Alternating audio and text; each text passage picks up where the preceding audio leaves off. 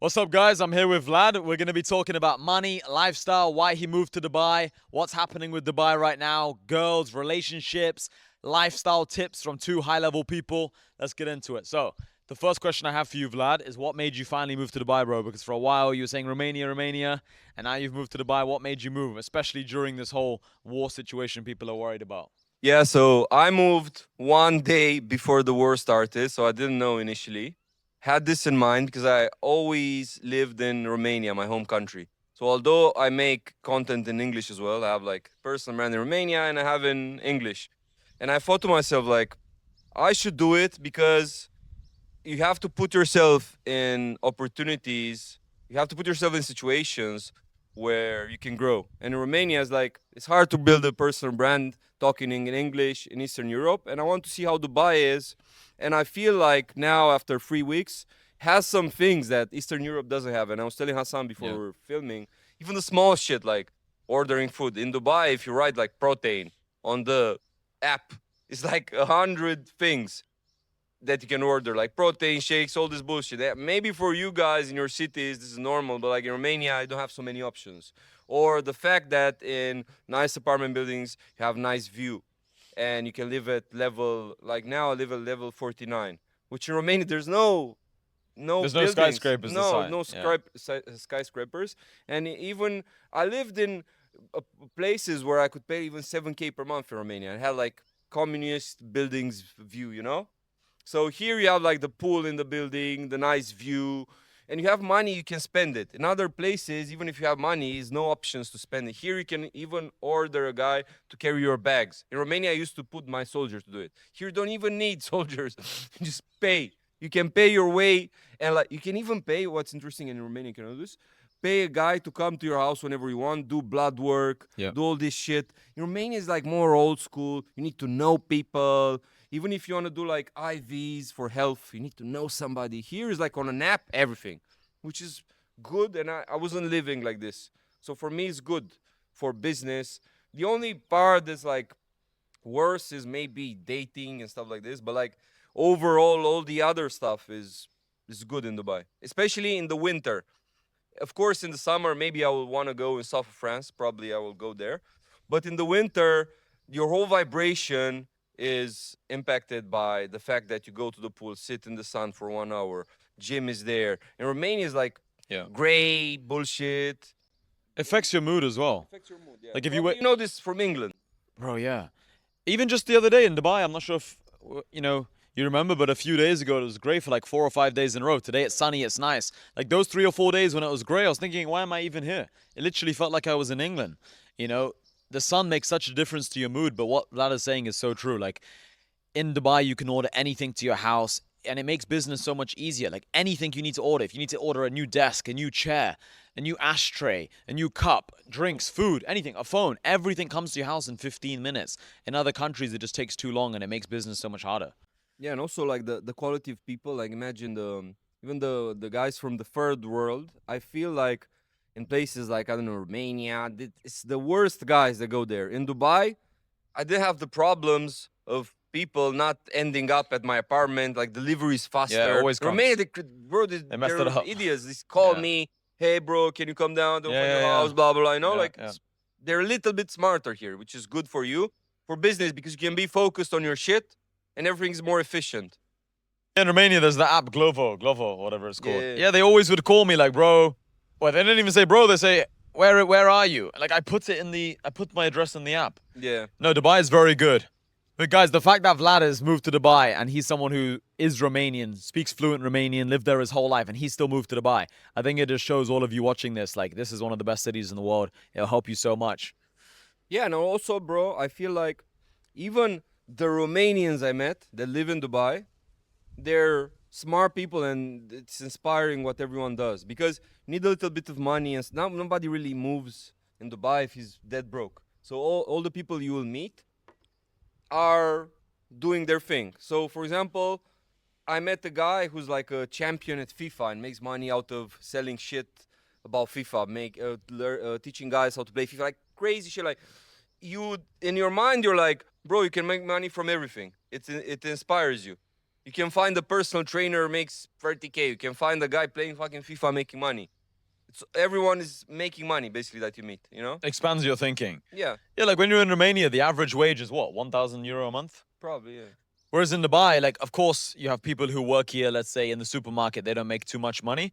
But the average guy you see who's a foreigner who's moved here, they're all making a lot of money or decent money anyway, because why would you move to a new country, leave your family, leave a lot of your friends behind if you're not willing to actually make a lot of money or wanting to make a lot of money? It's not even that everyone makes a lot of money, it's that they have the desire to make a lot of money. So even if you meet someone who's making $5,000 a month here, which you can actually live here for $5,000 a month, those kind of people, they have a different vibration, they have a different energy and frequency because they've left their whole family behind. Like they're serious about leveling up. They're the people who want to scale and make money. Whereas I feel like in Romania, if you meet someone, let's say who's making 5K a month, he thinks he's El Chapo, you know? Like he doesn't need to listen to anyone. Yeah, He's like king of earth. So you need to be in the best cities. And also, like for me, like this is more what I talked about was more general, and maybe for you guys will relate. But like, there are some things that other people might not relate. For example, in Romania, it's hard for me to have privacy. Like, bro, it's crazy. 1 week before leaving, I was sitting at my girlfriend's crib. Yeah. She lives in like in some apartment building, and the Uh-huh. gym at that apartment building is like 5 minutes, not 5 minutes, like 20 meters away from her apartment building. And I just walked there. It's like there, you know? And like people from cars, hey Vlad, how are you? Blah blah. I cannot go on the street and go for a walk. Don't have privacy. I feel like I need to be in my best shape every time I go out the house. Even when I go to the gym, I have to put the good Nike tracksuit on me. Here, I don't have this pressure. People don't know me. So for me, it's like crazy after years that people knew me in Romania. Now I can be just a normal guy. And sometimes I do normal people stuff like go for a walk, which I cannot go in Romania without being horned by cars. You know, people take pictures. It's bullshit from this perspective. Like sometimes you want your privacy. Yeah, most people can't relate to this point. Yeah. They don't have this problem, but yeah. I mean, also in Dubai, people are just so used to seeing successful people and more Yeah. famous people, so they just don't care. Yeah. Like in Dubai, we've seen loads of famous people.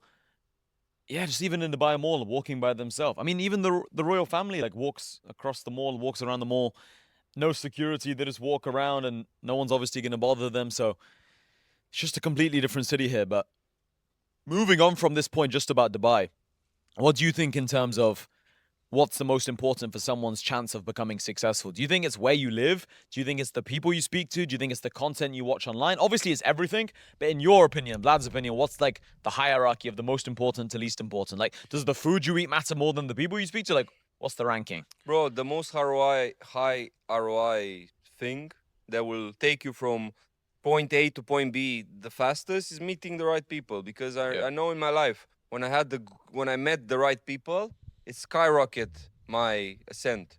You know, like the progress I made by myself in 5 years, I could make in 1 year if I met the right person. You know, 100%. So Even this when I is- met you, yeah, like you know, things like this. I knew Vlad like many years ago now. I think February 2020 we met for the first time at like some kickboxing fight. And then a year later I was living with Vlad for like a few weeks. In these few weeks I learned a lot from him and this helped my development. You know, like maybe we can share the stories with them, like you were going partying in the mountains at New Year's. But I was Yeah. like so focused trying to make money and like level up, but Yeah, so when I met Hassan, he was like trying to make money, and he was very focused on what he wanted to do. And I was in a period in my life, after years of business, training, of like monk mode, just want to live life. yeah. And I was in a period when I want to fall in love, I want to party, had a very good setup. And for me, in that period, made me very happy Yeah. to have girls around in the house. I was the type of person I would enjoy hearing some whore talk about things, you know, like had these pleasures of like basically having in my living room people all day long, every day, without them like calling me prior, like, hey, I will come to your house. Just liked the chaos.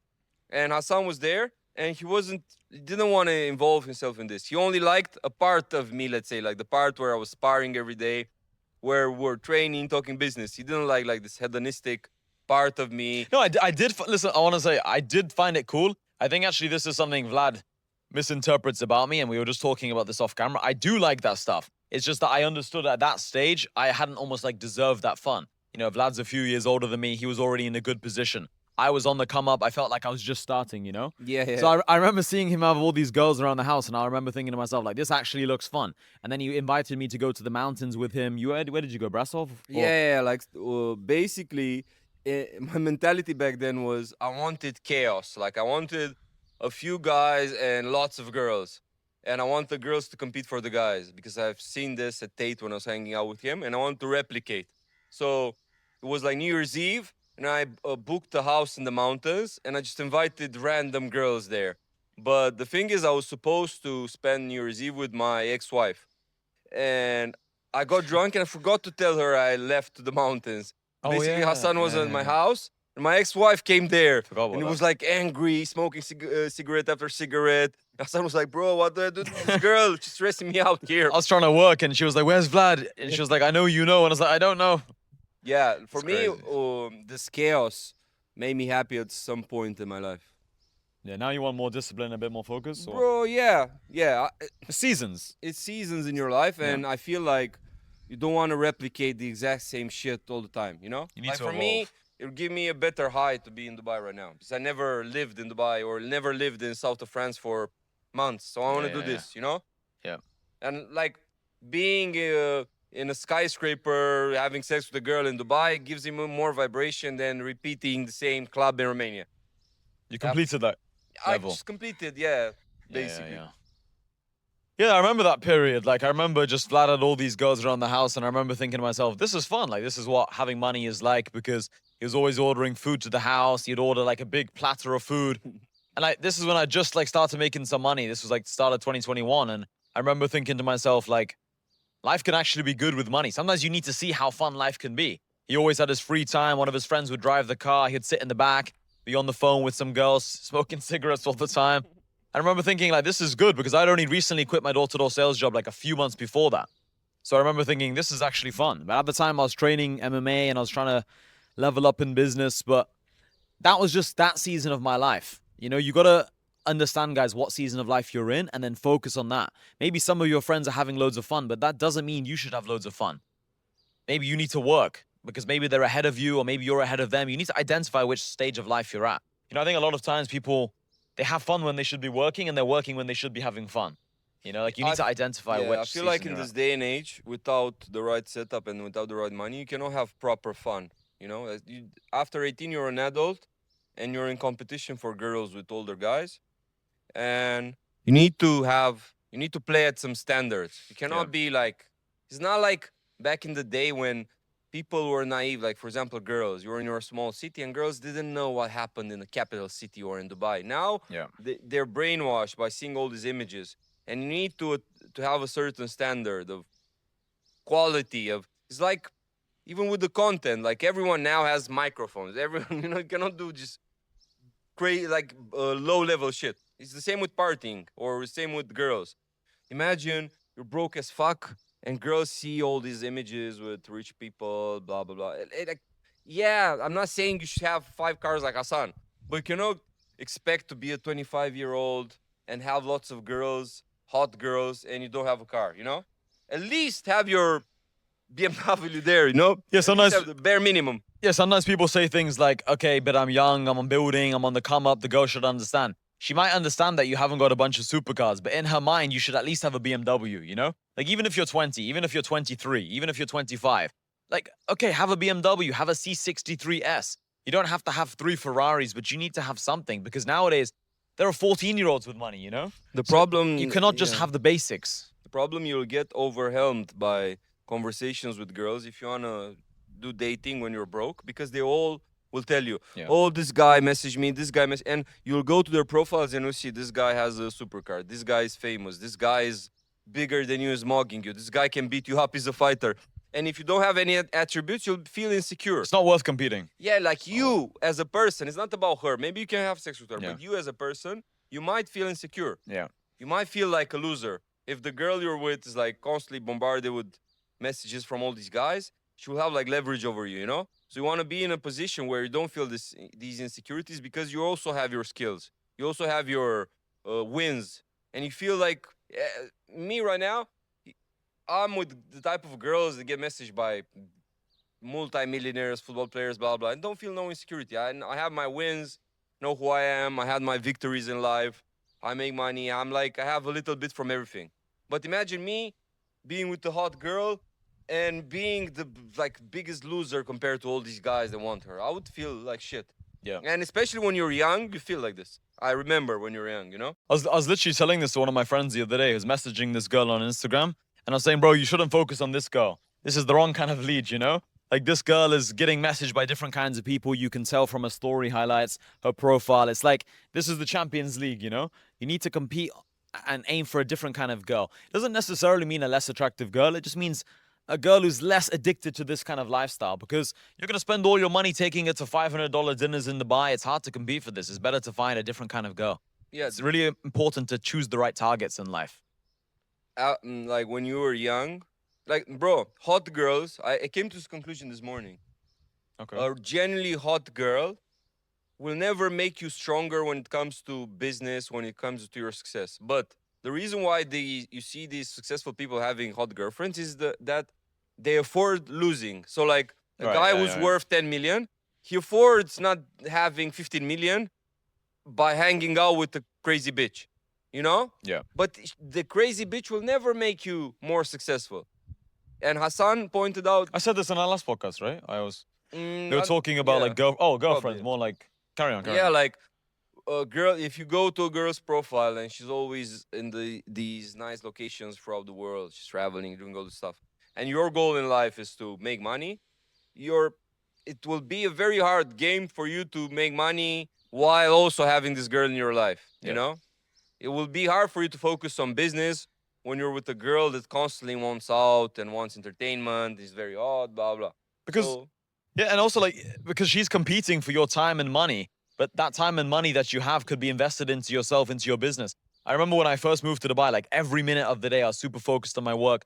And you know Hardy, like our yeah, friend Hardy. yeah. So my friend Hardy and there's another friend I have. They were messaging me like, bro, we never see you with girls. Like, you know, you need to take some time off. You're very like focused, work, work, work. Maybe Vlad said this at one point as well, but it was mainly like my friend Hardy. I was like, bro, I'm locked in right now. I don't care about girls. And I would see a girl every now and then, maybe every week, maybe every 9 days.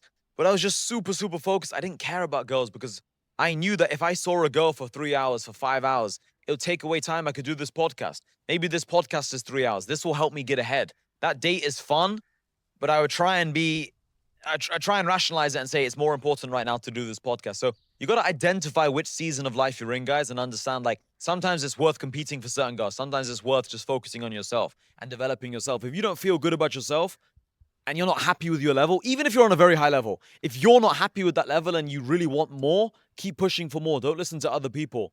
Because people would see me with many cars, they'd see me with millions, they'd see me like grow on social media and they'd say, Hassan, you should spend more time with girls, party more, go to the club, pop some bottles. But for me at that stage, I wasn't happy. I wasn't satisfied, you know?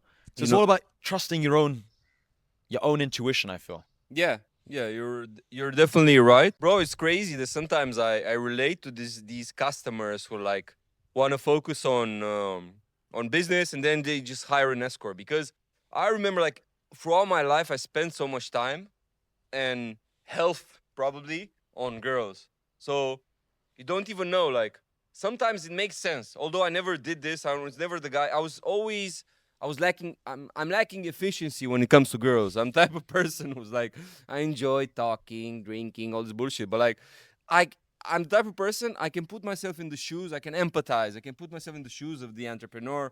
Just works, hires a girl, pays €1,000, and has sex, and then gets back to his laptop.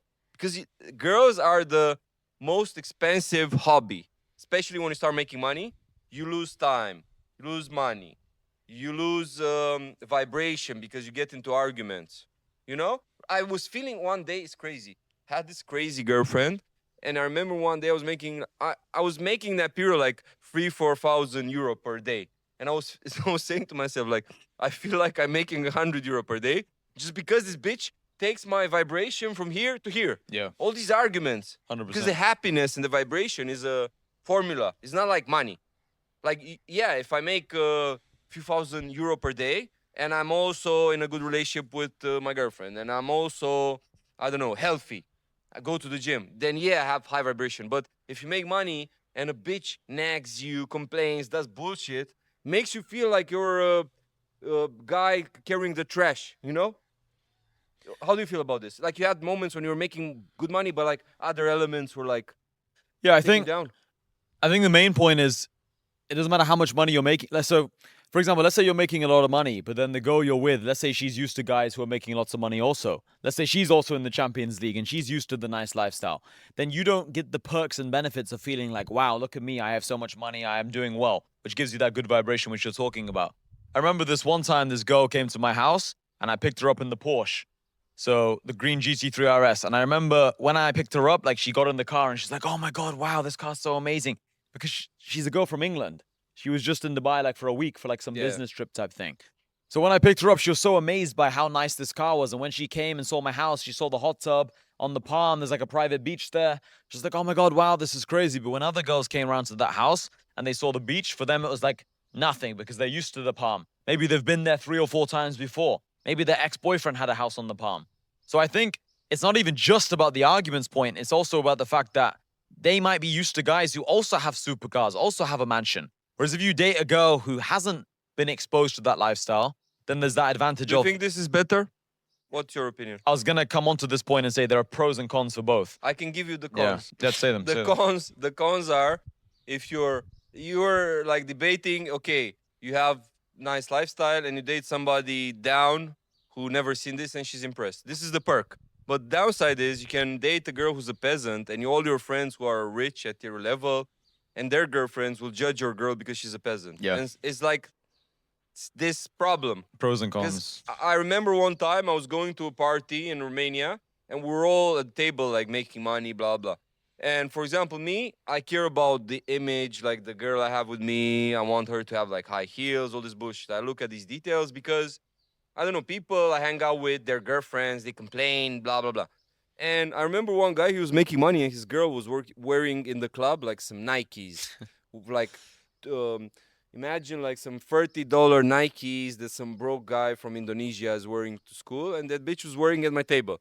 And I felt like I didn't give much fucks, but like the girls at the table were very mean, and they were saying to me, "Oh, look what type of girls you bring here, blah blah blah." And I told this guy, like, bro, when you want to be in the circles, make sure the people you come with, your friends, maybe you come with a friend, dress him the way he is supposed to be dressed. Don't come with like some nerd. Don't come with like some girl that isn't dressed well. And this is a problem when you date some peasant and you have money. She will put you in the grave and make you feel embarrassed. Imagine if I go out with a bitch in, I don't know, in Dubai and I'm dressed like normally, no logos, and some peasant comes with Guess here or something, bullshit brand, or like makes me feel, this is like the downside of a girl who's more peasant, you know? I feel like so many people watching this probably can't relate to this. They don't fully understand what you mean. Because these are like more rich people problems. Yeah. Because most people, they just sit there and think, okay, I can bring a girl to the club. I have money to afford the club. They think in like one dimension, Their thoughts maybe are more shallow where most people can't fully understand like the whole picture. This is why like, if you say to a girl like this is work, let's say you're messaging people or you're taking a picture or taking an Instagram story, some girls don't fully understand Bro, this. I can tell you something about this. Sorry for interrupting. No problem. So I was out in Dubai with some bitch, and bro, we're in a nice place. I paid €1,000 to be there, and I told her take some pictures a certain way, and the bitch took some bullshit pictures because she wanted me to focus on how I take pictures to her. Yeah. Although I foreseen this, and I hired. You could tick on the website. You can hire a photographer for this. Really? So yeah. In the because restaurant? I didn't want to. Like I want to make her happy, so I don't sit there photographer. Anyway, but the bitch it wasn't interested in my shit, and I got upset. And the bitch was like, "Oh, you're such a pussy. How can you, as a man, care about this? Blah blah." And I told her like, "Bitch, I want everything done professionally. If I go somewhere, if I do something, just pay attention and do it right, like I told you, Like, people don't understand. Like, they think, it's bullshit. This doesn't matter. Like, for me, it matters. I want everything to be done at a certain level, You cannot do, like, I'm with a bitch and, like, yeah, she doesn't see everything as work. I need somebody who sees the work I'm doing, 100%. It matters a lot. We live in this world of social media where people are judging you based on your social media profiles. Like, don't let the people around you guys say it's not important. Even if it's the friends you hang out with, like the guys. Bro, a lot of bitches, sorry again for interrupting you. Like, I go out, let's say on a business dinner or like some networking, things important for what we do at our level. And I'm with bitches and they say to me, like nagging me, like, yeah, you're out with your friends. And they make me feel like I go to drink beer with some like, like they don't see it how it is. It's just, it's networking, it's work. They don't see it as work. They see it as, oh, you're hanging out with your friends like I'm a loser from high school smoking joints with some guy I see every day. They don't understand. Or I remember like going to so many dinners where I needed to have my phone on Do Not Disturb and like talk to the people. Some bitch nagging me, messages nonstop. And I said, bitch, my phone, I'm dead now for 2 hours. I cannot be disrespectful. They don't understand that you cannot be disrespectful as a man. For example, me and you, we're friends, but we don't see each other face to face so often because I live in Romania, you live in Dubai. Okay, so if we meet each other, imagine me talking to some bitch nonstop. You would see like, what's this loser doing? We barely see each other and we need to talk. But girls don't understand, most girls. So if you have a girl that she understands these nuances, that, for example, you meet with somebody's business, doesn't text you, doesn't call you, bullshit, ruins your vibration and stuff like this, you're blessed. But unfortunately, the hot girls in this world, they will not understand. Or even if they do understand, they don't want to care. They don't want to know. They don't want to agree. Even if you explain to most women logically, they don't internalize. I tell a girl, okay, so I'll go to this place, talk to these people, it's business, and she will feel like it's her with her friends when she can reply all the time. She doesn't understand that you need to respect the people at the table. You need to focus on the topics being talked. Maybe you do some business with that guy. You cannot sit like an idiot, like a high school guy on the phone non-stop, ignoring the people at the table.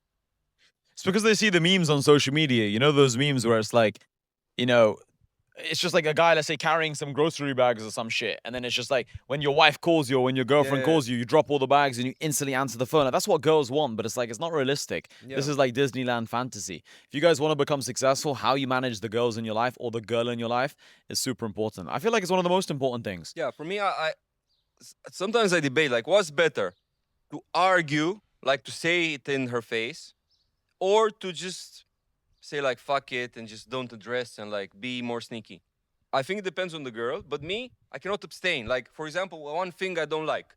When I work, I don't like a woman be like, if I'm on my desk here and working on my laptop, I don't like somebody to be in my back. Yeah, super annoying. Like watch everything I do, all this bullshit, And like some girls just come here and just watch everything you do. It's not like I'm watching porn, but I don't like it. And I explain to a girl and she doesn't understand. Most of the time. It's one of my values in life, if I work, ideally I don't want nobody coming into the room. Because, bro, very well, when I came to Dubai, I messaged Hassan, and he was like, bro, in this period, the following days, I want to focus. I cannot meet people, and I understood perfectly. Yeah, girls don't get this. Yeah, girls don't get this. They just come there, attention seeking, bullshit. And me, I want to work like 10 out of 10. I don't want to be 8.5 out of 10 because the bitch comes there, annoys me, Yeah, 100%. With like a friend, you can just tell them like, yo, I'm going to be busy for the next few days. I can't see you right now. I'm locked in on my work. But with a girl, it's like they'll try and justify it or they'll try and explain it and say, okay, in the next 5 days, there's definitely going to be a 1 hour, 2 hour, 4 hour period where you can see me. And yes, maybe I can. Maybe there is a 4 hour or 3 hour period where I'm not fully focused on my work. But even if I just want to sit there for a second and collect my thoughts and think about my next move, that's what I want to do. That is work. I think that's what a lot of girls don't understand. And also a lot of like low-level guys, they don't understand how much time it actually takes to become successful, because it's not just the times where you meet people for business meetings. It's not just the gym time. It's not just the networking events you go to. It's not just the actual time on the computer. It's not just the time filming videos. It's all of it together, even just before you go to bed. If you're arguing with a girl, that's going to affect your focus for the next day. You're going to wake up. Your subconscious mind when you're sleeping is going to be affected. Like, it's super important to be fully focused, guys, if you want to make money. And I feel like that's one of the things that really helped me become successful really quickly, is that I had all of my subconscious mind fully focused on money. And tell me what you think about this, but in my opinion, like, the difference between working 10 out of 10 is way bigger than 5 out of 10. Like, it's more than a 2 times difference. Like, if you're 10 out of 10 focused, you get like 20 times the results as like 4 or 5 out of 10 focused. What do you think? Yeah, definitely. And like, it's exponential, I'm trying to say. Yeah, like, it's another thing. We had periods in our life when we had the perfect conditions to work. Yeah. And when we're in a circumstance where, for example, a girl or a person in our life or some element fucks up the 10 out of 10, you know, we feel annoyed because we already know how you can have like vibration every day to work, be inspired. And especially me, whenever it's some little element, I'm very like, I pinpoint it. For example, with girls, like, bro, for me, it's important to be inspired, to write good content, to have good ideas, focus on business. Even when I give tasks to an employee, it's way better if I'm inspired and I have good vibe rather than coming out of an argument with a girl, let's say, you know? So I want everything to be perfect in my house, especially because life outside the house is chaotic anyway. So there's elements outside of our control that fuck up things anyway. So the things we can control, we need to manage it very well. We cannot 100%. afford Yeah. little mistakes. And even when it comes to things like had conversations with girls, like I want to lose weight, you know, and I was like on a diet. Every time I want to lose weight and I want to have a six pack, I need to feel hunger. I cannot eat junk food. This is my genetics, so I'm just accepting it. Girls don't understand. No, let's eat Five Guys. Let's order McDonald's. Let's go there. But they don't understand it's part of the work. Like if somebody sees me that I can go from being like chubby to being in shape and have the discipline, blah blah, it inspires him. And for me, it's important to do this, you know. And also, like, I had this conversation with Hassan many times.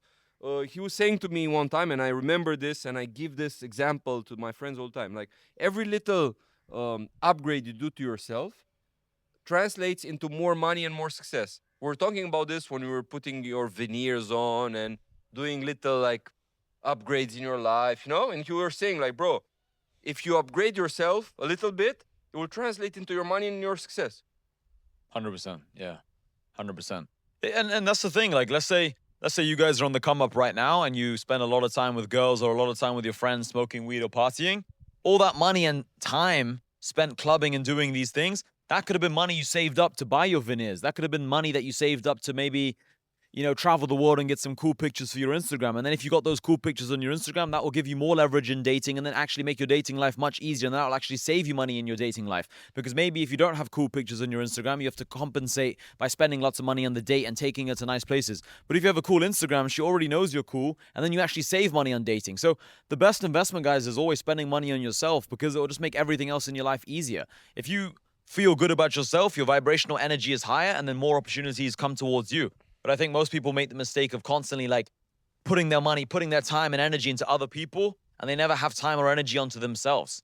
I really think that's one of the most important things to become successful. And also, I think instead of asking yourself, how can you get rich, bro? I think one of the most important things is asking yourself, what will stop me from getting rich? And what will stop you from getting rich is drinking too much, partying too much, hanging around with the wrong girls, the wrong crew.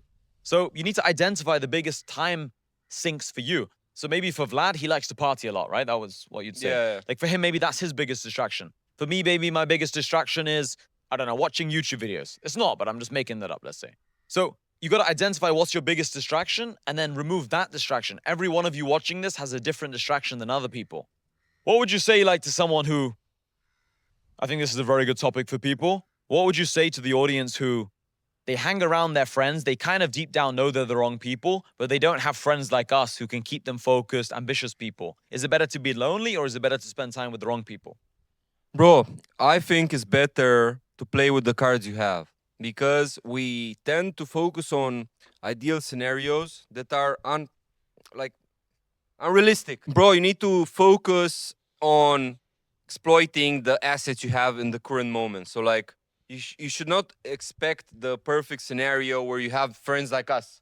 Like do the most you can with the friends you have. So what I was doing when I had like more loser friends was like convincing them, like, okay, bro, let's go to the gym. Let's start this small hustle.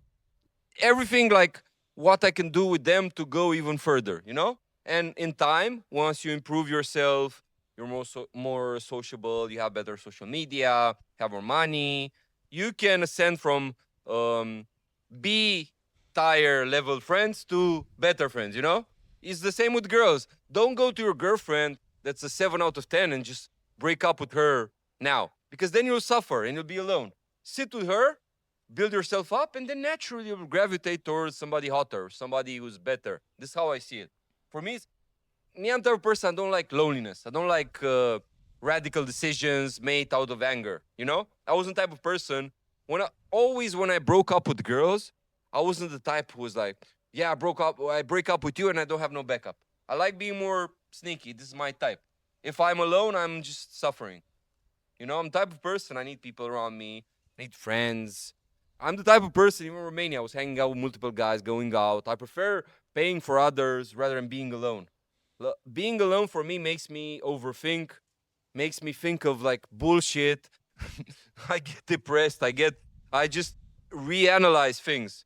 And I'm more realistic and I'm more down to earth and I'm feeling better when I have people around me. You know, this is how I feel.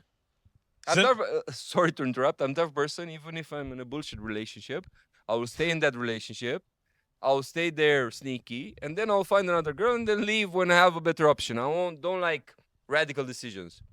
It's interesting because I have the opposite mindset. I think that hanging around like the wrong people or like low level people, I think it stops you from ever reaching that next level. Because if you're always around like the lower level girl, or let's not even talk so much about the girls, but like just let's say with your friends, the guys.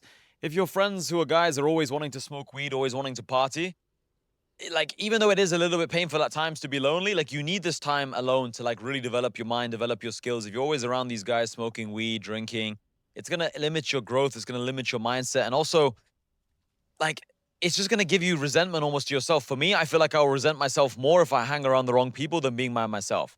And I feel like when I'm by myself, I can sit there and think, okay, soon I'm gonna be up, soon I'm gonna be successful, my time is coming. But if I'm around the wrong people, my mind is just being full of all these bullshit thoughts from all these other people. So I always tell people it's better to be alone than to be around the wrong people. Yeah, it depends on your personality. Me, I'm the type of person, if I'm fully alone.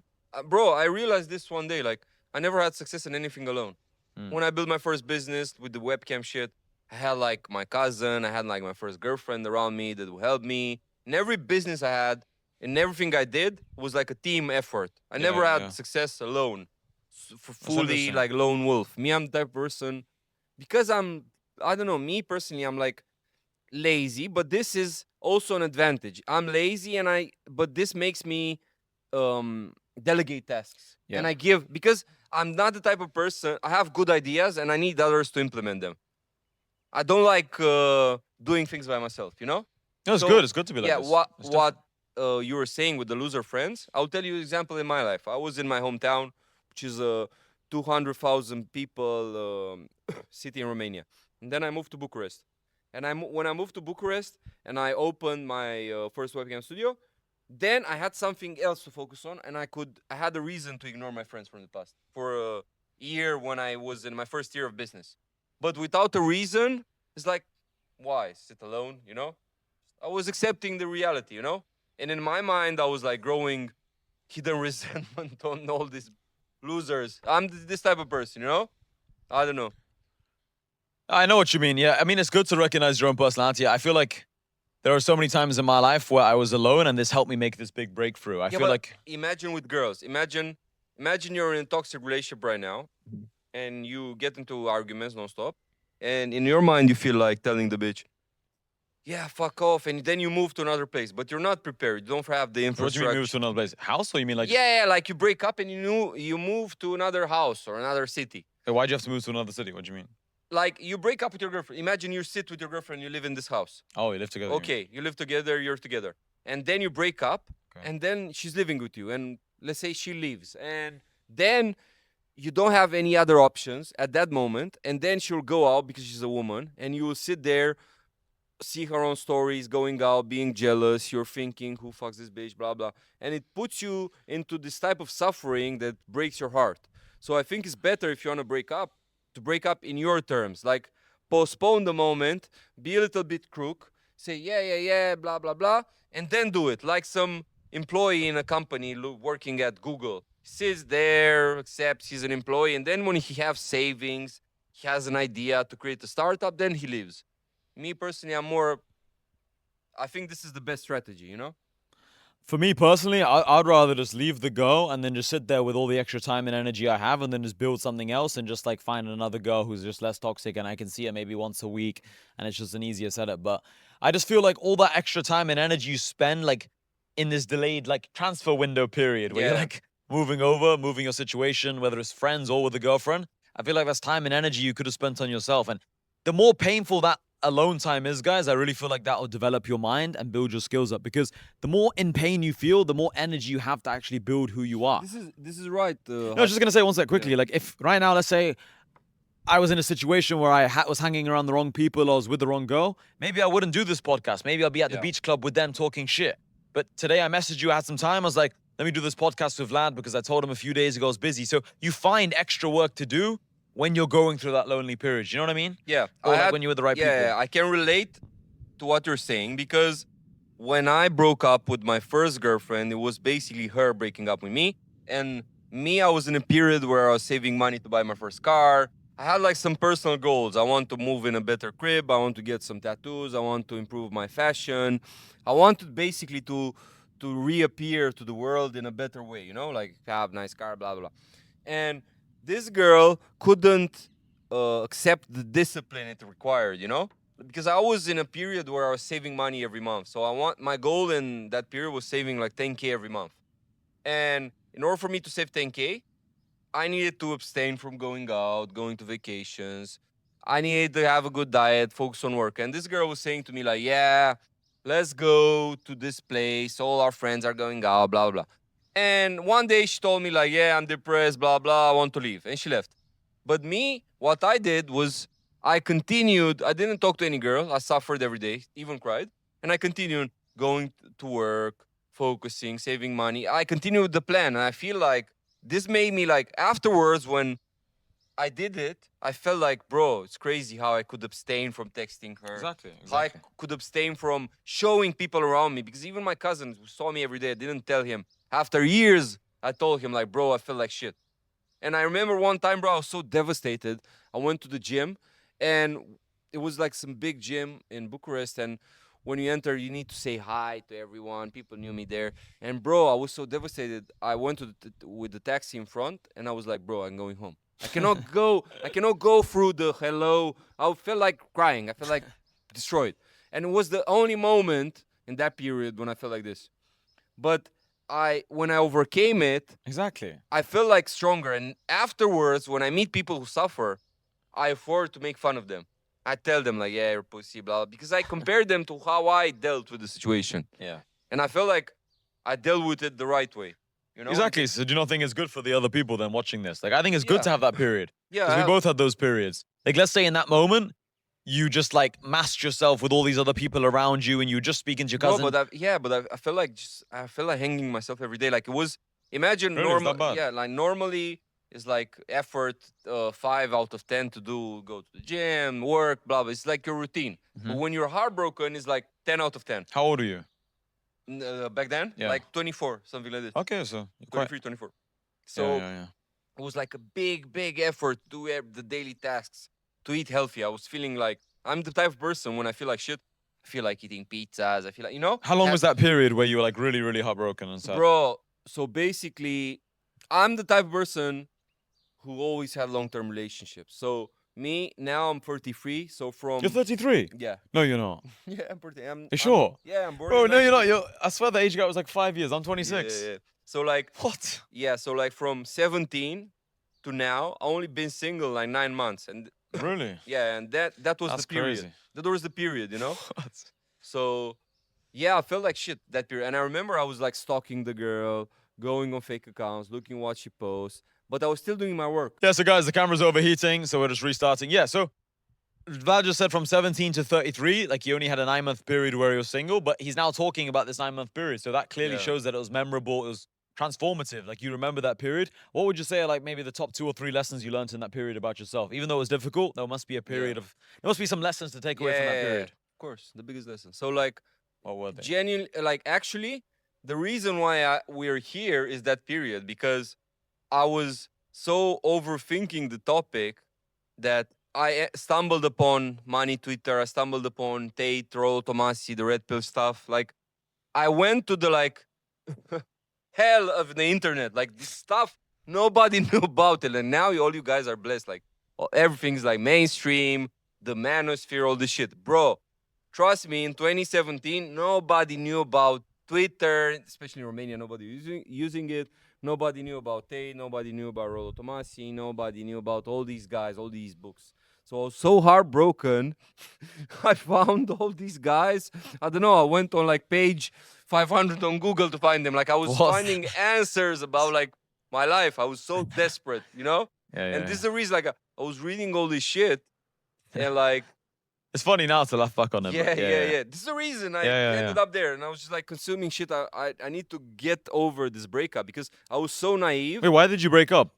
Because the happened? girl wasn't didn't want to let me be disciplined to accomplish my goals. So like I told the girl I want to be like celebrity in Romania. I want to get famous. I want to get viral.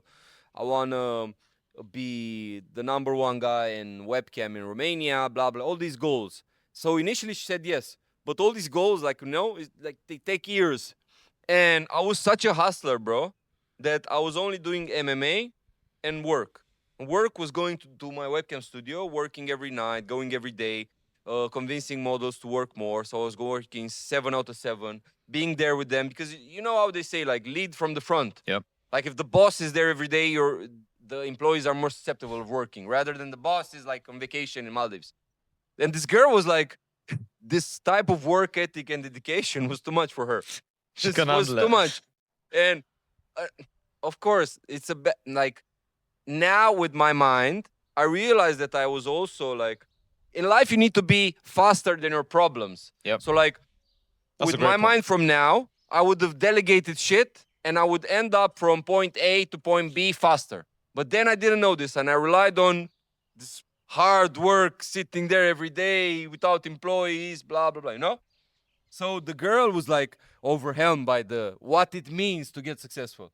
Because imagine we're like 23, like I started at like 20, 21, the webcam shit. And like it was already 2 years in. And she was like, yeah, Getting but impatient. all our friends are going out, all our friends are going to vacations. And I want to postpone like how is this word like Delay gratification. delay. I want to do delay gratification. I didn't want to go to some bullshit vacation without having a Benz.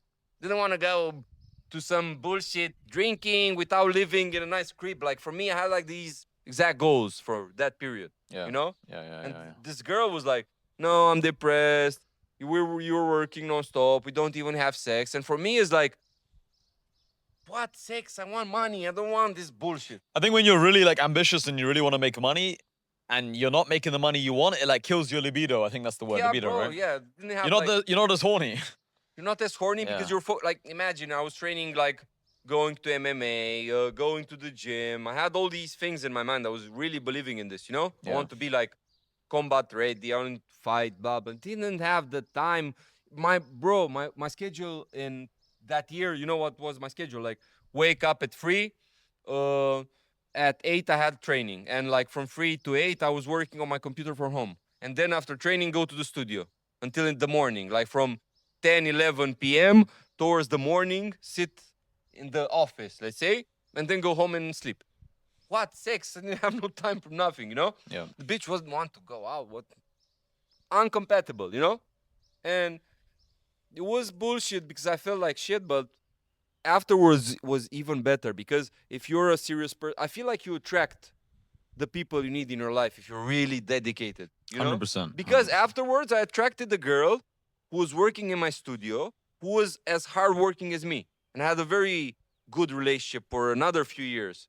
Because people in life say, "Oh, extremes attract itself." Like people think like, okay, I saw your tweet about this. Yeah, like I people agree. think, okay, you're some drug addict, go out, blah blah, and you attract a good girl. No, you are more susceptible of attracting hood rats that take drugs, blah blah blah. If you're a guy who's serious, you're more susceptible of attracting serious girls that want to work. Especially in my life, this was the case. I broke up with the first girlfriend who wanted to go out, blah, blah, blah. And I attracted a girl who's working more than me, you know? And we're both focused on this. And this is what she was attracted to because she told me, like, oh, I respect you because you're a hard worker, because you have ambition, because you talk like this, you know? She told me this after I stopped working and I was going out. It's the girl that came to the house New Year's Eve, you know? Yeah, yeah, yeah. Because she had like a problem when I changed it up again and like I was partying. But like this how I feel like even in life you attract the people you attract the people who are similar to you. So if you're an online business guy, you'll have online business friends.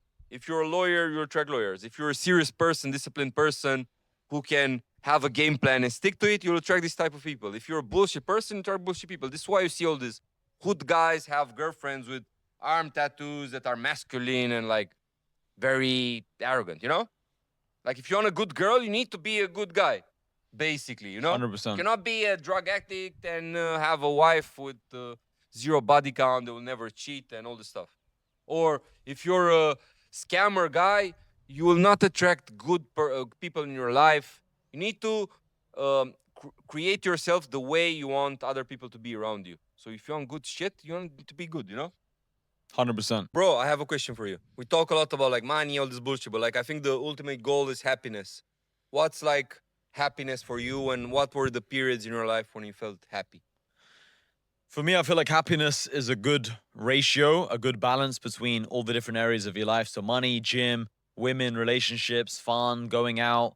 It's a good ratio, it's a good balance. So, for you, for example, a good balance might be 60% work, 40% partying. For Damien, the guy behind the camera, for him, it might be 50-50. For me, it might be 61-39. It might be a different percentage ratio for every single person.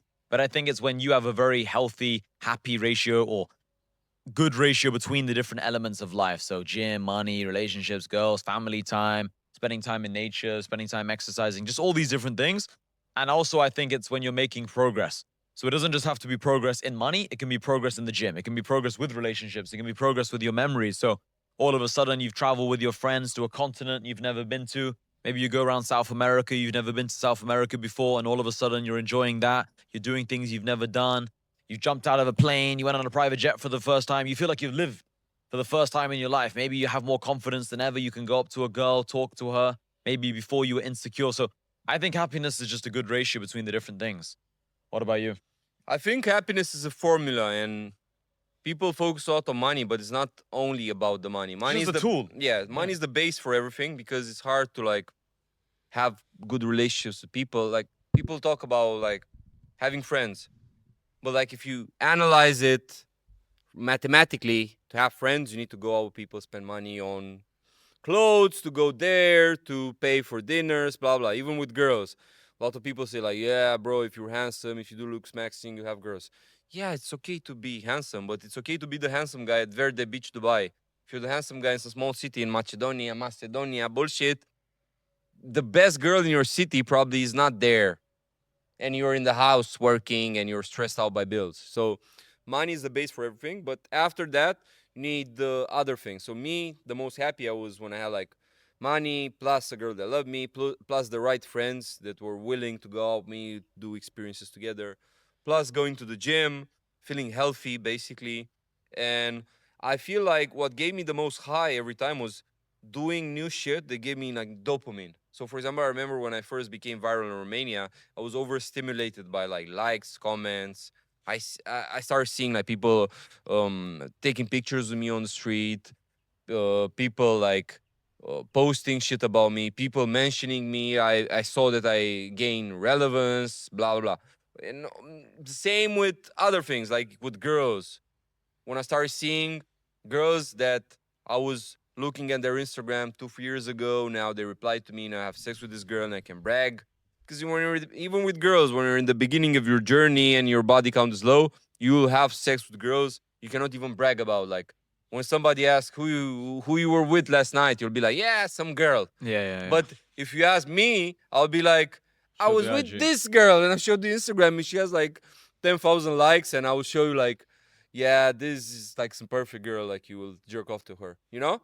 So the progress, like Hassan said, makes you happy. And when you have progress in everything, it gives you a dopamine kick. I remember first time I made money, bro.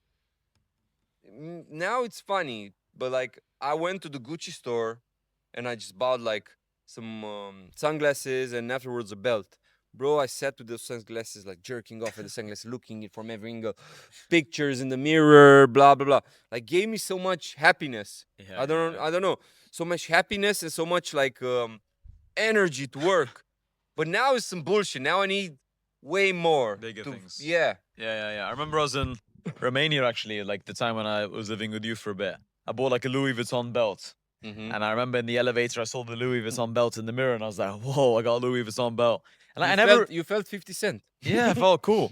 And even though I never really cared about designers, you think, wait, like you kind of like talk yourself into liking it even Yeah. more. You're like, I'm actually cool now because I think as well, maybe we can talk about this as the next subject. A lot of people disdain what they cannot have, right? They pretend, they cope, they say, oh, I never care about designers, or I don't care about cars. Cars are stupid, they break down, or I don't want to live in a big house. There's always problems with the house, or I don't want to have a hot girl, and all these things. Or I don't want to be on social media. I want to be low key. That's another thing we talk about a lot. But in reality, they just can't actually pull those things off. They can't actually have them. So, what do you think about this point of coping? I feel like I've met a lot of people in Romania actually who they just cope a lot, you know? And not even just in Romania, everywhere. I just spent a lot of time in Romania, but Yeah, people cope, bro. Yeah, people cope a lot, and Why? Why do you think? I will explain to you because it's very painful to reach a certain result that stands out. Like for example, Yeah. with girls, bro, you get for so much rejections and so much, let's say, humiliation and pain and all this stuff that you feel like throwing the towel and just be like, yeah, it doesn't matter. Yeah. But bro, I remember like one time. I remember when I was very happy, one moment of happiness in my life. I remember I was living in this Sounds house. like you're always sad. Bro, like, yeah, like I was living in this house, it's paying like 7K per month, and it was like sunset, not sunset, like Sunrise? sunrise in the morning, and Yeah. I was with this bitch, and I was always an ass guy, like I like bitches with fat asses, and like was this bitch on in a reverse car girl in front of me, and I see the sunrise, and this girl like just there working, and I was like looking at the sun, I was like, bro, I made it, you know, like I was like, bro, I have all these elements. I'm like popular. I have this bitch here. When I wake up, I have like my girlfriend that loves me. So I feel this is why I was saying like all these elements combined make you happy. You know, this is why Dubai is the type of place where you can be happy because it has like nice aesthetics, nice backgrounds and stuff like this. But me personally, I'm not the type of person like, for example, if you give me a $1 million Jacob and Co watch, I won't be Yeah. happy about cares? it if I'm in some bullshit apartment arguing with the bitch. But if you 100%. give me the watch and I'm in a nice location, I can put a story there. Looks brilliant. Take a picture. I'm just met this girl. We're a little bit in love, having some drinks. All these elements combined made me happy. Yeah. It's always a formula. It's Yeah, not yeah, one yeah. thing. But reaching this formula, having everything at the same time, this is problematic, and this is why most people aren't happy. Yeah, and it's about finding the ratio for you though.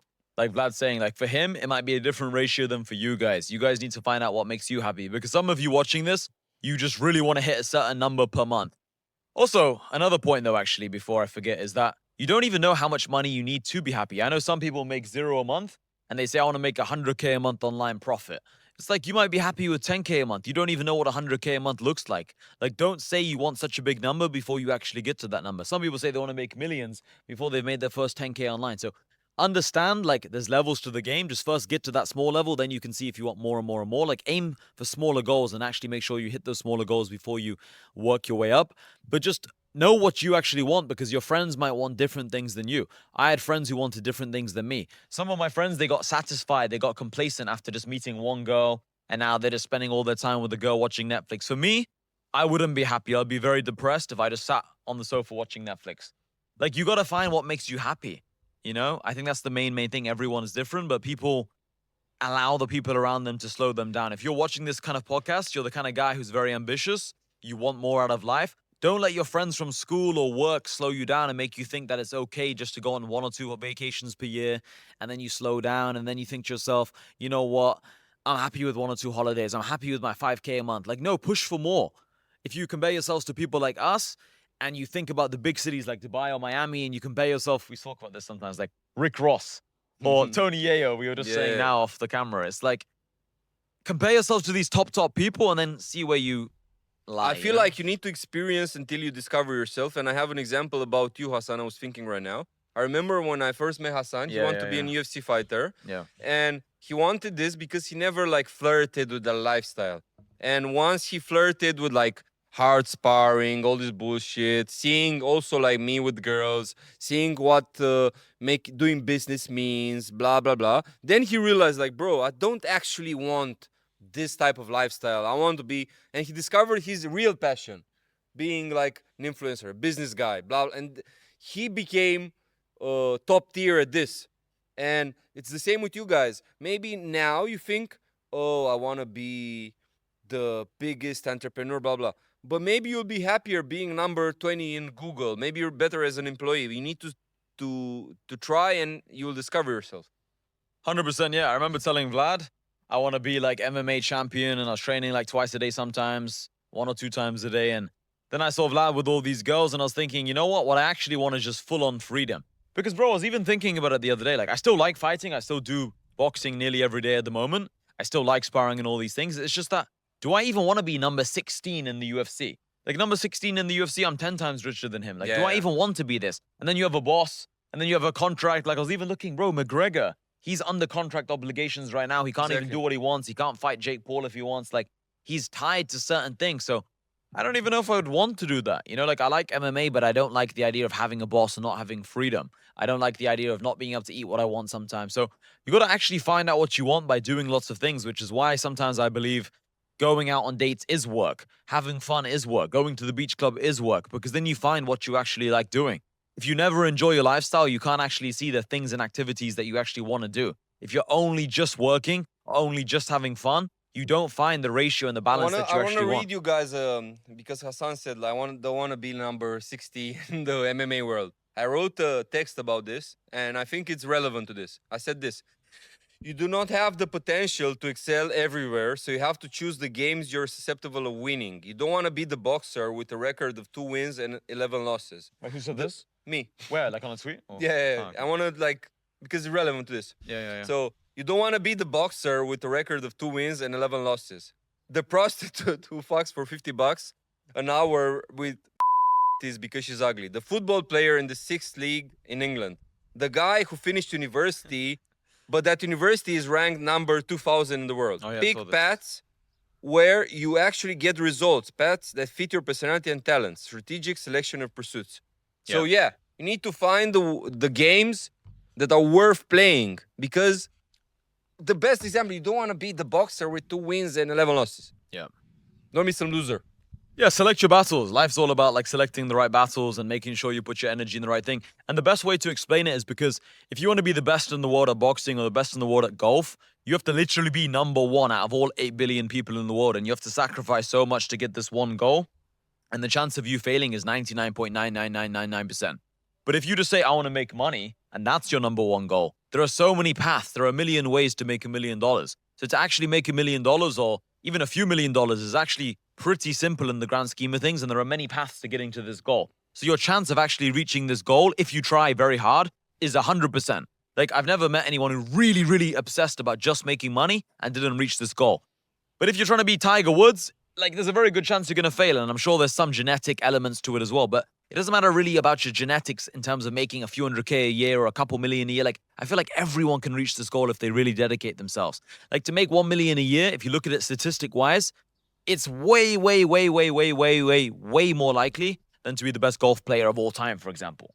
You know, and it's like, besides the top basketball players in the world or top Formula One drivers, top Premier League footballers, every other sport, like if you're the top, if you're number 27 at MMA, you're not even rich. You're not even a millionaire. They make like 10K to show, 10K to win.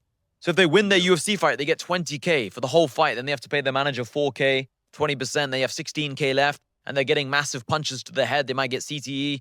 It's like, it's not worth the reward. The risk to reward ratio is off. But business, the risk to reward ratio is very good. The reward is so high and the risk is very small. Worst case scenario, you're going to be living a good life, getting good women, have a good dating life, good social life, good friends, drive a nice car.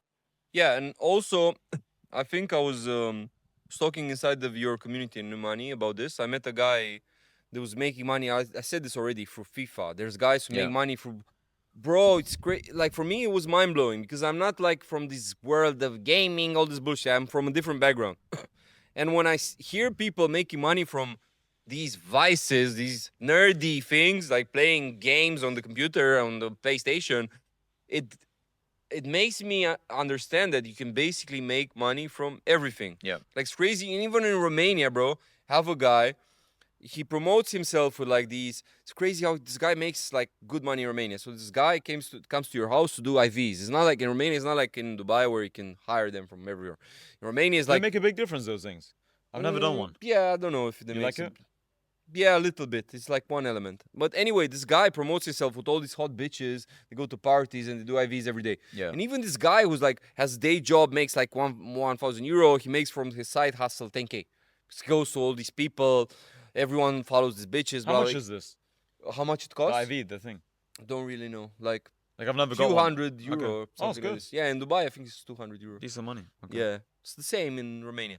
But anyway, you can make money from everything. Like if you're a hustler and if you promote yourself and if you put yourself out there, because most people they wanna like not most people, but there's a certain category of people they wanna be mysterious. Mhm. They wanna hide behind Low key. low key bullshit. If you're low key, you won't make money. This is the problem in life right Yeah. nowadays with everything. Like, take it from the most like retarded examples. Like a whore won't make money, and the rich multimillionaire won't find her if she's low key and she's in her city, doesn't post on social media. You, if you're a personal trainer, you won't make money if you don't show nothing, if you don't post consistently. A guy who's teaching FIFA, nobody, like everything you do, a restaurant, you need to make it cool and you need to promote yourself. Yeah. Everything's sales and marketing. If you don't know sales and marketing, you're not going to make money. They're the two foundational skills. Like sales is important, but I think marketing might be even more important because you have to get people to know who you are. Not even just the IV thing, it's also people can come to your house and cut your hair. Yeah. That's important. So you can charge $200 to come to someone's house and cut their hair because you're saving them the time from driving. And also, it's just about selecting the right clients. If you're cutting hair for millionaires and you're saving them time, 25 minutes driving, 25 minutes driving back, that's 50 minutes of their time. Why can't it be $100, $200? And also, if you analyze the paths of other successful people, even if you start like let's say as a bouncer, as a guy who's cutting hair, if you're around rich people, you are more susceptible of becoming important yourself. And I can give the example of like Suge Knight. Suge Knight is like the mogul from the music industry from the 90s. Big guy, the huge guy. Yes, like the huge guy. He signed Tupac. He signed like big artists. Him and Didi were like the biggest names in the music industry in the 90s and the early 2000s. This guy started as a bouncer because he was big. He leveraged the fact that he was big, started as a bouncer. But from this, he became a music mogul. So even if you start now as like some soldier, some bullshit job, if you're around rich people, then you're more predisposed to have success. You get exposed to different ideas, different thoughts. And yeah, like even when I was around you in Romania, at that time, I gained access to ideas that I wouldn't have thought of by myself. Yeah. Like people don't realize this. When you're around other people who are ahead of you, you basically just get a shortcut to success. Like they're literally revealing their thoughts. We'd be driving to a restaurant and Vlad would say one thing that would give me an idea that was more valuable than any YouTube video I could watch. Like the most important thing to becoming successful is to spend time with other successful people. I think Elon Musk said this, like when they were building PayPal, I think PayPal was basically created by, like Elon Musk used to work with the co-founder of YouTube and all these other billionaires now. Like it's not a coincidence that Elon Musk, who's now one of the richest, or I think the richest man in the world, he's working with these other billionaires because they all gave each other ideas. And it's another element that people don't really understand, and I want to explain it because it's very important. When you see something with your own eyes, it has way more value than when you hear it on YouTube. It's more real. I will give you multiple examples about this. So, like, I remember, I don't know, when I first saw Tate's M5 on the internet, I was like, yeah, it's like looks like a 5 Series. But bro, when I seen it in real life, that everyone was turning around because like a crazy exhaust sounding like AK-47. I was like, yeah, bro, now I understand. Even with like very pretty women, you see them all the time on Instagram, it's like normalized. But when you see one in the mall and you have like eye contact, you're like, yeah, this is like a hot woman. Yeah. Or when a girl sees a Ferrari on the internet, it's like, yeah, Ferrari. But when you're in the Ferrari there with the guy driving, like, So then she looks at the guy, she looks at the car. It's the same with you being inspired. It's different when you guys see us talking. It's like 5 out of 10 level of impact. But if you would end up at the same tables as us talking off camera, it will have like a crazy impact. And we say more crazy things that we can't say here. This, and also when you see it with your, like even me, I saw your house on the internet. It was like, yeah, it's a house. Like I seen houses for you, it's only Beverly aesthetic Hills. houses. Yeah. But when I seen Hassan house, like elevator, his bedroom was like the size. I think his bedroom has like 100 square meters. Like it's an apartment, his bedroom, but like the office looks like Scarface. You know, all these things, when you see it with your own eyes, is way different. Yeah. Even the view from my apartment is like, seeing the Burj Khalifa, all these horrors posted. But when you live at level 50, it's like, bro, you see it yeah. there. It inspires you differently. So guys, that's why it's so important to expose yourself to different kinds of realities and being around different people, because it makes you believe it's real. I remember the first time I traveled to Dubai, I remember thinking, whoa, this is crazy. You know Sammy, the crypto guy? I remember being in his Ferrari. I had like a Ferrari Portofino. And I remember he dropped me off once to my hotel. And I remember just like getting back to my hotel thinking, wow, this is amazing. Like this guy's got millions of dollars. He's got a Ferrari. He lives in Dubai. And like I was thinking, I want to buy a supercar. And in England, I couldn't get insured. I like basically lost my license, a whole bunch of things. Anyway, I remember being super inspired that this guy had a Ferrari and he was super young, doing really well. Bro, the first time I went to Miami, no, it's too bright. I remember the first time I went to Miami, I remember I went to the Four Seasons Hotel, and I remember, or the SLS, I can't remember what it was called. And I remember seeing this black Bugatti in person, the first time I ever saw a Bugatti. And then as soon as I walked into the lobby, I saw this old dude with these two super hot girls, like 10 out of 10 women. And straight away, my brain thought, this is the guy who owns this Bugatti. He just looked like this guy. And I remember thinking, oh shit, I've made the right decision coming to Miami. And I remember sitting on my balcony just drinking like a gallon of milk, a bunch of milk. I just got off the plane basically, and I was thinking, whoa, this city's crazy. Like there's so much energy here. I was looking at all the skyscrapers. For me now, it's so normal. I'm used to it. But the first time you come to a big city, guys, I promise you, it will change your mind more than anything. You know, if you sit there and live in a small town or a small village or a small city, you might listen to what Vlad and I are saying and think, yeah, like I can kind of imagine it. But when you actually see those girls in real life, when you actually see those cars in real life, hits differently, yeah. Bro, it hits so differently, because then you realize they're just the same as you. When you look at those people, you're like, they're also a human. I can become like that. It makes it more acceptable in your mind. More It makes it tangible. more possible. Yeah, more tangible. That's the right word. And you're like, fuck, I need to actually achieve this. I need to go harder. So for me, it was very easy to stay focused and disciplined when I got to Dubai, because in my mind, every time I'd go to the gym, I'd go to this gym called Banus. And in Banus gym, in the car park, every car there at the front of the gym is all supercars. Yeah. It's like this lineup. It's very easy to stay motivated and disciplined when all you see is Risha Mills, Ferraris, people with the craziest. Bro, people would be wearing like $50,000 chains in the gym. Yeah. Cartier glasses in the gym. You're like, what the fuck? In Coventry, where I grew up, I never saw anyone wearing these things. So it just makes you think so much bigger. I like Romania. Romania has many advantages, but that's one problem with Romania, is that you could be making less money and being complacent. You know? Like, it's just cheaper. Whereas when you're in Dubai or Miami, you see like the top of the top. You literally see 50 Cent and Rick Ross in Miami. I remember seeing Sway Lee, 50 Cent, Rick Ross, 50 Cent twice. Who else did I see? Some other big guys. Like, you see Future, you see these big rappers. Bro, like, fuck. I'll give you another example. I was in Mykonos, and like I was going from a restaurant to a club, and I see this guy, Lil Pump. Yep. And when you see him on the internet, you have this perception of him like some little clown, blah blah. But bro, when you see him there with like 4 big guys, you security. realize like, bro, I cannot do shit to this alleged clown that you see on the internet. And you understand this guy can fuck you up however he wants. He's like big entourage. The chains, when you see them in real life, like just big ass diamond chains, it's different, you know? It's not like when you see it on the internet, it seems like normalized. People don't realize. Yeah, this is real game, boys. You need to experience it in real life. Yeah, I remember one time with guys, they would use. Bro, wait, even when I went to the club with you, actually, I remember when I went to the club with Vlad, he had a bunch, like literally 25 girls at the table, and there was like, no exaggeration, like 50 bottles of vodka. I remember thinking, this is crazy. Yeah. So this was already when I had money, but I wasn't much of a club guy. So when I turned up to the club and I saw all the girls, all the alcohol, and then after he had a crazy after party, a bunch of stuff was happening. It was really funny. I remember thinking, like, this guy's living good. Like, it's not just about money. Like Vlad said, that's one element. You need all the elements. And sometimes you don't realize how fun life can be until you expose yourself to these different circles. But yeah, like, that was super fun. I remember thinking, Vlad's living good. Yeah, like, It was funny. when you're exposed to something, it has like different impact on your mind.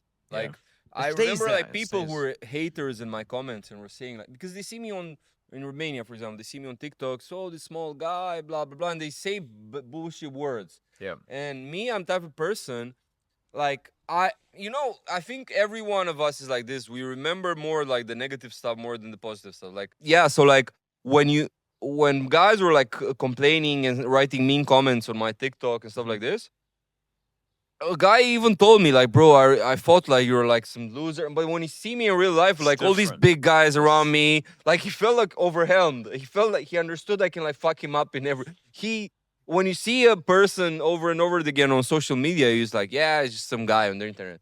But then when you get exposed to You it, see the you're like, difference. Yeah, you see yeah, the it's difference. big difference. Yeah, yeah, yeah. I remember it's bro. Another thing, it's like the hottest bitch in Romania. It's like a very famous chick, bro. For the last 15 years, every day on the news, every like it's normalized to see her. And when I first saw her, she was my neighbor.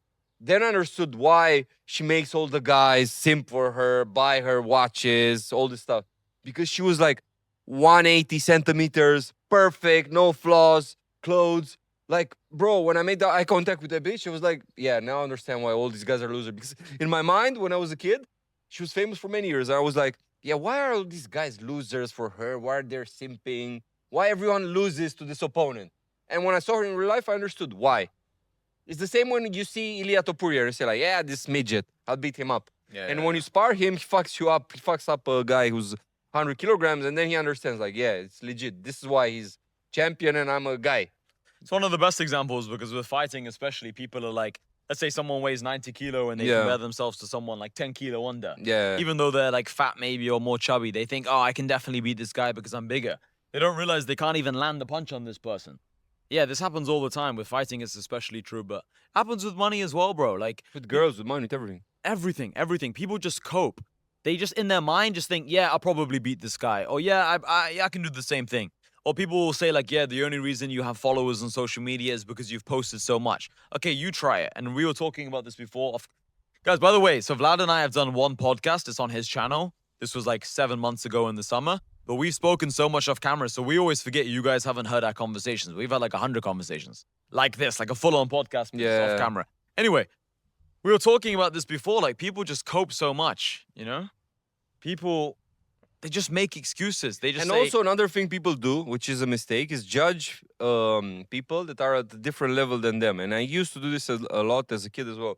Like I would see, I don't know, some celebrity, he's doing something and everyone was judging him based on his actions. Like for example, now with Tate, when he had like this problem with, he did a stream with clavicular, and they put like a Hitler song, and then Tate backed up and said like, bro, I didn't put this song, blah blah.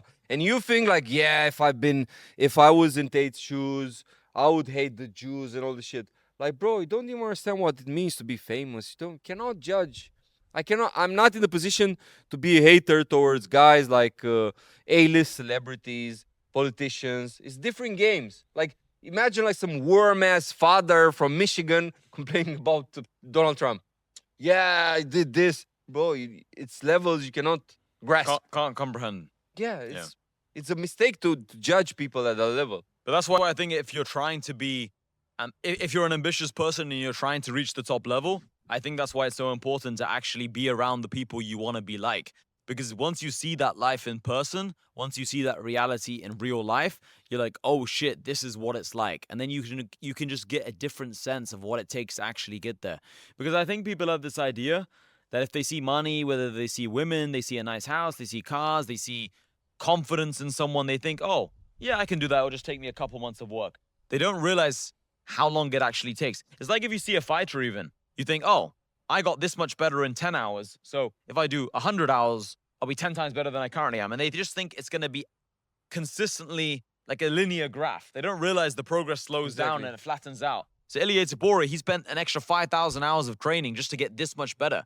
Like at the top level, like it takes so much work to be that good. And people just don't really understand this. Maybe they hit their first 10K month and they think, oh, in 3 months, I'm going to buy a Lambo. I spoke to so many people, bro, who said, I'm going to buy a Lambo just because they're their first 10K month. Like, there's a long way to go, bro. Yeah, know? there's two things I want to talk about when it comes to this. First is when you first start making money, you think you have the Midas touch, you have this boost of ego, and you think like, yeah, every business I do. If now I make 10K and I'm 20, in 6 months I'll make 100K for sure. And they start looking at Tate's Bugatti. Oh yeah, I'll buy this. You know? Yeah. But the progress usually isn't that fast, and you underestimate the amount of effort needed to reach a certain goal because it's also other problems. Like for example, there's problems and costs and money you need to spend that you don't realize. I remember when I was like a loser, I was thinking like, yeah, if I make 10K a month, I'm the king of the world. Then when I made 10K a month, I realized like, yeah, but you have a hotter girlfriend, you need to go out more, you need to pay for your friends, you need employees, things. When you're a loser, you think like in your situation, like only for you. But you make 10K a month, your mom complains, you need to send her money. When your mom is sick, you need to pay. All these bullshit lawsuits, maybe like I have right now in Romania. I have a lawsuit, spend like realistically, spend like 6 figures on it, like 3 years ongoing every month. Now I'm in Dubai, I need to fly to Romania for the lawsuit, pay the lawyer, pay hotel, pay his fee, all this bullshit. You know, like people don't understand. Like it comes with bigger costs and like more effort, everything you want. It's not like, yeah, everything is easily achievable. You need to be prepared for like war of attrition. It's like now people are talking about like America versus Iran. It's like every war, if you study war, me, it's like one of my passions, they say, to jerk off to this topic. I know, like Hassan, I think you're more of a like you're more interested in things that affect your life right now. You're more like a robot guy. Don't give a fuck about topics. Me, I'm a little bit more attracted to like more things like this, like more abstract things. So like if you study war, is like every war is mostly a war of attrition, where it's like everyday grind, bombing those guys until somebody quits. You know, it's the same with success. Yeah.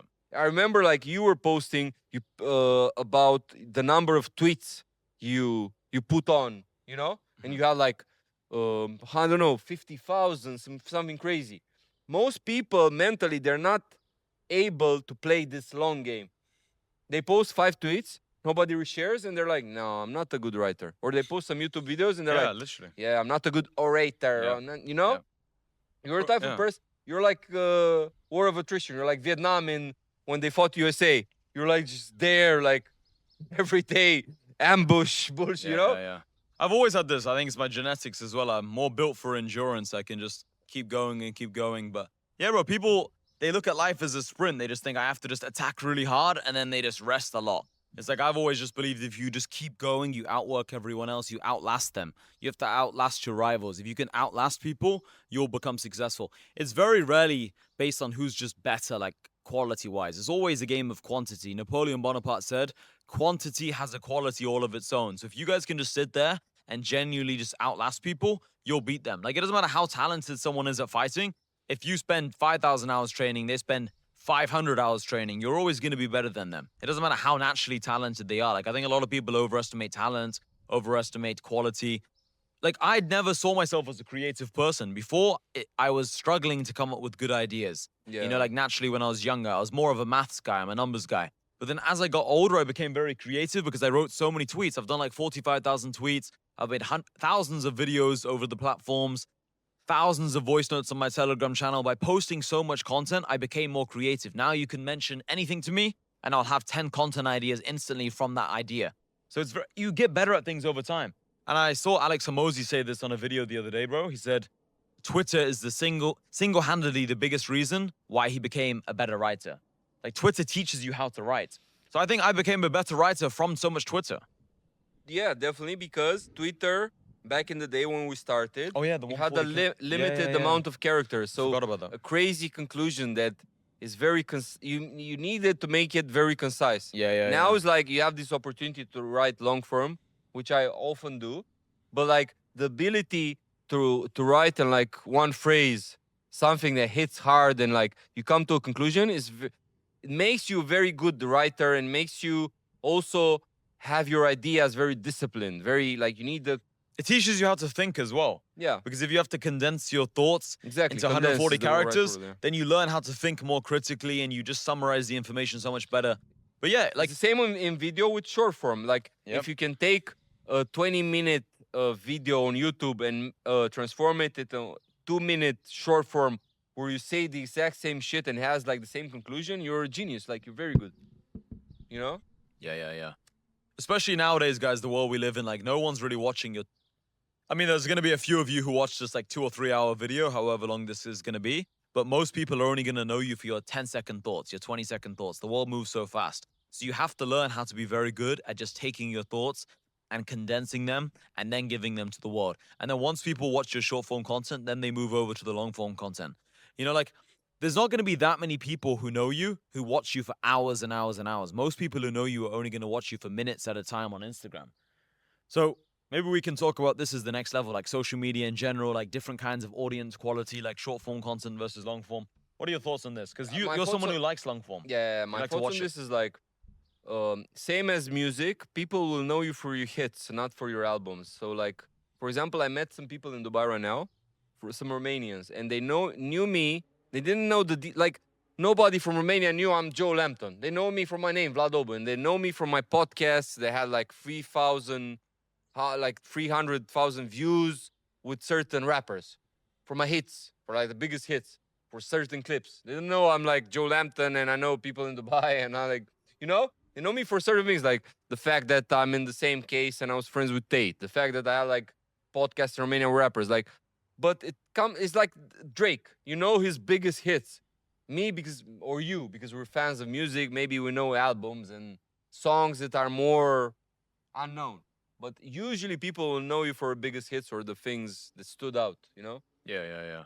Yeah, that's the thing. I think people overestimate the content they post. They sit there and say, I don't want to post this right now. People are going to judge me. But I have a very good mental model on this. It's like either people are going to see this video because it goes really viral and then you're going to get the traction and engagement you want, or that video is not going to go very viral and no one's going to see it and then you lose nothing. You know, people overestimate each video. Like I've posted tens and tens of thousands of times on social media. Like each video you post, guys, isn't that important. Don't overestimate the importance of each single piece of content because the fans or the followers you get in the future, like 6 months from now, 1 year from now, they're not going to remember all the previous pieces of content you did. Even with Drake, we don't see his songs from 10 or 15 years ago when he was unknown and he was in the studio making beats, making songs, practicing different things. Maybe his most underground fans know his original songs, but most people just know like what's it The called? hit. God's Sign. What's that Yeah, song? like The really famous ones. yeah, like You the know, biggest songs.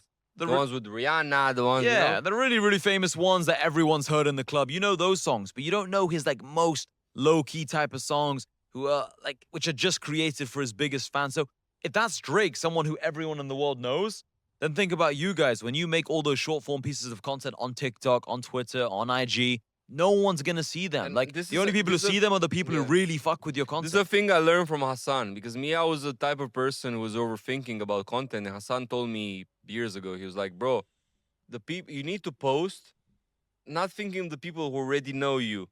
You're unknown in the grand scheme of things. You're just one guy and 8 billion people. Like, Yeah. you need to repost the same shit multiple times, the same ideas, because you'll have new followers that don't know you. And like Hassan is very smart with this when he posts. Like, I remember seeing your tweet with like, okay, Yeah. I'm a guy from England, blah blah. Like, I have 100 cars. So you repeat it once every 1 month Yeah. because it's the smartest thing to do because people don't know you. Some new guy doesn't know your backstory, blah blah blah. You know, so it's Yeah. the smartest thing to do. 100%.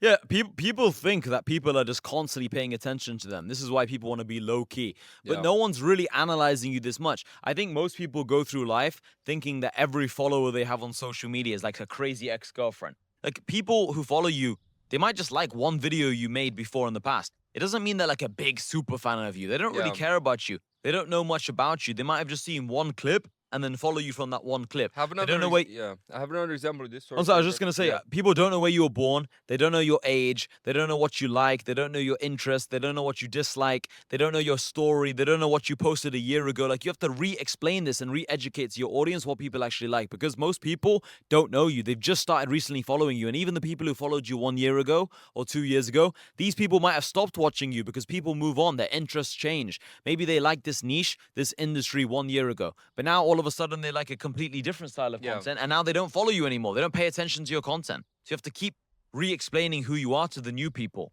Yeah, we tend to overestimate our small actions, and you gave a very good example with the stories we post. And some people, I remember, like, I know because I talk to girls, and they're like, "Yeah, I already posted from this location," and they overestimate. But like, it's like 100 people watching their stories, and like 90% of them just click over. They don't even watch everything, you know. So being mysterious, going back to what we're talking about, being mysterious doesn't help you make money, monetize your knowledge, promote your business. It's actually more high ROI. Like for example, imagine if a bitch lived in this house. A bitch, because she's stupid, she'll only post one story with this background. Yeah, yeah, yeah. And she'll think like, no, I won't post more because everyone saw it. It's for, yeah, yeah, yeah. But a person who's smart would just spam it, because you need people pay attention. Okay, I live in this house. I'm actually rich. I'm not capping. Blah blah blah. This is the smartest move. We tend to overestimate, and first time I thought about this was when I got my tattoos. So when I got my tattoos, everyone who gets tattoos overestimates, like jerks off to like the details, the story behind it, blah blah. So I did the same, of course. And then I met with some girl. There was hot, went out with everyone she knew had tattoos. It wasn't so big of a deal. But for me, it was, because I spent like money on it, went to the best artist in Romania, blah, blah. And I tell the girl, like, do you like my tattoos? And she was like, Vlad, everyone has tattoos. Yeah, it's nice. Everyone has. Like, it's people overestimate, even when you buy a car and you're some fanatic car guy, every little, okay, I will put the yellow and the blue and this, but people don't really care, don't see these details. You see all these details, and I see people. Brute de Forest had a tweet: you analyze life when you don't live it.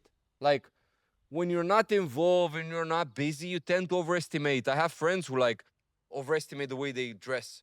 Okay, but this shirt doesn't fit well with the sneakers, and they make all these little thoughts in their head that consume them, but nobody gives a fuck. They're not like LeBron James and everyone analyzes, or Ronaldo. No one Some cares. losers. No one fucking cares, guys. People overestimate so much. Like, also, like, so I've got 45,000 tweets. The reason why I have so many tweets is because for a long time I was posting 50, 60 times a day. Yeah. Every single day. But it's not like people would see every single tweet.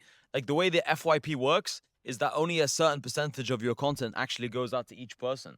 Because Twitter or whichever platform shows your content to the people who actually have the most chance of liking that content, Really? because they don't want to bother people with the wrong kind of content. And I have another conclusion about this, because I was close to Hassan and I analyzed his ascent from like Hassan living on my couch to Hassan having his palace in the back. So like, of course, when you meet a person who's broke and then he's super rich, you tend to, me, I'm more analytical person, and I like explaining to myself things. And like, one thing Hassan was doing right was like understanding the fact that there will always be people below you in life, and you will inspire them. So Hassan was the type of person, when he was broke and he was going to a restaurant, he was posting the steak, for example. Oh yeah. But there were people who were like broke as fuck, and for them that steak was dream.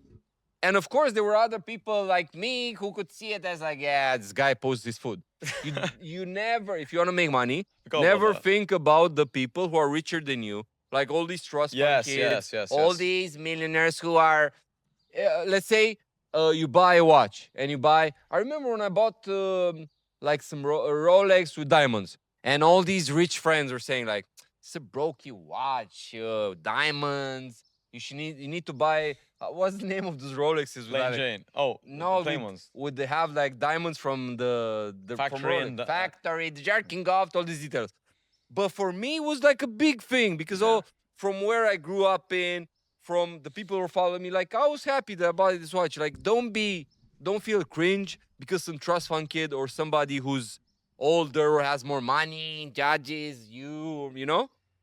100%. If for you it's a accomplishment, it's an accomplishment. I remember, and I'll give you another example. So I was living in this house, and we're going to the club, buying champagne, buying 30, 40 bottles of champagne per night, because we like to flex on the people, but we weren't drinking. And the owner of the club said to me, like, Vlad, if you want, I will send some people, and they will give you the champagne in your house because you pay for it every week.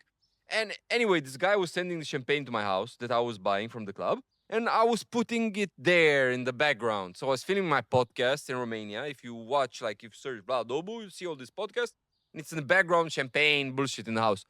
And I remember one whore coming to my house, and he looks at the champagne and says, this is brokey. The real rich guys buy Dom Perignon Rosé, blah, blah. And I was thinking, like, I cannot get, like, bothered by some bitch who's, like, fucked some guy who was buying, Yeah. You cannot think of this Yeah, bitch yeah. compared to like she was telling this to me who had like the whole world, the whole country at his feet, and she was giving this Attitude. attitude advice. You know, it's like somebody saying to Hassan like, yeah, Hassan, if you're really rich, you don't have this Huracan, you have this Aventador. That gives you all these details. Yeah, These yeah, people yeah. don't matter. They won't like you anyway. Some trust fund kid that his dad bought him the Aventador and complains about Hassan. Yeah, but he only has a Huracan. Yeah. Worms. And you No, guys yes, should, people do that though. Yeah, some people or do that. when imagine you get a six pack and you post a picture from the mirror, and some people say like, "Yeah, you're small. Look at this guy. You're who you think you are, Larry Wheels." Never get never get bothered by this bullshit because all these people are retarded. 100%. People I think are. I've always been good at that. I never gave a fuck about those This people. was I always just one of your qualities. that was one of my Didn't give- strengths. Yeah. I just don't care about those people. Yeah, like Because they won't say it's your face. bro, me Yeah. it affects me a little bit, like a Yeah, I little think bit. so, I yeah. still go for, but like imagine 2 days. Like, bro, I came to Dubai. It wasn't no war. The prices were high. Like, I didn't come to Dubai for cheap shit. It wasn't no war when I came here. Anyway, I rented an apartment. It was like the perfect apartment. Burj Khalifa, gym. It looks dope. It's expensive even now. And I put like some stories, smoking a cigarette on the balcony. You know what a guy said yesterday? You only went because Yo, it's you cheap. came because it's cheap, blah blah blah. And a little bit bothered me, but like I'm like, I cannot dwell, like I cannot like sit on this conclusion because it will limit me. Yeah.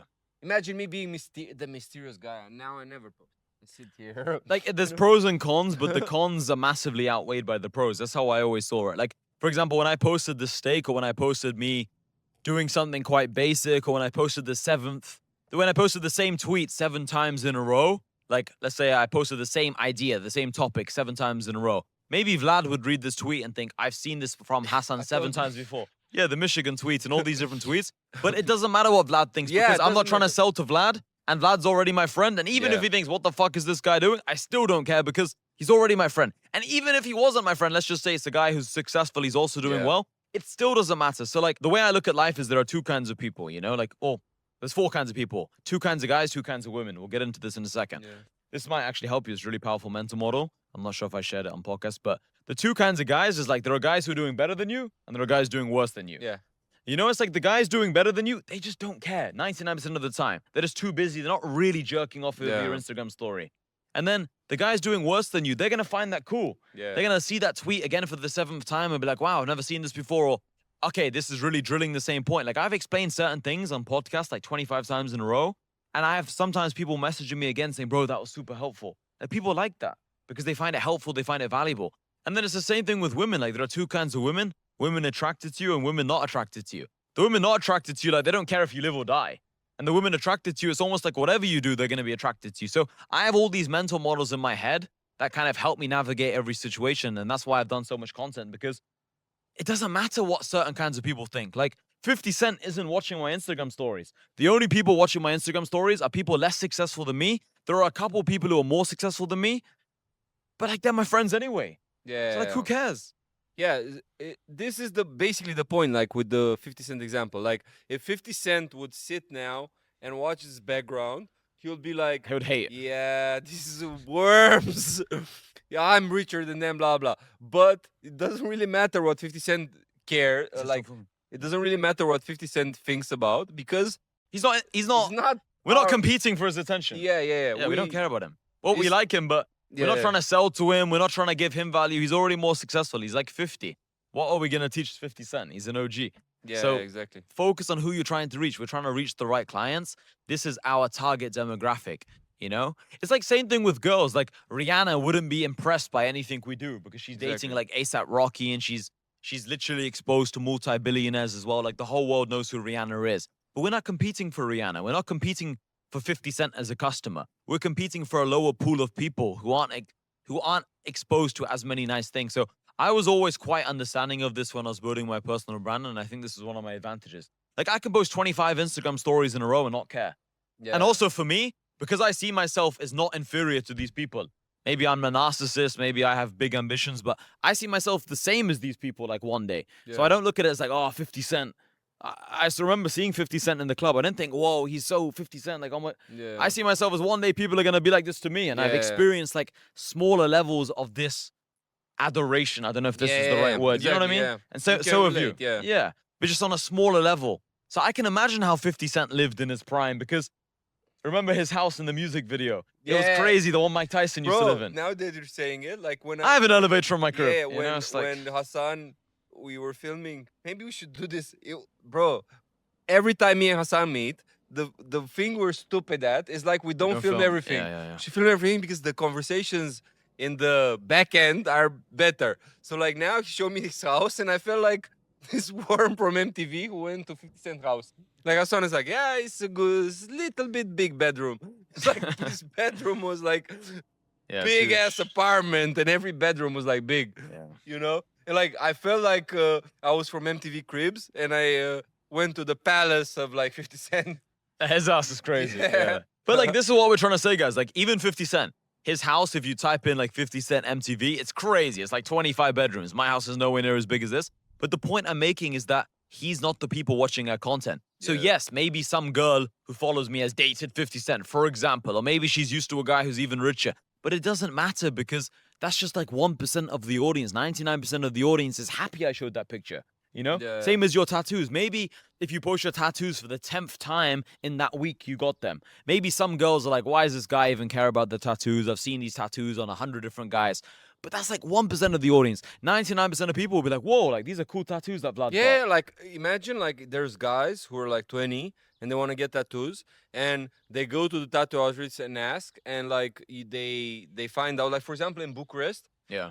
like for example to get an arm It's like expensive. this arm is like 9 sessions realistically 8-9 sessions and every session is like 500 euro. Really? So to get this, yeah, like my friend right now in Romania started making money, blah blah, the one we were talking about off camera.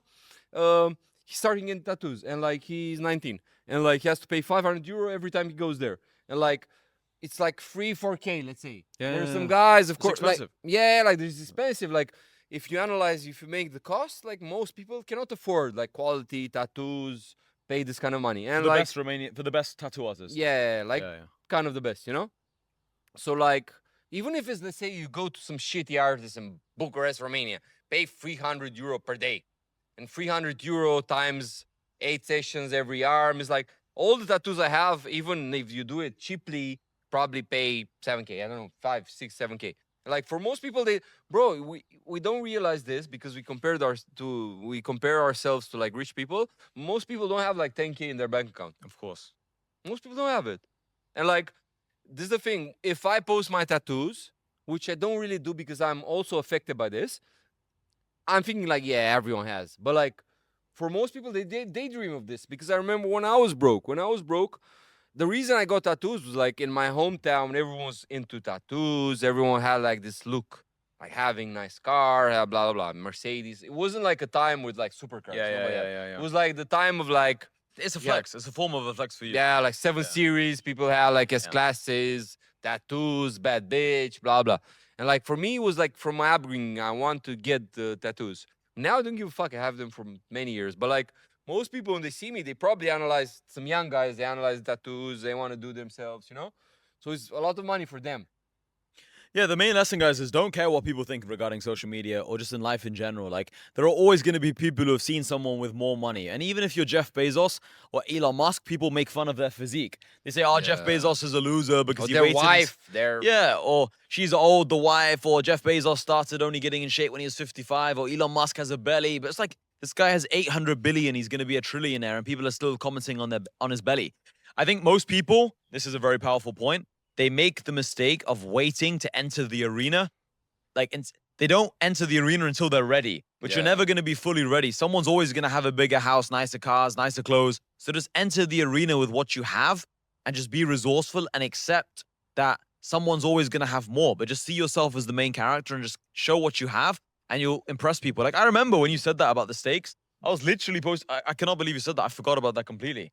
That's funny. That you I remember you made this conclusion. Yeah. But like I remember posting these pictures of my steak, and there's like these steaks in Romania, so it's even cheaper than a steak, let's say in London Yeah. or something. And I remember the butter by the steak, and I remember like Bro, most people like on Twitter, like their Yeah. dream is to just be able to eat steak every day.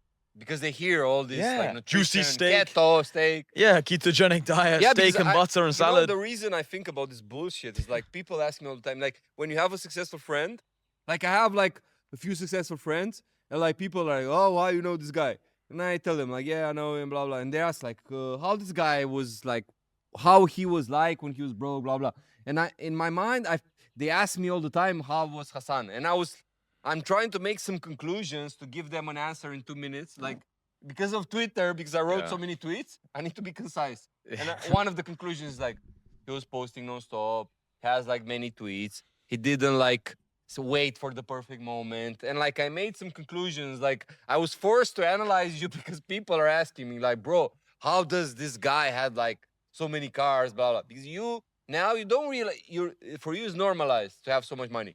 But for people when they see it, like they're like, you know, imagine like somebody doesn't know you. Yeah. Most will think like it's rented car. It's another aspect we need to talk about. Bro, don't be the guy finding the buts. Yeah, but he has money, but he probably rents the car, but he probably has money from the parents. No, bro, it's better to be the type of guy who, if you respect something, you're more susceptible of being that thing.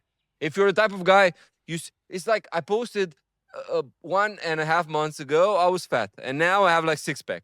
And like people were like, yeah, I probably did the surgery on his abs. No, he probably did it with the photo shoot. Bro, just accept the fact that you can lose weight. You can accept hunger and lose weight, you know? Accept the fact that Hassan can have 7 cars without renting them, without being sneaky. There's people, like, I seen this with me. People see me, I'm like 5'8", and I'm not handsome, and I post all these bad bitches They for think years. it's prostitutes. And Yeah, then yeah. they think it's prostitutes. They don't realize. They Yeah. think it's like, bro, I posted a dump. So I posted this dump like few days ago on my TikTok. So I have this TikTok only for like talking to bitches, like Vlad Obu 2 is like the name. And I had this dump, and it made like 300K views. And on the 9th slide was me and a girl. And they were like, oh, this girl is in AI, all this bullshit. Because, bro, don't try to find reasons why people are scammers, are lying to you. If you're like this, you're cope. It's in the cope region. Bro, it's the same thing with gym. I remember when I used to train really hard. I was training like 2 hours a day before, like 6 years ago when I was in my gap year after school. I was training every single day, 2 hours, 3 hours.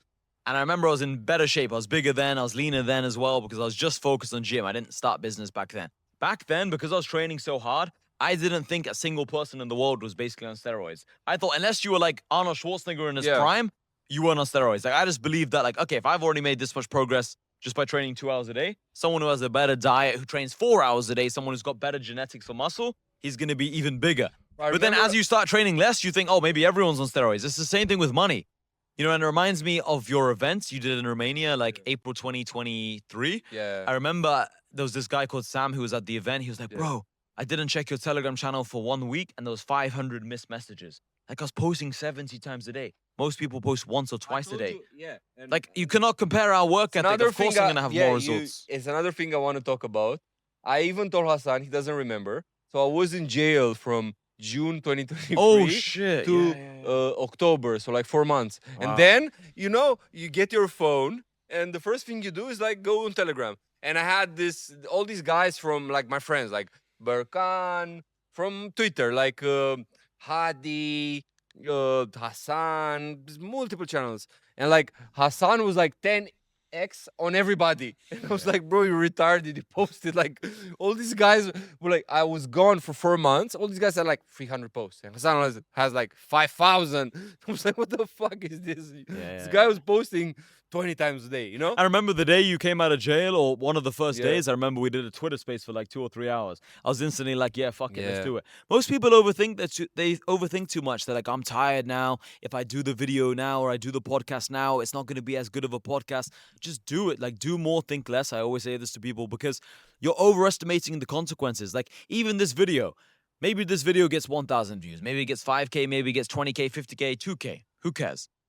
very few people are even going to get to this point of the podcast. Yeah. So like most people overthink like we have to cut this part out because I scratched my arm and it doesn't look good on the podcast. Like no one's watching. It's another element. Like when we talked about doing this podcast, we had the opportunity, for example, to talk before about the topics. We could sit on it for a few days. But maybe tomorrow Iran fucking bombs the city and we couldn't do the podcast. It's better we do it now when it's like nothing happens. My mom didn't call me that she died. There's no bombs. It's better do it now because you don't know if you'll have the opportunity to do it tomorrow. Strike while the iron's You don't hot. know what the fuck will happen Yeah. tomorrow. Yeah.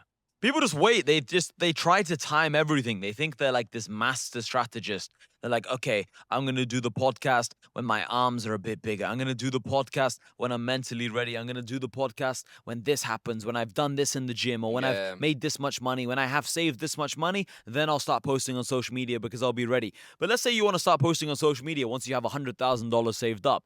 Your audience doesn't know if you have $100,000 saved up or $0 saved up. So just put yourself out there. Like people are always overestimating the consequences of their actions. I believe in life, like a very powerful mental model is just doing more, thinking less, because people don't know. Like people don't know what you're thinking. They don't know that you're doubting yourself. They don't know you're posting that video.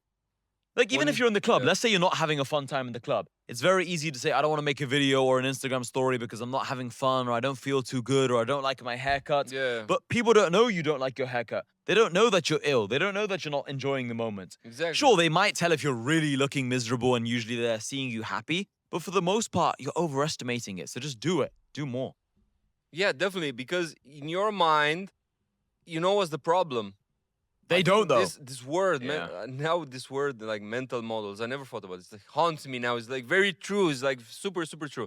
Like, bro, even me, I tend to think like You've the not heard way- me say this point before, mental model.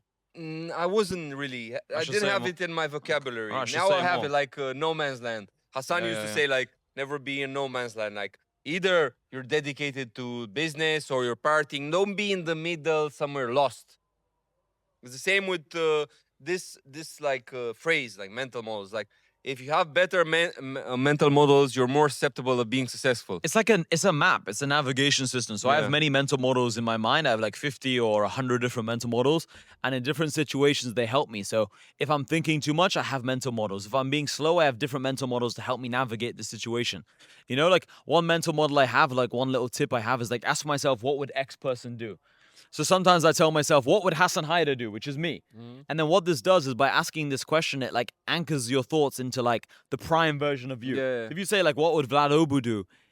Even though you are Vlad Obu, it makes Yeah. you think about what would Vlad Obu do who's in his peak vibrational energy, his peak frequency. And then you instantly have the answer. It's crazy how it works. Even Yeah. as I say this, I have a little bit of goosebumps because it's this powerful, guys. You know, ask yourself, what would Elon Musk do? You know, like in all situations, you can just ask yourself, what would this person do?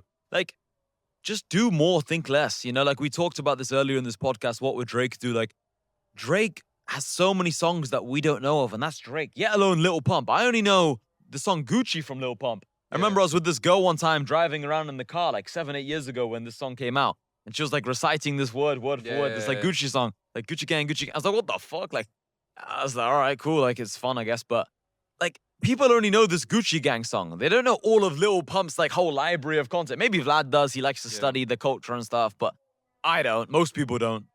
You know what I mean? Yeah, like and also Like, I know all of your tweets. yeah. This audience doesn't know any of your tweets. They're only judging you from now. So I think sometimes what happens when you make a lot of content online is you think you've spoken about this topic before. But It's like a I very said, big problem because I was saying me- to Vlad this a lot. Yeah, like Yeah. Vlad's tweeted 20,000 times maybe over his 4 or 5 years in the past. But like I told him like, bro, people only know you from the words. Like on video content in English, you haven't repeated the same points. yeah, like You have sometimes such good points. to sometimes repeat. I wanna do content like on video, but me I'm more of a like my mom was an English teacher. I'm better at writing. I perfected the skill, and like people were like praising me for the writing style, and I changed many lives with what I wrote and like the ebooks I have. Right, Yeah, bro. so like I felt like I was like a classic in the writing in the manosphere and Modern stuff like this. Shakespeare. Yeah. And like Hassan was telling me, like, bro, nobody like Hassan is like very robot, make money.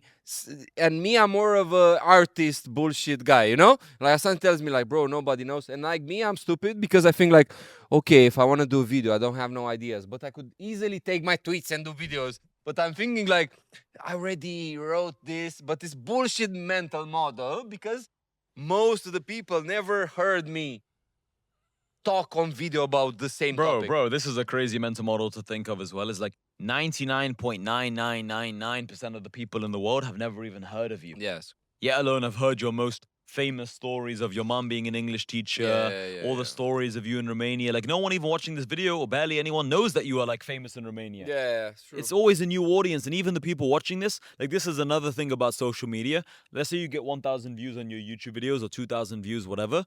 The 2,000 views you get aren't the same 2,000 views you got 1 year ago. It's a completely different set of people because people move on in their life. I remember before, I used to watch this guy called Rich Piana like 7 or 8 years ago. Rich Piana is this massive bodybuilder. I liked his mindset. He's like steroid guy. Yeah, he's like 300 pounds. He's a big guy. He's on steroids, but I liked his mindset about life, like just doing more and just what you put in is what you get out. He died in like 2017, guys, you know? So I used to watch this kind of content many years ago, but now he's not here anymore. So people's interests change. I used to watch more gym content. For a long time, I watched fighting content. Then you watch business content, and maybe you go back to fighting content. Then maybe you change, and then you consume different kind of content. You just said you watched this war guy. What's his name? The Chinese guy. Professor Jiang. Professor, yeah, whatever. So people's interests change. Like, it's not like Vlad watches every video of mine. So he just said now this mental model point he hasn't heard me say too many times. I've said this like 1,000 times. So this is interesting for you. This is another mental model you can keep in your mind. I've said this exact point so many times to my community, to my YouTube, to my content online, and you've just kind of really internalized this now. So you have to hammer the same point again and again.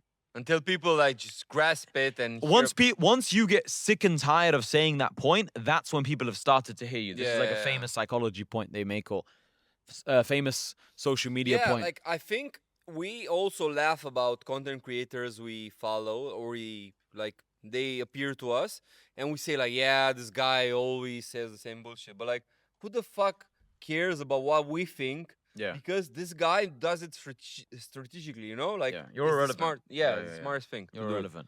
Like, we were laughing, like Hassan always says, like, sales, they get a sales job, blah, blah. Oh, yeah. You know, like, for me, it's like, yes, again, the sales stuff, you know? But like, for new people that discover you from, let's say, from short form, blah, blah, blah, it's good.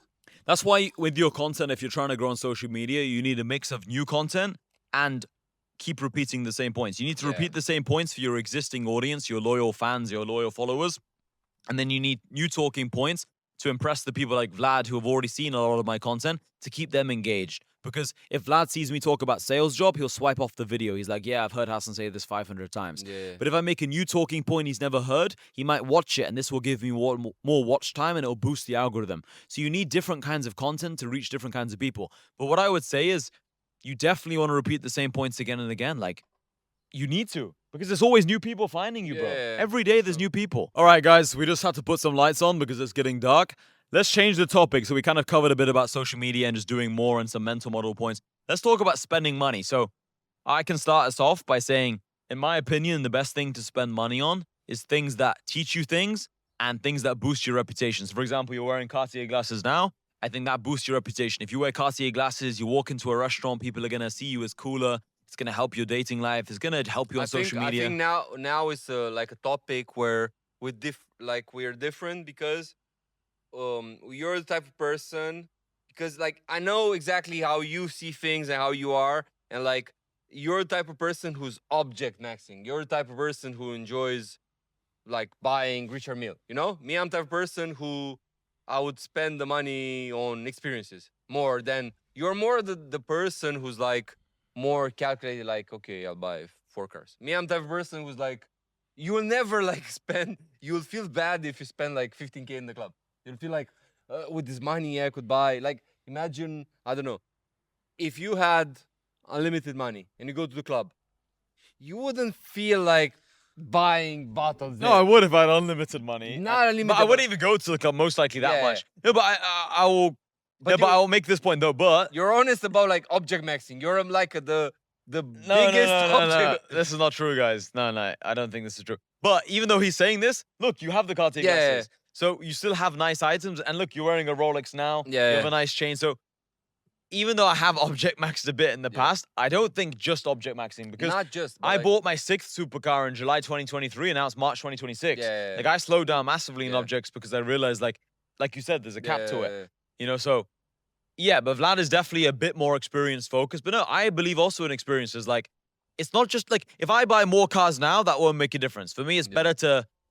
I got a hot tub over here, you know? Yeah. It's better to hire more employees. At the moment, I'm hiring more people. Recently, I've hired a couple coaches for my community. Yeah. It makes the community stronger. So, no, it's not just about object maxing, but what I want to say is it is important to buy some nice items. Like you do have the Cartier glasses. I do have Yeah. these Versace sunglasses. I have like 7 or 8 nice pairs of sunglasses. I have some nice watches. I have a nice jacket. I have some nice things. So it's important not to.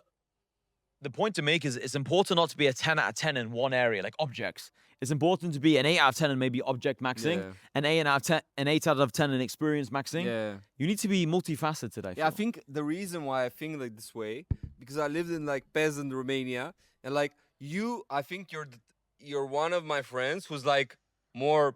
You're the type of person, bro. Like compared to me, you're like, okay, this 10K, how can I spend it? Put veneers. Okay, I made this 1 million. How can I spend it? Buy 5 cars. Okay, I made this money. I'll spend it. Buy this palace. Buy, like you're the type of person. Me, I'm the type of person's like make money. Just now I can relax with these whores. Yeah, I don't think can like buy this. more people. Can go pay for like me. I'm retired. Let's just go on vacation with some more. I can take more girls to the seaside. But like me, you're more like, and you're smarter than me at this because it's better for like image, for like Yeah, business, I you think know? yeah, what you do is very fun, but what I think is like, for example, if you spend 10K in the club, yeah, the 10K is gone. But if you spend the 10K on your teeth, like I spent 9.5 Yeah. or 10K on my teeth, I still have my teeth. Yeah. You know, so it's better to spend 10K on the teeth and 2K in the club. Let's say you only have 12K, for Bro, example. you know what's the problem with me? Me, I'm retarded because I will give you guys some examples. I don't want you to like do this, but like I'll tell you like how stupid I was in the past. So I was the type of Do you guy think in it was stupid or you just following your vibration though? Because I don't think No. you're a very smart guy overall, so I don't think it's you being stupid. No, It's- but I recognize I was stupid compared to what I should have done. oh, you So would have it's like changed a it. lesson, You would have yeah. gone changed it. Bro, I was the type of person, so stupid, go to the club, and I remember one time I had like gold chains paying like, I don't know, amount, maybe 15K, 20K, like I had gold chains on. And one time in the club, some guy like had table next to me, like some foreigner. I was so stupid that this guy didn't even matter. And like had like a table, spent like 30K, And I was so stupid. I called a friend, gave him I didn't have cash on me, gave him the chains, told him to go to the thrift shop to sell the chains, got the money to buy champagne. Like I was the type of guy, I was like No way. competition for champagne. When was this? Bro, it's like a few years ago. Like I was, What? bro, I had like moments, for Nah, example. that's fucked up. Yeah, I was fucked up. Like, That's for example, in Romania, is this tradition, like 1st of May, you go to Mamaia. It's like this seaside spot, And it Yeah, was yeah, very yeah. popular back then. All the Romanians going there, all the celebrities, blah, blah. And like, bro, I took on me is like 10K. So like 10K me, 10K my friend. And like, we were flexing on people. And like, I'm the person, I always had retarded ideas when I'm drunk. I was like going to the bathroom, I had cash on me, filming stories, throwing it in the toilet. Basically, in the last night, so in 2 days, it was 4 clubs because the club was starting at like 3 p.m. until 11 and then 11 towards the morning. So you had like 4 different locations in 2 days, like Friday and Saturday. And like I didn't have any more money on me.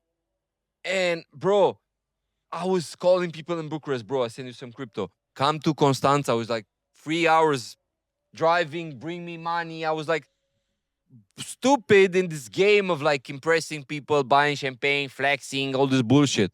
And I think long term it would be better to take the same amount of money and like buy a fucking Rolex. I was the type of person, bro. I bought my first Rolex. Like I spend Rolexes in the club every time. I bought my first Rolex before getting arrested. I didn't give a fuck about this. Yeah, I think this is one area I was pretty strong in, but it's hard to get the ratio perfect because I feel like, yeah, you said I was object maxing for a Yeah. while. I feel like I did go sometimes a bit too far in this direction. I'll give you an example. I remember when I moved to Dubai, it was like September 2022. I got my driving license like October 2022. Yeah. I basically decided to buy the Lambo in like October 2022, but by the time the money arrived in their bank, it was taking a while. It was November. Basically, I got the car in November 2022. Yeah. I was buying a new car like every month. November Yeah. 2022, Jan 2023, Feb 2023, March 2023, April 2023, and then like July 2023. I had like a 2 or 3 month break. So I had 6 supercars in like 7 months or something. Anyway, I was picking up the car from the dealership. I swear to God, I was picking it up, driving with my brother back home. No video. Maybe a quick like Instagram story. Yeah. Not even Instagram story, a picture on Twitter. Yeah. No YouTube video, no cameraman, no videographer, no editor, no nothing. Instantly rushing home, back to work on the laptop. Yeah. Like, this was stupid. I was like so focused on like attaining the object. I wasn't even showing the object nicely. So this Yeah. is a social media lesson for you guys, which is like, even if you don't think it's a big deal, because for me, when I bought the Lambo, I was ready to buy a Lambo a year ago. In England, I was trying to buy Yeah. an Audi R8 in like December 2021, so a year before this. And I couldn't get insured on this car. This is before I lost my license. Anyway, by the time I was ready to buy the Lambo, in my mind, I was mentally already Lambo level. So I didn't really care about the items. So this is exactly what Vlad is saying in regards to like flexing in the club. If he's spending 10K in the club, he's already at this level. He sees someone spending 30K. He's like, I can't even show this 10K because I need to be spending 30K in the club. But this, what we're talking about now, is one of the worst mistakes you can make with social media. It's very good to show every item you have. I think this is something Tate was very good at. Yeah. Tate was very good at showing each level of his ascent. So he was Yeah. very good at this, but I think I was, like, say Tate was really good. I was maybe medium and you were not so good at this because you waited until you were like 50 Cent before you thought you could show something. Yeah, But- bro. I had like this. 'Cause you were having a crazy lifestyle. If this was vlogged, Yeah. this Bro, is what I think. I is- have imposter. I had like imposter yeah, yeah. syndrome, and I was living crazy lifestyle without no videographer, without showing it out, because I was thinking like it's only the beginning. yeah. Like You thought it taxes, kept going shit. up consistently. Yeah, because I was like thinking, I was comparing myself to like Dan Bilzerian, and started thinking like, yeah, but I'm not like on a boat. I'm not like, I was jerking off to all these little details, but like, honestly, if I would show everything, I would like it would be way better. And like Hassan was that person, even when I was in house arrest, was telling me like, bro, don't wait for the perfect moment. Just broadcast, do streams from your house arrest, blah blah. Blah. And I was like the person like, nah, man, I was just too overthinking. It's not good. Now I regret this, and this is a lesson. Like, don't have imposter syndrome, because even at your level, let's imagine with fighting, okay? Let's imagine you're a national champion, and like your friends were saying, like, who do you think you are, McGregor, Topuria? Even now, if you start teaching, you're way better than some beginner. You fuck up.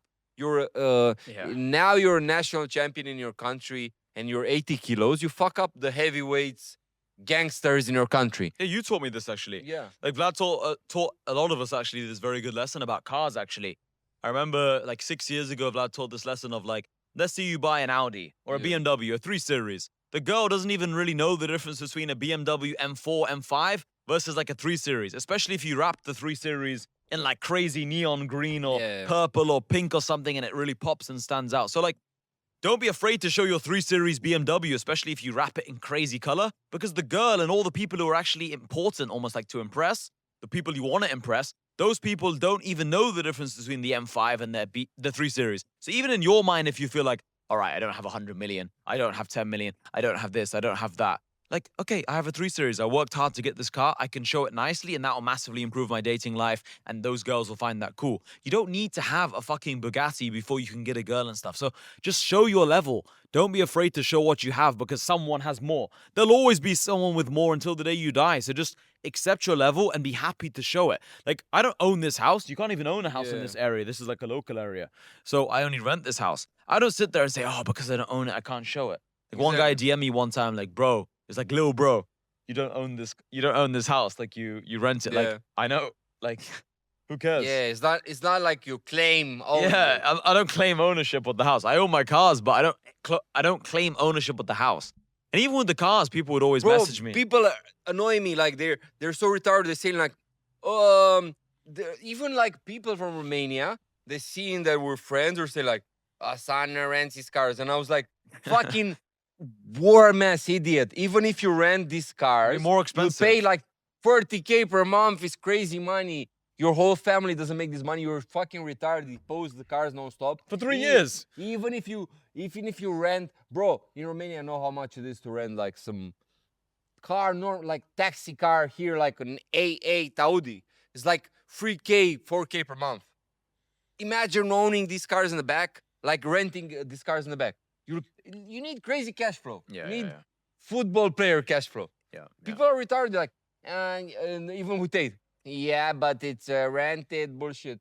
Who the fuck cares? Even if he would rent it, like he doesn't rent it, but like even if he would rent it, it's money that even like it's like Inter Milan level money to do this. Yeah, people are stupid. It's not, my brother actually taught me a valuable lesson on this. He says, like, people aren't even necessarily hating on you. They just want a reaction out of you. So I used to think that people were always hating on you. So I just thought, okay, they're losers, they're haters. But he made like a higher level analysis and he said, it's not even just haters, like they physically want to rage bait you and troll you I'll to give get a you an reaction. So they say, example. oh, Vlad replied, oh, Hassan replied to me. Yeah. And I had people, bro, I swear to God, this is true. I've had hundreds of people in the past who they've left a hateful comment on my Twitter or on my Instagram. I've DM'd these people. I'll give you an example. And these about- people end up liking me. They say, bro, I actually really liked you. I was a fan of you. I just wanted to get a reaction out of Bro, you. I'll give you an example about this. Yeah. And you're 100% right. There was this guy in Romania before I got famous. And he was like a big artist in Romania. And I got drunk one night. And in the period you met me, and I was like, this guy basically had a tattoo with his mentor on him. It's like this music mentor. And I put a post when I was drunk. And I was like, I remember right now, I was like, yeah, you tattooed this guy's, your man's face, but me, I have girls tattooing my face.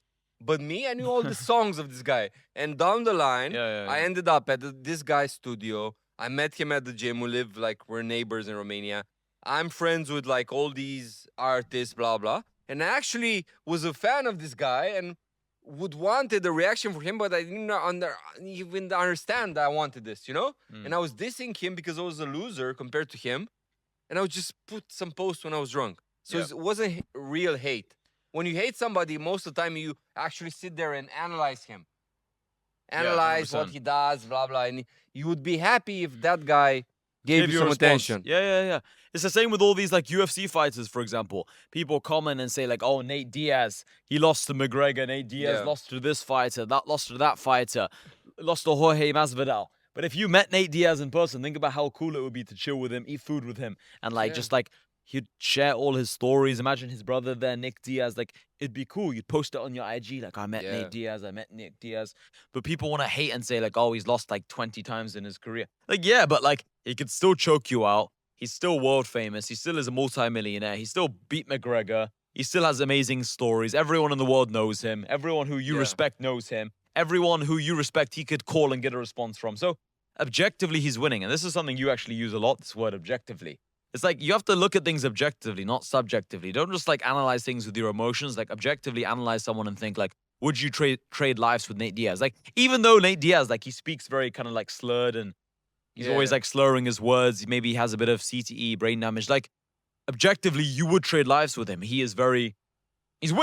You know, he's doing well. I have this, like you said, I want to use this word mental model. I have this mental model where even if somebody does me wrong, even if something is not in my advantage. Wait, can I just say quickly? Everything like Vlad says, I feel like I know what he's about to say because I've consumed so much of his content. But like so many other people, they don't know what you're about to say. So that's why it's always good to repeat the same points. Like me, even if somebody does me wrong, I like to analyze things objectively, like you said, and like analyze like the raw truth behind it. You know, like even if a girl, let's say you're with a girl and she cheats on you, and your initial reaction, if you're some low IQ guy, would be like, yeah, fuck this bitch, I'll beat up this guy, blah blah. But if you need to dissociate yourself from the situation and be like an observer and like analyze, okay, why this happened, what mistakes did I make, like analyze it like it's NBA and you're LeBron James.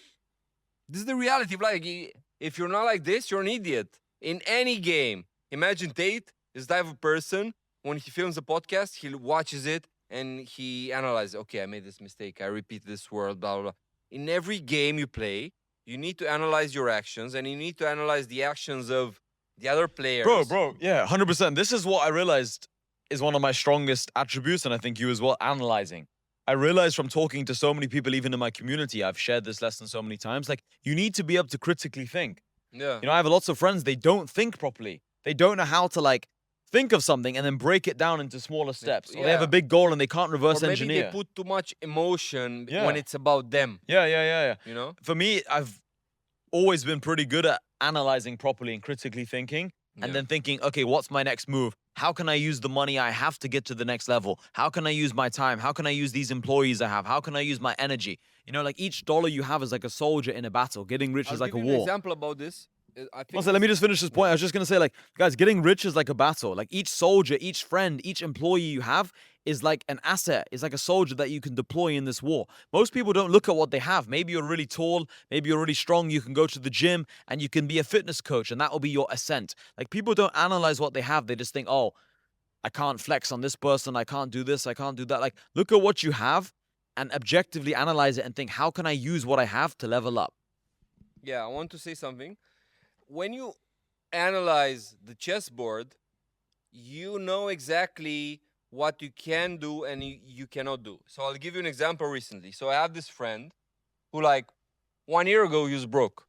1 year ago, I could tell him, like, bro, go to the store and buy me this, do this, because he was fat broke. Yeah. But now he's making 1.5K a day. And one day, like recently, when I was in Romania, I needed like something from the mall, like a SIM card, like some SIM bullshit from the phone. And my girlfriend, some bitch, blah blah, she said to me, like, send this guy. And me in my mind, I was like, I didn't tell this to her, Of course. but I just went and bought it because I was like in my mind. I didn't explain to a bitch because she's too stupid. It's different 1 year ago from now. Everything is like fluctuating. You cannot send a guy who Seasons. makes 1.5K, he has vibration, go to the store to buy me a SIM card. It's different, you know? You need to analyze things because if you're stupid and you live in the past and you don't judge things the way they are, you might make a mistake, you know? It's like friends from the past when I was like super viral in Romania, they had like expectations from me, like calling me, bro, let's do this, bro.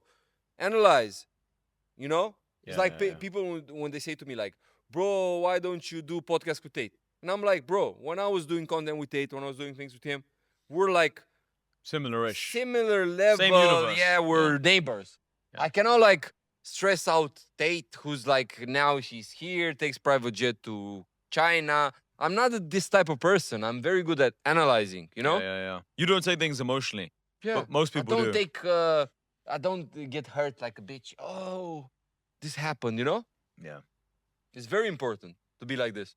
That's why high IQ is important to be successful. Because you can like read between the lines. You can make these conclusions. I think most people haven't Yeah. got this ability. I don't know. It's a gift and a curse because if you overanalyze, you might be too caught up in your thoughts, but at the same time, you can foresee the potential outcomes of what will happen, you know? Yeah. So, for example, I had girlfriends that were like super hot, and I could understand, like, okay, this girl behaves like this right now, but like she's so hot that in a few months or years, she will get into the radar of like the biggest guys in the game internationally. She's too hot. And like I knew, okay, we'll be together to this point, and then she will have a big ego. I could foresee what would happen.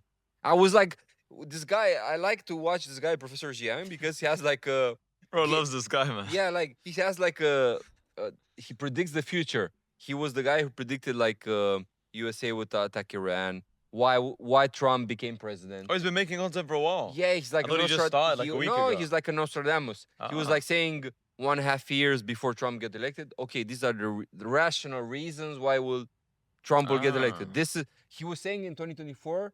He was talking about what happens now, and I like this mental model of like analyzing what will happen, so I don't get burned. Yeah. So if date a bitch, I know, okay, this will happen. I don't want to get surprised by life. Even before, I don't want to use the exact thing we were talking about in this podcast, but Vlad was asking me about a situation earlier. It's like, did this situation not hurt you or did this not impact you? And I said, not really. And it's like, the reason why it's kind of hard for things to hurt me is because I anticipate how I'll feel in certain situations. Exactly. So even like when my dad had cancer, I found out when I was like 15. Yeah. I remember like being super upset. I was 15. My mom and dad told my brother and I, we were sat in the living room. I started crying like my dad has cancer. Oh my God. But then he defeated the cancer.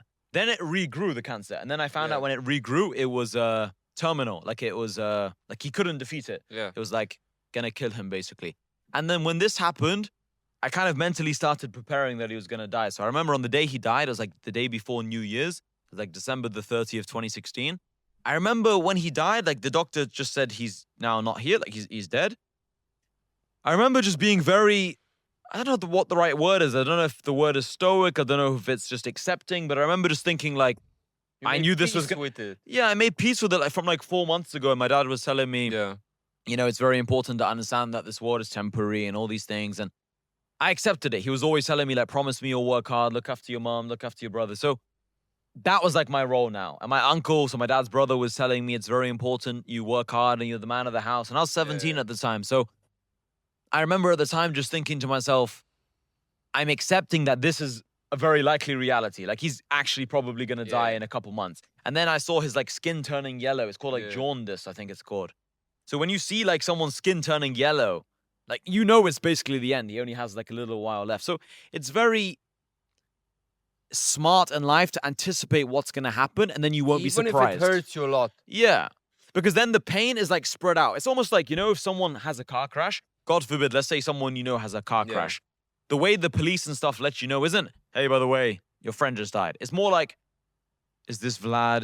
It's just like they slowly like release it to kind of, they want you to understand like, wait, something bad has happened. I say, I have Yeah. goosebumps as I say this because this is how it works. Like they want to slowly like let you down. So your brain and you don't have a heart attack or suddenly like, oh my God, like, you're like, hey, this is the Get used police. to it, like, Is this yeah. Hassan? Is this Vlad? Like, yeah, you know. So okay, guys, we had to switch the battery, so let's get back into it. Let's talk about some stories. I think people like stories. So just now, while we were switching the camera or the battery, Vlad was telling me the story about my dad was good. Like, it's good to mention stories. So let's maybe go story for story. We can share with Yeah. people different I stories. have a similar story with my father Okay. because I like when I was in 11th grade, my father had like how old is 11th grade in Romania? he's I don't like know. 18 years old when Oh, you were old. 18, Okay. yeah. like- I had like my father had like a brain surgery and like I thought he will die. Like it was crazy because he basically, you know, when you're when you have like a flu and you sit in the bed all day long. So basically for 2 days, sit in the bed, like it was crazy. Like it was very traumatizing. Like he sit in the bed and like he wasn't moving and he felt like he had fever. And I called like the 911, like the ambulance, blah blah, and then I discovered he had like a brain surgery. And like I remember my initial reaction with my mom was like, "Yeah, don't worry, everything will be okay." It's like I internalized the responsibility that I need to make money, all this stuff. Like I need, like I don't know, me, one quality I think I had was like adaptability because I adapted, like, and I can adapt to everything very fast.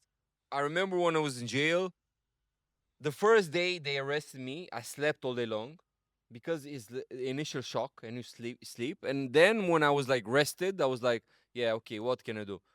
Write a book, write tasks, find people I can call outside to resolve shit, lose weight because I was like 88 kilos, partying, fat face, and I want to have like six pack. Like you create new goals for yourself in every situation, you know? So like I feel like you shouldn't dwell on the past if something bad happens. You need to adapt instantly. It's like when you have a problem in business, like, okay, your payment processor fucked you up. Okay, what can I do? Solutions, not like jerking off to the money you lost. Yeah. Or when I remember like one guy like scammed me of 5K and like all With my what? friends, like, yeah, some guy scammed me of some money. He was supposed to give me the money, blah blah.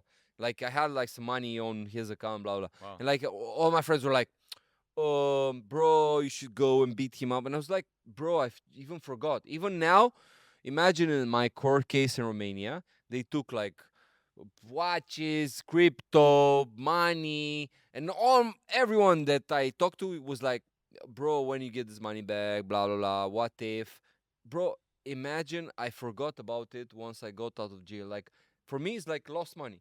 Like don't never think about it.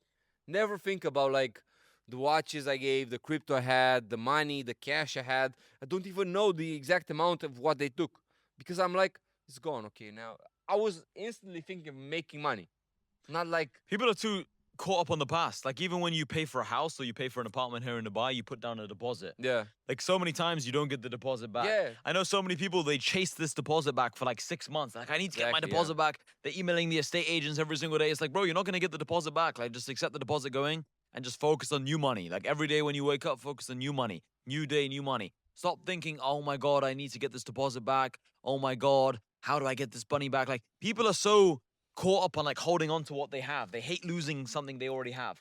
Like yeah, every day you're not making more money, you are losing already what you have times 10. yeah. So I think it's very important in life not to be the kind of guy who gets too caught up in the past and you think about all the things you've lost because you can't go through life without ever losing something.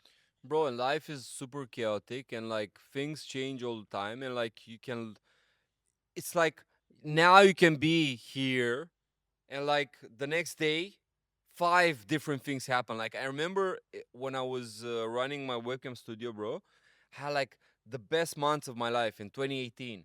Like bro, crazy money, ad vibration, blah blah. And then because I made crazy money, I had like employee that was giving percentage out of the earnings of the girls, and like this employee made so much money that she opened her own webcam studio.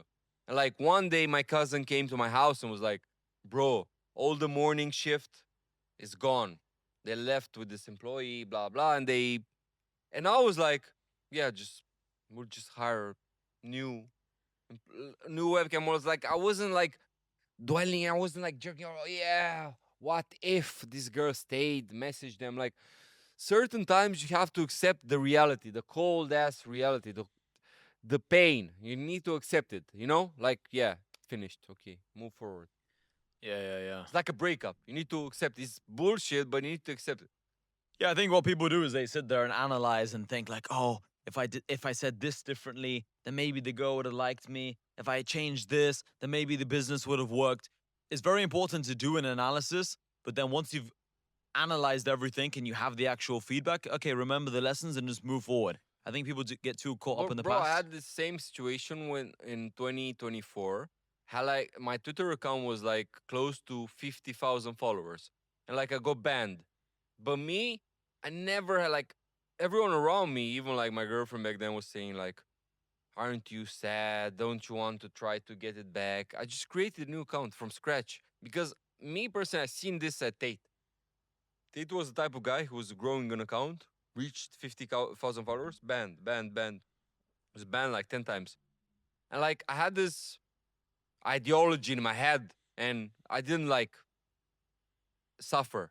And now, even now, I didn't reach it. On my account has like 13,000 followers right now in like March 2026. But like, I was like the type of person moving on, adapt to what happens, like Yeah, play no with the one cards you cares. have. And no one cares. Like while you're thinking about your lost account, other people are just moved on in their life. They're out for dinner, they're eating food, they're enjoying themselves, they're with their family, with their friends, working on their own business. Like you always have to keep focusing on the next move. No one's thinking about you so much. Like just keep doing more. You know, like if you stop posting because you lost your account, other people are gonna move on and follow a new creator. They're not gonna think, oh, what happened to Vlad? You know, like even when you're in jail, it's Yeah, like it's not like everyone every minute of the day was thinking, like, oh my god, Vlad's in jail. Like, yeah, what did that teach you about human nature when you're in jail for a few months? bro. What it taught me How long were was you there for? 3 months? Was it? 4 months, Oh, but then I was like in house arrest for like 8 months. For like yeah, yeah, one yeah. year, I was like restricted from like Fuck. traveling, from going out the city, What was from tougher, different. house arrest or the jail? I think house arrest was more difficult Yeah, I because thought so. Yeah. I was having access to social media, but at the same time I was restricted from seeing my girlfriend, from seeing people from my case, because it was a difficult arrest. Like when I was arrested, they restricted my like I couldn't talk to girls from my case. I couldn't talk to friends. I was from basically from zero in terms of like the Network. humans around me. You know, it's crazy. So it's very painful, and I How was did like, you handle this? Because you just said earlier in the podcast that you were like someone who always needs people around. How did you find these new people, or what was your philosophy on this? Bro, to be honest, I was like very delusional in a good sense, and I was like, okay, I don't have no friends, and I remember one time, bro, it's crazy.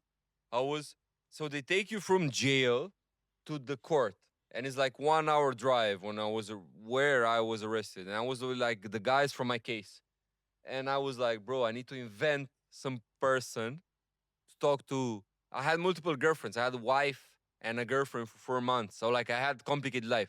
I need to talk to my family. I need somebody to do business tasks.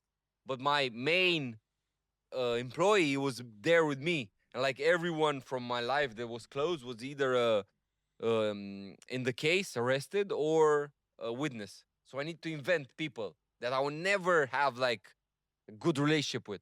And I was talking to guys doing brainstorming, and I said like, okay, I will invent this guy. And it was like a guy who was a fan of me. I met him 3 times, and basically I was calling the guy from jail, and I understood in my mind this guy.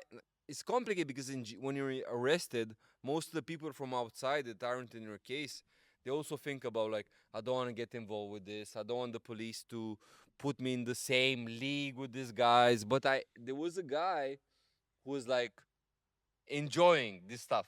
It was a guy who, I know, I met him, right? yeah, I think so. Yeah. So I chose this guy. He helped me a lot. I did a little brainstorming in the van, the police van. So this guy helped me a lot. And then when went out, I understood this guy is not like he was in Bucharest, I was in my hometown. So I need to have like, bro, I was like, I'm a lazy person. I always need like some assistant, somebody to live with me. But the problem was I was in house arrest and I couldn't offer somebody like a good lifestyle. But I was so delusional. I was like, yeah, fuck it. I wrote on my Telegram, I need an assistant, blah blah. And I had like 100 messages. Like people were like bombarding me with messages. And I found one guy that fit the description, and I brought him on house arrest. And imagine there was one guy, I even work with him now. He's like dead, it's my videos. He's like very good guy, very good friend. And like he came there, and like he lived with me the house arrest lifestyle, you know? Because he was like he was super into my content and stuff like this, you know? So Yeah, like yeah, yeah. basically I You hired need the those guy. people. Yeah, yeah, yeah. So like I hired the guy when I was on house arrest, and of course afterwards was better. I was out. He's driving my Mercedes. I had like the new S class, blah blah blah. But like it was hard for him initially because for 3 months he had to live like the same lifestyle as me. We're training in the house. But we organize the gym in the house for house arrest and stuff like this. But like you need to move on. What can you do? You know? You always have to make the best move available to you. Yeah. That's the main thing. You know, bro, I hear people say as well, like, let's say they have a 9 to 5 job. They sit there and say, bro, I can't post on social media. I can't build my personal brand. I haven't got time. I'm at my 9 to 5 job. Or I haven't got time to go to the gym. Or I haven't got time to listen to podcasts and self improve and all these type of things. Like, bro, on the way home from work, when you're in the car or in the bus or in the train, whichever form of transport you take, that's when you can like listen to a podcast. That's when you can do a voice note to yourself and plan ideas of what you want to talk about in your videos. That's when you can sit there and plan what you're going to do when you get home. While you're having your breakfast in the morning, or you can eat your breakfast on the way to work. While you're stuck in the traffic, you can eat your sandwich or eat your fucking protein shake or whatever you need to eat. So, like, there's always time if you really want it. I think people just blame their circumstances all the time. But a good mental model I have is just like sitting there and saying to myself, like, just be resourceful. Like the moral is to the physical is 3:1. This is a quote from Napoleon, actually. So, in every situation in life, your energy and your determination to win is 3 times more important than the physical reality you find yourself in. Like, bro, I know some people who say they can't build on social media or build a personal brand because they don't have these $5,000 cameras. It's like you can use your iPhone with a $10 tripod with cheap microphones. You don't need these microphones. You don't need these cameras. You don't need fancy lights. You can use the cheapest equipment. Yeah. This table is like probably from IKEA. I don't know who even bought it. You know, like I didn't even order this table. I didn't do any of this. Yeah, you opened the topic about Napoleon. I don't think if probably you don't know this, but like Napoleon, you know, his wife, Josephine, was like a very toxic. You know the toxic relationship between. I've heard some. Yeah, I've never really looked into it too much, Yeah, but I've so heard of like something.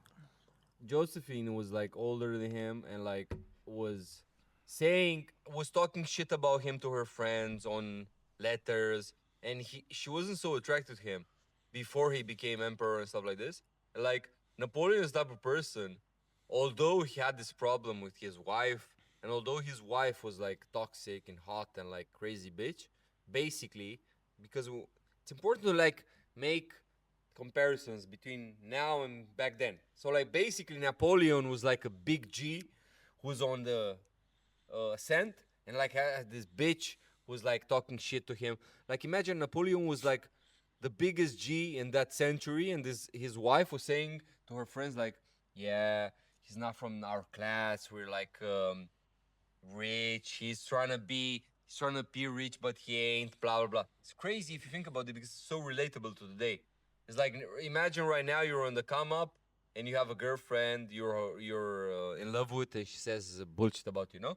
But Napoleon, despite this, despite all the drama in his life, he managed to pull it off, you know. So you shouldn't find excuses in your life. I know this with me because sometimes I try to find excuses. Okay, I didn't have vibration today. It didn't work because I had an argument with this girl. I didn't have vibration because this happened. It's no excuses at the end of the day, you know? That's why daily tasks are so important. Yeah, nobody cares about Yeah, no one cares because, like, as well, when you're reflecting on your year, like, so right now we're in the middle of March, but let's just skip forward. This is another mental model I use just because you Yeah. like this word. You know, like, let's skip forward to December the 31st. Imagine how you're going to feel on December the 31st. Maybe you're going to be in Dubai. So this is 9.5 months from now. When you look back on your year, you're not going to remember what we're doing today. I think today is maybe March the 15th. Don't remember the little No, argument you're not with going to remember bitch, on March blah the blah. 15th in the morning at 7 a.m. or 9 a.m. you had an argument with your girl. All you're going to remember is like, okay, now it's December the 31st. A year ago from now, I was in this position and now I'm in the same position because I didn't lock in.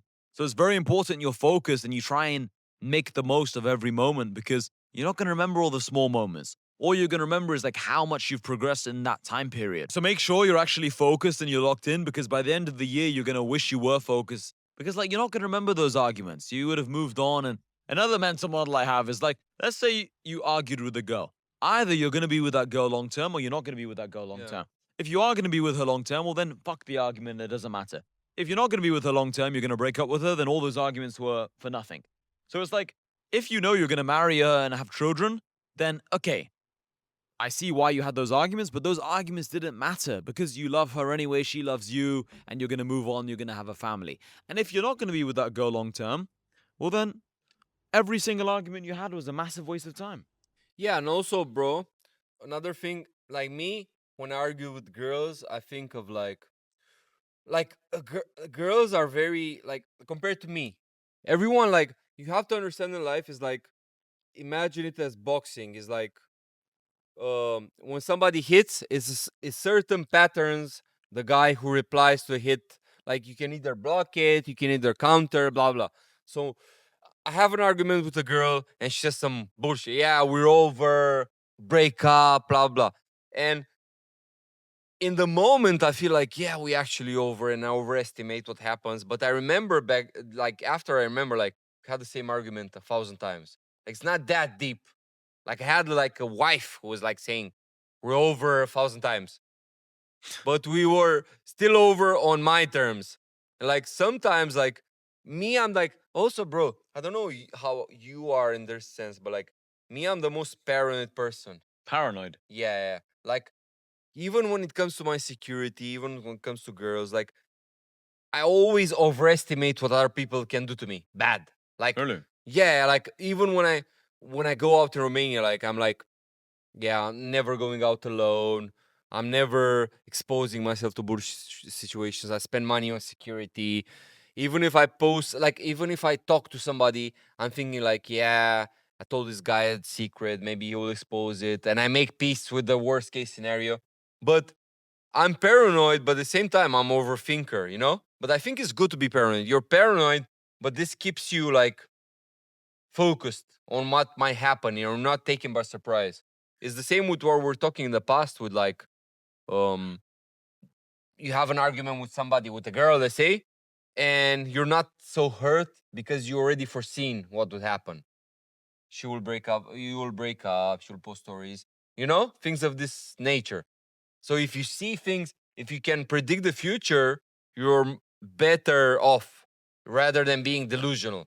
Super yeah. delusional. I think it's good to accept the worst case scenario. Like, Yeah, like you said, make peace with the yeah. worst case Think scenario. about it. Think about it. Entertain the idea, like, okay, this could happen, and then think about the best case scenario, and also think about the most likely scenario. Like Vlad said, like, okay, this argument has happened 1,000 times. I mean, same thing with social media. We don't have to just keep talking about girls, but same thing with social media. Like, you make a post.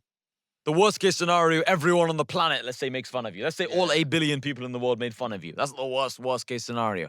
But like the most likely scenario is you got 2 hate comments from people living in a completely different town or city or village.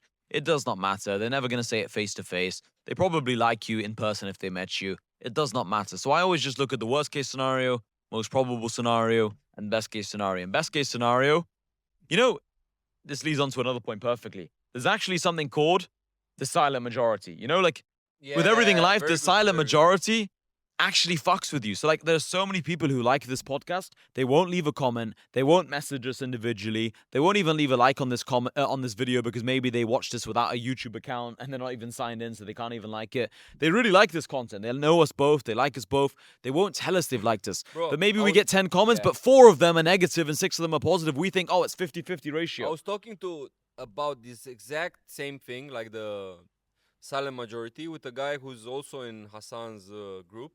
That I told him like he moved to Dubai, Romanian, and he moved here, and I told him like it's a good idea to like enter this community.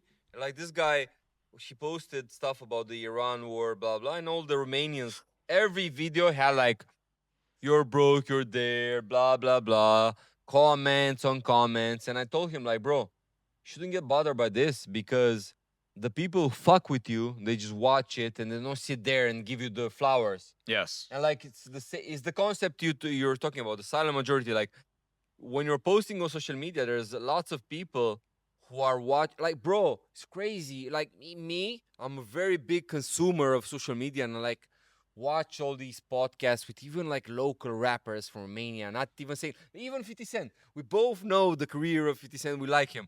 I never in my life went and give a positive comment to 50 Cent. Exactly. Yeah. I'm the silent majority. Like we are the same shit, you know. And you shouldn't get bothered by. Same with politics. Yeah. People think, okay, let's say Trump is cool, Yeah. but they're not gonna be like Trump, Trump, Trump. You know, like, but most people say like, oh, fuck this person or fuck. Yeah. Like, it's always the hate that's loudest. Like, Imagine somebody worth like 10 milli and like he actually fucks with Trump and he's like read all his books, Art of the Deal, but he never wrote a comment. And when Trump analyzes social media, it's all these brokies saying like, "Oh, you're purple guy, blah blah, old ass guy." But there's other guys who are like rich and successful and like they actually fuck with him. Cause me, I'm a fan of Trump, but like I never sit there and give good comments. that's always how it is though with Yeah. every single popular person. You know, this jiu-jitsu guy, Mike Memasui, or the smaller guy, yeah, but he's very good at jiu-jitsu. Yeah. Like, I once made a video, this was like a long time ago, like calling him out to an MMA fight. Like, I know that this guy would obviously beat me in an Yeah. MMA fight, even though he's just of course he'll win, you know? But like, I called him out. But like, if I saw this guy, like, I'd speak to him. Yeah. Like, you won't even remember that video. And also, I was just kind of trolling. I was being stupid. Yeah. But even me, like, I sometimes make troll videos. Yeah. And like, I'm not a hater at all. So like, it just shows you when people comment negatively, like, the negativity is never real.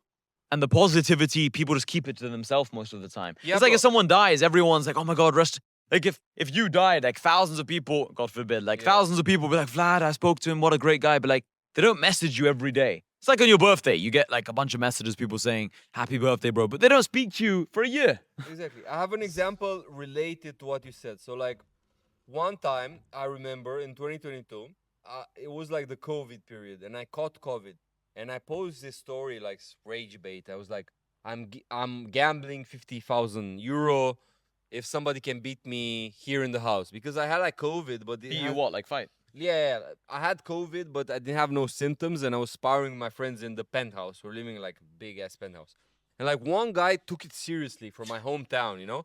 But I was like living in Bucharest, and this guy was like 300 kilometers away, and like this guy made videos for 2 years saying bullshit, putting other people, common friends, to call me like, yeah, I want to fight this guy. This was like a real fighter, and when I was on after house arrest, Would he have won?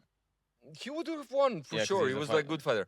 But like after I broke out of house arrest, I was on like it's a thing called judicial control. So I was like locked in my city, and I went to the best gym, hired the best trainer, but like the best trainer was also training this guy, and I see him there.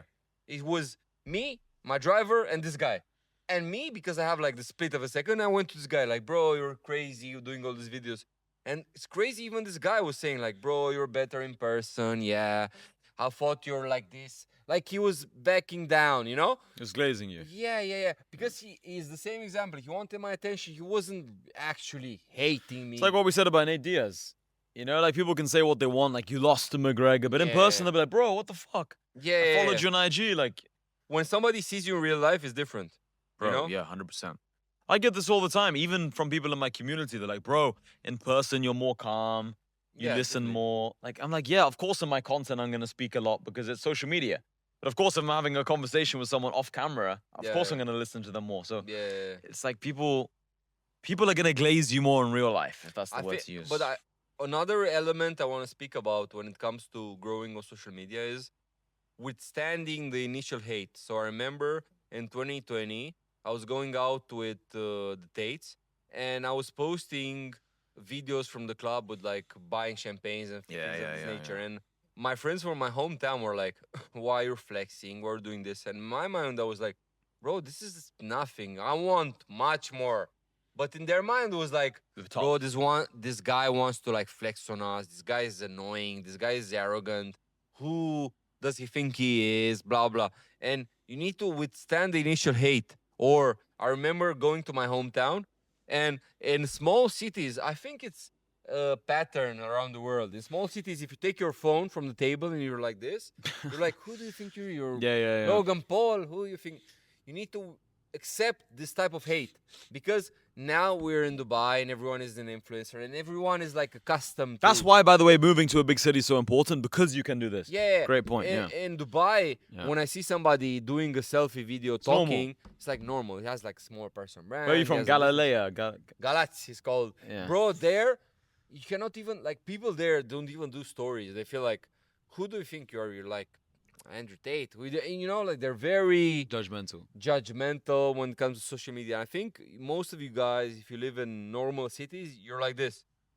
But like Hassan said, if you move to bigger cities, even the biggest city in your country is more influencer, more people promoting their business.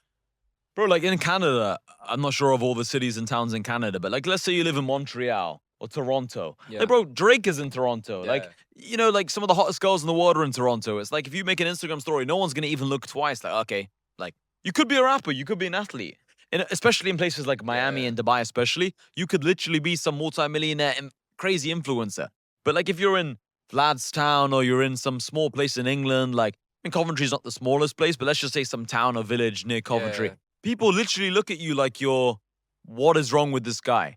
But forget those people, because they only see you for a split second in real life. But the silent majority of the people who watch that content are the people on social media, on the internet. Bro, every day I get messages from people saying, Hassan, I love your content is inspiring. But imagine I like stop myself from posting the content in real life because people are watching me. You know, sometimes I'm filming while I'm in a restaurant, I'm out the house, I'm making an Instagram story. Bro, if I'm in Dubai Mall, I'm making an Instagram story while I'm in Dubai Mall. People look at me like, what's wrong? You know, like even sometimes in Dubai, actually, people might look at me while I'm, like if I'm really talking quite loudly, I got my phone out like this, holding the phone like this and making an IG story. People think you're like a celebrity though. I actually kind of like the attention. Makes me feel like I'm important. You know, like it's kind of cool.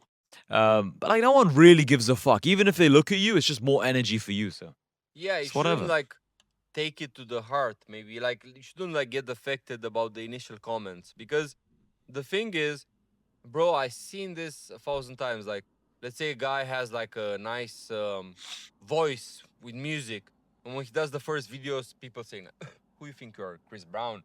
Like, you shouldn't pay attention to the initial haters. It's very important with social media.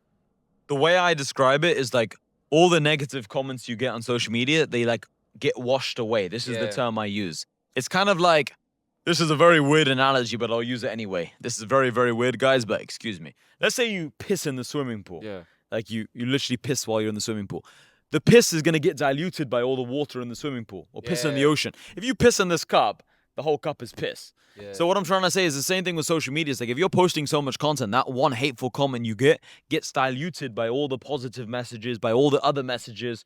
But if you only post one video, you get 3 hate comments, then you stop. All people remember is the hate comments. You know, Yeah. like if you look at the biggest people in the world, they got so much hate, but they kept posting and they like outran that hate. They Yeah, like outlasted it. I relate to this because I was doing podcasts in Romania. They were getting lots of views and like had all these haters like, oh, you. I was doing, like, for context, I was doing like podcasts with like girls. I was doing like this some type of like fresh and fit in Romania, and like Yeah. people were saying like, oh, you post all these horrors, blah blah, and like initially it made me feel like, bro, I was judging if it's good or not.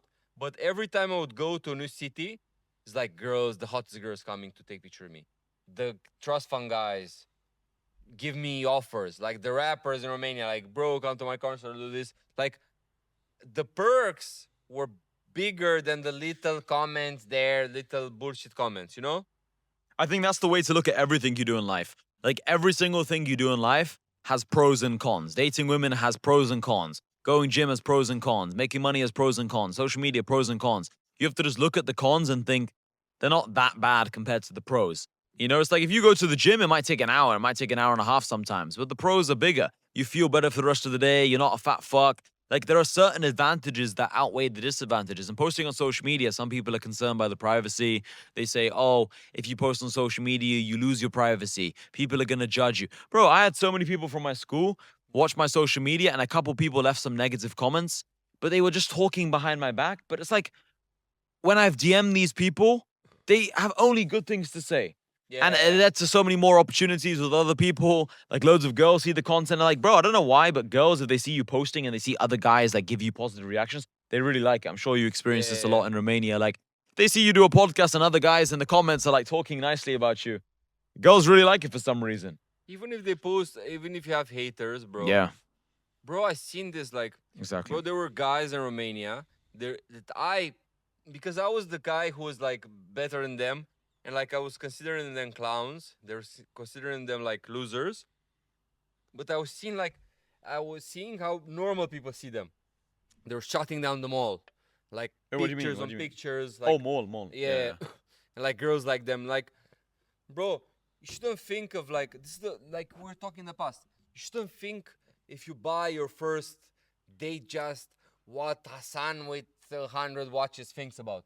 You shouldn't think if you buy your first 5 series what a guy with Bugatti thinks of. Bro, there's guys who are lower than you who Get more, respect you. yeah. Yeah. Yeah. Bro, it's crazy. I was looking yesterday. I'm a big consumer of social media because I sit on my phone all the time. And this guy who's like a truck driver, and like he has like 100,000 viewers, 100,000 followers on TikTok. Brilliant. And this guy was like giving advice to young truck drivers, and he was like, "Yeah, now I make 4K per month, but like if you're a beginner, you have to be content with like 1.5K." Like I was thinking like me, I consider him like some warm as like for 4K per month. I wouldn't like, bro. Even in Romania, I was living in Romania. Even if I sit in the house, I genuinely, I'm not lying. I'm like spending 3 or 4K on like Glovo, like cigarettes and like food. And I was looking at this guy has like 100K followers talking about this because he has an audience.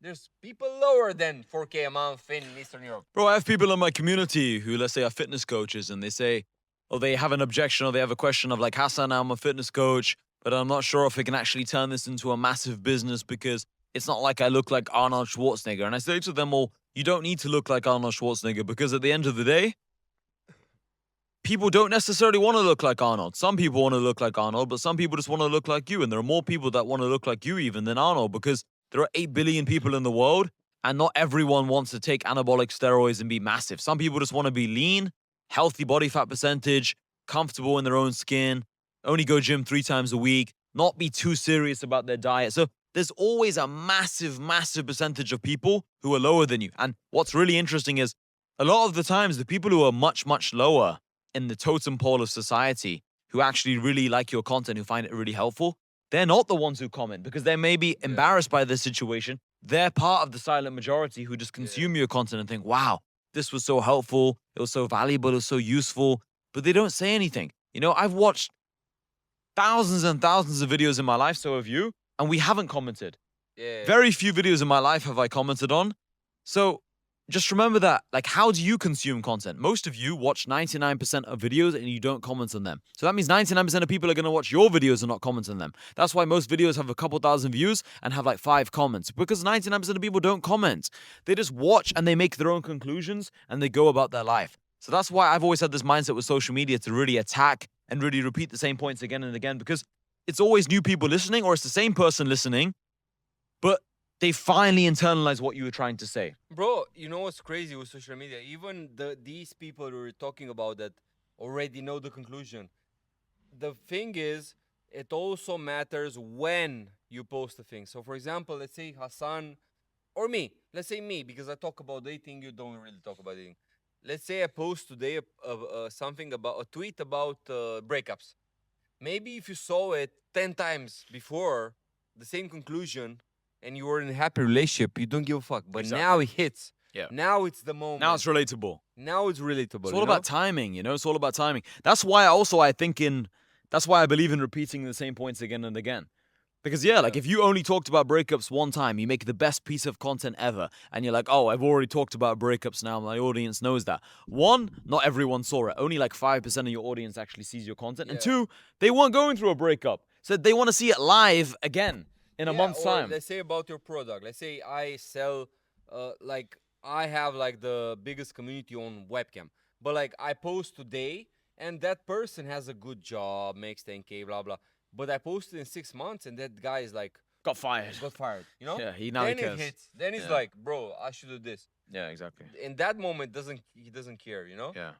Everything's about relevance and like timing, you know? Everything in life is about timing. So you have to kind of look at your content and think like, this message is actually reaching real people who have their own problems in life. Like maybe right now they don't care about this message. Even with this podcast, not everyone is going to watch this whole podcast in one go. Maybe they're going to watch an hour now while they're eating, and then another half an hour tomorrow, 10 minutes for breakfast, another hour and a half the day after. Like they break up the content in many, many days. It's the same like me. I know how this works because I'm also a consumer. Yeah. So like I'm not like the type of person who's like does content but doesn't consume. Me, bro, I cannot sleep without watching content. I cannot eat without watching content.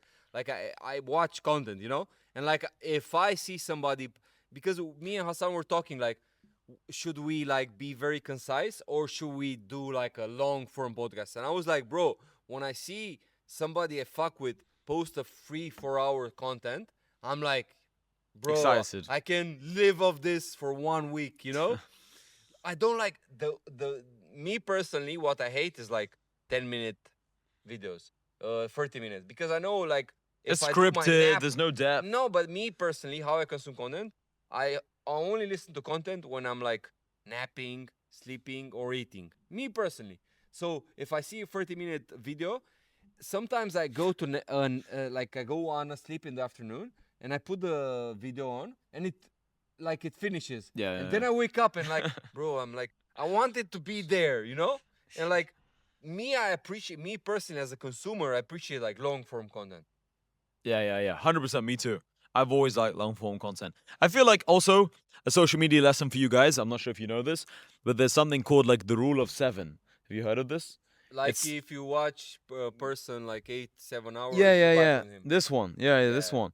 So it's like if someone's gonna buy from you, they need to watch you for hours and hours. And if I look at all the people I've bought from online before, it's always people I've watched for multiple hours. So that's why it's very important, like, to make long form content and short form content. Because if you only make short form content, it's gonna take them like a year of them watching you every day for them to consume you for like 7 or 8 hours. Because bro, 7 hours is like 420 minutes. If they watch you 30 seconds a day from one of your reels, that's gonna take them 840 reels for them to watch 7 hours. 840 reels, even if they watch like 2 a day, it's gonna take more than 1 year.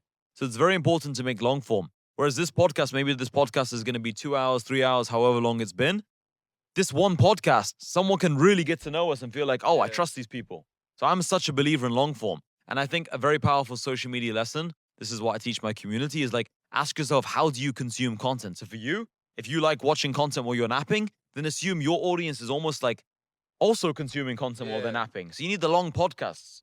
Yeah, it's also important. Like I have this mindset and this pattern. I use it. Like, how would this person behave and I analyze myself how I would behave.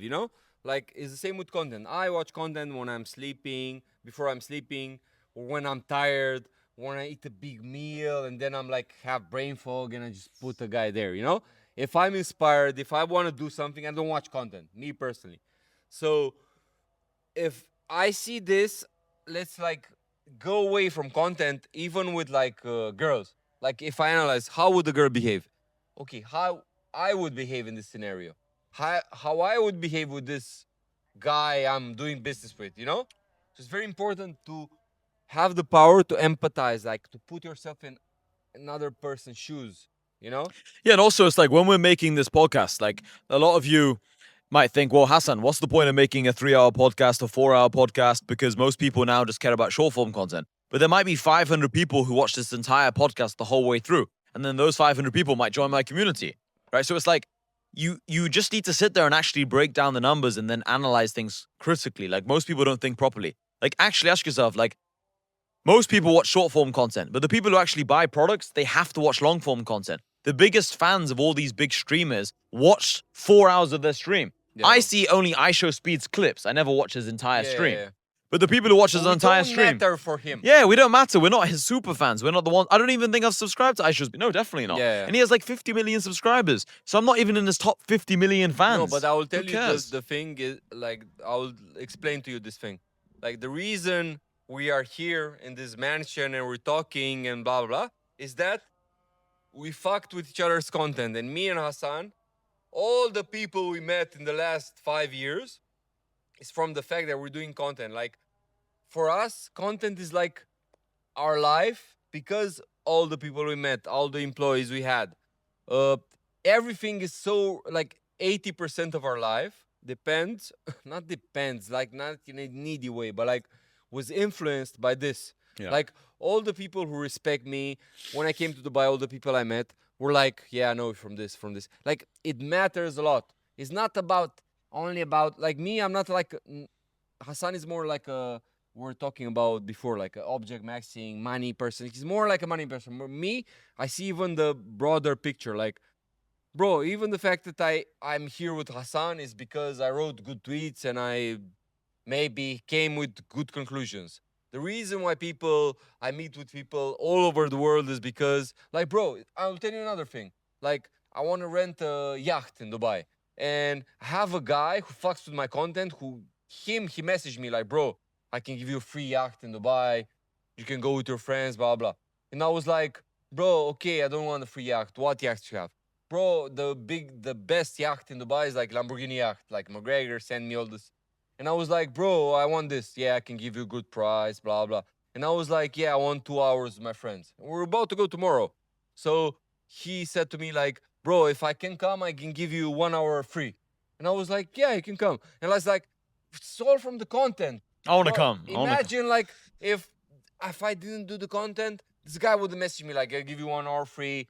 This guy has like he told me like, bro, I send Rolls Royce tomorrow. He was talking before coming here. He was saying like, I'll send you a Rolls Royce to pick you up. Blah blah blah. I can give you this price. Like all these perks of the content. It's not like I'm doing me personally. I don't see it like I'm doing content just to make money. I'm doing content because I like people like knowing your ideologies before they meet you. yeah. And it's bro, I was having a conversation with somebody about like employees and stuff like this. Like me, I never hire like employees who are like imagine me hiring an employee who's 40. From LinkedIn. You know? From LinkedIn. Because we have a personal brand, bro, even on I was talking about this earlier, even when it was house arrest. Me, if I put a message, bro, I want to hire a driver, I want to hire an editor, it's like 50 messages. It's like a big perk. For me, this is more important. Like people finding friends that think similar to me in my ideology is more important than people joining program bullshit. I don't even care so much about this. Me, if I have good money, I'm okay. But like this idea of like finding people like-minded is way more important. You know, All it's my very friends I important. have in real life, guys, are from online communities or from people I know from social Yeah, like media. the same All with of them. me. All Yeah, of them. Literally all of them. I met Vlad 6 years ago from the internet. The guy behind the camera, Damien, I met him from the internet. All my best friends are from the internet. There's like a plane above us. yeah, it's no problem. Yeah, all the people I know in real life are from social media. You know, like what I say about social media is it just like the reason why social media is so powerful is because we're having this conversation. These are kind of things we would want to talk Yeah, about for free anyway. But then we have this conversation. Instead of making a one-to-one conversation, it's now one-to-many. yeah, In life, the more you can leverage a one-to-many model, the better. So right now, even if it's 500 people who watch this exact scene, maybe 10,000 people in total watch this podcast over the next year, who knows?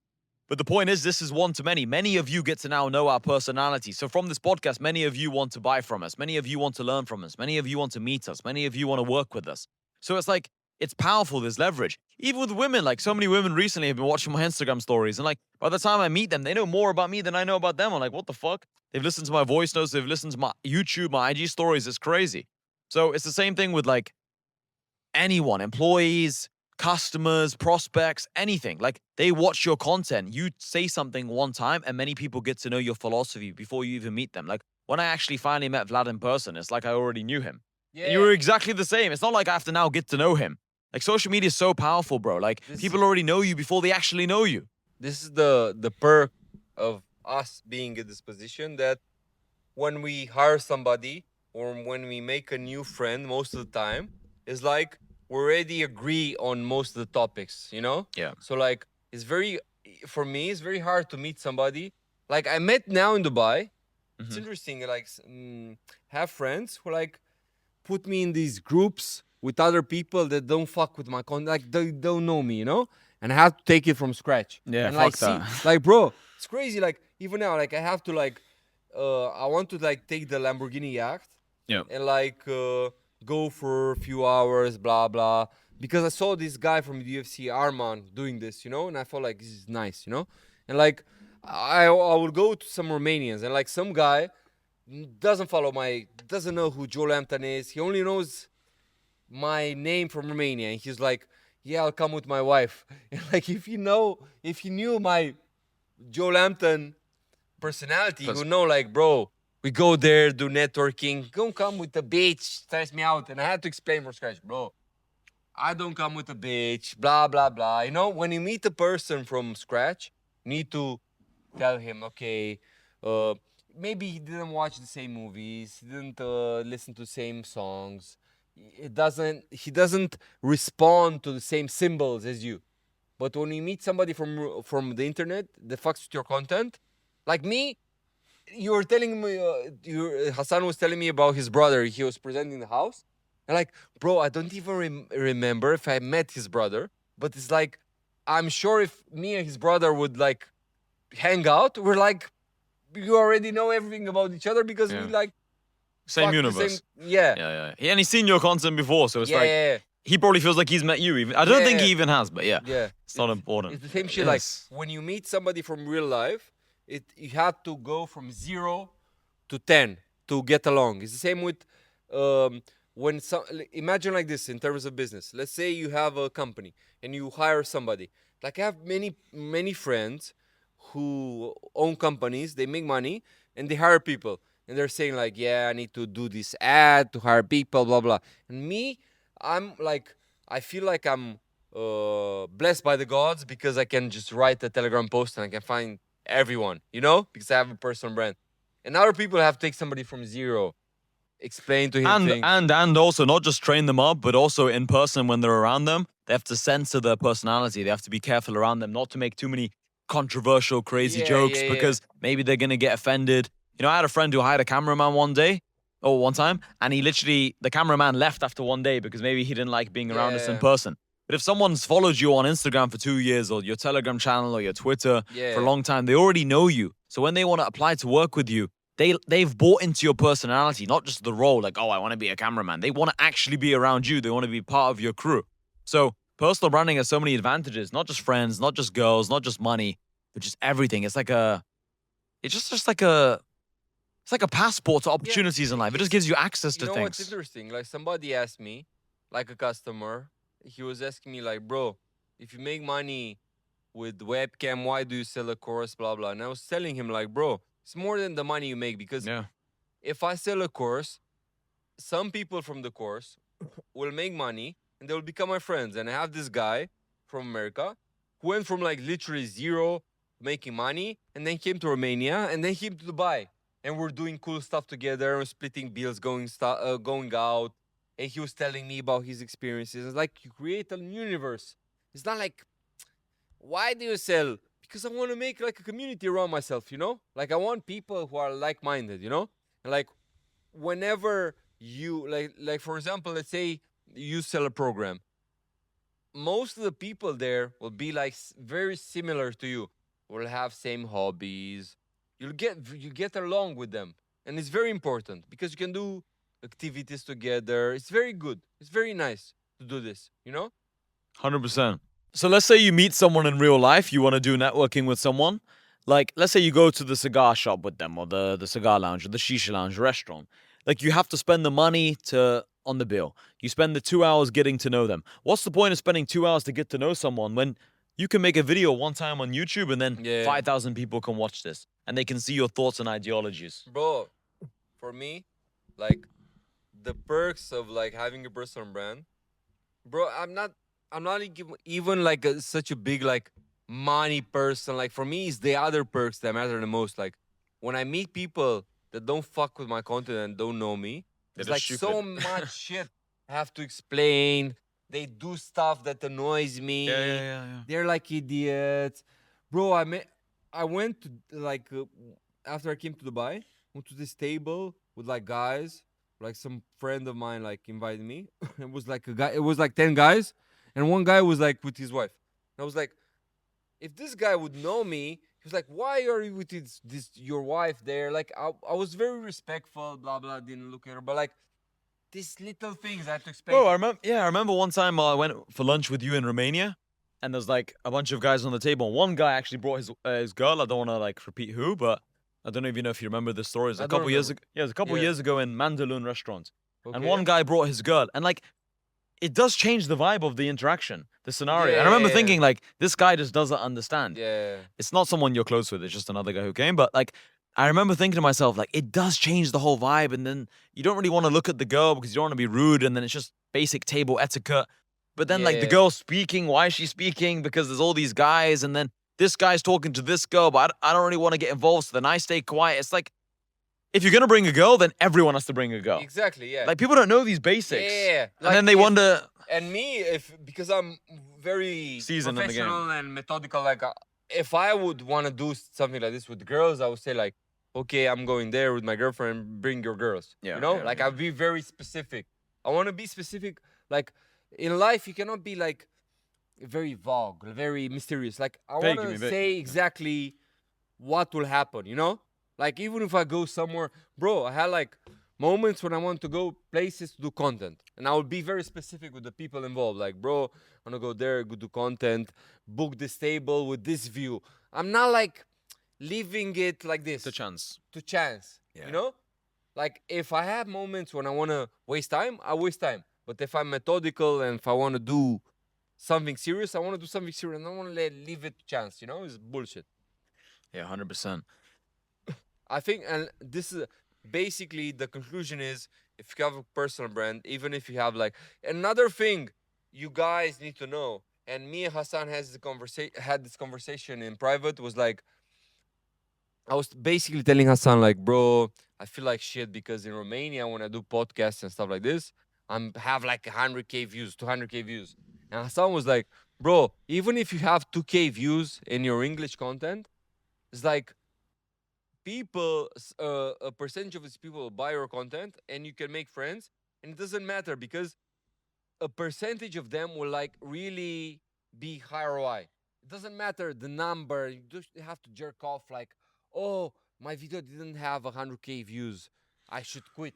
It's not the case. Yeah, you don't need that. It's like people just don't realize when you're posting on social media, if you get 2,000 views, imagine you had 2,000 people in real life watching your content. You told me this and you changed my mindset Yeah, about this. bro, I've done conferences with my community and 95 people turn up. The maximum, I think, was like 97 one time in Warsaw, Poland a couple years ago. Like, the beginning of 2024. And I remember as I was talking at the front of the room, there's 97 full grown adults listening to me. Yeah. I remember thinking 97 people's a fucking lot, bro. 2,000 is 20 times this amount of people. Like, it's a lot of people. So if you get 2,000 views on a YouTube video, it's a lot of attention. Like, actually respect people's time, actually try and give them value, actually share your thoughts and ideas with people, and people will remember them. Like, I've listened to some people on social media and they say one thing and I remember it forever. Yeah. Like, don't underestimate the value of like 2,000 people. And I think the reason why people do this is because they're so used to like looking at these mainstream people, like Lil Baby. He might do a interview or podcast with Vlad TV. And Vlad TV, you know, maybe they get 2 million views or however many views they get. And they think, oh my God, like I'm a loser. Lil Baby got 2 million views and I got 1,000 views. So I'm washed. I'm a loser. But those 1,000 views, if you're targeting the right people, your ideal customer profile, you might get 3 sales of like 10K each. I will That's tell you 30K. what's the problem. Like, people don't realize, because you see these mainstream people in music, mainstream people in streaming, mainstream people in personal branding. You have to understand that nowadays you can be a superstar in the underground, like in the rap game. Imagine a guy who's very famous locally, and you think, oh, he's a loser compared to Lil Baby, but he's making 100K per month. But you don't realize, because you always see these, like, you think of like in football, you think of the Premier League, Champions League, but there's guys playing in China, or there's guys playing in the Middle East, make millions, and you don't realize it. Yeah. It's not like, not, you can be on your lane and make a lot of money. It's not like you have to be in the Premier League of football.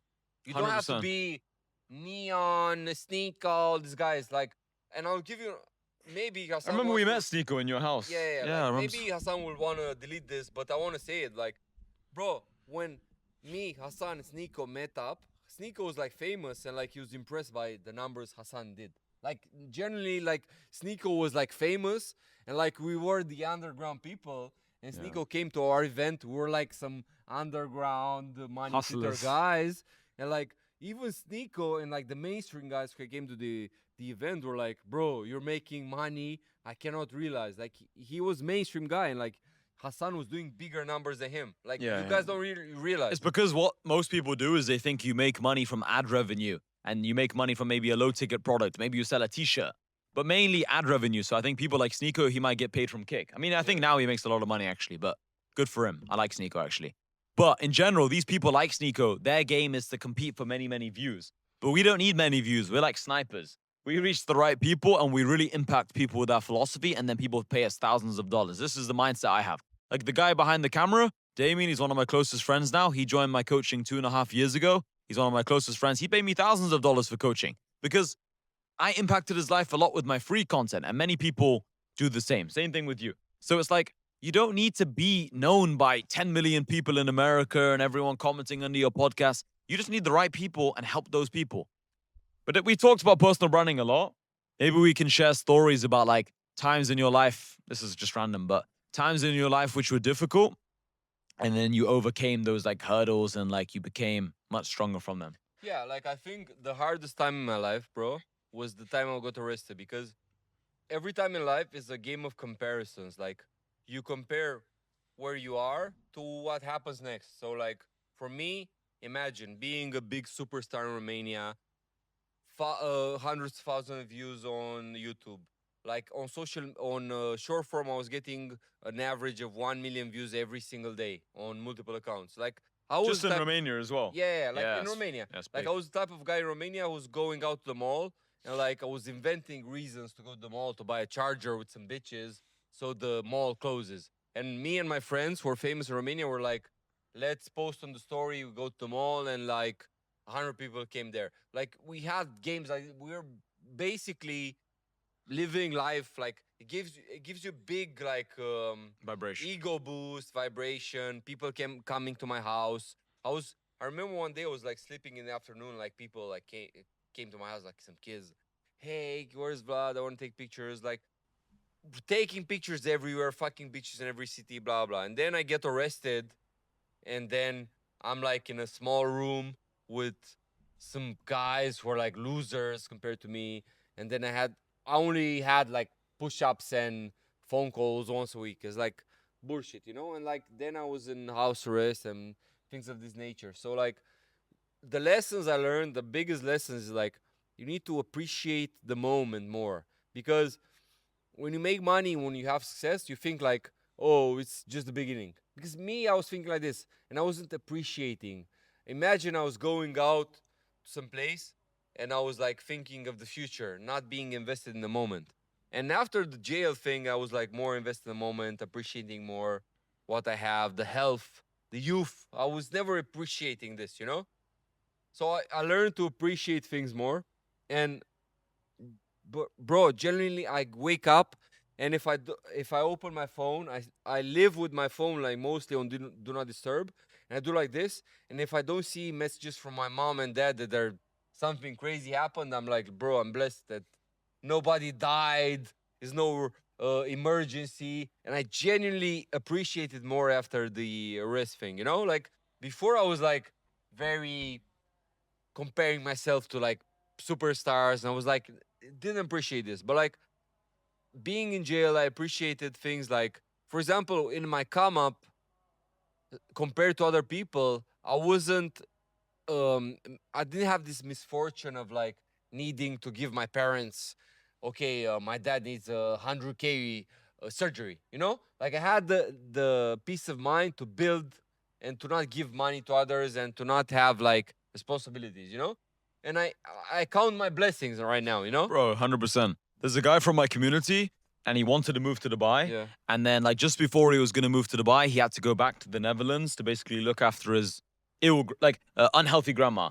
exactly, yeah. Yeah, so it's like, if his grandma wasn't unhealthy, he'd be moving to Dubai and living life in Dubai and building his business. But now he's spending time in the Netherlands looking after his grandma. And the point is like, this is why you have to move quickly and just do more, because I'm sure he had many months and many opportunities to move to Dubai before, Yeah. but he was always thinking like, I don't want to move now. I'm going to wait 6 months. But in 6 months, your situation could be completely different. And now the chessboard isn't the same. You can't really leave your grandma by herself in the Yeah. Netherlands if you don't have a mom and dad to look after her and it's just you. And then it's like you sit there and feeling guilty. And it's like, are you really going to leave your grandma and just send her to a care home just to move to Dubai? Like, no, like you're going to look after her. But then that's now affected your business career. But maybe if you'd moved to Dubai 6 months earlier and you moved quickly, then your grandma got ill. Well, one, you might have more money to help her. And two, then you could just move back to the Netherlands in a position where you're operating from strength. Maybe you're making 5 times the money. You can hire more people for your business. So then you can spend more time on your grandma. So just strike while the iron is hot. Everything is about timing in life. Yeah, That's what that's I've learned. like people like imagine this glass. Most people and me before the arrest were seeing like, yeah, it's half empty. I'm not like Dan Bilzerian. I shouldn't. Like, bro, Hassan knows. Before I got arrested, I was living crazy lifestyle, and I wasn't doing vlogs, doing because I was thinking like it's just the beginning. And then I got arrested and all these problems happened. Like it's good to also have like a good grasp of like the reality and like be grateful for what happens. Because you never know, maybe in 2 months from now will be have cancer. Like your dad, he didn't know he would have cancer in 2 months. Or my dad when he had like brain surgery, you know? And like Yeah. he didn't realize he was living his prime, maybe, you know? Yeah. You have to just move quickly. That's what I even think, like just live life. That's why for me, I like daily goals so much more than yearly goals. If you're focusing too much on your yearly goal, like this year, I want to make this much money, you're disrespecting each day. Like today, I have certain objectives and certain tasks I want to complete. Like, okay, one of my objectives today was doing this podcast. And I knew this was going to be a long podcast because I just wanted to, because Vlad and I always have good conversations. I was like, let me make this a long one. So this was one of my main objectives for the day. I'm not really thinking 2 days from now, I'm going to do this and this and this. Like, I'm just focused on this podcast. Sometimes people say, Hassan, how do you have so much energy? And I say, like, it's just because I'm focused on now. I'm not really using my Yeah, subconscious mind thinking about the future.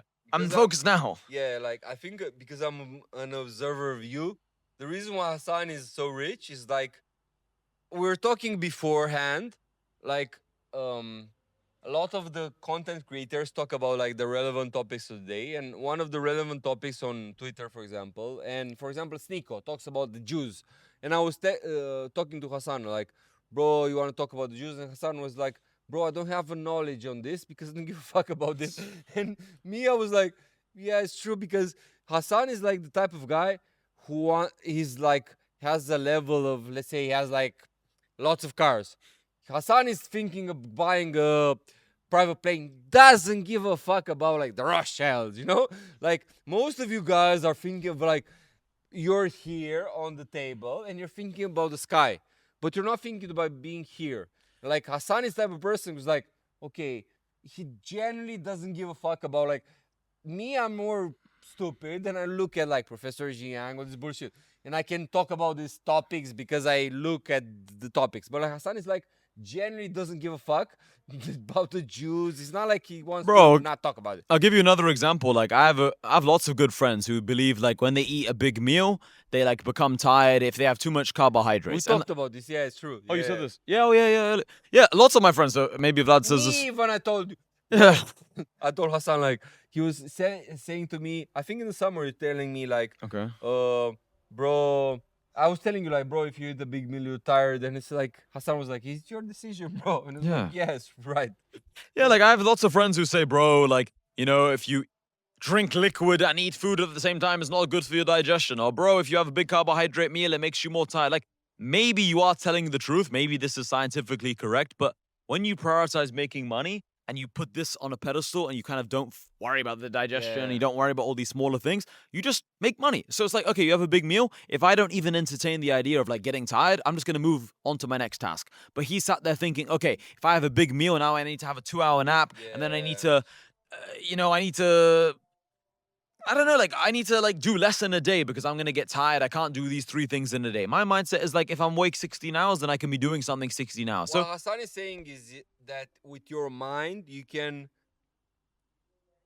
like you can create some mental models that like help you. Like yeah, for I have lots example, of mental me, models on this. yeah, like Yeah. for example, me, I had like in the last few years, I had like generally hot bitches. Like, and most of the guys on Twitter were saying like, semen retention, you don't need this. And That's me, bullshit. bro, I had Yeah, like fucking bitches in my bullshit. life.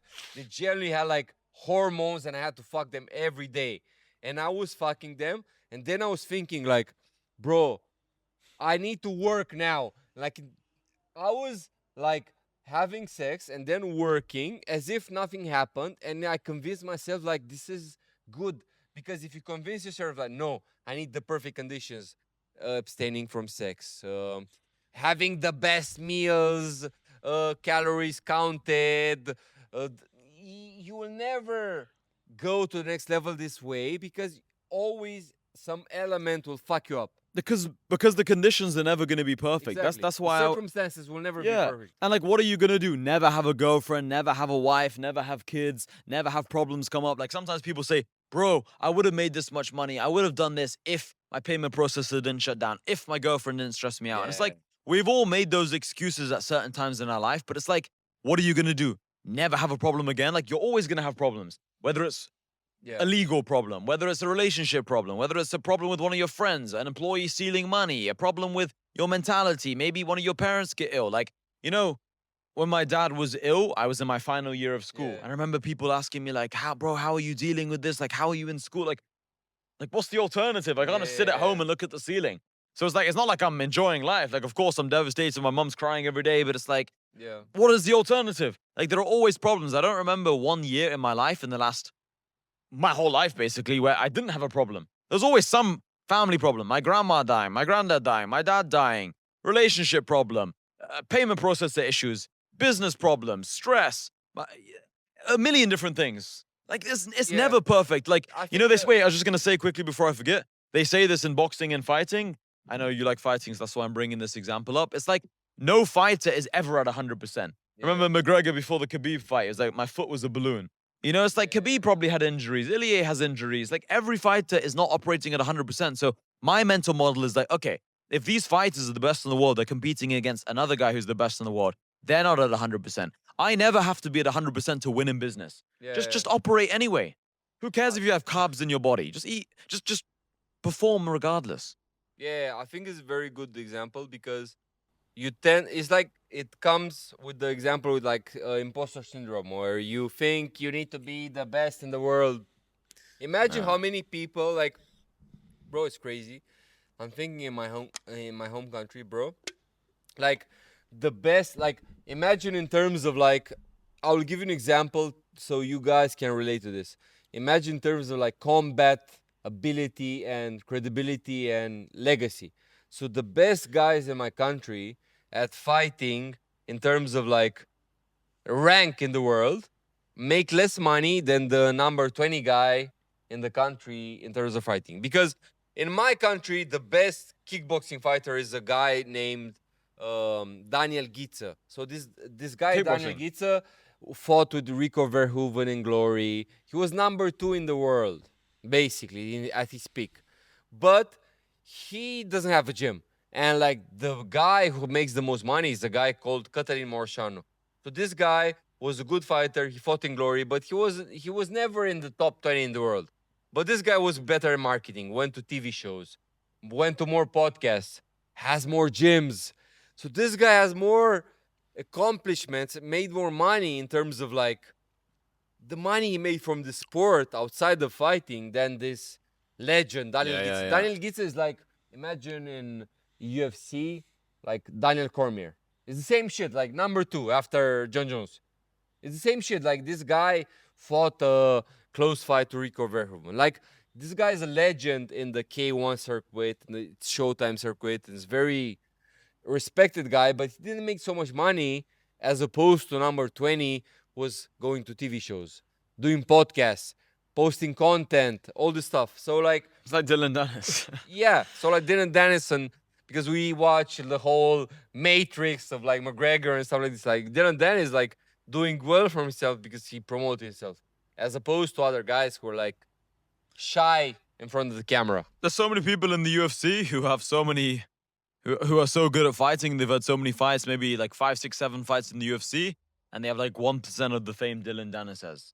You know, and Dylan Dennis is like, yeah, he's making money. He's known by millions of people around the world because he focused on the marketing. It's like the main point I'm trying to make, guys, and Vlad's making as well. You don't have to be a 10 out of 10 in any area in life. What Yeah. you need to be is a 7.5 in many areas. If you're 7.5 in sales, 7.5 in marketing, 7.5 in posting content online, 7.5 in your energy level, 7.5 in like your organizational skills and your routine every day, you're gonna be successful. You're gonna be a millionaire. But Yeah. if you focus too much on like being good at golf, you're just gonna be some loser who's just got a few t-shirts. Like when I came to Dubai, guys, I asked Hassan like, bro, I want to make friends in Dubai. Please add me to your community, blah blah. And he added me to his community, and like I realized after like because I'm a guy who analyzes things, I realized like Hassan has a big community, almost 1,000 people, because he's good at many things. Like he's also like he's a car guy, he's in shape, he's young entrepreneur,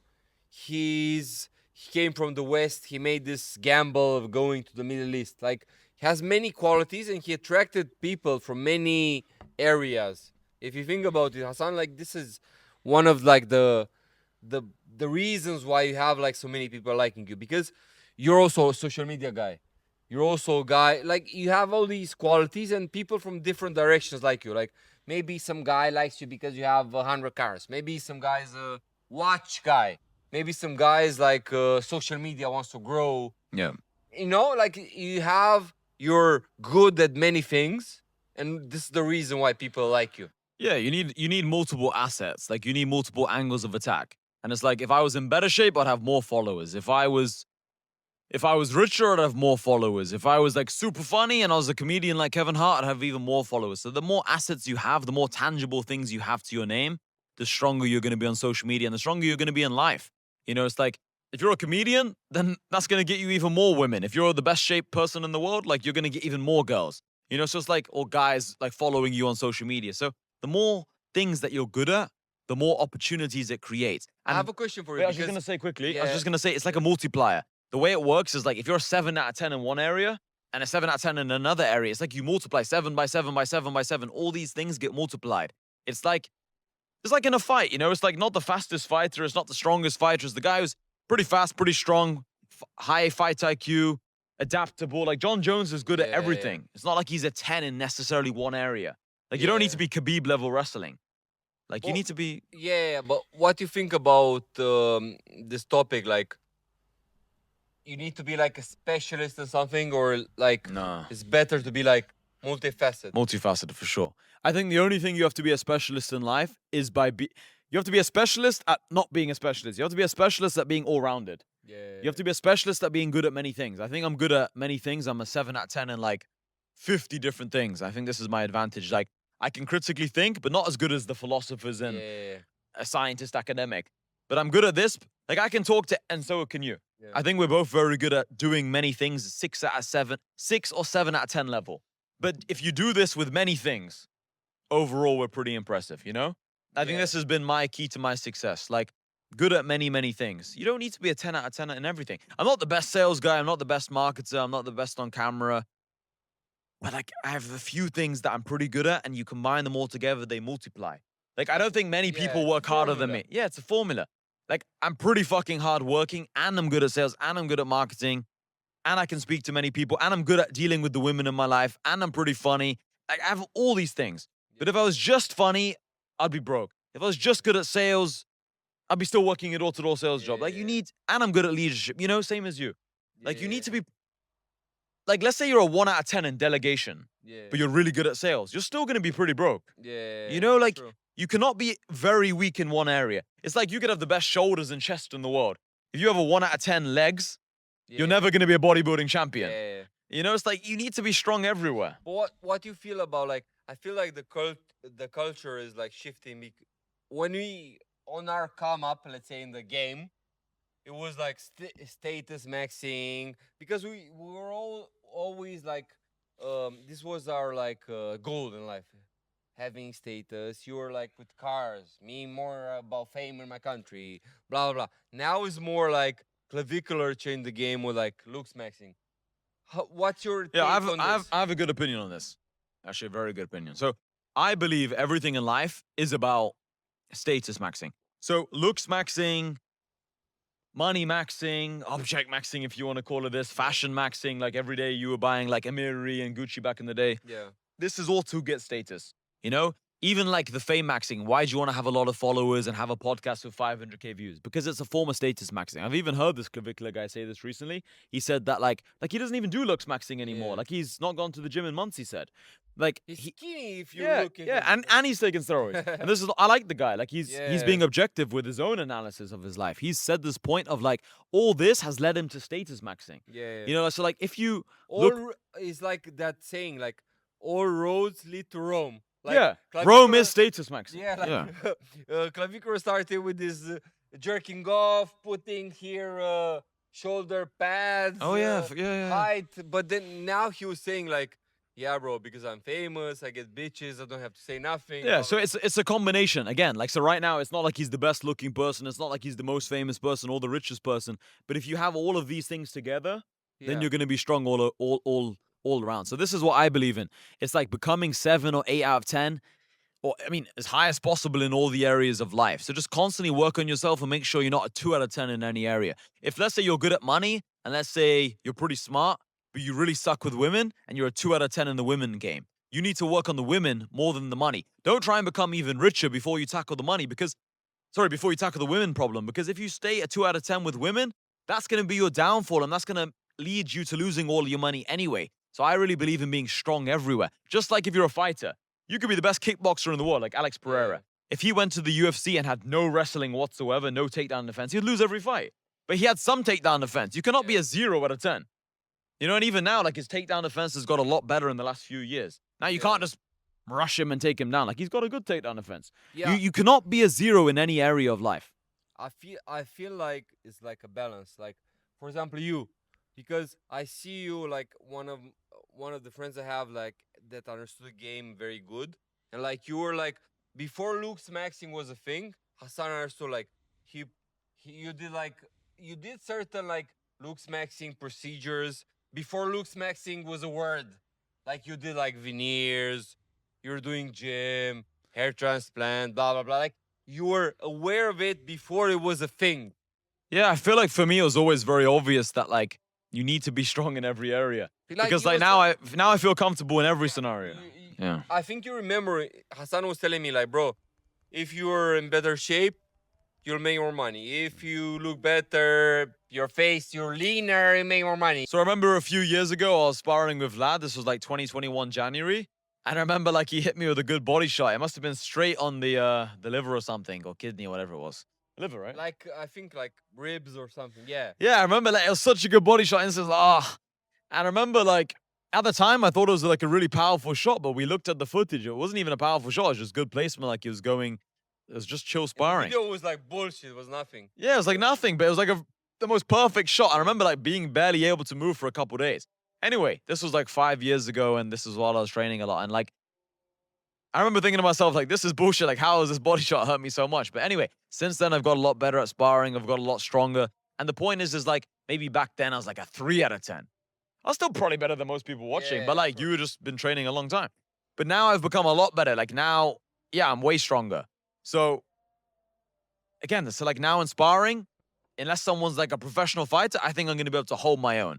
In the gym, I'm stronger than 90% of people. In money, I'm stronger than 99% of people. With women, I'm more confident than 95% of like I've worked on myself, you know? Yeah. But most people just think I need to get bitches and they think like I need to buy a Gucci t-shirt. Yeah. They don't analyze the game the way we analyze it.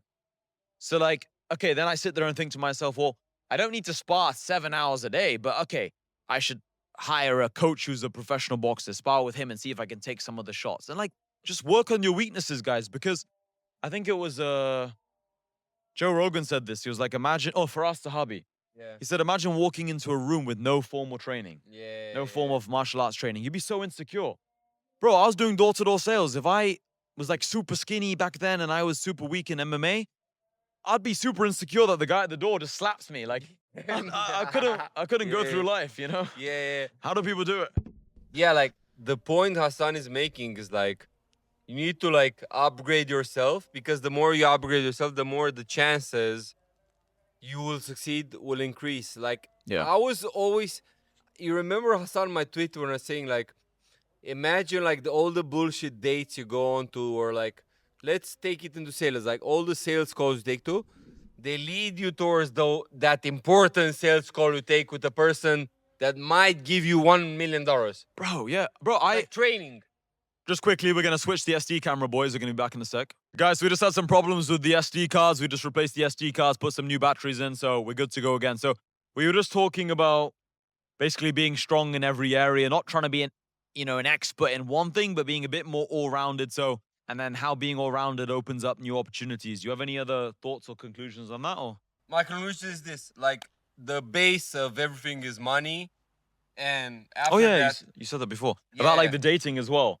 You cannot buy a girl's love, but you can go on lots of dates and increase your chances of love. That was a but great like, point. my thing is like after a certain point, after you made your money, after you have like some peace of mind, because in the beginning you cannot think about like dating when you're like broke, but after a certain point you need to be like more well-rounded, because we talked about this in the past. Happiness is a formula. It's like you cannot be like, bro. I don't want to talk like principal jerk off to principals from the podcast, bro. I had like periods in my life I was making money, but I didn't have free time. So for example, when I was running my webcam studio full on, I was having money, but every Saturday and Sunday I was in the studio, and I didn't have free time. I didn't have free time to date. I didn't have free time to do networking, to have the friends I wanted. So like I was happy. I was like feeling miserable, you know. So you need like after a certain point, after you made your money, some to be well-rounded. How you feel about this? You have to be, yeah. It's pretty self-explanatory, but yeah, I think you need to be all-rounded, guys. If you're not, you're always going to be unhappy. You'll feel like something is missing. You know, a lot of people who make money, let's say with crypto, or they get lucky with a business or something, they feel like, bro, I knew a guy who told me that once he starts making 10K a month, he's going to be very happy because then he can get girls and all this stuff. And I said, okay, bro, just listen to me. Let me do an experiment with you. So we're in this beach club. Yeah. I said, go talk to this girl. And then he went and talked to the girl. I said, like, try and get her number. Then he'd come back after he talked to her. And he talked to like 8 or 9 girls. 0 of those girls gave him their number. And I said, look, bro, these girls don't know if you make 50K a month, 0, 100K a month, 500K. They don't know how much money you make. They just judge you based on how you look, how you carry yourself. So even if you're making 10K a month right now, 20K a month, they don't know that you're making that money because all they can do is judge you off who you are. So it's not just money. It's also the way you speak. It's also the way you look. It's also the way you carry yourself, handle different problems that come up in a conversation. So you got to be multifaceted. I don't think money is the be all end all. It's just one aspect of the game. know what? Because it's not tattooed on your forehead. Yeah. It's not like the number of dollars you have, bro, is like just written here. You know what I learned? And what I learned after I started making money was like, I learned that I don't have the mannerism of a rich guy. So what I did after I started making money and I had like free time and stuff like this, then I started going out, spending money because I want to acquire the mannerism of a guy who has money. Now, if I'm in everywhere in the world, I know how to tip people, how to sit at the table, how to behave. I remember first time when I made money, when I went to a store, I was like, bro, it's the store. I was like super amazed about everything. And I didn't behave well. So you need to make money and spend it the right way and spend it around people who have money. Because then maybe you'll meet a girl. She's used to meet like a guy who has like, you imagine this scenario. You start making money, you buy your first Lambo. And you meet a girl who has like, her ex is Hassan with like all the cars, all the watches. And like Hassan behaves a certain way. And like her boyfriend is like trying to impress her with the car, speeding, all this bullshit. Bro, you need to be around these circles of money, behave the right way, be like comfortable, be like, it's your home. Super true. For me, yeah, this is just common sense, but I think a lot of people struggle with that. Yeah. I remember one time some guy in the gym told me this. He was like, bro, do you ever just like go up to girls and just flex on them and like talk to them about money? And I was like, no, like I don't do that. And he was just kind of like shocked. He was surprised. He was like, what? If I was you, I'd be doing this every day. And I was like, one, I feel like it's kind of cringe, but two, it's like, if that girl knows other guys with money, you just look like a complete idiot. And also, I don't feel like good about it. I don't like that kind of flexing energy of like, saying to a girl, look, I have a Lambo. Who cares? Like, Yeah, it's like weird. we're It's the weird. type of person like imagine Hassan. Hassan has all these cars, watches, blah blah. But he's not like Hassan is living in fucking Albania where he's the only one. Hassan is like took like his level, like went to like the Champions League, Dubai. Yeah. Dubai and Miami is Champions League. Yeah. It's like Hassan is not like he's staying in like Birmingham bullshit. He's like the only guy. Like we want to go band for band with like serious people. We're not like in the trenches flexing. Oh, I have a Rolex. For us it's like Yeah. bullshit. It's not nothing. We just when we talk in private, it's like we're not like considering ourselves like we're like Elon Musk. Yeah. Oh yeah, people. saying. Yeah, obviously, people comment under our post like, "You guys aren't Elon Musk. You know, there are people richer But than we you." are We know. disagree. We fucking know. We know. We're analyzing how we can get higher. Yeah, we don't need other people to tell us you guys aren't Elon. We know we're not Elon. But yeah, people actually think we're Elon. Yeah, but Like we don't. even our decisions in life, we move from our home countries to better cities, better countries. We try to hang out with people who are successful. It's not like we're like some local mobsters. Like we understand. You don't have to tell us. Like we're trying to upgrade ourselves as well. Like you do. Yeah. We're applying the same formula on ourselves. You know. Exactly. Like, Yeah. like Hassan generally doesn't jerk off. I have 100 cars. No, he's like, bro, I don't have like. I barely drive. Pagani." Yeah, Like, you feel like very normal. Yeah. And like 100%. the girls we're meeting, we're not like meeting some peasants from like Southeast Asia because it's not like my mindset. Because if you wanted this, we're to leverage. You will move to Thailand. Bro, people say this to me. They're like, bro, you can go to Bali and then you can run ads in Bali and you can get like these But 100. it's not our thing. Yeah, I don't want to be in our the situation. championship. I want to be in the Champions League. Yeah, exactly. Yeah. Yeah, 100%. And the only reason we got to this level is by having the mindset of how can we get to the next level. We're not just sat there thinking like, oh my God, what we have is so amazing. And also like my mindset in life isn't like holding on to what I have. It's how can I use what I have to get more? How can I be resourceful? How can I constantly upgrade? But yeah, like if you're the kind of guy who just celebrates their wins for too long, you'll never actually reach this level in the first place. If you're like, wow, I have a Rolex, you'll never buy another Rolex. You'll never be the kind of guy who actually has money. You know, there's lots of people who save up all their money to buy a Rolex, but they're not actually rich. They don't have the life they want. It's just an item, as Vlad said before. It's just an object. You know, you need to always look at what you have and think, how can I turn this into more? Whilst being grateful for what you have. I'll give you my perspective on this for you guys to understand. So, like, me, when I bought my first Rolex, I bought it in a, like, I made I'll tell you exactly the numbers so you understand my mindset. I don't know if it's the best mindset, but I will tell you the truth. So in 2 days, I made 50K, and like the Rolex was like 17.5K dollars. So like I spent this, but I bought it from Dubai from guy Shahab, and I sent my assistant to buy it from there. So like probably overall it was like, I don't know, in euro, like 18K euro bullshit, you know? But like I bought it because I made money very fast. I wasn't the type of guy who's like, okay, all my money, I will save it to buy Rolex. What's my joy of having a Rolex if I'm a loser? I want to have my Rolex amongst the other perks of my life, you know? This is my mindset. You know? This is the thing. Most people don't think like that though. Yeah, they think their Rolex is gonna save them from their lifestyle. Yeah. They think they're in this position right now. They might live with their parents, or maybe they moved to an apartment, and they think if I have now this item, when I go out, everyone's Bro, gonna I'll look tell at you the another item. thing that It's not like this. I don't think if you thought about this. Like I bought this fucking bag, this bullshit bag, you know, and like I just bought it because I need to put like in Dubai. I have like this lifestyle where I need to like have charger on me. I need to have the key from the apartment. Blah blah blah. I need multiple things. I'm not in Bucharest, and like people were saying like, bro, it's Tom Ford. It's like your name upgrades the level of your objects, you know, in a sense, you know? Yeah. And like when and this goes even lower, like when you're a loser, if you're a total loser and if you live in the bando, like some guy in Atlanta selling drugs, your day just will seem like it's fake because you're a loser. Like the things you have, like people always ask me, like, bro, is this shirt like Loro Piana? I'm like, no, but I have like my sneakers. Oh, I thought everything is like Loro Piana. No, like, but because I have a big name, it amplifies the things I have. You know, 100%. same. Like imagine you had this Richard Millie, and you were a loser in like your hometown.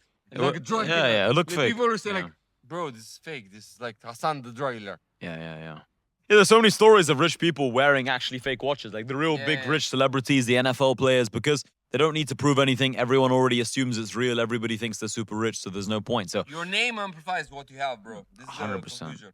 that's why we were saying before, you have to be all-rounded. You have to be multifaceted. If you just focus on getting a Rolex, or just focus on getting a car, or just focus on being good in one area, as soon as you're not in that environment, then you're weak again. So it's like, let's say you're really insecure. Let's say you're not confident. You don't have you just don't have good energy. Then if you go to the club and you haven't got your car with you, then all of a sudden you're going to feel and look like a loser. The same thing with your Rolex. If you're not wearing your Rolex, then as soon as someone sees you in the gym, let's say you're not wearing a Rolex, you're going to look like a normal dude again. Yeah. So you need to be strong in as many areas as possible. So whichever environment people put you in, you're And objectively strong. This goes back to the vibration thing. Like I feel like if you have certain procedures every day and you have good vibration, you have more hours of feeling okay mentally, and you have more hours of good work, deep work.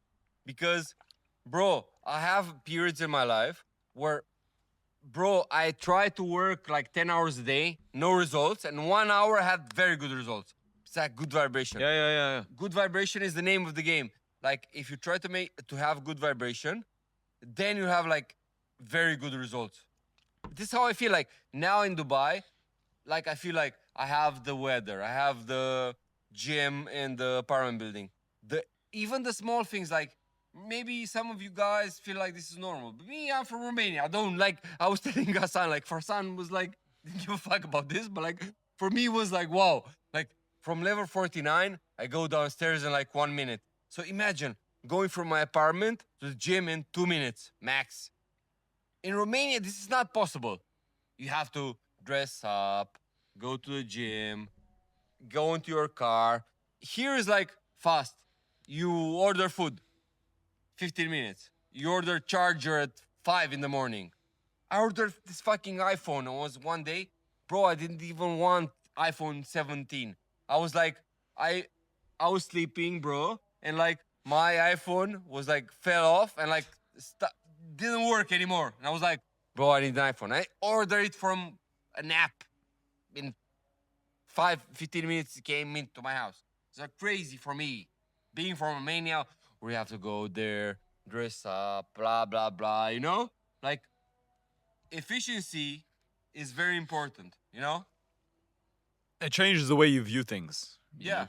100%. Okay, guys, we're gonna do some questions that we've been asked. We have like 50 something plus questions, so we'll choose some of them now. Yeah. So like I wrote on my Telegram like I'm gonna do a podcast with Hassan, and somebody asked about like dropping out from school. What's your opinion on this? I think that nowadays we live in a world where online money is so prominent. I think nowadays everyone can make money online, even if you're not that smart. Any dumbass can make money online. And also, if you go to school or college, university, the average amount of money you're going to make is so small that even the lowest level hustle on online business can make you the same amount of money. So I feel like going to school now or going to college or university, whatever you guys call it, is pretty overrated. I don't think you should drop out of school at 12. You know, like it's good for social life. It's good to talk to people, kind of not be a weirdo, talk socially to others.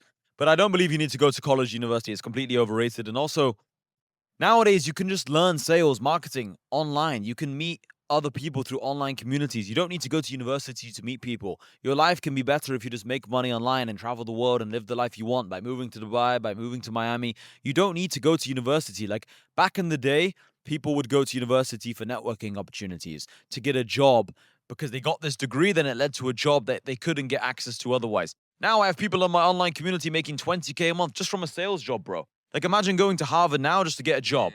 Now Harvard, maybe that's an exception actually, because maybe it's like the prestige and stuff. But any other university, like you said, if you go to a top 2,000 university in the world, Harvard's like UFC. yeah, So, that's yeah. maybe the bad example. But if you go somewhere else, it's bullshit. Like why? Just get an online sales job, build your personal brand, meet people through online communities. It's cheaper, it's quicker, it's better. You'll be more successful. Like the world has changed. I think people hold on to the past too much. It's kind of like now not using ChatGPT because you're saying, oh, 20 years ago people didn't use ChatGPT, but now we live in a world where people do use AI. Yeah. Just adapt with the times. What do you think? Yeah, I think like me, I'm the person like every one of my friends says I'm bro, you're pessimistic. I'm the person's like I stay in a place until I have the opportunity, the real opportunity to like ascend towards the other place. So like me, I went to university. I'll tell you my story. So like I was in my hometown. My girlfriend was like, bro, I want to study law, blah, blah, blah. So we went to Bucharest, which is like a 2 million people, 2 million city, 2 million people city. And I went there and it's like, bro, I went to university until I had the opportunity to do webcam stuff and other things. Like, I feel like you shouldn't quit school if you're like a total loser playing video games without no money. But if you're actually good at something, and if you actually had one lane you can focus on, you should go on that lane. Like, if you, like, for example, I quit university when I opened my first business and I was making money. I wouldn't quit university for smoking joints. You know? Like, don't quit, like, don't break up with your girlfriend if the alternative is sitting at home and jerking off. Don't quit your job if the alternative is sitting at home and watching YouTube videos with Tate from 2022. Don't quit your business right now if you don't have no opportunity. Like, be strategic, be smart, and like go full in when you have an opportunity. Again, I disagree. Like the point we made earlier, I think it's better to move before you're ready. Because let's say someone quits university. I'm talking for people in the Western world. If you live in maybe Bulgaria or Romania, maybe you do what Vlad says. But I think if you live in the Western world, it's better to just quit. Because, bro, you can become a waiter in America and make like 10K a month with tips. You know, there are waiters making so much money in America. There are people doing door-to-door sales jobs, selling solar, making so much money. So what's the point of going to college, especially in America, racking up so much student America debt? is like expensive. It's like you pay money. It's like different from Eastern Europe. Yeah. Like in Eastern Europe, it's like cheap. It's like free. Yeah. That's what I'm saying. If it's Eastern Europe, it's different. But if you live in the Western world, you can get a door-to-door sales job that pays you more money than you would coming out of university. I have friends who completed university and they worked 3 or 4 years in university. And the amount of money they made with the job they had coming out of university was like 2K a month, 3K a month.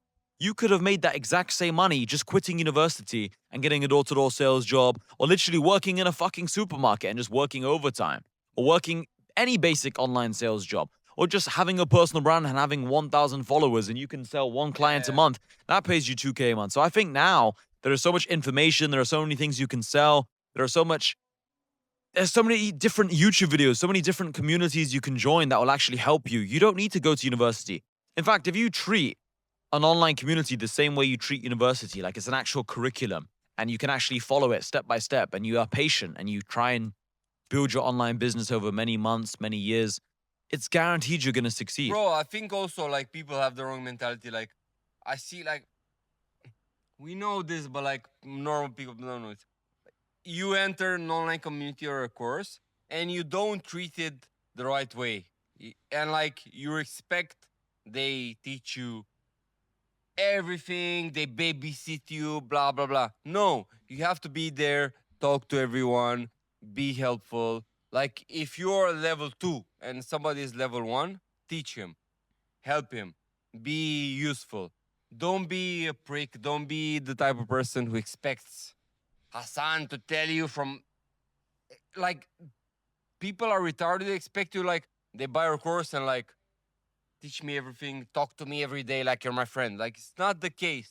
I actually implemented something today, funnily enough, where I actually am talking to people every single day now. Like every person who joins my community from today, I'm speaking to them daily. But yeah, I get what you're saying anyway, because before I didn't have this, but now I do speak to people daily.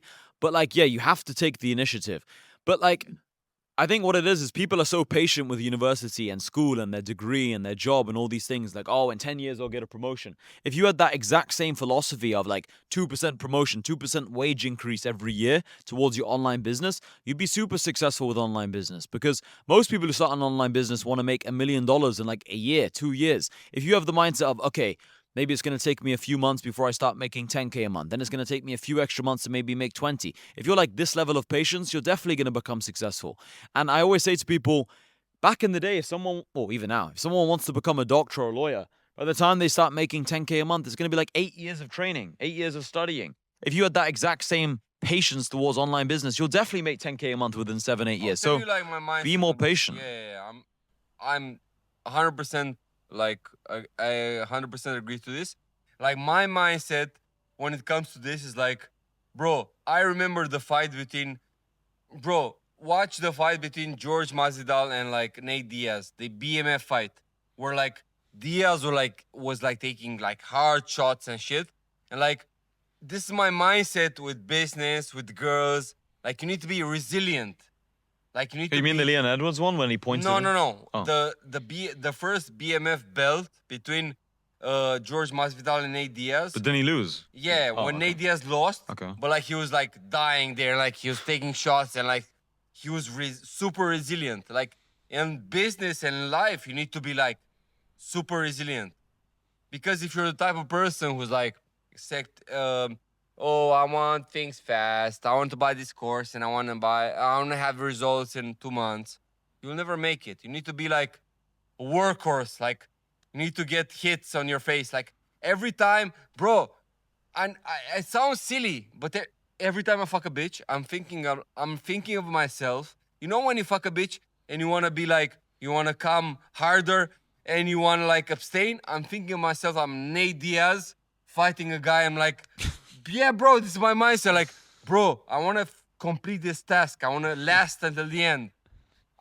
It's the same in business, and same in sex, same everything. Like, if you die first, you will never have results. I'm with a bitch, bro. Go to my channel, you will see I fuck the best bitches in the world. I have all these mental, like Kasan says, mental models. My mind is like, bro, I want to be there to be like a workhorse. I mean, I'm on a job. I'm with this bitch. I want to be like on point. It's the same with business. It's the same with everything. If you're the type of person who's like sensitive, dies fast, first comment on social media, you'll never make money. Even with like most of you guys want to have success. I know this for a fact. Your first friend from your hometown will say like, "Who you think you are? You think you're Sneeko? You think you're this? Stop filming." And then you'll be pussy and you won't film because it's the first comment. No, you have to be resilient. It's just about outlasting other people. Yeah. Like, there's 99% of people are just going to quit. I made a video about this the other day on YouTube. I was talking about how you just need to focus on getting your first 100 videos posted on social media. Like 95% of people who start posting on social media won't even make it to video number 100. So if you can just post 100 videos, you've already outlasted 95% of people. And then if you just stay consistent, you're going to outlast everyone and become successful. Like I have so many friends from back at home.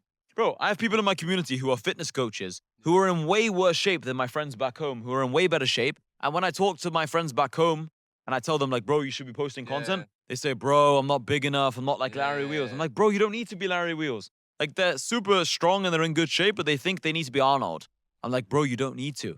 So if you can just keep posting content, you'll outlast all the people who are actually really talented at things because they overthink things and they're just pussies when it comes to posting. And they think, I have to be the biggest guy. I have to be the most talented person. You don't. You just need to outlast everyone else because other people just overthink everything. Like I'm saying, you don't need to be 10 out of 10 in one area. They think they need to be 10 out of 10 like Larry Wheels in the gym, even though they're like 9.5. It's better to just be 6 out of 10 in the fitness area, six out of 10 in terms of posting, and then you just end up posting more videos. And I have friends who have made so much money doing fitness coaching, and they're in way worse shape than my friends who back home are super athletic. They've done sports their entire life. So don't think you need to be a 10 out of 10 in anything. This is such a big myth, and people think when I become a 10 out of 10 in this one area, then I'm ready to compete in this area. When I've saved up this much money, then I'll move to Dubai. When I'm a 10 out of 10 in this one area, or I'm very comfortable speaking on camera, then I'll post my first podcast. Why not make your first 10 podcasts while you're not comfortable on camera? And then by the time you are comfortable on camera, it's podcast number 12. Who cares? Who cares that your first podcast isn't smooth? I remember the first podcast I ever filmed. I was filming with my friend, and the first 10 minutes of the podcast, I was like super unsure. And I felt a bit nervous because there was all these bright lights on my face and I could barely look at the camera because the bright lights were like blinding me. My eyes weren't used to these bright lights. And then I told my friend, let's redo the podcast. We were already like 7 or 8 minutes into the podcast. And then we refilmed the second time and I felt more comfortable. The first 5 or 6 minutes, I was still a bit nervous, but then I got into my flow and then it became normal. It became natural. So don't worry, guys, about like moving before you're ready. Just move before you're ready and you'll become ready as you're moving. You never know when you're ready anyway. Like, And what is ready? It's subjective. subjective. Everyone's ready differently. Like I said, like these UFC fighters, they're fighting well, they're 70% prepared. No one fights at 100%. So just move before you think Like you're the ready. guys in UFC are, they always talk like, because we like this industry, we're like watching podcasts and they always say like, yeah, when I fought this guy for the championship belt, I was injured. I had John Jones, he says that he used to party and do cocaine a week Yeah. before his fights. Yeah, John Jones, guys, says that he never was 100% ready. He'd always party before his fights and he would do drugs and he'd drink alcohol and all these things because if he lost, he didn't want to think he was at his best and he still lost. That was his mental model. And he's like one of the best fighters of all time. So you don't have to be your 100% because the people you're competing against, they're not at 100%. It's not like every day I'm at 100% and I've done my best work ever. We're never at 100%. You know, like some days I wake up, I'm tired. Some days I don't eat so well. Yeah, I'll give you an example. Like, I know this guy, like, when I moved to Dubai, my Romanian guys added me to this group with all the Romanians in Dubai, you know? And like, one of the guys is like a guy in Romania who sells like programs for like fitness. And he has like this niche of like losing weight with sweets. And like, he sells recipes of like eating good food that tastes good and losing weight. And this guy, bro, looks like shit. Like, I even told him, like, bro, you're the only fat guy who makes so much money. Like, it's a fat ass, corporate looking, fat ass guy. Like, bro, he looks super average. Looks like Derek Lewis, but like 60 kilos. Like, he made millions out of this. Like, because he knows how to sell, he knows like business. Bro, he's like number 1,000 in Romania in terms of like fitness. Like, there's guys who are national champions, who are like international champions, who like look 1,000 times better, but then sell like him because they have like business acumen. Yeah. It's the same. It's the same thing with even like if you're hiring a boxing coach. Yeah. The best boxing coaches aren't always the best fighters because the best fighters, they're focused on their own career. They Or don't they're care. not good at teaching Yeah, they don't their care about, art. and they don't care about teaching because they just have an ego. They want to train themselves. They don't care about this guy. But sometimes you can get a trainer who's like actually dog shit. He might be like 52 years of age, and that guy's the best trainer because he sees himself. He sees his younger self in you. He's very passionate about teaching you. He's like, no, do the jab like this. He wants to help you. But the guy who's in his prime, fighting and training himself, he doesn't care about fixing your jab. He's just thinking of his next fight coming up next weekend. Yeah. So it's the same with everything in Also, life. it's a difference between like being a good practitioner, like Terence Crawford now in boxing, versus some boxing trainer. Teddy Atlas. Or some shit. Yeah. Like Teddy Atlas is like more strategic, sees things from the outside. He's not like a practitioner, you know. Like Terence Crawford is like more of a like doesn't give a fuck, you know. He's like the exact archetype you presented. 100%. Like as we keep saying in this podcast, it doesn't matter. It doesn't matter if you're the best at something. People always do this. They wait until they're the best before they make their next move. But what we're trying to get through to you guys is you don't have to be the best. Same with social media. Same with every area. So I have a question on my Telegram, like, and I want to ask Hassan, which is the switch point from 4 figures per month to 5 figures? I mean, yeah, 5 figures is only 10K a month, so just doing more, you know, even to make 6 figures a month. I've heard from people recently. They say, oh, if you want to make 6 figures a month, you have to have the best systems, you have to have loads of employees. Yeah. I really don't think so. Like nowadays we live in this world of AI and information being easily accessible, where I really believe anyone can make 6 figures a month. I mean, let me rephrase that. Anyone can make 6 figures a month if they put in so much work for a couple years. I don't think you're going to get 6 figures a month like in a few months of trying business, but after like two and a bit years of working really hard every day, I believe anyone can make 6 figures if they really want it. Bro, I had a guy join my community. He's an Uber driver. He was not even working as an Uber driver. I think he was working as a guy in a supermarket. Then I told him to get an Uber job because then he can like listen to podcasts or radio or whatever, like self-improvement stuff while he's driving. And then he joined the community and he started making 30K a month profit selling AI guides on his Instagram. He posts like 16 videos a day. 16. Not one, not two, 16 times a day. Like it's just pure volume.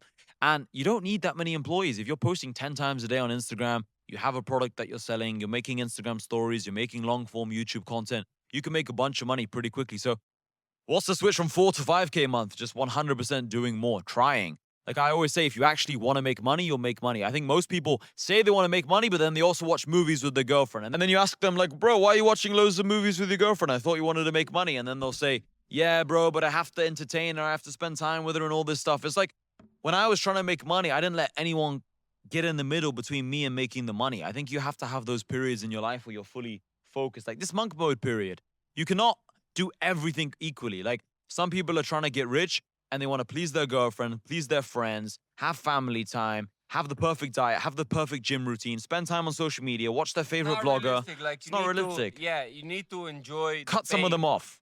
Like, I think it's in one rap song. I think Tupac said it like he felt in love with the struggle. Like I think because we made money online and stuff like this, we had periods when we fell in love with the game, you know? Like it's fun. Yeah, you need to like, if you only think about like the perks of it, like the advantages, you'll like never the make money, it. You'll never make it. Like me, bro, if I'm on at my desk and like I think of some conclusion and I write some Telegram post about like a topic and I'm like, bro, this is like the shit, I'm like happy, you know? Or if I have a good workout, I don't give a fuck about like this is like bonuses, like fun, club, spending money. I don't give a fuck. Like my base level of happiness is covered by like production. Like yeah, if you consume more than you produce, you'll never become successful. That's what it comes down to. Most people are like weekend people, like they work all the week and then the weekend they wanna fuck.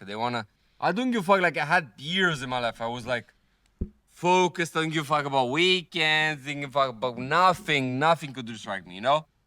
Yeah, if you're the kind of guy who's thinking weekends are like this magical time where you can just relax, then you'll always be a 9 to 5. You'll always be an employee. Bro, you need to feel like the pride when you're a young guy and your girlfriend says like, oh, we're not doing nothing for Easter. We're not doing nothing for Christmas. Oh, you need to feel the pride in your heart that, okay, now I'm a real hustler. This bitch is stupid as fuck. Now you're like entering your prime of like being like, you know, like all these obstacles actually mean you're taking it to the right direction. Like the more you can sacrifice, the more you can just accept your girlfriend complaining and you're not too bothered. The more you can accept your friends saying you switched up. Like I remember I once left one of my group chats, like the group chat I had with some of my friends. They're like messaging me like, bro, you switched up. Like, yeah, you're just literally talking about marijuana all day. Like I don't give a fuck. You know, and it's like for me, maybe it's because of the way I was brought up, maybe it's my personality, but I was very good at always just like not caring too much what people thought because I just saw myself as better than these people. I don't know how to explain it. Like it might sound arrogant, but I just didn't care. Yeah, I was talking to a guy here in Dubai. Like a few days ago, I went to a gym, and like afterwards, we're like walking and talking. He was talking about like maybe we live in a simulation, maybe, and I was telling like, bro, what we should focus on and talk about is like getting from this level to this level, like from A to the B. level, yeah, A to B. This all the other bullshit is like jerking off is like entertainment. It's like nobody cares. We need to focus on like, okay, I have 10 followers. How do I get to 20 followers? I have like $1. How do I make? Who the fuck cares? Like we're overqualified if we know about the Rothschilds, the Jews. I was talking to Hassan. We were about to talk about this topic, and she was saying, like, bro, I genuinely don't give a fuck. Like, Hassan doesn't give a fuck, doesn't know about this bullshit, and he has, like, all these cars and all. And this is the right move. Who the fuck cares about all these? It's only good to talk about it, and maybe I will learn about it to talk about it on content. Yeah. Because then we profit from talking about it, like this professor you keep Yeah. talking about. Like then I want to learn about the wars. Yeah. But I'm never gonna like know a lot about the wars to then have a debate with one of my friends about the wars. Who cares? Jerk Like, it's off just- and, like, be invested, this is bullshit, you know? Because you only have 1,000 waking minutes in a day or 16 waking hours in a day, 960 minutes. The more of those minutes I spend on other people and other things that aren't in my best interest, the less chance I have of being competitive. So the reason why I became successful is because I spent more time and more energy than other people on myself, learning things that were relevant to me, more time posting content. While other people were consuming my content, I was producing content. This is how I got ahead. I've written 45,000 tweets because I wasn't reading every person's tweets. Maybe I was reading Vlad's tweets, maybe I was reading a couple other people's tweets.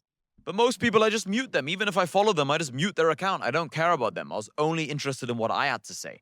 You know, and this is the way I go through life. Like, I don't care too much about other people's opinions. I'm just focused on me. How do I go from A to B? And no matter how successful you become, even if you're making 10K a month, let's say, and some of you think that's good, think, okay, this is now A. How do I get to 20K? This is now the B. And then once you get to 20K a month, now that's the new A. How do I go to the next B? A to B, A to B, A to B. And you keep moving the goalposts as you become more successful, and then use all your resources, your time, your energy, your money, your team. Think, how can I use all these resources I have to get to the next level? Most people think their only resource is their money, or their only resource is their time. Everything around you is a resource: your time, energy, money, your team, your knowledge, your connections. Like, bro, the other day on WhatsApp, I messaged someone who's like high level. I asked him a question, he gave me a good response. Yeah. His response was like a 1-minute voice note, it was good information. This was like the equivalent of him giving me a couple $1,000 because it was relevant to my situation. It helped me. You know, so people prioritize money too much in the bank. They don't prioritize their connections, prioritize the information they have, the skills they have. Like, skills and information and connections you have, this is all a form of your net worth. Yeah. This is how I view it. Bro, I feel like even if you talk to somebody who's richer, like the vibe he gives you, like, is more than money, you know? Yeah. 100%. Like, This is why I've always liked seeing people more successful. yeah, like I walked away from the meeting, feel like I just got money almost. yeah, like, Gave me something. bro, you have to understand, like, the value you have as a person is not only the money you have. Like, I know I'll give you an example to understand. Like, there's lots of people in my country who are, like, richer than me. But, like, me, because I have a personal brand in English abroad, if I come to Dubai, like, imagine, I went with a guy to a tailor shop to Satori Shooter's tailor shop in Dubai. And, like, I went there, say hi to him, and he was like, I was with my friend from Romania. He was like, oh, Vlad is a VIP customer, blah, blah. Like, I have, like, this perk of, like, being respected here, you know? And, like, a guy who just has money, you cannot buy this respect just with money. It's harder, you know? Like, the fact that I put in the work, posted all these fucking tweets, all this bullshit, you know? Like, All the sacrifice. yeah, like, it's a sacrifice. But, like, the thing with sacrifice is, like, you need to sacrifice in areas where you also like it. Yeah. I feel like all these UFC fighters, they also enjoy. Of course. They. It's hard to sacrifice something you hate. Yeah, This is like, people different. don't understand. Like, I listen to the back end of everything. Like, for example, Ilia Topuria, Masvidal. Like, imagine this: Ilia Topuria first became champion at 65 kilo. Masvidal was a contender, 77 kilo. So he was like 2 weight classes above. And he was saying like, bro, this guy was a savage. He was at our gym, American top team. He was KOing people. Like, imagine this Ilia Topuria was like basically KOing like bigger guys. Probably KO Masvidal if he talked like this. He didn't say it, but like he Yeah, was good KOing point. him on Masvidal. I didn't think he of was this. fucking up Masvidal, you know? Like, he was like just putting in the work and was talented and stuff like this, you know? Like when people are Yeah. imagine I if understand. Masvidal was like fucking him up, he wouldn't give him these props. Yeah. You know? Yeah, it's like I'm prepared to sacrifice on things I like, but I'm not really prepared to sacrifice by building some fucking concrete business or some fucking solar panel business. Like I don't want to start selling solar panels. I mean, before I was doing boilers and underfloor installation, but like now I'm not prepared to sacrifice on solar panels and fucking concrete and some underground, sewage system type business, So you got to choose your battles and understand or analyze where you want to sacrifice. For me, it's very easy to sit here and talk on the camera. Like I hear sometimes people saying like, bro, how do you have the energy to sit here and talk for an hour on a live call or the 2 hours on this podcast or 3? Bro, I can sit here and talk for 10 hours on a podcast. Yeah. For me, it's easy because I'm talking and I'm listening to myself. I'm like, this is good information. I'm talking about things I like, talking about conclusions I have. This is enjoyable. But I wouldn't want to sit there 10 hours and, do some Feel other like a bullshit. Like plumber. make this cup. I don't want to Yeah. sit here and design this Yeah. cup. Like, what the fuck? Like, so it's about what you want to do. So I think it's about choosing things you enjoy and then really going hard into this, which is why I think social media now and personal branding, whatever industry you're in, it's a good thing to work on. We were talking about work on the gym, work on sales, work on marketing. Whatever industry you're in, work on personal branding because you get to express yourself. You like expressing your ideas. This is why you've posted thousands of times. Same as me. We like to express our authentic version of ourselves. So I think whatever you do in life, it's fun to express yourself. I think like the perk of like being on social media nowadays is like even if you do some bullshit ass worm ass thing, you can like promote it and find like-minded people. Because back in the day, imagine England 2008. The only way to be famous was like being a Premier League player or being a singer. So the only people who were famous were like David Beckham and Victoria Beckham, who was a singer. But nowadays, you can even be famous if you're like, I don't know, any job. Bro, it's crazy because I'm such a big of a consumer. There's people who are buying clothes for Premier League players and like fashion. I don't know the job. I mean, the stylist, you mean? No, they're guys. Imagine Damien being the plug. You know the name, the plug for the Premier League player. And like, imagine you're rich and you pay Damien to go to designer stores. Yeah, the stylist. Yeah, I know them. Stylist. But Yeah, they make good money though. They call it the plug. Yeah. Like in drugs, you know? Yeah. And this guy goes and like just Gets the buys- best pieces. Yeah, and goes to the Chelsea player and buys. Who the fuck? And bro, these guys have more followers than us. Like, it's crazy. These niches. What you can do with social media. That's what I Like, mean, it yeah. wasn't real. Yeah. There's so many more opportunities now. Now, like, I mean, look at what Jake Paul's doing. He's not the best fighter, but he's Yeah. monetizing his boxing, and now he fought against Anthony Joshua, who is one of the best fighters. So you can now make profit from anything. You know your friend Vikalis? Yeah. Like, I saw a vlog of him. He went to the Maldives. He was with a couple Yeah. girls. So, like, you want to go to the Maldives anyway. Let's say you want to bring some girls with you. At least you make a vlog out of it. And maybe some people like that vlog and they Yeah. now trusted him more as a person. So it's like now, Vlad and I talk about these kind of topics anyway. And now we're talking about it on camera. And now thousands of people get to watch this video. So you get to turn what you enjoy doing into profit. Like, let's say you want to do sparring. Okay, lots of times you record the sparring and you put it on your YouTube. Yeah. Like, at least then you get to have fun with your friends sparring, laughing at those guys. Yeah. Like, you get to profit things. The ideal lifestyle is when you mix business and pleasure. Like, Yeah. for example, think of all these famous influencers, like the best. Like All the top ones do it. Yeah, Yeah, we're all the top influencers, ones. but like, we're not like mainstream. We're like from the underground of the manosphere. But like, imagine these guys like Clavicular, Tate, blah blah blah. Like, they're doing what they like. They like talking. They like AD Ross. He's like doing his pleasure. Like, he's paying Gilia Topuria to come there, asking questions. You know? Yeah, like this Armin Sarukian guy is posting videos of him eating food, Yeah. flying on a private jet, competing in competitions. This is what he would do for free. Yeah, Like he would. who doesn't like doing this? You know, so for me, this is what I always thought before. You know, sometimes people tell me, Hassan, do you know what would be good for your brand if you film this kind of video? But for me, I don't want to do that kind of video. And if I was to focus on these type of videos, for example, maybe I would have stopped posting on social media. But the reason why I've managed to post so much content is because I enjoy the content I post. I believe the most important thing with social media is posting content you enjoy making, because then you're going to stick to it for a long time. Like for you, you like writing. For me, let's say I like speaking a lot. You know, for a while I was telling Vlad, like, post more content in English. He said, I don't feel as comfortable speaking in English as I do in Romania. In Romania, I make better points because obviously he's Romanian. I was telling him, like, don't worry, don't overestimate it. Like, people will still like the English stuff. But anyway, you cannot really convince someone to do something. It's about what they enjoy doing. If you like writing, okay, do more writing, make more vlogs. I'm sorry, blogs.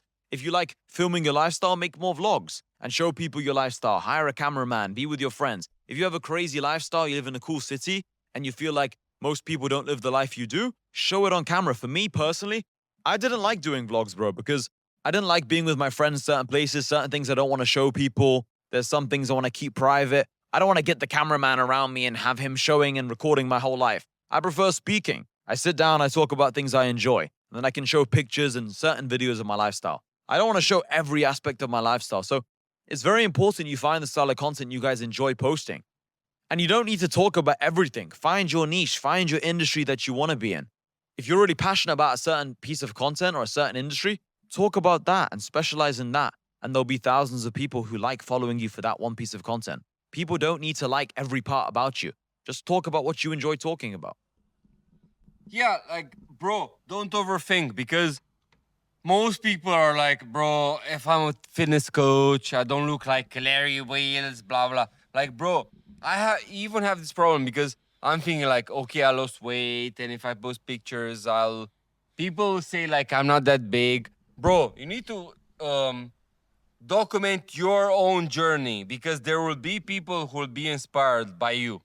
Even with Hassan, I saw this because I'm an observer, and I was seeing like people from England who like, bro, I'm from England. I see these like cloudy weather, bullshit weather, and this guy Hassan has like lots of cars in Dubai. Like for them is like wow, because they see the cloudy bullshit England, you know? Yeah. And like if you compare yourself with like, I don't know, with the top tier guys, you'll never post nothing. Yeah. 100%. Even like imagine even the best content creators in the world, like Clavicular is the hottest right now. If he compares himself with like the guy who played for like had the role for Superman in the movie, that guy is like taller. Or imagine Clavicular comparing himself with the NBA players who are like 6'9", LeBron James. You know, like he would never post. Clavicular is like a 6'2" guy, blah blah blah. You know, if you compare yourself to these outliers, you will sit in your house and will never post. That's why people don't take action. I think that's why most people don't talk to girls, because they think, oh, if I talk to this girl, she has better options than me. She can go on social media and find someone better. They just always talk themselves out of taking action. You don't want to be like this. All right, Vlad, one of the questions I got asked was, how were the first years in your business? Like, how did you get started in business? Like, all the hardest periods, you know, when it's just you by yourself in the trenches. Like, what was your philosophy on this? So every situation has good and bad parts. The bad part was the lack of experience. The good part was like the feeling, the enthusiasm behind it, because I was young and I was feeling like every money I was making was like feeling like crazy. Like I was telling you before, like when I was going to Gucci and buying my first sunglasses, I was feeling like amazing. When I buy my first belt, or this is the thing, like when you're in the beginning, the enthusiasm and the excitement should make you feel like amazing and make you forget about the downsides. Because this is the good thing about the lack of experience. People think like, oh, you have experience, blah blah. Bro, fuck the experience. The enthusiasm is the most important, because you can make $1 and your first dollar online feels like $1,000,000, rather than when you're older and you know the game, you're more grumpy. You're like some old grumpy bullshit guy. Like, be happy with your beginnings. Hundred This is what I percent. feel. 100%. I remember the first time I ever made some online money. I think it was affiliating. I remember like the payment processor that we were using was called Gumroad, Yeah. and they pay on Fridays. So I remember I was actually no, this was not when I made my first one. But anyway, I remember it was like 2020 summer, so just during COVID. I remember Yeah. I was in like Barcelona or some shit, and I remember I made my first like affiliate sale or something. And I remember like the first time I got paid on Friday. So I got paid for my door-to-door sales job on Friday, and Gumroad was paying me on Yeah. Friday. So I had this double income stream. I was still obviously broke at the time, but I remember thinking, whoa, like I made this affiliate sale. Like I helped someone else make money, and then I got money. And like just making that one sale makes you realize like, whoa, like this is how business works. If I help other people make money, then I can make more money. And I have this door-to-door sales job. So I have double income stream. And it just made me feel rich, even though my payday for that Friday was like $300 or $400 in total. I felt like super rich. Like it was Yeah. 40K, 50K. Just because I It's all a saw the matter of future. perception, Yeah, in I a saw way. the possibilities. I was like, whoa, like, this is crazy. Yeah.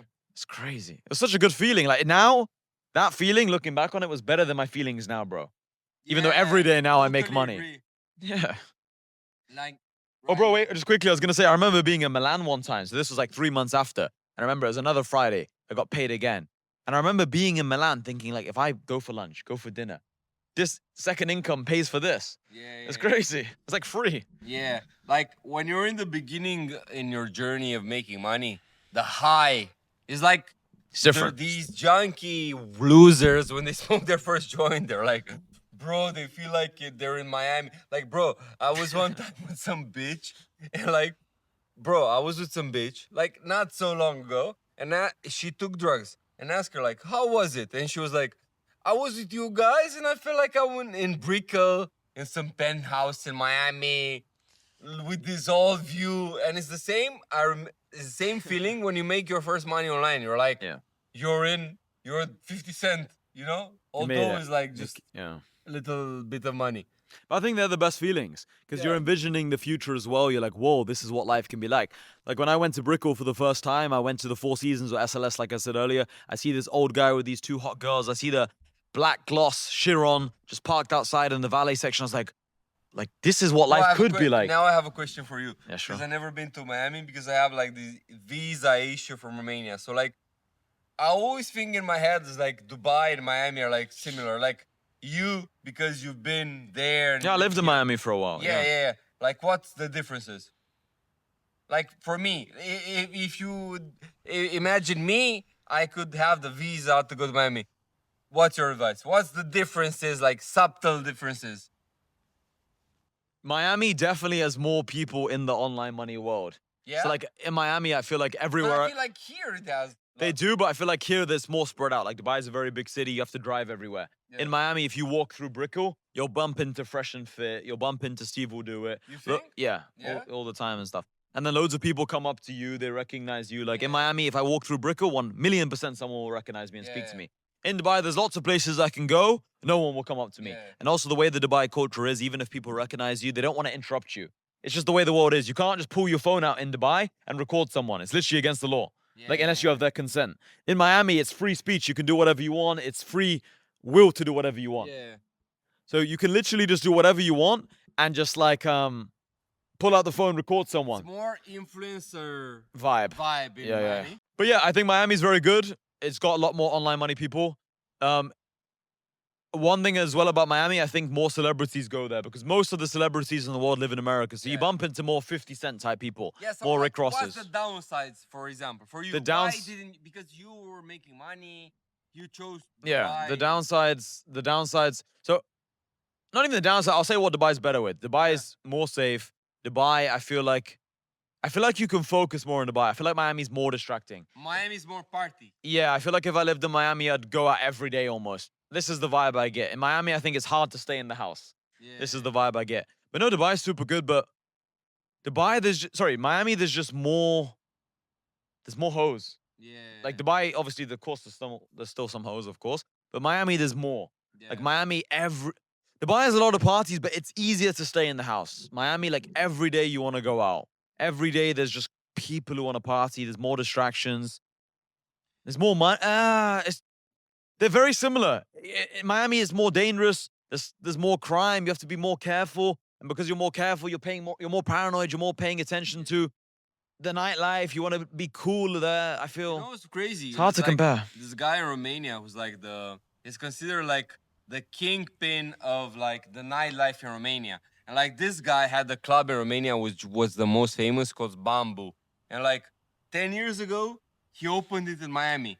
And like I heard people talking about the whole scene there, and they were like, bro, in Miami, from Monday to Sunday, there's club nights. And like if you have a big club, like this night everyone's in Live Miami. Yeah. That night is in this club. It's like if you want, you can have like crazy parties, you know? I feel like in Dubai this happens, but I just haven't looked for it. But let me put it this way: I think Dubai is just Yeah, but it's in bigger. Dubai, It's bigger. Dubai is like bigger risks for drug users, and Miami is not. And like I feel like Dubai is how I perceive Dubai is like how, in my mind is like a guy living in his penthouse on his good setup with 2 laptops making money online. In Miami, I see it like an influencer like this, whores, BBLs. It's like Dubai is like less partying, less alcohol, hard to get even alcohol, hard to get even drugs. You have nobody takes drugs here. No, not drugs. no. Yeah. Alcohol, yeah. Yeah, but like it's very hard. Yeah. So like I see it in like, Miami is more degenerate and Dubai Yeah. is more like hustle focused, European guys making money. Yeah, I feel like in Dubai there's more wholesome people. Like Yeah. there's more families and stuff in Dubai. Yeah, I feel like in Miami there's less families. But no, they're both very good cities. I think they're the top 2 cities in the world. Yeah. If I wasn't living in Dubai, I'd live in Miami. They're both amazing. You know, Miami is very good for social media. I might actually be going to Miami soon for like 3 months. I think it's very good for even content. better than here. Yeah, for content it's definitely better to be in Miami. Bro, you know Yeah. why? Because More the collaborations. biggest names Yeah. and the culture is Yeah. in Miami. And I it's think the culture in our game is in Miami. it's more acceptable to film in Miami. You No, know, it's the NBA of influence. and it's just like more acceptable. Like in Dubai, we were just saying how you can record, you can, but in Miami, like everyone's recording. Like you know those like sticks you have, like those like selfie Yeah. sticks, you hold it. Yeah. Like in Dubai, you don't just have people with massive selfie sticks in the middle of the mall. Yeah. But like in Miami, it's like people live streaming. In Dubai, I don't think you can even live stream. Sometimes I try to live stream in front of the petrol station, the gas station, whatever you want to Yeah. call it. They say like, oh, you can't film here. Like it's more, you have to be careful. You cannot accidentally film someone in the background. It's more strict with these things. Like you have to be more careful. But Miami, everyone live streams. Yeah. Everyone's filming. You have to be very, very careful of this. But no, both cities are amazing. Definitely better than UK cities. Definitely better than cities in Eastern Europe, I Yours? think. And If I'm thinking about myself, if I would get a visa, I'm more like Miami mindset. Me personally, I'll be that person. yeah, no, I understand Be this. friends with some retarded person, like No, you would, yeah. beef people on the street. In Dubai, you have to be like more pussy, more, you know? No, yeah. There's just pros and cons. There's pros and cons. But no, Miami's very good. I lived in Miami for like 3 months. I've been there multiple times. It's very good. I'm gonna go back to Miami, bro. You know, I was posting on Twitter for a while and I didn't get any traction, any engagement. As soon as I went to Miami, I made this tweet, I went viral. Yeah. Bro, Miami's But America. you It's like steroids, You you know? also live, like, it's interesting for you. I lived and everywhere. I think you don't talk about this because for you is like normal. Yeah, that's my problem. Yeah, the problem. My life's too good. Yeah, like you've been to like Bali, you've been to like I live there. Thailand, Yeah, I live there. But for you, it's normalized. But people imagine like the normal person who watches us. He sits in his hometown. Like, what's your take on like living in Thailand, living in Bali? Like, Bro, for me, it's interesting because I never lived there. You know? Bro, for me, I have this strength and weakness. I don't know if it's a strength or a weakness, but I can be happy in any situation. I'm quite adaptable. So I could be living in Bali right now, training 5 hours a day MMA, and I'd be happy. Yeah. I could be in Bali partying every day. I'd be happy. Yeah. I could be talking to Vlad every day in Romania, in Dubai or Romania, and we do a podcast every day. I'd be happy. I can imagine partying with Vlad every day in Romania right now and actually be happy if we were filming it, if we made a way to make it profitable. I think very similar because the girl I'm with in Dubai, she was sending me like we have this crib where like from our bedroom you can see the Burj Khalifa and it's like Lights the up. best apartment. Like she was saying like, oh, I'm living a dream. I always want to be here. And I'm always like, I don't give a fuck. Like, I have this perk of living there and sitting on the balcony and smoking cigars and like seeing this view. But I can be the same, like Yeah. the happy in like some mansion in Romania. Bro, I remember I was in Bucharest and I had my cameraman with me in Bucharest, like my friend basically, Yeah. and he was like recording me. Like I was doing a vlog in this Bucharest hotel room. Anyway, he was like, bro, is it all right if I just like take a picture of the view? I was like, yeah, of course, bro. Yeah. He was like taking a picture of this view. And for me, this is like the worst view I'd seen in 5 years. But for him, this was like his dream. Yeah, He posted on his Instagram stories like, bro, this is going to get me bitches. And he was like, can you take a picture? And he's like, yeah, bro, of course, don't worry. But for him, it's like a cheap hotel. But for him, this was his dream. Yeah, but I think me and you have the same view, like, because we're like seeing from some perspective, we're seeing like life as robots, and like even A to if B, you- chess even move. if you put us in like the worst case scenario, Nairobi, we're like, Kenya. we're jerking off to, because we grew up to this rubber green, like turn shit into sugar, and like we'll turn even the Yeah. worst scenario in like some perk. Yeah. And we're like, okay, we're in this bullshit view. Okay, we're in Macedonia. We can focus on business. There's no Bro, distractions. there's a guy who joined my community the other day. He's actually from Macedonia. I don't know how he even made the money to join, but he's making online money. If I was in Macedonia, I'd think, let me meet this guy. Let me do a podcast with this member from my community. I'll make a podcast that makes my community look good. Like, I'm always thinking about the best case scenario. I try my best to do this. If I was in Miami, I have friends in Miami. If I'm in Romania, I'll message Vlad and Hardy and these people. So, yeah, turn shit into sugar. Like 50 Cent has a quote. It's like, every negative that happens to me, I turn it into positive.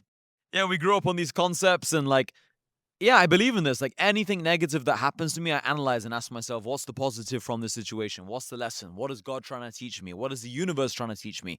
And then I turn this into a positive and it makes me 1% stronger. And the next time, I try not to make the same mistake. Bro, there's so many things that happened to me in the last 2 or 3 years. I think I was so stupid for making this mistake. But then it made me stronger. Like now, if the same situation repeated, I wouldn't make this mistake. You know, so many lessons. So everything bad that happens to you guys, try and learn from it and don't repeat the same mistake what's twice. crazy, guys? Like when I was arrested, even Hassan said to me and other friends, were like, bro, you need to film more videos in house arrest, blah, blah. And I was like, yeah, but I'm here. The background isn't good. I don't have the right vibe. With my mind right now, what I would do would like be invest money into good background, create a podcast studio, and I just record there, because I would think like, okay, I'm in house arrest. I have all this free time. I cannot go out. I'll just live stream nonstop. You could do a podcast like this 6 hours every day. Yeah, but I was like yeah. super retarded. I was like jerking off.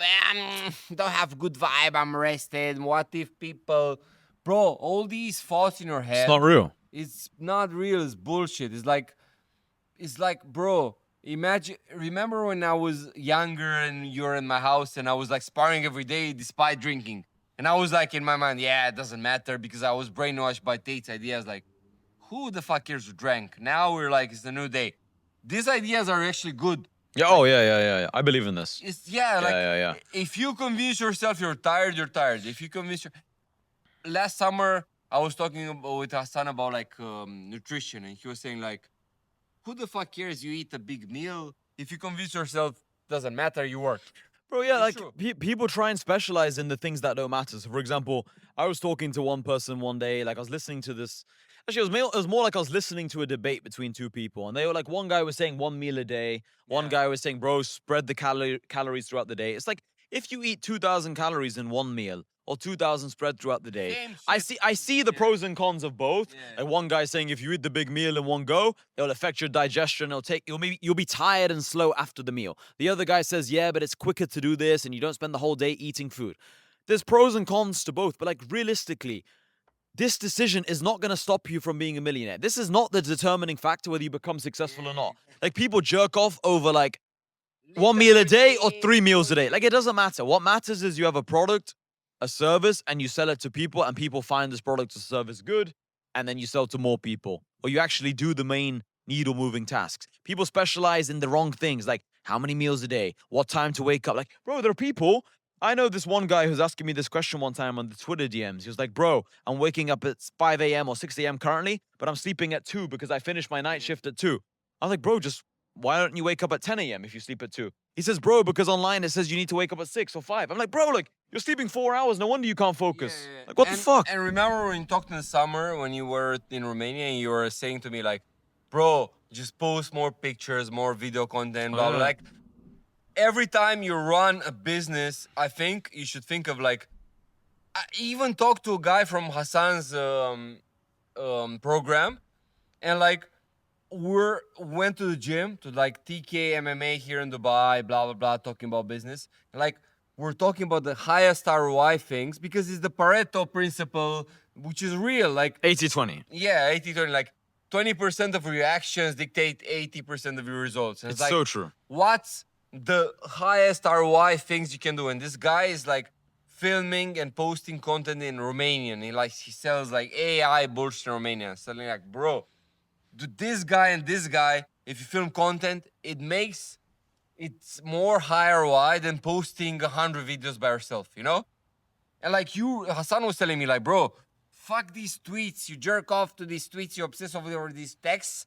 But just post pictures, videos, showcase what you're doing. It's more impactful, and people remember you more for like video and photo content than words. Because for you, words, you were telling to me like words are like comfortable. Yeah, in everything in life, like for me, what I like doing is I like to analyze one area of life and I like to use this as like an analogy for everything. But it's just so true. Like everything's the same, you know, like 20% of your actions lead to 80% of the results. In the gym, 80% of your results are going to come from the compound movements. Like a couple compound movements are going to basically build your entire physique. Same thing with making money. Like 80% of your revenue is going to come from 20% of the customers you deal with, the high ticket clients. 80% of your success with women is going to come from 20% of your actions. You know, like with everything in life, you know, it's like people worry, like, what do I say to this girl? She sent me this message. Shall I reply like this? It's like, that doesn't even really matter. Like, what you say on the date, your energy is what matters. Like, it doesn't matter what you say, it's how you say it. Like, with everything in life, it's this principle, 80-20 rule. So I always try to identify the 80%. I'm not perfect at it, but this is what I try and focus Yeah, on. like people don't understand. Like a person who has like, imagine Hassan has like all these cars, all these watches. Like it doesn't even matter what he says. Imagine he texts a girl with like some bullshit ass opener. Bro, random sometimes I send like really like lovey messages, like, because I don't care. Like, Yeah, I can say the but most what I'm simpy shit. trying- It doesn't yeah, matter. What I'm Yeah. trying to say is like, because he's here in terms of like status, in terms of like value, even if he says like some bullshit opener, it's more valuable than the opener from like some truck driver who hyper analyzes the story and creates some curated message. You know, like it's better. Like people say, like focus on ourselves. It's actually real. You know. It's completely real. Yeah. It's everything. Yeah, it's like me. Imagine if we message, I don't know, Donald Trump. Yeah, we message. And we make the perfect message. It doesn't matter. He won't Doesn't reply. matter, but like If you're Nelk. Yeah, but if Jake Kyle, Paul messages him, he will reply. Exactly. His Yeah. team will reply. Oh, it's Jake Paul. That's why I never message people too ahead of me. Like, I'm not gonna message 50 Cent like, yo, bro, let's do business. I have people living with their parents, they're Yeah. 17, and they're like, bro, let's do business. You know, like, you just want me to build the business for you. And like, why would I want to do business with you? I don't know you. Yeah, You're not even in my community. Like, why would I want to do business with you? It's like me messaging 50 Cent or Chris Brown, like, yo, bro, maybe you should invite me on your stage and I'm gonna do a podcast. Like, what the fuck? Yeah, but Like, why would I do this? yeah, I think people don't like They don't know their position. to know your position, and you need to like calibrate your message. You Yeah, know, make a good offer. everything in life is about offers. Mutual self-interest. Yeah, imagine, bro, even the fact that we're together now. Imagine if, I don't know, somebody from the United States who's popular now, like clavicular, message me, Joe, please take a plane and come to Miami. Bro, I would invent some visa to go there, you know? Like everything we do is based on the offers. Like this is the reality. Yeah. Like, yeah, of course. Even with girls. Yeah, but if you have a girlfriend for 2 years, of course, like I know this because, for example, my girlfriend, bro, when she posts a story or when she posts some picture, it's like, bro, it's like international footballers, 10K followers, blah blah. But we're together for years. But like, imagine if I'm single and I want to approach a girl, I won't even message a girl who's already that established. Gets messages from like, you know, like Yeah, like big guys. people don't know how to focus on the right targets. Like, you have way more chance of becoming friends with someone a bit above you than someone 25 levels ahead of you. Same thing with girls. Like, don't message the girl with 20K followers who's got a public account, who's already going viral. Message the girl with 400 followers with a private account, and you follow her, she follows you back. She's watching your Instagram story, you're watching her Instagram story. She's invested. Yeah, like she's a potential target, you know? Like, I don't mean to say that in a weird way, but like, you're not gonna get the girl with a public Instagram account if you're just like a lower level currently at this stage of your life. It doesn't mean you can ever get it. Of course you can. You just have to work on yourself. Like, bro, when I had like 5K followers on Instagram, my success rate when I DM a girl is very different than now I have 100K. Like, it makes a big difference. And I know this, and you have a blue tick. This is another bit of free game for you guys. Definitely buy a blue tick on Instagram. Some people, they have like no blue tick. Why not buy a blue tick? It's like $10 a month. This will give, bro, it's crazy how people don't know these things. For us, we can spend 24 hours making this podcast, talking forever about these simple things we know, but most people don't know this. Like, if I was a truck driver, I'd think, okay, I'm a truck driver. It's not cool to say, hey, I'm a truck driver. All right, let me buy a blue tick. Let me get some nice pictures. And truck drivers can actually make good money. You don't need to post 50 pictures of you with the truck. Just take this money, go to nice places, buy a blue tick, and now they don't even need to know you're a truck driver. Yeah, like people don't know look the cool. backstory of a certain experience. Like, They don't know what you went through. Bro, I remember I was like in Romania, like the time after I was staying with Vlad on the sofa, like a month after, like after I left Vlad's place, this same period. I remember the Airbnb I went to. Remember, it wasn't the nicest Airbnb. And I was getting this meal prep company from Romania to make me meals because I wanted to be an MMA fighter. Bro, I was eating absolute slop. It was the worst meal ever. I was telling my friend Damien about this the other day. It was like the worst meal prep ever because he was telling me, bro, in Dubai, there's really good meal prep companies. Bro, in Romania, they're not good. Maybe now they're good. 6 years ago, they were not good. It was the worst food ever. Like, it was disgusting. I was like nearly throwing up. I was like nearly throwing up, bro. And I was like sat in this small apartment. I was like looking around at these communist buildings, as you say. I was like, bro, my life is shit. I was like, why am I here? But most people aren't willing to suffer like this. I was like talking to the Glovo driver in this broken English, trying to get him to understand me. He's like, Romanian. I was like, bro, no Romanian, English. I was like dealing with all this bullshit. I was like, why am I doing this, man? And like, to try and get to the next level. Yeah, but like, this is like I was around people like Vlad. He was older than me. I was learning from his stories. Like, you need to suffer to get to the next level. I think people just want to have everything now. Yeah, but like I realized a certain principle, and I don't know if you agree with me, but like, Okay. you need a certain level of like masochism, like accepting the suffering if you want to be successful. So Of course. In business, I remember, bro, I went through like thousands of like sales conversations with people who annoyed me, people who are retarded, people who are stupid. I went through thousands probably of like potential dates, simping on some bullshit girl, trying to get her out. I was, bro, I was like, this is the name of the game for a man. Yeah. You're not some fucking bitch. Most of the guys want to be mysterious. They think like, yeah, bro, I just work and I get this Lambo and I get the best bitch. No, It does not work like this. even if you get like, you know, remember that Twitter had like, the only way in which you can focus solely on work and have like results everywhere is like if you're Drake. Drake can sit in the studio, create an album, and then all the bitches like him, all the celebrities want to be friends with him.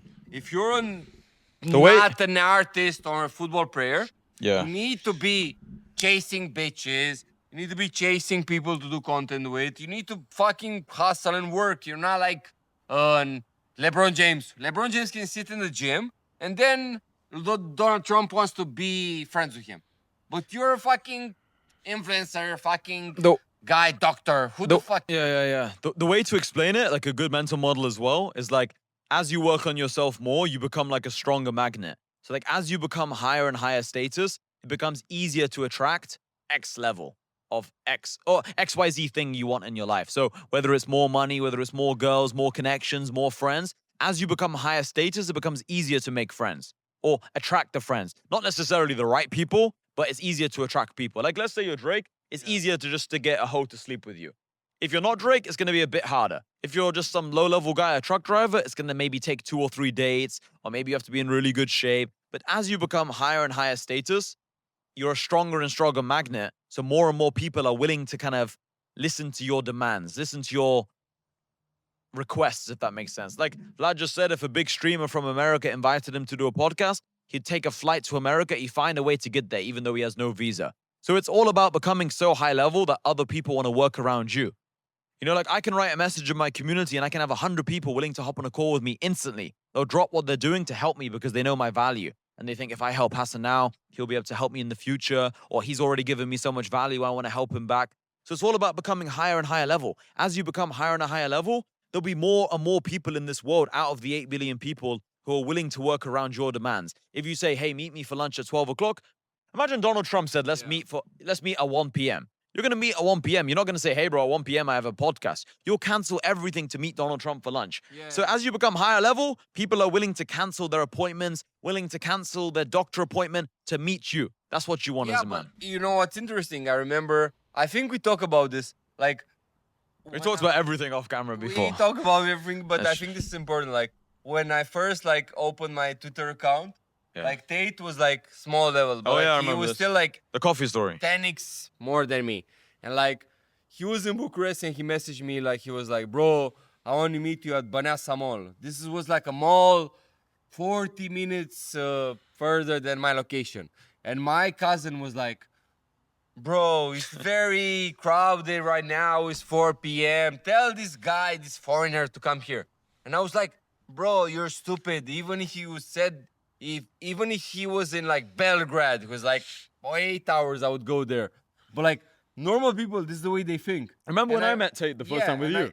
I drove from Romania to Bulgaria. From Bulgaria to Romania. Yeah, and like I remember when Hassan first met me and Tate, he was in England. And he took like a plane towards Bulgaria and then a car towards Romania. Like, bro, you need to be like, bro, when it's the opportunity, you have to see it and just go, no matter what happens. Bro, I get goosebumps as he's saying this because I remember, listen to this story. I was in my mom's house, 2020 February time. This was 6 years ago. I was completely broke then. This was during COVID. I was working a door-to-door sales job. I remember literally getting out the shower. I put my phone on top of the towels. I remember checking my phone and like messaging Vlad, like, bro, fuck it, I'm going to book a flight right now. I'm going to come to Romania to watch this fight. There was no flight to Romania in time to make it to Tate's kickboxing fight. I wanted to go there, watch this fight, and connect with all the other people there, like Vlad and all the other people I knew from like the internet. There's no flight to Romania. So what I had to do was book a flight to Bulgaria. I had a friend in Bulgaria that I met through university. And I booked a flight to Bulgaria without telling my friend I was going to Bulgaria. Booked a flight to Bulgaria, hoped and prayed that my friend from Bulgaria would drive me to Romania. And then in the end, I messaged him like, bro, so many variables that had to go right. He drove me with his girlfriend's car. He didn't even have a fucking car. He drove me from Bulgaria. We went across the border to Romania. Guess what? We missed the flight. We missed the fight by 15 minutes. I got there. Tate had already finished his fight, but I saw you and other people. Then we went to this restaurant, Aragon, the steak place, after the fight. And it was me, you, and this other guy. We don't even need to mention his name. He was telling like he was making money. Yeah, he was telling. This guy was telling me he was making 50K a month, bro. I remember sitting there. It was me here, maybe this guy here, and Vlad over there. This guy was like, bro, I make 50K a month. This was 6 years ago. I was working a door-to-door sales job, and this was 6 years ago before anyone was really making money online. Making now, thinking back, he was probably making, but he he was making this money. I think. Yeah, I was like 50K. Yeah. I remember being so impressed by this. Like, you make 1.6K, 1.7K every day. And I was like doing the math in my head. I was like, wait, so you can just go to this hotel, eat this steak, buy this, do this, buy this t-shirt, buy this. And like, I was like so impressed by this and happy to be there and so grateful for the opportunity. And I remember talking to Vlad and I wasn't trying to like be smart. I was just asking questions, learning, observing. And this was actually a topic I wanted to talk about. Humility versus arrogance. Like, I feel there's people you've introduced me to many people. Like some people you've introduced me, they're just, I mean, like you admit this as well. Like they're just stupid. Like they don't know how to play their role.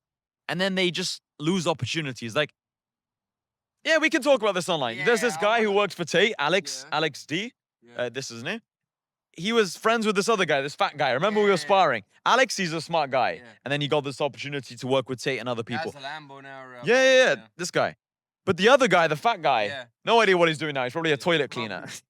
But he was just arrogant. He was trying to teach you things, teach Tate things. Like, you got to play your level. Like, people who are more successful and especially older, they don't want to listen to some young idiot. I want to touch on two aspects.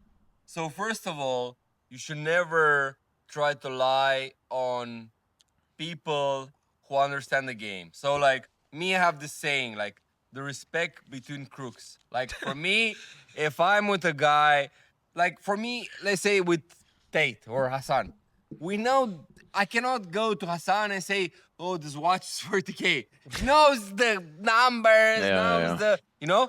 But most people, like, I see, bro, I had even now during the podcast, I have a conversation with some losers that want to do some things, some Romanians here in Dubai. And like, when I meet them, they're like, yeah, I made hundreds of thousands per Yeah. month. It's so And obvious then, you're lying. Yeah. Me, when somebody says this, I'm like going band for band. Okay, you make this kind of money, let's spend money. Okay, let's do this. And I'm the type of guy who's like, let's saying like, yeah, let's buy this, let's do this. And when it's time for putting the money on Action. the table, people are pussy, you know? Yeah. And it's like, bro, if you don't never overestimate yourself in front of people who are like who understand the game. It's like me, bro. I went here in Dubai to spar, like not to spar, like to train with a guy who's like an MMA fighter.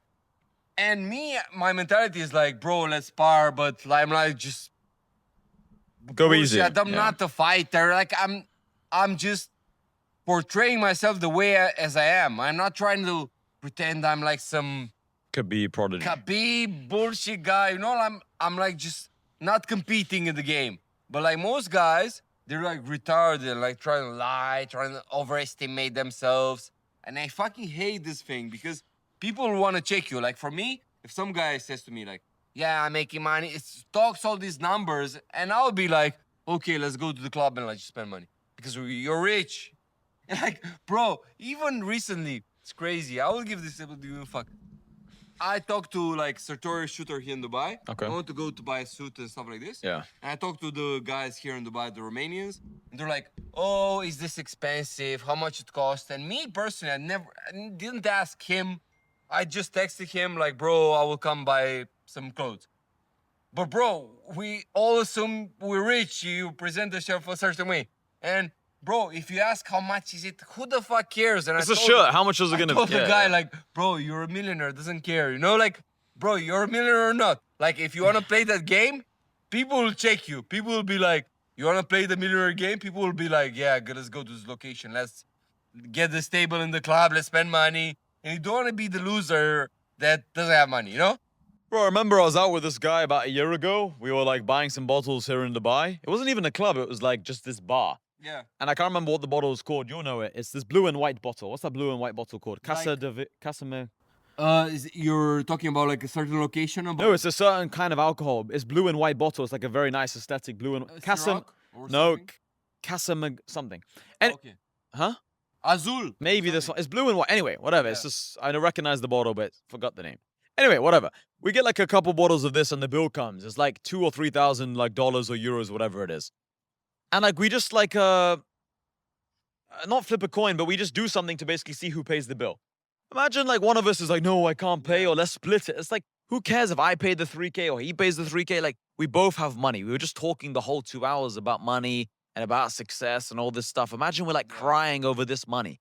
It's like people do this like all the time. They're just like counting pennies, and it just shows your position. Like, it doesn't matter what you say, it matters like how you act in certain situations, you know? Like, people are trying to be too cheap and they're too frugal over small amounts of money. If you're cheap over like $20, even $100, I mean, if you're claiming to be a millionaire, even if you're cheap over $1,000, it shows like something's off. You're not rich, you know? Bro, I wasn't even a millionaire. I remember this like probably Tate was like playing games with me. Like Well, the dice. no, he one The story time- as well was funny. Yeah. Like one time Tate was like, I asked him like, bro, we go out this Saturday. He was like, bro, I'm low on cash flow, blah blah blah. I did this thing happen in my business. I was like, immediately I was like, bro, I'll pay the bill. Like we spend 5K, I will pay the bill. And like, I don't know, I feel like he was a test, of course. He had like millions and like stuff. But like I was down to like play, like if I'm involved in this, I would just want to do it regardless, you know?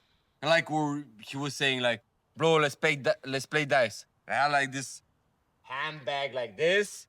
And I had like full with cash and would like gamble money playing dice, you know? Like, bro, if you want to play the game, just play it. Just don't give a fuck, you know? If you're about that life. Don't be pussy guy. If you want to... I don't like these guys who are like on the internet, like millionaires, but you want to do shit with them and they're not down to do it and stuff like this, you know? It's because most people are just lying, you know? Yeah. It's like also if someone's claiming to make hundreds of thousands a month, this is like crazy, you know? And then they don't have any cars, don't have any watches, don't ever go out, don't go to the nice locations. When the bill comes, they kind of like run away, they go to the toilet. Like, they're not rich. Like, if you were rich, you wouldn't mind paying the fucking $500 dinner. Like, people just lie. The most people on social media eat it up. But like, if you are gonna lie, if you are that kind of fucking person, lie to the dumb people. Don't lie to the smart people like us who just know you're lying. Between crooks. Yeah. This is the thing. Well, that's your saying. I don't even like the word crooks because I'm Yeah, not. but like it's like a saying. Yeah, the slang. But like, just don't lie to the people in the game, the people actually making money. It's like I remember you tweeted about this as well, and it's 100% true. People pretend they've slept with lots of girls and they haven't, let's say. It's like the people who actually have slept with a lot of girls or they're successful with women, Yeah. they know that you're just lying. They Yeah, know, yeah. like I they can have- tell. Like, bro, me personally, I like to calibrate.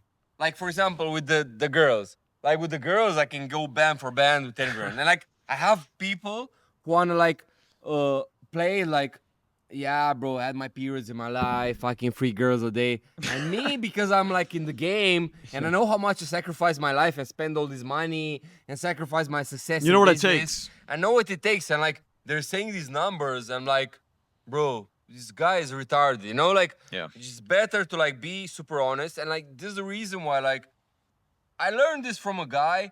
So this is this guy who used to work for Tate, you know?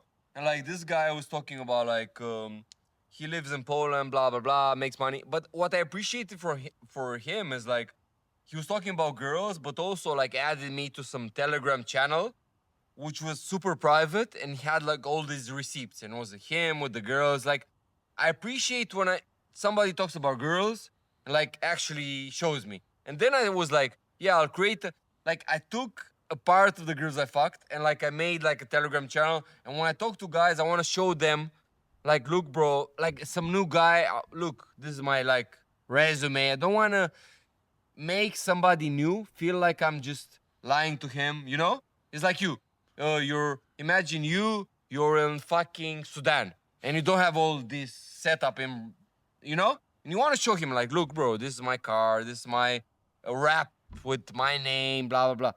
You know, like you don't want to see me personally. I feel like It's in cheap to business, talk, yeah. you should showcase because it's all these liars. Showcase the people, the receipts, and I think we both learned this, the receipt game. Like, bro, in order for people to take you seriously, show them you're not some bullshit guy talking.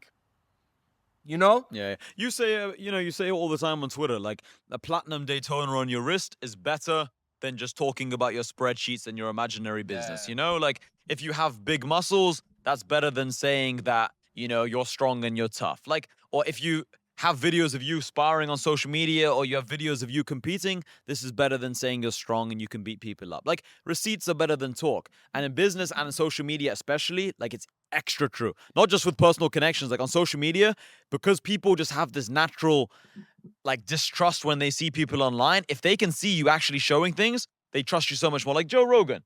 Joe Rogan talks about 10 different topics, a million different topics, but he's actually good at jiu-jitsu. He's a black belt. He's actually amazing at kicking. Like he's good at MMA. He's strong. This is another lesson about business, and I'm sure you agree with me with this.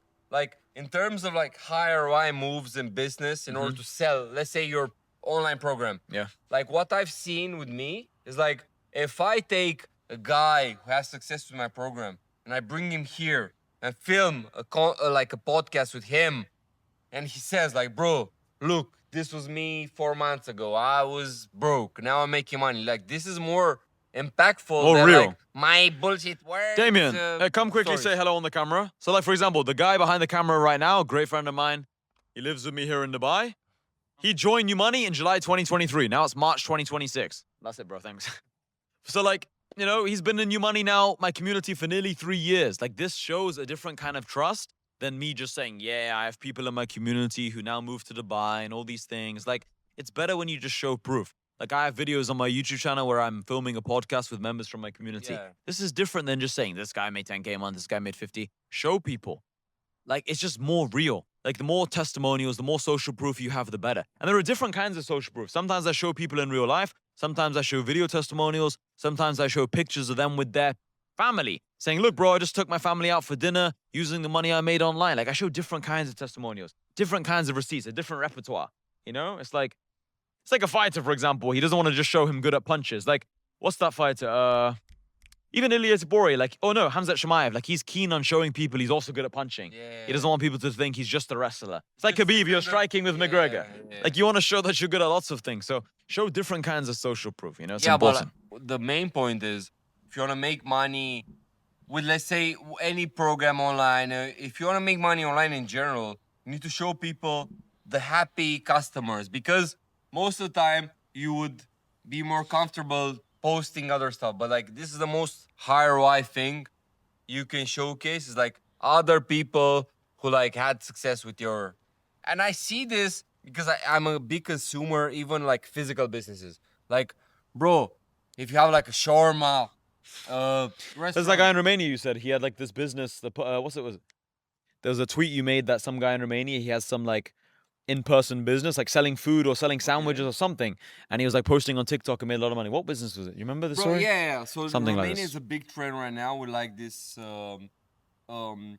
shawarma fast food places, you know. So Yeah. like there is this category of people, like 50 people who became millionaires out of this, and like their selling point or like their strategy is like showing, okay, I have big crowd waiting for my product, or I have people like doing like reviews of my food, or I present my product. So like it's very important to like don't shy away from the camera. And like, bro, I've seen many people in my country, and I think most of you guys, maybe you're not from like international cities. And another gem I will give you, and what made me famous in Romania, is like steal from the Americans and use in your country. So like me, what made me famous in Romania is like stealing the concept. Let's say stealing is like this, you know, like I stole the concept from Fish and Fit and applied in Romania. Like, have a bunch of girls there, have a famous guest,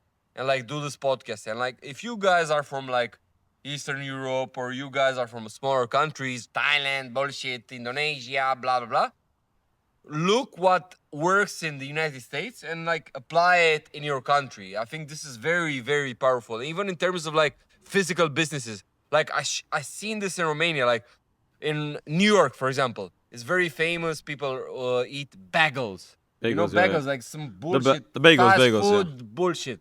Yeah. People stole the concept and did it in Romania. Or like burgers with like smashed burger. 3 years ago, this wasn't a thing, but now it's a thing, you know? Yeah, So you need to like steal the concept, apply it in Romania or in Like- other countries. Bro, like also like for example, if you analyze Starbucks, like one of the reasons why Starbucks is so successful is they made that whole concept of like writing your name on the coffee Yeah. cup. And then like what's the overall meta lesson here? The meta lesson is like people like that personalized touch. So even in your business, if you can give people that personal touch, that personal care, they're gonna appreciate you more. Like whatever your business is. Literally whatever your business is, if you make people or the customers more valued, they're going to like you more and they're gonna give you more referrals, they're gonna appreciate you more. Like every person who joins my community, I send them a message on their birthday. You know, like I started doing that recently. That's some good game for you guys. Because now people feel more special. Like I send them a voice note. They're more likely to be a loyal customer, buy more products I sell in the future, tell their friends about me. And it's not like I do this in like some fake way of like, oh, like if I do this, then they're gonna like me more. Yeah. It's also just like if I bought something and someone sent me a voice note on my birthday, I'd appreciate it because most people don't even care about your birthday. So someone sending you a voice note, a millionaire sending you a voice note on your birthday, it does just give you a boost of energy. Exactly, It's yeah. nice. Yeah, like you need to be like, for example, Student of the game. Yeah, some guy like bought my program like I think 1 week ago, and he was like, "Bro, I want a refund. I don't think this business is for me. You were very good at selling me this program, but I don't think it's for me." And I was like, "Bro, instead of refund, I want to make you like satisfied with the money you made, and I'll add you to my other groups, and also give you like a custom-made advice on what you need. Like you need to like take the customer, like make everyone like happy with like, okay, you gave me money, I want to make you happy. I want to like give you value, not be like some crook guy doesn't give a fuck about the customers, you know? Especially if you're not like, I don't know, Tate with the real world where he's like a A1 celebrity and he's selling like cheap products to 200k people, because then of course you're too big to reply to everyone. But like if you're a guy who has like 1,000 customers, bro, try to like, I think if you have 1,000 customers and they text you, you can take time of your week to give them like some message or some value. So nobody's like, oh, this guy is a scammer and doesn't give him value, you know? Yeah, I've been running my private community now, New Money, like the name of my coaching, for 4 years, since November 2021. And in this 4 years, if I was to add up all the people who complained at one point, yeah, it's a decent number because I've sold to thousands of people. Let's say it's 30 or 40 people. But what I did is, as soon as they complained, I hopped on a one-on-one call with these people. Most people in my position would be like, bro, like, fuck this. Like, it's only 1% of people. But my mindset was like, I don't want a single person who bought my community to be unhappy. So remember, there's this one guy recently. Bro, I spent 45 minutes on the phone with him. I even invited one of my other like business partners on the call with him. 45 minutes we both spoke to this guy who's unhappy. He paid like good money to join the coaching. Now he's one of the happiest people in the community just like 2 or 3 days later. You know, like now he joins every group coaching call. This was actually a couple weeks ago. He's joined like every call since then. It's been like 14 coaching calls since then. He's now one of the happiest people and he wants to even pay me extra for like an upsell. Yeah. Like it's crazy just because I answered his objection. He wasn't sure how the personal brand advice could apply to his situation. But when you give people personalized care, personalized attention, they care. I really am a big believer in like, there's not a single person you can't give value to if you really listen to them and find out their problems. If you're a smart guy, I can handle any objection. I can give people loads of value. So it's just about finding what they're struggling with and then tailoring the advice to them and really giving them game. Because bro, some people just end up doubting themselves. Let's say they get the information, they join the community, they got the coaching. They don't know, like they can't stay consistent. That's why I listened to some of the feedback and then I hired a success coach in my community. So then he helps them extra. Like always get the feedback and use it to make the product better. The thing is like some people who are the smartest, they buy a program and they're like very smart and like they can take this advice and like amplify it. But other people need to be like coached every day. This is the reason why you say like success coach. And I think He just speaks to people, make sure they're good, make sure they're happy. You as a person now thinking about it from the perspective of the customer, if you buy a product, don't be pussy, guy. Don't hesitate. Like this is the problem most people have. They're too shy in life and don't ask questions. And I seen this. I came here in Dubai. Like if you know, example, it's like random.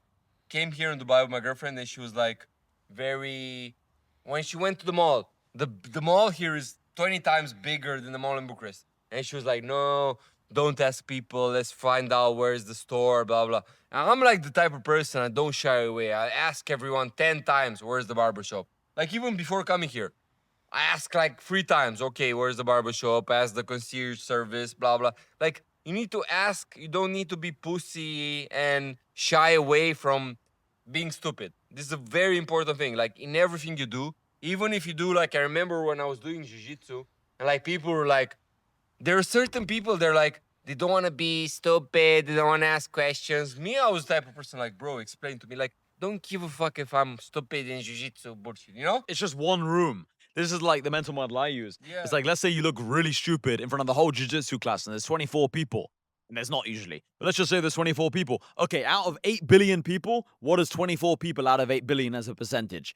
Tiny fucking percent. So who cares if you look stupid to those 23 other people in the room? Because as soon as you step out the jiu-jitsu class, now you're better than 99% of people at jiu-jitsu. You can defend yourself in a fight or a street altercation, and now you're more confident. And maybe in other areas you're an expert. Bro, I give you an Who cares if you're not good in this one area? People don't want to be... It's another topic. White belt mentality. Yeah, you know? yeah, it's another topic we didn't talk about like full on. It's like people don't want to be stupid. So I remember first time in my life where I went to like a grappling lesson. So me, I was more of a striking guy, boxing in my hometown, blah, blah. And when I moved to Bucharest, I went to like some grappling lesson. And like me at the time, now I'm like 77 kilos. And I even been like 89, like more fat. But like at that time, I was like 70 kilos. And I remember I was like, they give me to spar with like a 70-kilo woman who was like a judo, like national champion. And like this girl had like so good technique. She was like 29 and she like threw me like, bro, it's not like I couldn't beat her out of force, but like she was very good. And like imagine like some guy with big ego feeling like a loser. I've never had that problem. You know? No, I've always been very good at just respecting like the levels. Yeah. I think it's very important. But most people are not. Like I noticed this about myself. This is one area I'm naturally quite good at. Yeah, but the thing is, you don't have to think of yourself like you're the master in everything. Yeah, you're not. You're not. Just like read the room, don't outshine the master. It's And like I was talking to guys Yeah. in my community. I have like a separate room in Romania, and they were like telling me like, bro, how you kept your composure, beefing with this guy. I was beefing with guys on social media, and like I remember one time there was like this MMA fighter, and he was saying to me like, yeah, I could beat you up, blah blah.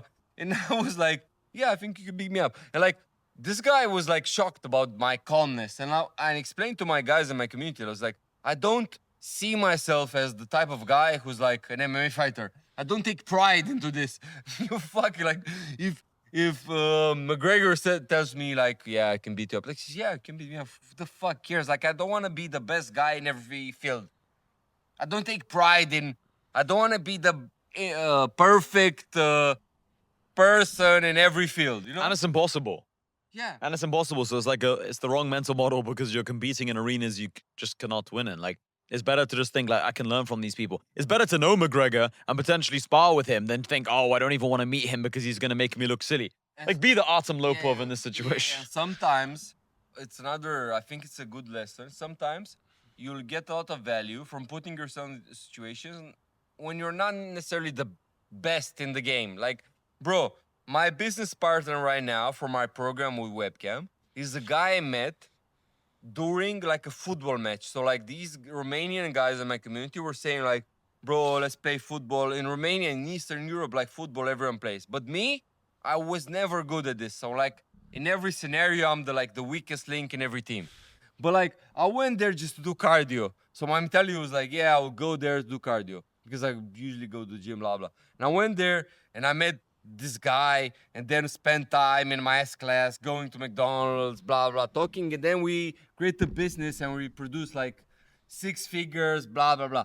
But like from this small thing of like me putting myself in this position of like playing bullshit football, most of you guys, you want to be like the master in everything. And if somebody tells you like, let's go spar, you don't want to go there. Let's talk about this topic. Knob. Yeah, You have big ego. You're a big G. Me personally, give a fuck. Like I don't take pride if somebody tells me like, let's go swimming. I'll go, just go. I don't give a fuck if I'm the last guy, bro. I'll give you the best example. I never had a driver's license, and one time, a few years ago, it was like Tate, their friends, like that guy Rory, multiple guys were going to like do karting. And me, because I don't have driver's license, I don't even know how to drive a bullshit kart. Bro, I remember going to bullshit karting in some like circuit. Bro, they were like 2 laps Ahead of around ahead of me. Bro, I was the stupidest one. They were like kicking their car into me, bumping me in the like walls. I don't give a fuck. Like I was like inexperienced. I didn't want to like compete in a field I wasn't even relevant in, you know? 100%. I think that ties in perfectly to another topic which we haven't talked about, which is the idea of like you don't need to always see a guaranteed ROI in everything you do. I know some people only want to do things if there's guaranteed going to be an ROI. Like they don't want to go on a date unless they think that girl potentially could be their wife. They don't want to start a business unless they know it's going to make them a millionaire. Like I remember before I made this mistake, I didn't want to do copywriting because I thought I'm not going to be a millionaire from doing this bullshit copywriting for the emails. But it's better in life to just do things. You don't know what it might lead to. Like just today I did a call with someone from my private community. He's not even actually in my private community. He just paid a deposit to join. I did a call with him just to give him extra help because he's going to join in a few days when he gets more money. By me doing this call, I gained an idea that I didn't previously ever think of. Like, I really believe the reason why I've had so many good ideas over the last few years because I just do more bullshit than other people. I don't sit there arrogantly think I'm a multimillionaire. Why am I doing a one-on-one call? Like, I could be talking to these girls now. Like, I just think, let me just do more. Like, other people think, what's the point of doing a 5-hour podcast? Because, like, no one's going to listen to the 5 hours. I just think, if I talk more, I might gain an idea. I might gain a thought I never previously had. Like, we talked about this topic before. It's like the idea of doing more, and out of all the shots you take, one of them will pay off. Like you meet 10 people to meet one business partner. You meet 10 girls to meet one good girl. Like it's a numbers game. I wrote 45,000 tweets. 43,000 of them are probably bullshit. They didn't grow my name. 2,000 made me meet all these high-level people and help me make millions of dollars. Like just do more. Yeah, it's another aspect. It's like people shy away from the effort, you know? Like people don't want like it's like what we were talking before, like nobody will sit there in the trenches writing so many tweets, doing videos. They all want like the instant success. And sometimes in life, you'll have success easier. Like, bro, I will tell you sincerely, in Romania, I only did 9 videos on my YouTube channel, and every fucking video have over 100K followers. Really? Views, you Yeah, mean? like Views. 100K views. Like, in certain situations, you will be more lucky. It's like the guys in the gym who are like naturally genetics, blah blah blah. You know. But in other areas, you need to work more. What a lot of people do is they look at someone who has success in an area and they think, oh, this person did it quickly. But you don't see all the sessions they did working by themselves late at night at their desk, building their skills. So maybe for them, when they started making videos on social media, maybe they started getting views quickly, but maybe you didn't see them make another social media account, which they now deleted, where they posted thousands of videos you didn't see. You know what I mean? Yeah. Like maybe someone posted 5 videos and their 5th video got views and they think, oh, they're a natural talent at social media, but maybe they already posted loads of times from a faceless account and they learn about hooks and keeping people engaged. Yeah, it's like even I think the first our starting point in the social media game was like Tate, and like we know because we knew him when he was nobody, you know, like he was we less saw- than us. Yeah, And, yeah, like yeah. he was posting like crazy, getting banned, all this bullshit, and he was posting videos in 2017, and he only got worldwide famous in 2022, 2023. So he had like 5 fat years of like Development. posting bullshit with nobody seeing it. Yeah, And, like, yeah. bro, I remember one time, it's crazy. I remember, I don't think I said this on the podcast. So like, I was at his house, and it was like this big ass like girl from England who was like in the music videos. Imagine this. No, I know the story, I think. Yeah, I like think. imagine the type of girl who's like playing in the music videos of like the rappers, and like she was questioning him. She's like, "Oh, you live in Romania, you're a loser, blah blah blah. I've been to like Fredo's music Yeah, I video, thought so, blah yeah. blah." Like he was type of person, give a fuck. Like he was going forward and forward. Like he's using all this like feedback as motivation, you know. Like other people will be like, Affected. "You affected, be Demoralized. pussy, yeah, depressed and stuff like this." Yeah, they'll think I need to work on myself more before I enter this game again. He just thought like, fuck it, just move on. This is my mindset, you know, do more, think less. Like, who cares about this one girl's opinion? Like, she's 1 out of 8 billion people. Maybe there's 3 million other girls around the world, 1 billion girls around the world who'd love to be in that house there and then with a millionaire, like seeing the nice swimming pool, seeing the nice cars. Like, who cares if this girl knows Fredo? And now Fredo actually has a song, funnily enough, called Top G. Yeah. So it's amazing how life works out, you know? So this is my mindset, is doing more. And as you keep leveling up, the people you thought were higher level, they now become a lower level, you know? You just gotta keep working on yourself. Yeah, and also like I've seen this, bro, with like low level influencers, even in my countries. Like, you start from a point where like people are doubting you, but if you continue, people are starting like from haters to become fans, you know? Yeah. And like I seen this on Twitter. I remember this one guy, I forgot his name. In 2023, he was posting memes with me. Was like some little midget in the club, blah blah blah. Who? Like I forgot his name. He's like a faceless, like a nano account. Okay. But like it's a big account. He's like posting memes, and then he's like fucking with my content, and like because I continue posting and then you fuck about this bullshit, you know? You outgrew him. Yeah. Yeah. Like the hate turns into love. Yeah. Also, like another thing about social media that I learned is sometimes the hate turns into love, sometimes the love turns into hate. Like people are fickle. They change their opinion quickly. It doesn't matter so much what they think, you know? People are always changing their opinions. Like, bro, I've seen so many people, they used to hate my content and then they say, bro, you're actually really cool. I just never Yeah. watched you before. Or sometimes people like you and then they're like, oh, bro, I heard you say this in this podcast. You're fake. I don't like you anymore. Like, who cares what they think? They're strangers at the end of the day. Some of them are going to turn into customers. Some of them will turn into friends. I'll give you a quote from a famous song. It's called Rolling Stone by The Weeknd. He said like, love me before they all love me until you won't love me. It's basically saying like, Yeah. imagine, it's very good to extrapolate from the song to, for example, like Tate. When he was like underground sensation, everyone was fucking with his content. But when he became too mainstream and he used ideas, you hear them all the time. The woman has to sit and cook, blah blah. Then people started thinking like, oh, heard this all the time, you know. When you become too mainstream, people don't fuck with you because they like the version of you when you were more underground, you know. Yeah, Same with Drake. People don't post as much like Drake songs on their reel, on their story, because they It's too want big. like the more mysterious artist. They want the artist who's big but not that big, who's cool but not mainstream cool. You know, they post now like Playboy Carti, blah blah blah. They don't post Drake anymore because Drake is too mainstream. Drake is like Jennifer Lopez. Drake is like Beyonce. Drake is like, you know, too Yeah. mainstream. People want to feel like they're showing someone to their own following who's like low key, not been It's discovered. like me They want to now, be the one who introduces yeah. them. It's like me right now watching Professor Jiang, but like in probably in 6 months, everyone will watch him and I'll be like a hater of him. It's like the same shit. Yeah. I'll Even be now, like, I've yeah, heard. everyone Even now, watch I've heard so many people talk about him. I saw Yeah. Sneeko the other day talk. I think he's Yeah. already mainstream, right? Mhm. Yeah, I've not watched his videos. He's just this Chinese guy in my mind. Yeah. But like Yeah. when an idea becomes mainstream, it also becomes cringe for the guys who are like fucking with it back in the day. Yeah. It's That's like- why you can't care what people think. That's why I keep posting the same thing, though. Like, that's why I make the same points.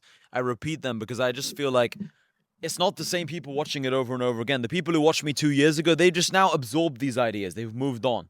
You know, it doesn't matter what these people think. It's now the new people. Yeah, it doesn't matter what people think, and you have a very good idea, and then you inspire me with this. It's like you always have new followers. It's not the same people who were following you 2 years ago. Bro, no one knew us from 6 years ago. They're not watching us anymore. The people from 5 years ago. Bro, because probably they're like, dead. Moved on. Bro, some of them probably died. Some of them are probably in jail. Some of them just gave up in life. Yeah. Some of them won the lottery. Like, some of them moved to Malaysia and they don't care about the internet anymore. They're living in a hut. Don't even like follow the same. Like, No. we were talking about this piano guy. Rich Piana. Yeah. He's like this bodybuilder. He died like 8 years ago.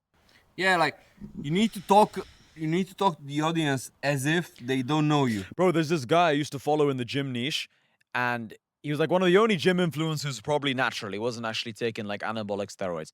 I was trying to find him like about a month ago. I was like, what's his name? I don't even remember his name. Yeah. This guy I learned so much from. Anyway, I kind of like found him by typing in like natural bodybuilder who's not in good shape but gives good game. I found him basically, and he had like this funny beard. I was like, this is the guy. I think I remembered his name just now. I won't need to say it, but like I remembered his name just now as I was repeating this story. I didn't even remember his name, bro. I used to watch like every video this guy made. Bro, He it's gave such crazy. good Now information. I'm thinking about it. It's like there's guys on TikTok. Like mostly I see bitches on TikTok, but like there's certain guys who talk like they speak like motivational stuff or like business Yeah. stuff and like save their videos, but don't remember the name. You So just it's like remember a- that face a It's little like bit. it's like a funnel from like you see a guy on social media the first time. You remember his face. You save the video. Like between you remembering his face and seeing him the first time and remembering his name is like a long process. And then from you remembering his name and actually Googling and actually going Watching to long his form YouTube. takes time. It's like takes time and like most people are like, bro, I don't wanna post because I'm a loser, blah blah. It's bullshit No in your one mind. remembers you.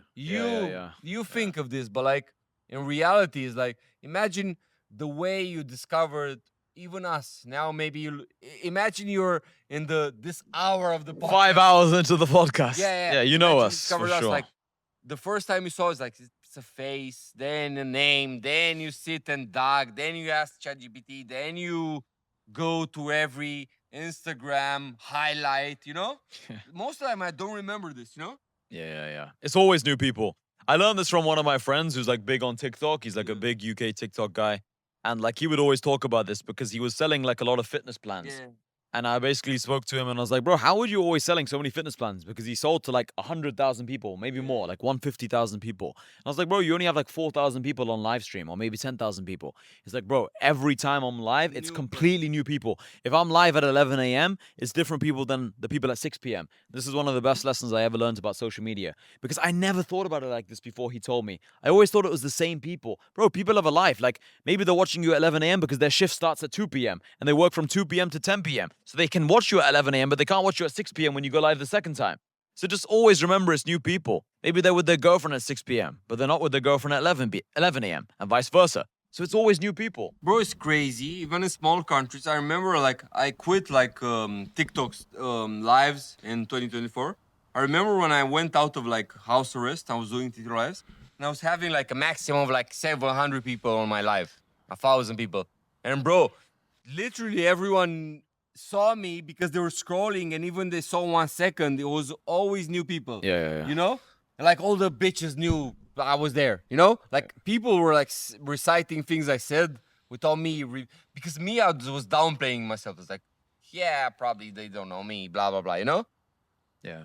I remember one time I was supposed to meet with the girl, and I said on the live, I was like, bro, guys, in 5 minutes I will close this call. I'm meeting with the bitch. And like the bitch was like, Listening. it was like listening. It was like Yeah. texting me like, I'm not a bitch, blah, blah. Like, people don't like understand like the power of social media. Like, even if you don't see yourself as like relevant, lots of people will know you. Bro, millions. I said this before to like my friends. I was like, sometimes I make this joke. I'm like, oh, loads of people know me. I say it to them to kind of just see their reaction. Sometimes it's funny, but like, millions of people have definitely seen me before online. Yeah. Like, millions of people recognize my face because across all the platforms, I have like 300k, 350k followers across all the social medias combined.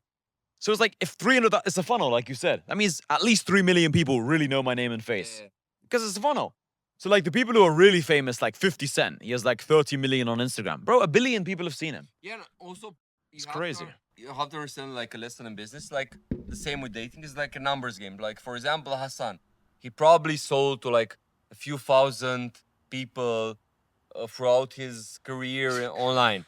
But like it's a few thousand people, but like 100 times more people saw his face. Like 1,000 times more. Like it's 1,000 times more. Like 3,000 times 1,000 is 3 million. Like I think Like- 3 million people have seen me and 3,000 people have bought like a high ticket thing from me. So Yeah. it's millions of dollars is like, for example, if you want to sell to like 100 people a product that's worth $1,000, it's probably lots of people, like hundreds of thousands of people, need to know your face. I've seen you one time at least. Yeah, yeah. Yeah, Or like- it's very niche and then it's like as soon as they see you, they're like, I want to buy. It's the principle Yeah. of numbers games, like same with the bitches. Like, most guys want to be like nonchalant, want to be mysterious. Oh, if I message too many girls, like, bro, if you want to fuck 100 bitches, you have to text all the girls in your city. It's the reality. Like, you cannot. Bro, sometimes you have to double message. Like people are like scared to double message. I remember meeting this girl who's like a waitress. I got her number like as I was walking past this restaurant. You know the girl's not the waitress, the girl standing outside the restaurant bringing people in.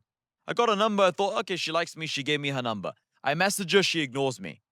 I didn't think, oh, let me not message her ever again. I messaged her again 2 days later. Then, you know, we see each other, blah, blah, blah. So sometimes you have to double message. Sometimes you have to be persistent. Like, let's say you have interest from a prospect. They reply to your Instagram story. They ask you about your coaching. They ask you about your paid product. You might reply to them. They ignore you. Send them a voice note like, yo, bro, like, you know, I feel like you didn't see this message. Maybe you got busy. Just assume everyone loves you. Assume everyone likes you. Just believe in what you sell. Believe in who you are. So I think and promote. I think it's dating and like Business is the same. Business is the same. Everything's the same. Numbers In the game. sense, it's like sometimes, for example, in sales, sometimes I make a sale and people message me, bro, I want to buy this from you. Send me your crypto wallet, or they just buy it without talking. Yeah. And other times I have to like convince Convince. them, blah blah blah. And Same thing it's with the same girls. with like girls. Like sometimes you meet a girl, she's like broke up with her ex, but everything is easier. Where she's like more the type of girl who even Susceptible. customers, like there's customers who buy all the courses, who buy courses from Kassan, from me, from other guys. There's customers who like very like it's like dating, like they're low body count. They never bought a course, Yeah. and if they buy a course from you, they're like they want to be sure it's the right move, you know? But Yeah. like at the end of the day, you need to play every angle. Like sometimes you make the sale through your marketing, and other times you need good sales like game, you know? Yeah. You know, like sometimes, bro, there's like people message you, bro, I fuck with your content, give me the wallet, I want to buy. And other times you just go back and forth for weeks with somebody and he wants to buy. And you need to be able to play all the positions the same in everything, you know? 100%. 100%. This is like the main theme of this entire podcast, actually. It's like how one thing applies in one area, it usually applies to another area completely. So that's why I believe in being more of an all-rounder guy. Because like if you're good in one area of life, usually it translates to another area. You know, so just 80-20 rule, you know? Yeah, like I feel like you, because you have like you worked in sales, and like for you it's easier, like, and also for you guys, because I told you like I was a very good person to analyze Hassan's success because I know him from when he was broke. He enjoy, like, bro, you enjoy talking to people and like, you enjoy the success Yeah, of we others. had this joke on You time. you enjoy talking to people and like selling to them and like having them in your community and have like seeing them have success, you know? Yeah, I actually do. Like yeah. me personally, I'm not that entertained about. Me and Vlad once made the joke like Vlad just wants the money, you know? No, it's not fully like I think for Vlad, what Vlad likes is he likes talking like this on a camera.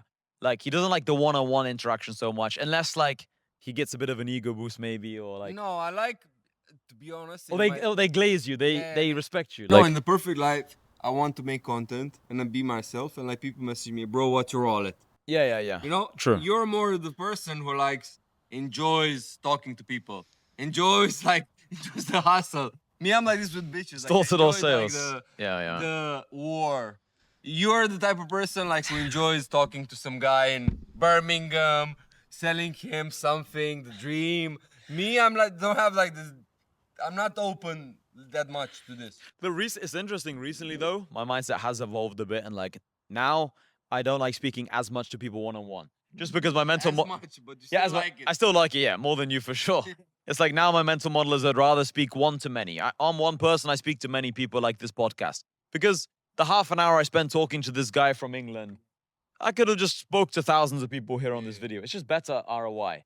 And like as I'm getting older, I'm becoming smarter. This is like a thing you need to convince yourself to do, but your soul is to like. Yeah, I like. Yeah, bro. If somebody would message you right now and be like, Hassan, I'm not sure if I should buy your program, you definitely go to your office and call him. Yeah. You know? Probably. Yeah, you know, like you enjoy. Like, No, it's true. I told my brother I don't want to do one-on-one calls anymore on the front end. Yeah. Like you do the calls. I'm not gonna speak to people unless they're already in my community.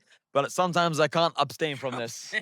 I'm like, all right, let me do this call. I just like it because I feel like, yeah, I just have a sales background. I'm used to speaking to people door to door. Bro, like we worked it out. I did door to door sales, like the actual me knocking on doors for a year straight. I knocked on like 50 doors a day on average. I spoke to like 18,000 people. Like I'm used to speaking to strangers, you know? Yeah, I think it's very good skill. I can't help it. Yeah. I feel like me, because I lived all my life, also I lived all my life in Romania. It's like a more like cold people, like it's not normalized to like talk to people in the gym. Yeah. No, I always did this when I was younger. See it here, like people are more open in cities like Dubai. Even when I talk to friends who've been in Bali, who've been in Miami, like people are doing eye contact. People are talking in the elevator, small things like this. In Romania, people like keep like a distance, you know? Keep to themselves. Yeah. Like I feel like here in Dubai is like, bro, it's crazy. Like people eye contact, talking in the gym, talking in the elevator. It's like more open. Me, because I'm more like I'm used to the Romanian style where you just ignore people in real life. You just keep like an attitude. And here people are way more open. For sure. I think it's good to be a bit open to people because, I mean, yeah, the more people you speak to, the more girls you're going to get, the more money you're going to make. Like, don't be too cold, guys. Don't think like, oh, I'm not going to follow up with someone because they ignored my last message. Like, it's better to be the guy who double messages. It's better to be the guy who triple messages. Like, keep following up with people. I'm not saying with girls, message them 6 times in a row. Don't do this with women. Like, not 6 times, you know? But like with a prospect, like, don't be afraid to message people 4 times. You know, and you don't have to message them like, yo, did you see my last message? Not like this. Like, say, hey, like, you know, I understand you might be busy. Here's a video you can watch that I explain this thing you were struggling with. Bro, I don't even do this like every time, but every time I double message people, I make money. Like, for example, The money's in the follow-ups. Like, for example, in my communities, there were people who owe me money for the next year or something like this. And from 100 people, you message them. I wasn't doing this personally because I hate it, but I put some soldier. But like every time I did this, like some people, if you message them first time, they don't see it. Bro, yeah, people are busy. Don't use Telegram. Yeah. Every time they use WhatsApp. Yeah. But it's very good tool to like just remember people like, bro, hey, yeah, bro, I will send you money. I want to be in this community. Sorry, I didn't see the message. Yeah. You know? That's how the game works. Yeah, like it generally works and it's very good tactic. Even with girls, like people take it too personally. Like, oh, this bitch doesn't like me. Bro, you're too trying to be nonchalant. Like the reason why people fuck lots of girls is like they see it as a sport. If you don't see it as a sport, you'll never fuck bitches, you know? They're in the game. Yeah. The people who get the most girls or the people who get the most customers have been rejected by the most girls and customers because the only way you're going to get the most here is if you have a high failure rate as well. You need like just more volume. Like volume's always the answer to everything. volume negates luck. I think that's a famous quote. It's like, don't try and be a sniper where you're like, I want to get this one lead, this one sale. I'm working on this prospect. Like, hopefully this guy replies. Like, if you're so desperate on this one guy buying your product, then you don't have enough leads. Like, be speaking to 50 people at the same time, and then like 4 of them are going to buy from you that day and you make a lot of money. You know, don't just think, oh, I need to get this one lead in particular. This is how most people think. It's the wrong mindset. Like, be working on lots of leads at the same time. Post more content. Maybe, you know, a lot of people get discouraged because they're posting content, they're doing DMs, they're doing outreach, they're not making sales. They think, oh, I'm never going to make money. They don't realize they might just be a little bit of volume away from making lots of money, because you might have 20 leads in your pipeline who are 60% sold. And if you make one podcast, maybe this one podcast is enough to push you over the edge, and then you buy something from one of us. This is how the social media game works. People start from like 0% warm, like a stranger. They're 0% warm, and then it's a scale of 0 to 100. Someone who's 100 trusts you fully. Like Damien, the guy behind the camera, he's bought multiple things from me in the past. He's in the coaching for a few years now. He's at 100% warm, let's say. So the content you make takes them from 0 to 100. You know, don't just think like, oh, no one's bought from me. Yeah, they haven't bought from you because maybe you have 10 people at 60. Just keep posting, and maybe you drag those people from 60 to 100, Yeah, then they buy. Like we were talking earlier about happiness. It's like a formula. It's not only about money. Sorry, also about like the people you have around you, the health, blah blah. Even with selling, it's like a formula. Like people, we talked about the rule of like people are saying like they need to see you like 7 hours until they buy from you. Also, they need, in my opinion, they need to see you're a credible person, because you don't want to be a person who's like, they see you all the time, but you're a clown. You're a broke ass guy doing dances. Yeah. It's like a formula of like Quality of credibility, attention. who you associate yourself with, your lifestyle, the value you give. It's like multiple things. And if you can create the certain formula, then you'll make money. Yeah. Because you can, there's guys, returning back to what we're saying, in 2023 I did this seminar, like this event in Romania with Sneeko there, and like Sneeko was amazed when Hassan was like making way more money than him, and Hassan was like a niche guy, an underground guy, and like Sneeko was famous. He was famous back then. He had like probably 20 times more followers than you, but the content he was posting was like bullshit, not aimed towards business. He was talking like, even now he's talking about Jews bullshit. Like nobody cares. Like like you can have 100K views talking about Jews, or can have 10K views talking about personal brand. And if you have 10K views about personal brand, people who want to build a personal brand will buy from you. A lesson I learned from social media is the following. It's like, if you focus on getting views, you get views. Yeah. Okay? And maybe this leads to some money. Yeah. But if you focus on making money, you get views and money. Because if you want to make money, at the back of your mind, you're thinking, fuck, like I need to get some views. So I believe it's way better to focus on making money and actually solving problems for people, because then naturally you're going to do some content to get views. Like back in the day, I would post 60 tweets a day. The reason why I posted 60 tweets a day is because I believe that if I posted more people would see it. I help more people. I solve more problems for people. More people would trust me and join my coaching. This was my philosophy. And maybe I lost some followers. Maybe some people thought I posted too much, but those people were never going to buy from me. This was my philosophy. You know, at your event, one guy, like I said this before, someone said, bro, I saw 500 messages from you in 1 week. Because he didn't check it for 1 week. Yeah. He didn't click on my channel. And then he saw 500 missed messages. He's like, what the fuck, bro? You posted 500 a week. This is like 70 times a day. And my philosophy is like, exactly. There are people like you who are in my channel. They don't even check the channel. They won't see one of these messages. Regular. No, so like the people who are regulars, the super fans, the ones who really want to hear from me, they'll watch all fucking 500, or they'll watch 120 of them. You know, like Damien, before he joined my coaching, he was working as a delivery driver. So while he was doing deliveries, he'd be listening to my voice notes. So he wanted hours and hours of content. Or maybe some people are working as a security guard for a gym. They just open the gate for the gym. They just want to sit there and listen to shit. There are people who will listen to this podcast, bro. There'll be the truck. Wait, but I was just gonna say, there'll be a truck driver who listens to this entire 5 or 6 hour podcast while doing a big drive across America. It's like I was telling you, like me, when I see a creator, like he posts a podcast for like 3 hours, Yeah. I'm like, bro, it's perfect. I can sleep on this for 1 week, you know? Yeah. As opposed to somebody doing like me. I usually do like 10-minute, 20-minute videos on YouTube, bullshit. but I don't like, me personally, I don't consume this bullshit. Yeah, it's bullshit. I want like long form to listen, you know? Yeah. I enjoy it more. Yeah. That's what I want to do more of. I made the decision recently to quit my Telegram. I'm not sure if you saw. I decided to quit my Telegram. Privately, but I didn't we didn't talk about this. Yeah, I just want to quit my Telegram because now I'm focusing more on YouTube. if I was still on Telegram right now, I'd be like, oh, I haven't posted on my Telegram. I'm speaking to Vlad now 6 hours. It's Yeah. like, fuck the Telegram. I'm sacrificing this to go bigger on YouTube. Now I want to do more long we were form. talking in the summer. You said About telling me, tweets. like, abstain from posting on Twitter. Bro, Twitter's bullshit mostly. Yeah, now yeah. it's changed. Like, yeah. but like the idea is to like abstain from things that are comfortable And do bigger. and do like big ass shit like that can change the game. And I know this, but I make this mistake. Like for me, it takes way more energy to film a video. Like for me, I'm thinking like I need the perfect location, I need the perfect vibe.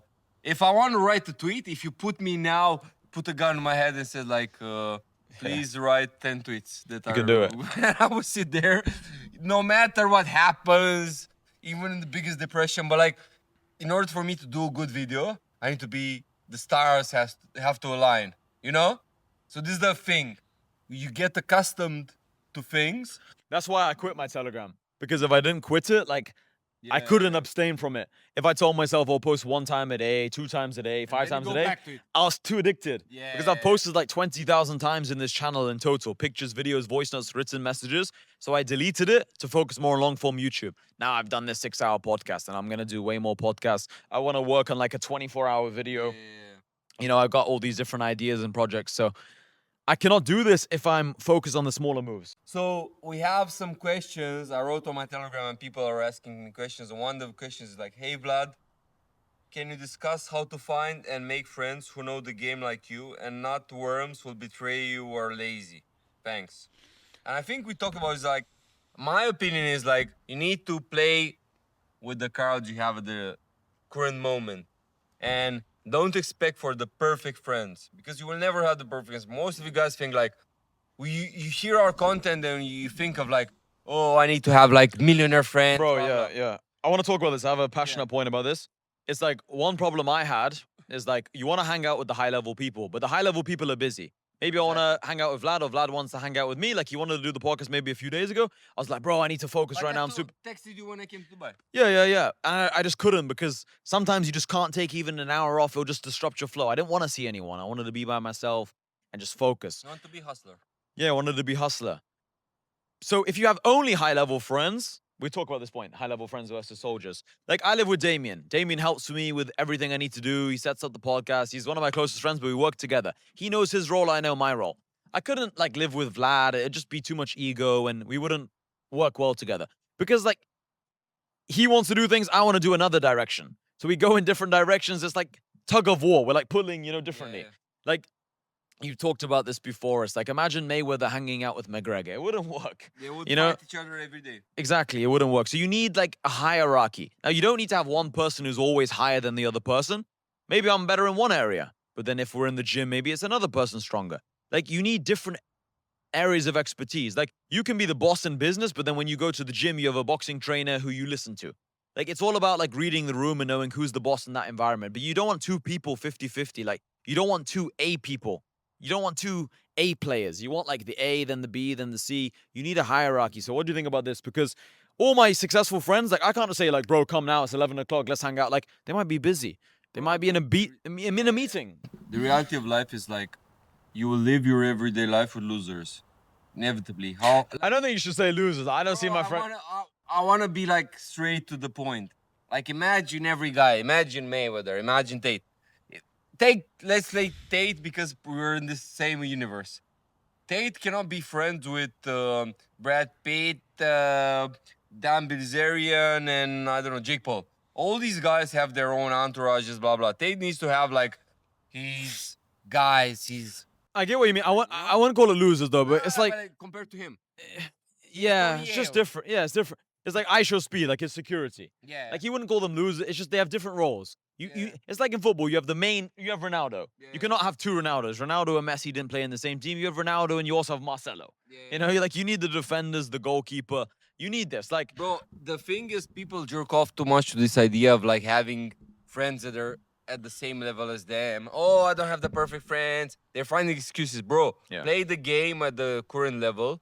Like leverage the friends you have, bro. Even if you have loser friends, you can learn lessons from them. Even if you have like drug addict friends and you're stuck in some little city, bro, these guys can have certain. I remember when I was a kid have these friends for like trust fund kids because I was a very good school. Because my mom was a teacher, I was smart, blah blah. I was in a good school, and I had like friends with houses like this, with like pools. Like, bro, when I see this pool, I remember my childhood. To see this pool every summer, their parents would go to vacations, and I would go to a house party with the pool, and I was like just leveraging that, like I was doing there, just living life. Wouldn't think of like, what if my friends were hustlers making money? Like, Yeah. bro, just play the position. Okay, your friends are trust fund kids. Okay, tell them to come pick you up the house. Go when their mom is leaving to Saint Tropez. Go to their house and like have a house party. If your friends are like broke, okay, he's broke. I can use him in my business. Like I had friends who were broke. I used them in my initial businesses to play roles. Okay, work this job. I will give you an exact example. I had a guy who was working at Zara Kids. He was like every fucking day, 8 hours per day, he was like taking clothes for kids. He was like a 6'2", 188 centimeters guy, 100 kilos, taking kids' clothes everywhere, you know? And when I told him, like, bro, work for me, it was like a big flex for him rather than working there, you know? So, like, you need to understand where to put everyone. And then 100%. when you're in position of power, you can replace everyone. But I don't like this idea of like being too extreme. Like, oh, you think you're too smart, you think you're too good, and taking radical decisions when it's not the time for this. I think a mistake people make though is they think they're so ahead of other people, but they don't realize that the outside world is only judging you on the outside Results. image you have. Yeah, Yeah, your results. bro, So I in your have- mind, you think you're the next fucking prodigy. You think you're the next genius. Because So you you're read something. Or yeah, you read some Robert Greene and you remember some Bro, quotes. I have exact example of this. I remember I had this Romanian literature like class in when I was in high school, and I always was good at like writing and stuff like this. Because when I was a kid, my mom was like putting me to write like essays and like destroying the page if it was bullshit. So I was very good at like literature, and I was reading all these classical books like the Odyssey, Iliad. I don't know, like I know the Greek philosophy. I know a lot, you know, like I knew how to write. And then when I was in high school, even though I was like retarded, I knew how to write. And like these professors in school was like, oh, Vlad, the smartest guy, blah blah.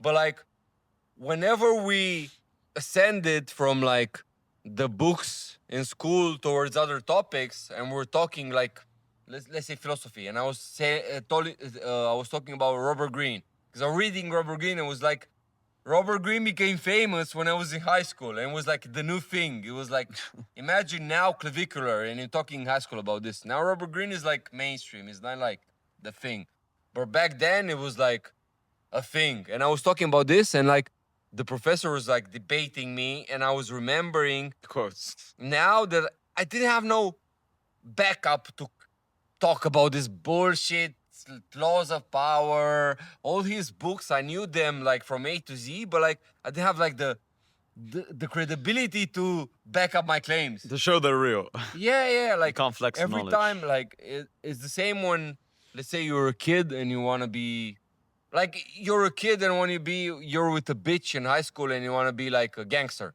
but you don't have the lawsuits to back it up, or you want to seem rich but you have like your cars, you know? Like it's very hard if you don't have the credibility in the back end to back it up. Yeah.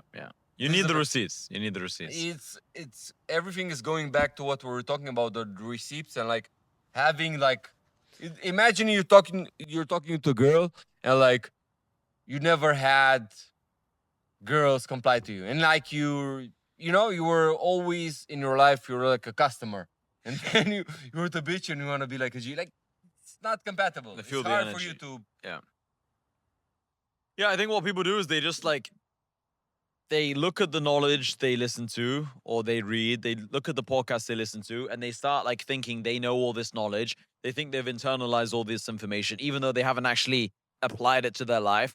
And then they think people should just treat them differently like they have already applied it. So for because of the example, knowledge.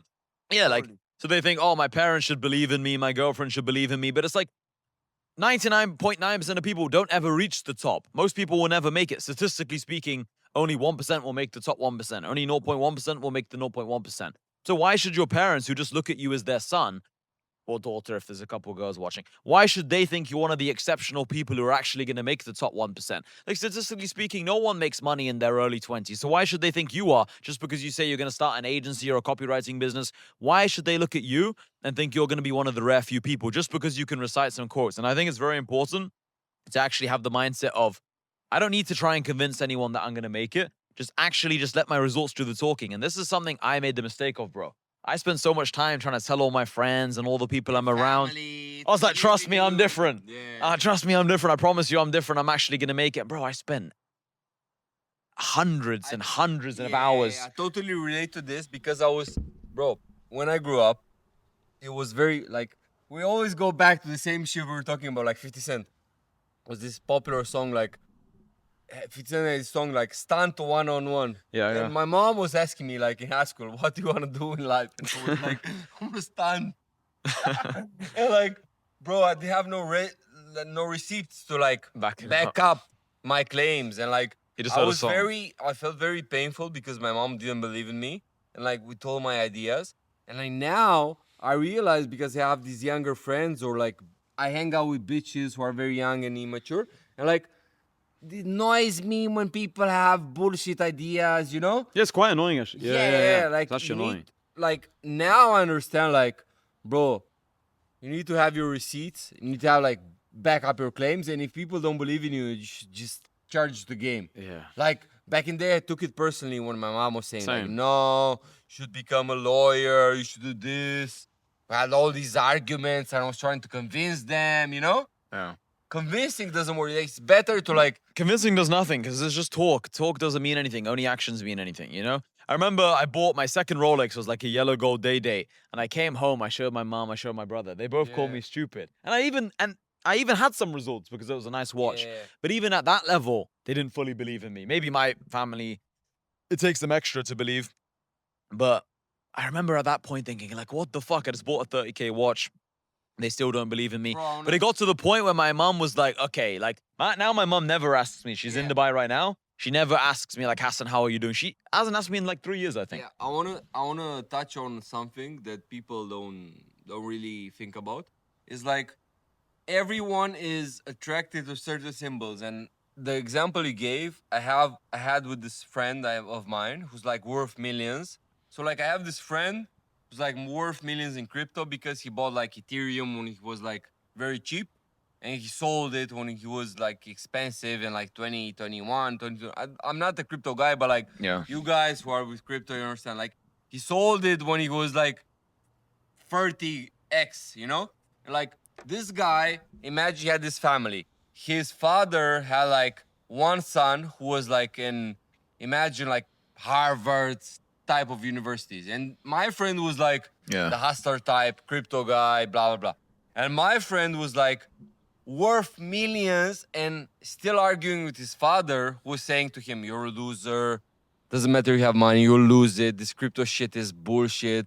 Your brother went to Harvard, blah, blah, blah. Because people believe in certain symbols. And, like, your parents probably believe in symbols like university, like law school, like job, Google. Yeah, like, yeah. there's guys who their parents are proud. Oh, my friend works at my daughter works at Oracle. My daughter is a bullshit lawyer. Who the fuck cares? Yeah. You need to lose in that game of, like, impressing your parents. Yeah.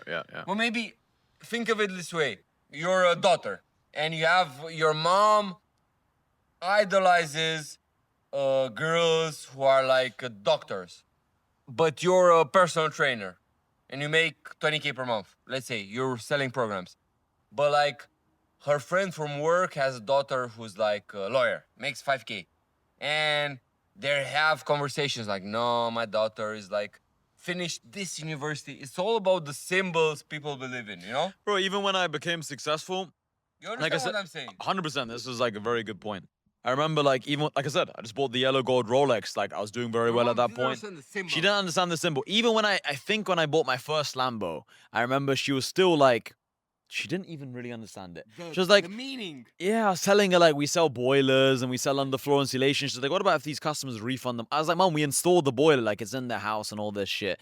And it's like my mom didn't understand business because like everyone she ever knew in her life, they have a job. Maybe they become a doctor, a lawyer, an accountant, these kind of things. So her brain didn't understand business. She couldn't internalize this information. So for her, she was like, well, even when I bought a Lambo, she was like, do you not want to go back to university? I was like, Mom, I just bought a Lambo. Like, she didn't understand that this symbol point is 100% true. Same thing with women even. Like certain women respect different things. Some women love money. Some women love clout. Some women respect like just pure status, you know? So it's like some women, like they'll just sleep with you just because you have a lot of followers, let's say. Like let's say you're a rapper, you could be broke, be in overdraft, have less like negative money in your bank. If you have 300K followers, you impress her. But some women, they need to see you spend 20K in fucking Monaco, or they like value different things. It's the same thing with customers. Some customers want to see long form content. Some customers will just trust you because these high level people in your industry follow you. You know what I mean? Like this is true. Every one of us, this is the reality. We value different things. I want to make a conclusion. The thugs value different things. We you know? all are the victims of a certain matrix, let's say.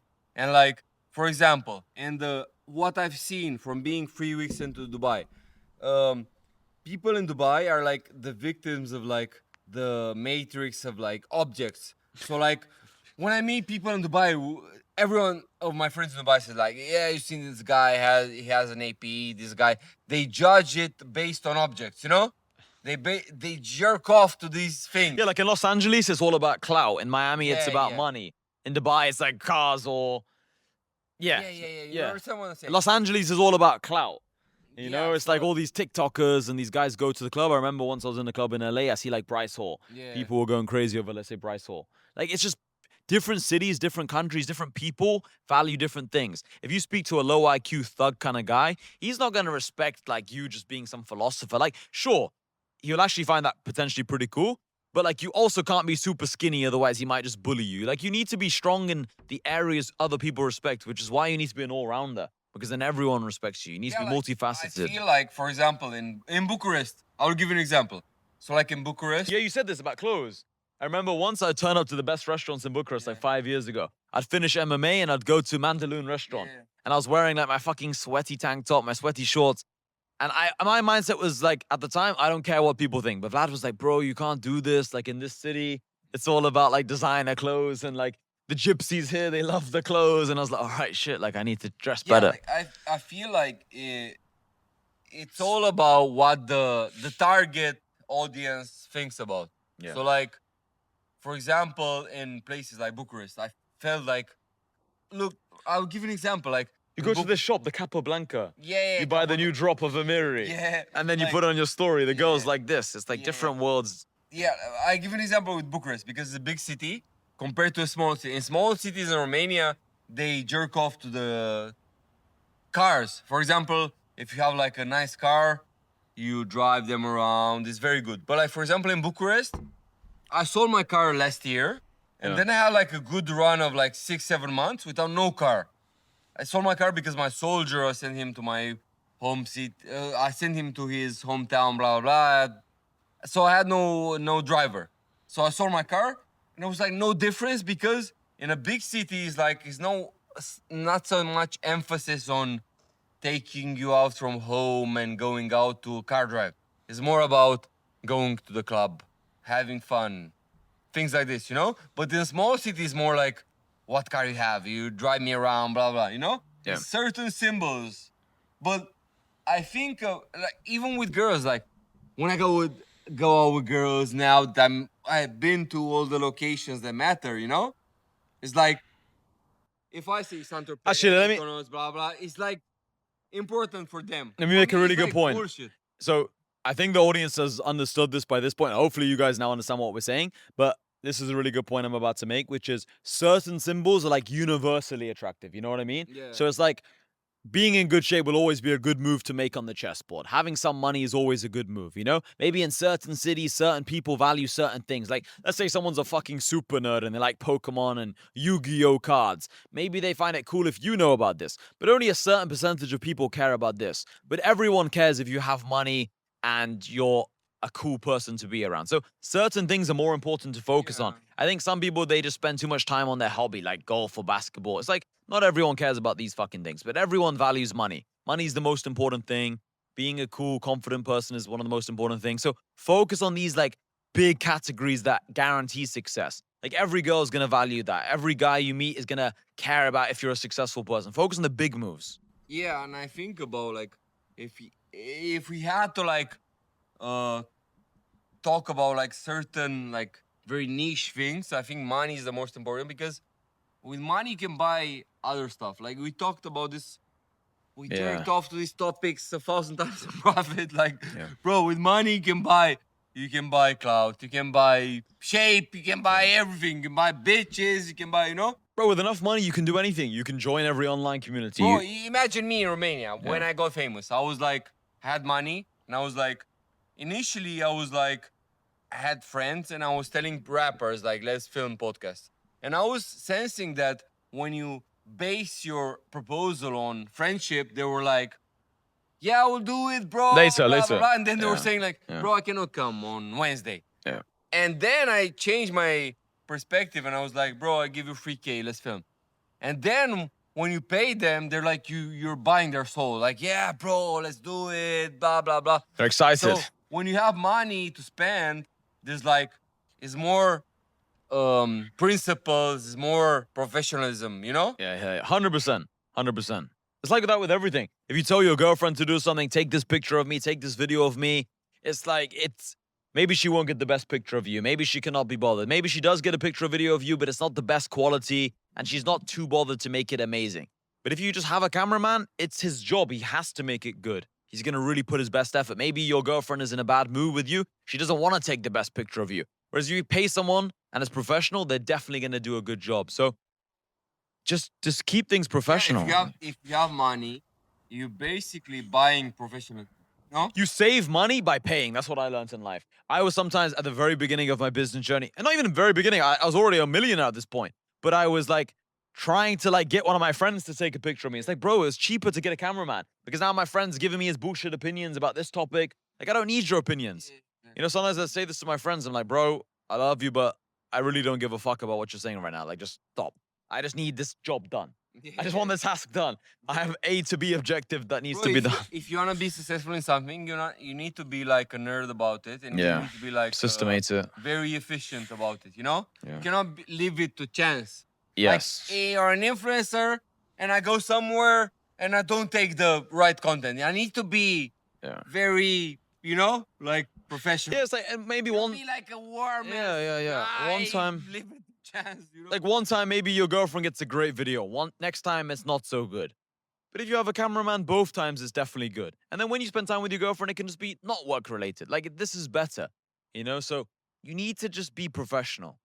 You know, like, don't try and involve some of your school friends with everything you do. Like, before, I was trying to hire some of my school friends. But they have an ego, like, how much am I going to get paid? Like, I remember one time I was trying to tell one of my school friends to join me on my YouTube channel. He's like, bro, what happens when the YouTube channel becomes big? Like, what's my percent? Ideas. Bro, I was like, you haven't even made a fucking video, you idiot. Like, and then I was just like, fuck this guy. I don't even want to hire him. Just like, I'm going to change your life. And you're talking to me about equity and stuff. We haven't started, bro. I'll give you an example. I know exactly what you say. Like, I remember when I first started my webcam studio, I had my best friend who was like very smart, and he was studying at like Sheffield University in the UK. And like, he was genuinely smart. Like, he was genuinely like top tier in Romania in terms of IQ. And in my mind, I was like, he was working at Marriott Hotel in like Sheffield.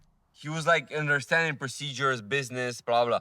And like, I told him like, bro, take all your business acumen, what you learned, bring it in my studio, and I'll give you like money. We'll build an empire, we'll build like 20 studios. And he was like, yeah, bro, but like, my family will say I will work in a webcam studio. This is like a low status compared to what I do. And I said, bro, you're a broke ass guy, make 2K pounds in UK and bullshit.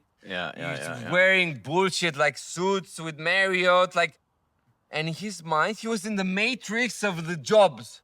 Because that's his ecosystem. It's another thing that if you want to build a company, I think you need to. This is reality, bro. Like, you need to create your own matrix, because bro, I had this guy, like in my lawsuit, okay, I was accused of human trafficking. So like in my lawsuit, I had like one of the best guys in the OnlyFans game. So this guy had, my friend of mine, he was able to take, bro, he was able to take the ugliest girl and make her the biggest webcam model. So like, he was able to take a normal girl and make her a superstar in the OnlyFans game. So this guy was like top tier in Romania in terms of like Olympics, informatics, blah blah, Google stuff, blah blah. So like, it's important to. I think this is another important thing. When you have a personal brand, you attract the best people in every field. You know. Yeah. Like, imagine somebody who's bigger than us in like this game, like let's say Tate. When he posts a message, I need the videographer. He will fucking hire somebody who used to work for Pop Smoke. You know? But yeah, but like this is the reality of the game. Yeah, like yeah. if you're not famous nowadays, if you don't have no clout, The biggest guys don't want to work with you. I was talking to someone very high level in this personal branding game, and he's like working with a videographer that used to be like the best videographer for Louis Vuitton. yeah. And he was telling me, because I was asking him like, what's your thoughts on this? Should I, because he was paying a lot of money for this Yeah. videographer, like 25, 30K a month. And I was asking him like, do you think I should do the same thing? And he was saying like, honestly, bro, like even if you pay these people, they're not going to do it now, because at the level of your YouTube channel right now, like Yeah. they don't want to be part of this. They want to be part of something bigger. Like they're yeah. doing Louis Vuitton projects. They're doing like videos for me. I'm getting a couple 100,000 views per video. Like it's not the same right now. So if you want to attract the best talent, and that applies to everything in life, employees, women, friends, you need to be the best. You know, it's like, I think it's pretty obvious, you know? Yeah, but like people think, okay, I'll just make money. I will be low key and I'll No. hire the best people. But No, like, you can't. bro, No. I gave this example earlier in the podcast. I was like fucking house arrested, and I found people to live the house arrest lifestyle because I was like having clout, you know? Yeah. Like You need everything. You need everything, guys. If you're just strong in one area, no one cares. And nowadays, like, unless you have so much money, no one cares. I mean, even if you have so much money, if someone told me they had $100 million just sat in a crypto wallet, but they weren't strong in any other area, I'll just assume they're lying or they're just retarded. yeah. I'll be like, why are they not using this Playing the money? game. Yeah, why are they not? Because money is just a tool. It's just a number on a screen until you use it. So, like, why are they not turning this into power? When they say like people, especially in the online business game, they're talking about numbers. I make 20K, 30K, 100K. Bro, Yeah, all yeah. these Ks don't matter. What matters like the lifestyle you have, you know?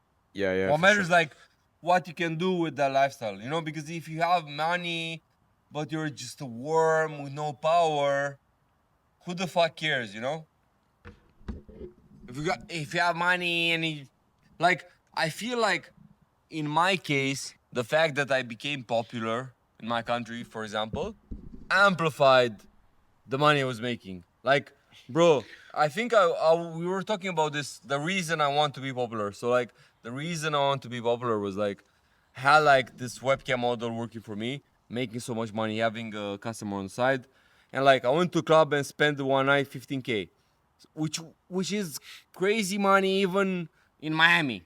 But Yeah. back then I was thinking it's bullshit. But like, I now understand it's like good money to spend wherever on the globe. For sure. But I was spending this money in like Dom Perignon, blah blah blah, and then some guys from like some local TV show, so like Power of Love bullshit, popped up in the club, and I was like, all the bitches in the table were looking at these guys like, oh, this guy came here, and then I was like, bro, I want every bitch to know who I am, you know, because it's like I would rather spend 5K and have everywhere there. It's a multiplier. We said it earlier. Like, Multiplies. let's say Vlad was at that time, were you famous or no? No, I was like, Okay. no, So let's say he spent 15K. Let's just say this is a 10 out of 10 in the money game. So 10, and then fame level 1 out of 10. And then other areas, let's say 5. So then the way you work out the maths is like 10 times 1 times 5 times 5. But these other guys, they're like 100 in the fame level. You know what I mean? So it's like 100, let's just say, for example, or 10 out of 10. And then the other areas, they could be lower, and the total score will still be higher. Like, this is the way you need to look at it. It's a multiplier. multiplies. Like, for example, right now, I'll give you an example from right now. I went to Dubai. I just posted some fucking dump without not talking. I could have like leveraged the war and all this bullshit and make like millions of views on TikTok. Like my friends in Romania, they did this. They live in Dubai. Just posted 20 fucking pictures and I had like almost 300K on some bullshit like dump. This some pictures, bro. You know? And it's like, bro, if you're like famous, you go somewhere and it's like amplifies. I remember you And said this to me. Like if you Some normal yeah. person posts a story and 500 people see it, you know? If you go for a nice steak, let's say you buy a tomahawk steak, it costs a few $100s, let's say for that one steak. If 12 people see it on your Instagram story, this is not a smart move. This is not good content, unless you're obviously very rich and you get the steak anyway. But let's say you're trying to get content. It's all about how many people can see this piece of content. You know, so if you're posting something or you're flexing in the club and only 50 people see it, there's no point. Like, spend that money on ads or something. What's the point of spending so much money just so 62 people think, wow, this guy's cool? It's a waste of money. It's a waste of resources. You always need to be thinking how many people are going to see this divided by like that amount of Bro, money you're spending. Even me, that I'm like a stupid person, and I'm not like thinking life like you're more like a numbers guy. Even me, I was frustrated. I was spending 15K in the club. There's some losers, some warm ass guys from the TV shows were getting more attention than me. And then like 1-2 years later, I was going to the club, and if I was buying like champagne, it's like 500,000 people were seeing it, you know? Because I could put a twist on it. I was putting like a TikTok. Vlad Obu went to the club and spent 10K. I put it there like Controversial all millionaire. the country knew about it. That's You the know? game. Yeah, that's the game. That's why you should. That's why I believe you shouldn't try and compete in certain areas until you truly can compete. It's like I believe, like, let's say you guys right now watching this, you have some money in the bank. Don't spend 10K on the club. That's like one of the stupidest things you can do because you're just wasting all that money. Maybe experience a bit of the clubbing scene, spend a bit of money on bottles and clubbing, like 500 euro or something. Maybe, you know, split it with your friends. Don't spend all your money. Like, it's better to spend that money on mentors, online communities, ads for your business, a good computer, a good phone, maybe a nice camera, a tripod, microphones, hire an employee. Spend it like this, then your money will go further. And then once you're truly up, then you can enjoy that stuff. Like, don't spend 15K on the club until you can actually just comfortably spend 15K on the club every weekend type shit. That's what I believe. Like, make sure you're strong Bro, first. I think Tupac had a good quote on this. What did he say? He was saying like, fall in love with the struggle. Like, bro, when I was broke, Do you think most people are too addicted to the lifestyle? no, I think What's most people's problem, do you think? Let's ask that question. That's a good question.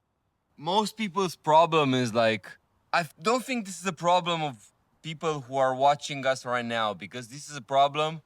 The problem of like bitches, the problem of overspending, the problem of flexing is the problem like the hood guys, more of the guys. I don't who know. are, I like- think everyone has this problem. No, I don't think. Bro, I speak to a lot of people. Yeah. I speak to a lot of people. They start making, let's say, 10K a month.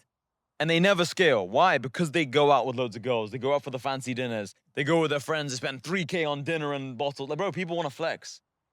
I think the problem most of the people who watch us have is that there's the delay gratification, because they think, oh, they think like, bro, if I'm 22 and if I'm not flexing, it's too late, or 25.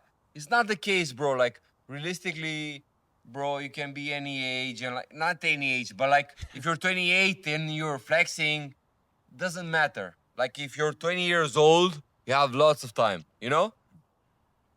Yeah. Like, bro, when you But this is what I mean. I mean, like, remember, you were telling me in the beginning of the podcast, like when you were coming to Romania and you were coming to the club with me, and I was like, I was 28, you're like 22, things like this, and you were not like thinking, oh, Vlad is like too old for. Like, I obviously was not. in, Yeah. you know, I was there. I'm clubbing prime. Yeah. Like, you can be 28 and like having fun. And you can look the same age as someone who's 20. Yeah, exactly.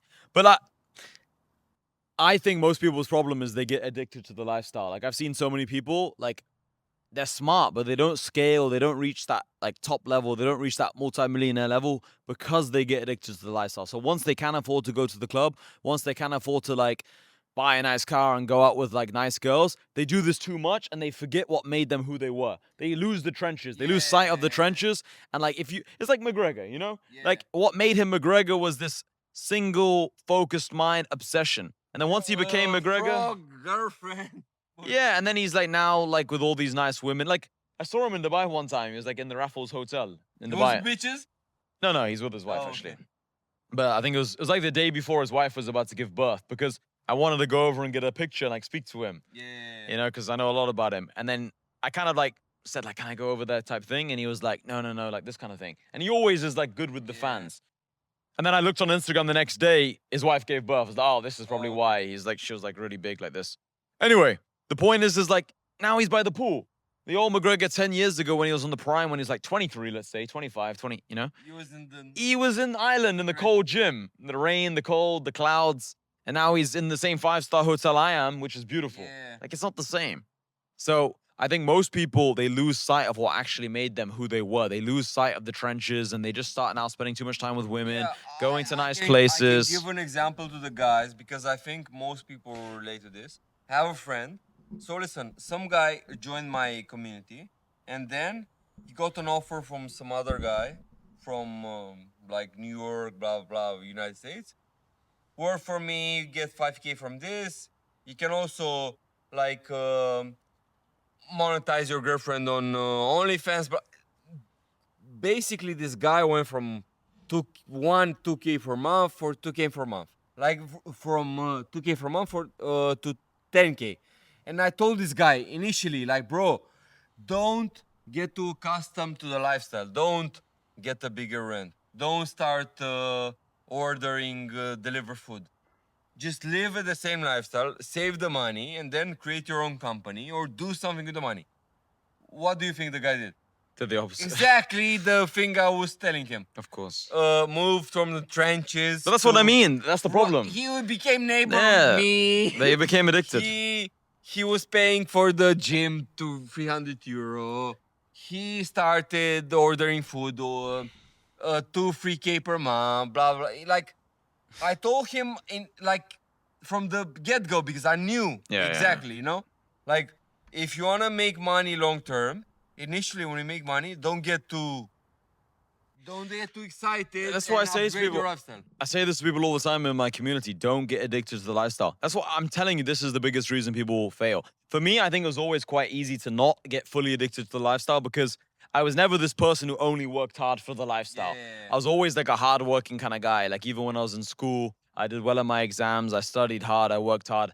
I'm like a big believer in working hard. This is the way I was raised. My grandparents, my dad, like everyone was like, work hard, like don't be stupid, be smart, be intelligent, like believe in yourself. I wasn't this person, like I didn't grow up around people just enjoying life all the time, Yeah. splashing cash. Like I believed in like working hard. This was like my philosophy. So it was easy. For you, it was easy because you enjoyed the process and the hustle, and you got dopamine from like even these things like talking to a customer, like things like this. Like, bro, Yeah. this is the reality. Like, there's other people who are like, they cannot. Yeah, it's very focus hard on, to like, be- the- yeah. the serious stuff. Bro, so when I say this to like a couple of my friends, like it's actually hard to be. It sounds kind of arrogant to say this, but it's hard to be me because Yeah, it takes so much work, and unless you enjoy this, it's basically impossible. yeah. Like people It's are impossible. saying to me, like, Yeah. bro, why don't you take drugs? Bro, I Take what? generally don't about drugs. They say to me like, Drugs? bro, yeah, Oh, drugs. I generally, What kind of drugs? You mean like steroids or like no, cocaine? No, like cocaine, bullshit. Not in I Dubai, by the generally- way. He's yeah, and I generally don't give a fuck about drugs. Like Yeah. you can put me in Miami with Kim Kardashian. Even if Kim Kardashian was sniffing coke in front of me, I'll just buy it from her. For her, I would never sniff it. You know, like I don't give a fuck about this. But most people are like, they go in that direction. You know, yeah. it's like the thing is like your genetics also matter. Like for you, you don't give a fuck. Even for me, like the level I'm at, I don't give a fuck about like drugs. I don't give a fuck about like. So I think well, one thing I will say though is I think you can train yourself into caring less. Like when I was younger, it's not like I was always super confident. I was always I always say this. I haven't said this for a while actually. You might not have heard me say this before, but there's two kinds of confidence: external confidence and internal confidence. I was always very confident internally because of the way I was raised, but externally I wasn't that confident. I wouldn't be just that confident talking on camera, making a video in public like this, talking to girls. But now I'm super externally confident and internally confident. So if you're watching this right now, you believe in yourself, you believe one day you can be something or someone, but right now you're not that confident to go up to talk to a girl, or you're not that confident to post a video or film a video in public. Just understand I wasn't either, and you can build yourself. As you get stronger in all these different areas in life, you build your confidence. If you do door-to-door sales for a year, you do sparring with professional fighters, you're going to be more comfortable in every scenario. Most people just haven't exposed themselves, like we were saying earlier, to different scenarios where they are uncomfortable. Like, bro, most people are just pussies. I was even having a go. I'm not going to mention my friend's name, but I was having a go at one of my friends the other day because he avoided doing sparring. Yeah. He was like, bro, I'm not feeling it today. Just bullshit. And I was like, yeah, and we were both sparring against this professional boxer. It was body sparring. I was like, bro, you're not gonna get hurt. It's body sparring. He's like, no, bro. Like, I was like, bro, I'm literally never gonna be friends with you again if you don't spar. Like, this is not acceptable in my realm of existence. And he did it, and he enjoyed it. And obviously, the pro boxer is gonna go easy on you. So just relax. Like, people just overestimate things. Like, no, I'm not feeling it. Whether you feel like it or not, the pro boxer is still gonna beat you if you've never done boxing. So who cares? Just do it. People are just always overestimating things and being a pussy. I think I have an explanation for it. It's like people are like They want to live in this fantasy no, they've they try to created, be this in wall. This fantasy, they're Yeah. good everywhere. Exactly. And like exactly. instead of like Objectively accepting analyzing. they're losing Yeah. certain games. So like for me, I'm accepting that I'm a loser in certain games. Like for example, if I go to a gym with people who are like professional fighters, I'm just from the get-go, I'm saying like, bro, I want to spar there on do cardio. You guys beat me up. I'm not like trying to compete. I'm not trying to compete with like some guy who's jerking off to making business every time. I don't give a fuck about insecurity. Like most people are too insecure, you know? This is the problem. Like you need to know your game. Yeah. Know your strengths and weaknesses. And just accept that people are going to be better than you at certain things. The worst thing you can do is try and be strong everywhere, and then you avoid the people who are actually better than you because you don't want to look silly. But then because you avoid the people who look better than you, then you don't put yourself in certain environments where the people are better than you, and then you can't learn from those people. Like, you just limit yourself when you're always trying to be the best in the room. You know, I can't remember who. Oh, Ty Lopez. Ty Lopez said, spend 33% of your time with people better than you, 33% of people. 33% of the time with people equal level, and 33% of your time with people below you. Bro, I think this is pretty good. Bro, the game. Listen, so like, if somebody who's like, bro, realistically, imagine somebody who's better than us text us like, bro, Hassan, come to the Maldives, I'm here. Imagine like Rick Ross, that's your bro, Hassan, fuck with your content, come here, bro. I wouldn't give a fuck. Like, imagine Rick Ross. Yeah. Imagine It Rick annoys Ross. me this. Yeah. Imagine Rick Ross saw this podcast and was like, guys, I These fuck geniuses. with your content. Come to the Maldives. I'm here with this bitch. I'm here with this whore. Come here. Bro, come here. I don't give a fuck that this guy is fat. The guy fucks bitches. The guy has Bugattis. He's Rick Ross. Like, who the fuck cares? Like, I don't have this big ego. I want to be like the biggest G in the environment, you know? Yeah. And people have these insecurities, like they want to be like, they want to mock people. They have these bullshit ideas, you know? Bro, there's people who, like, let's say they want to join my coaching, and they say, like, they want to do a call with me to Yeah. join the coaching.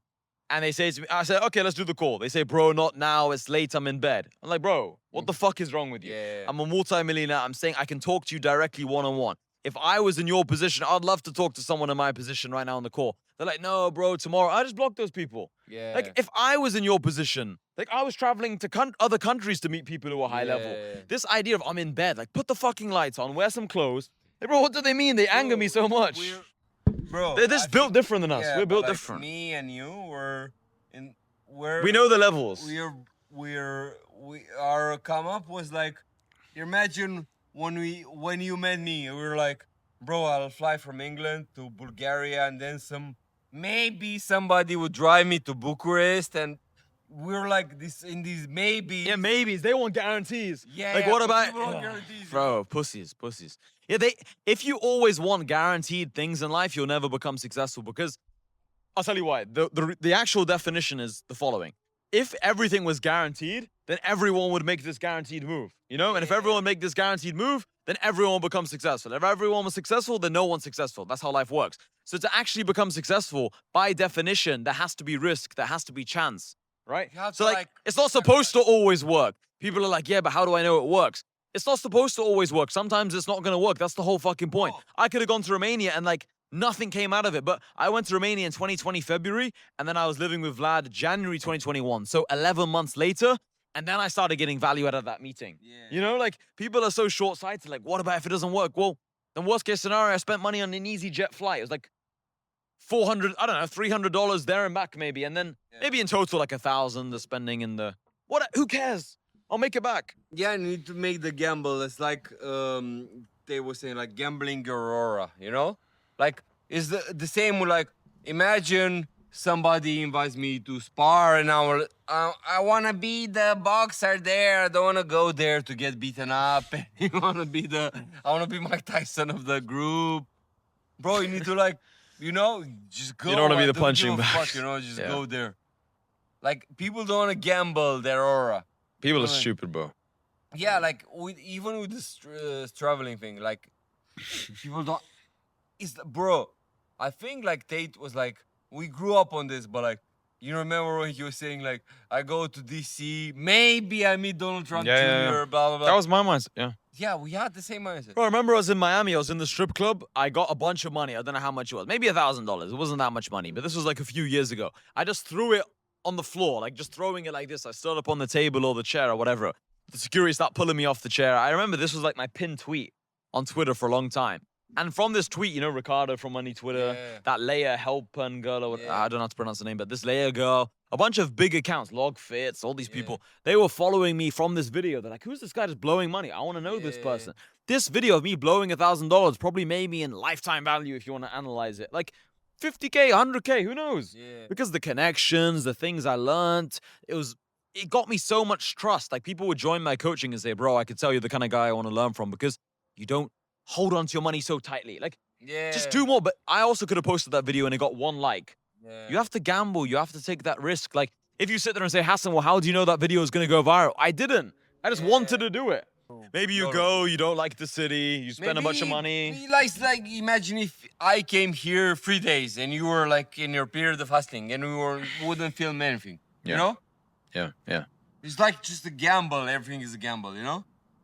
We talked about this so many times. Like, you'll speak to 10 clients, 1 will buy. You get 10 followers on social media, 5 will end up hating you in the future, but 4 buy, 1 refers you to another client. Like, everything's just a numbers game. Yeah, but like I feel like people are like suffering out of like they wanna be They want to be feel perfect. good.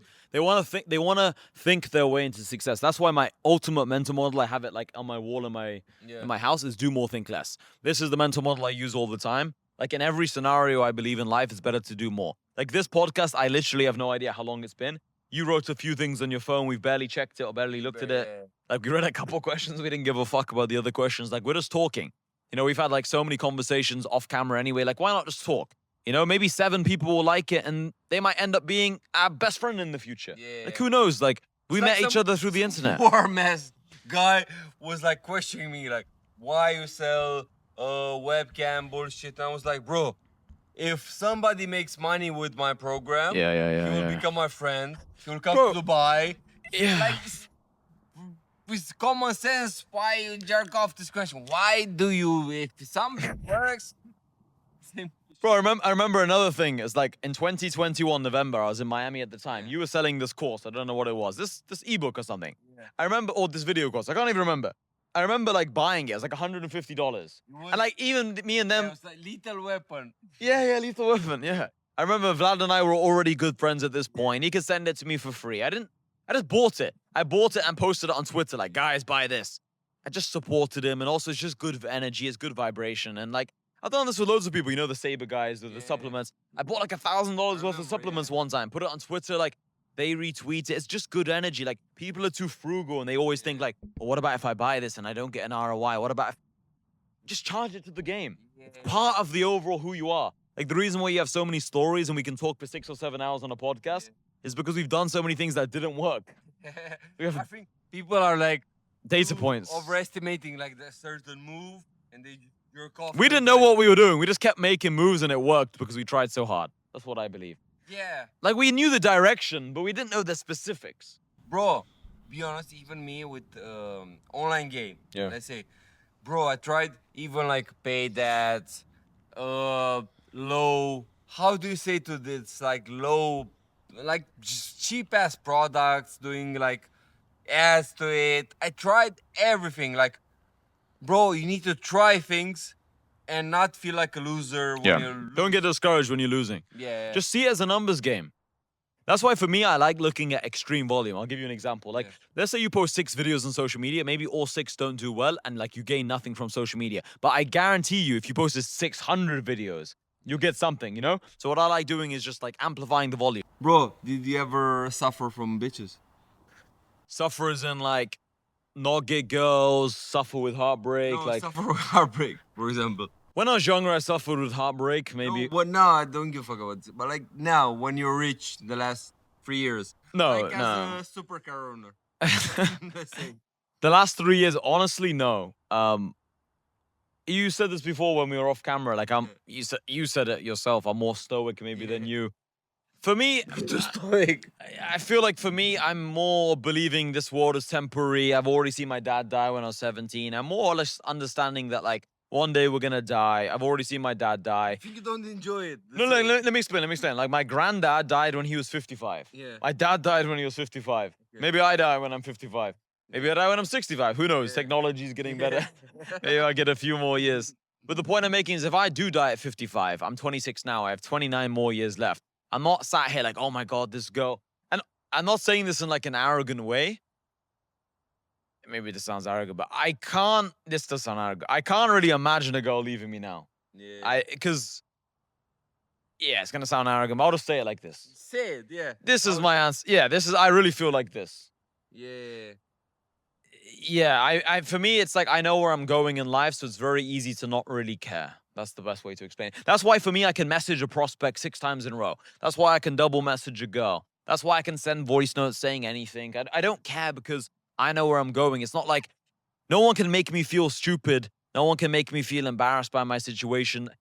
I have thick skin, you know? I think door-to-door sales helps with this. I feel like I'm almost bulletproof with words and opinions. I've gone through so much, so many things I haven't even said online. I can't say for different reasons and different problems. What makes you feel like down? Let's say you have the days like yeah, honestly, only money. Like no. Make no sales in. No. It's not about this. What makes me feel down is if I don't feel like I've worked that hard, but I always work. Bro, I'm never really that down. I get really angry and annoyed if the people around me are negative. I get like, even Damien, I get very angry at Damien if he's being negative. For me, I'm very positive as a person. I've always been like this since I was a kid. So if other people around me are negative, I get really angry at them because they're lowering my vibration. Not much can take me down or make me down because if I'm down for a bit, very quickly I'll be like, what's the lesson from this? Not much. Maybe if I miss meals, that's when I lose like energy. For me, like food's really important. I always use a lot of my energy. So if I miss a couple meals, I don't stay hydrated, I might get angry, I get frustrated, then I realize I've not eaten, I eat, and then I'm good I again. have a question. In the realm of like dating, Okay. did you ever feel like depressed or like feel like when I was young, like 6-7 years ago, like So- down. Yeah, I was like but, sad. Did you ever have like a period when you have a breakup and like you feel like down? Yeah, of course. Like when Because I perceive you as some robot person who gives a fuck about nothing. no, it's not like no. When I got kicked out of university, You're ever human enough to like. of course. I remember when I got kicked out of university. So this was 2019 September. I was dating this girl in university. So this was like over 6 years ago, 6.5 years ago, because now it's March 2026.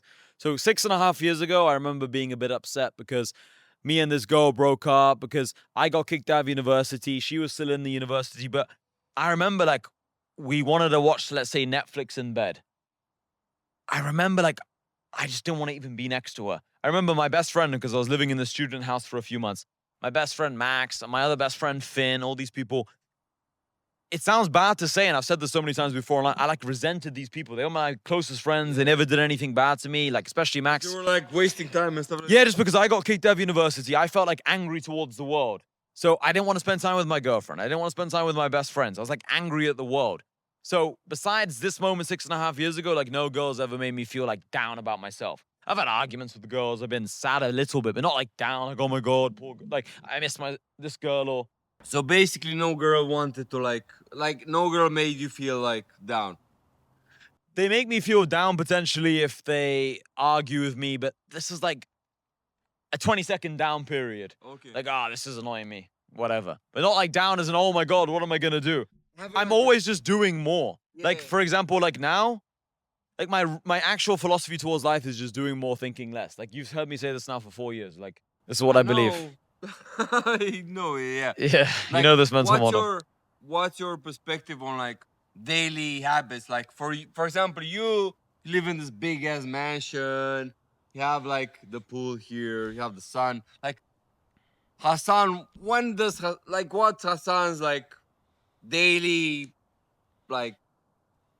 You know, it's funny you say this because I remember before I lived on the Palm, so it's like a villa on the beach. Yeah, I remember like the jacuzzi. Yeah, the and I remember a couple people from my community came to my house one time, and they were talking to my other friend who I was living with at the time, and I remember them saying to like me and this other friend, like, wait, you guys actually just like work all the time. Yeah. They didn't realize like we're actually inside in the office. They thought I was just in the jacuzzi on the beach. They didn't Yeah. realize like I actually just work. So Bro, like when you lived in the Palm, like me personally, if I live in the Palm, I Yeah. was like, I would be like going on the Palm there on the beach. Like you weren't like actually enjoying it. I was enjoying it, but my form of enjoying it is different. And I also think what I do is I don't show when I'm having so much fun. So maybe you think I'm more robotic than I am. I just don't You're show. definitely more robotic than me. Yeah, yeah. But me, I'm robotic to like To these compared to people. these worms who like just have fun all the time, you know? Yeah, It's the spectre from A to like Z, you know? Yeah. No, it's a spectrum. Yeah, I'm very serious as a person, but I have fun. I think you actually misinterpret me. Yeah. You and Hardy, you both think Yeah. I'm like this robot. Yeah. You don't realize I'm with girls a lot. I just don't show this online. Yeah. But like maybe for you, that's more your brand. You're selling like webcam related stuff. Yeah. And yeah, there's various reasons. But like, no, people think that I'm more robotic than I am. I do have fun. But also for me, one thing that's definitely true is I get a lot of satisfaction from working. Like now, whenever this podcast finishes, it could be in 10 minutes, it could be in 1 hour, it could be in 4 hours. I genuinely find this fun. Like, Me too, yeah. like if I was sat right now in this hot tub with a girl, this is more fun than this. Because this, I feel like there's some ROI, a lot of ROI. This, there's some ROI. She might say one thing that I potentially find interesting, but it's not really much ROI. It's kind of just, Me, I'm Pleasure. more like, yeah, me, I'm more the hot tub guy, you know? Like, I mean, you say this, but your actions show you're also a serious person. Like you read the books, you study the game, you're smart, Yeah. you know, like now you're saying this, but when you were 17, 18, 19, 20, 21, like you were working. yeah. Like you built your foundation. Yeah. Like you were saying before, you like I'm that's more- not just some guy who goes to I'm the more club. susceptible of like, if for example I have the hot tub in my place, I'll be more of the like the. For example, when I lived in Romania, I had like a pool in my house. I was like, I wasn't thinking of like me because I was stupid. I was thinking like having fun with horse. I never filmed any podcast. Yeah. Just filmed on little course there. Yeah, You know, like you're more of the type of guy who's like just going straight to the point and like. I just feel like again, it goes back to the mental model point. Yeah. Like let's say I'm competing with someone else in business. If someone else has the mindset of I need to go What in do the you hot think? tub. I have a question. You think of this like me, for example. We had a period when we were selling the same shit. Like you were selling a community, me I was selling community. Like I never felt like, bro, I'm competing with Hassan.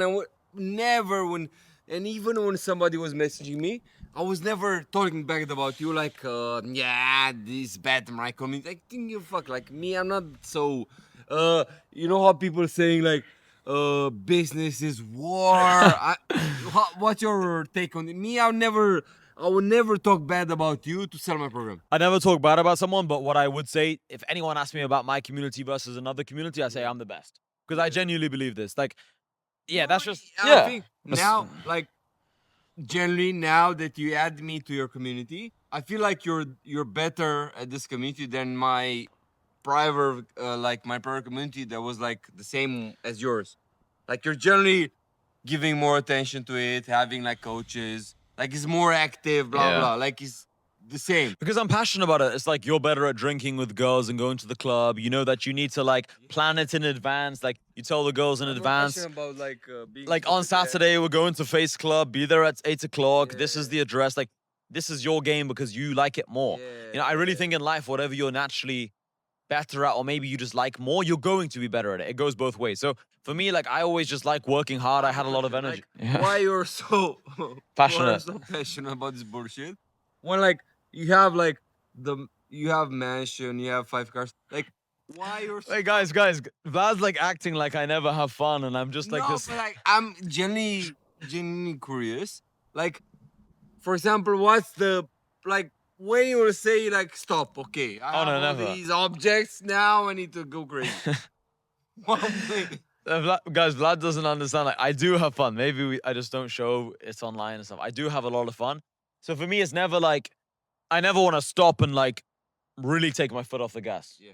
Like this is the most I'll ever have like my foot off the gas. Like now I feel like I'm chilling compared to before. Yeah. Like when I first moved to Dubai, there wasn't a minute in the day I'll take off. Like I want you guys to really understand this. For 8 months in a row, when I bought these 6 supercars and I was obsessed, like I was growing on social media a lot, I literally didn't take a minute off. Even when I saw a girl, bro, I remember Yeah. I'd see a girl once every 9 days, let's say. Yeah. I remember driving to the hotel where I'd take her. The whole thing was like 2 hours, let's say. 15-minute drive there, 15-minute drive back. 80, 90 minutes with the girl, whatever. Just talking to her, having fun. But even when I was with her, I was doing loads of voice notes. I was posting content on the balcony of the hotel, Yeah. posting Instagram stories, posting tweets. Like the actual time with her only off my phone, 15, 20 minutes. Like I was still working even when I was out because I saw it as like an opportunity to get content. So this was the most fun I had in a whole 9-day period. Like I was super locked in there. Now, like I do go to the hot tub. I do have fun. I do go out and stuff. Like, but what's I have another question. Like, Okay. in an ideal scenario, like, what's my ideal life? yeah, like you wanna be like the type of guy who has like Cognac, Bugatti, blah blah. Blah. I honestly don't care about these things because if I just cared about Bugatti, I would have bought one You're by now. buttered, Yeah, I don't care about this. What I care about is just I want to keep increasing my cash flow, and for me, it's what's the alternative? Maybe I should ask you this question. Let's say you don't work really hard. Let's say you do start just like endlessly chasing pleasure. Yeah. I don't think it'd be that fun. Like, let's say I see one girl in the hot tub today, Yeah. and then for the next 3 days, I don't see a girl. And then I see another girl in the hot tub. This is way more enjoyable for me, and then working really hard in these 3-day period, than just seeing 3 girls every day in the hot tub. Because like eventually that just gets so boring, it becomes the same repetitive process. There's no real Like, ROI. for example, me, I'll give you my example. Yeah, what's your thoughts on like fun versus work? Bro, if I Ratio. had this setup, if you told me now, right now, okay, you have like 6 cars, you have this house. Yeah. Me, I was just sit there every day and just text girls from abroad and just like fly them over and like have here like bitches in the hot tub, filming content.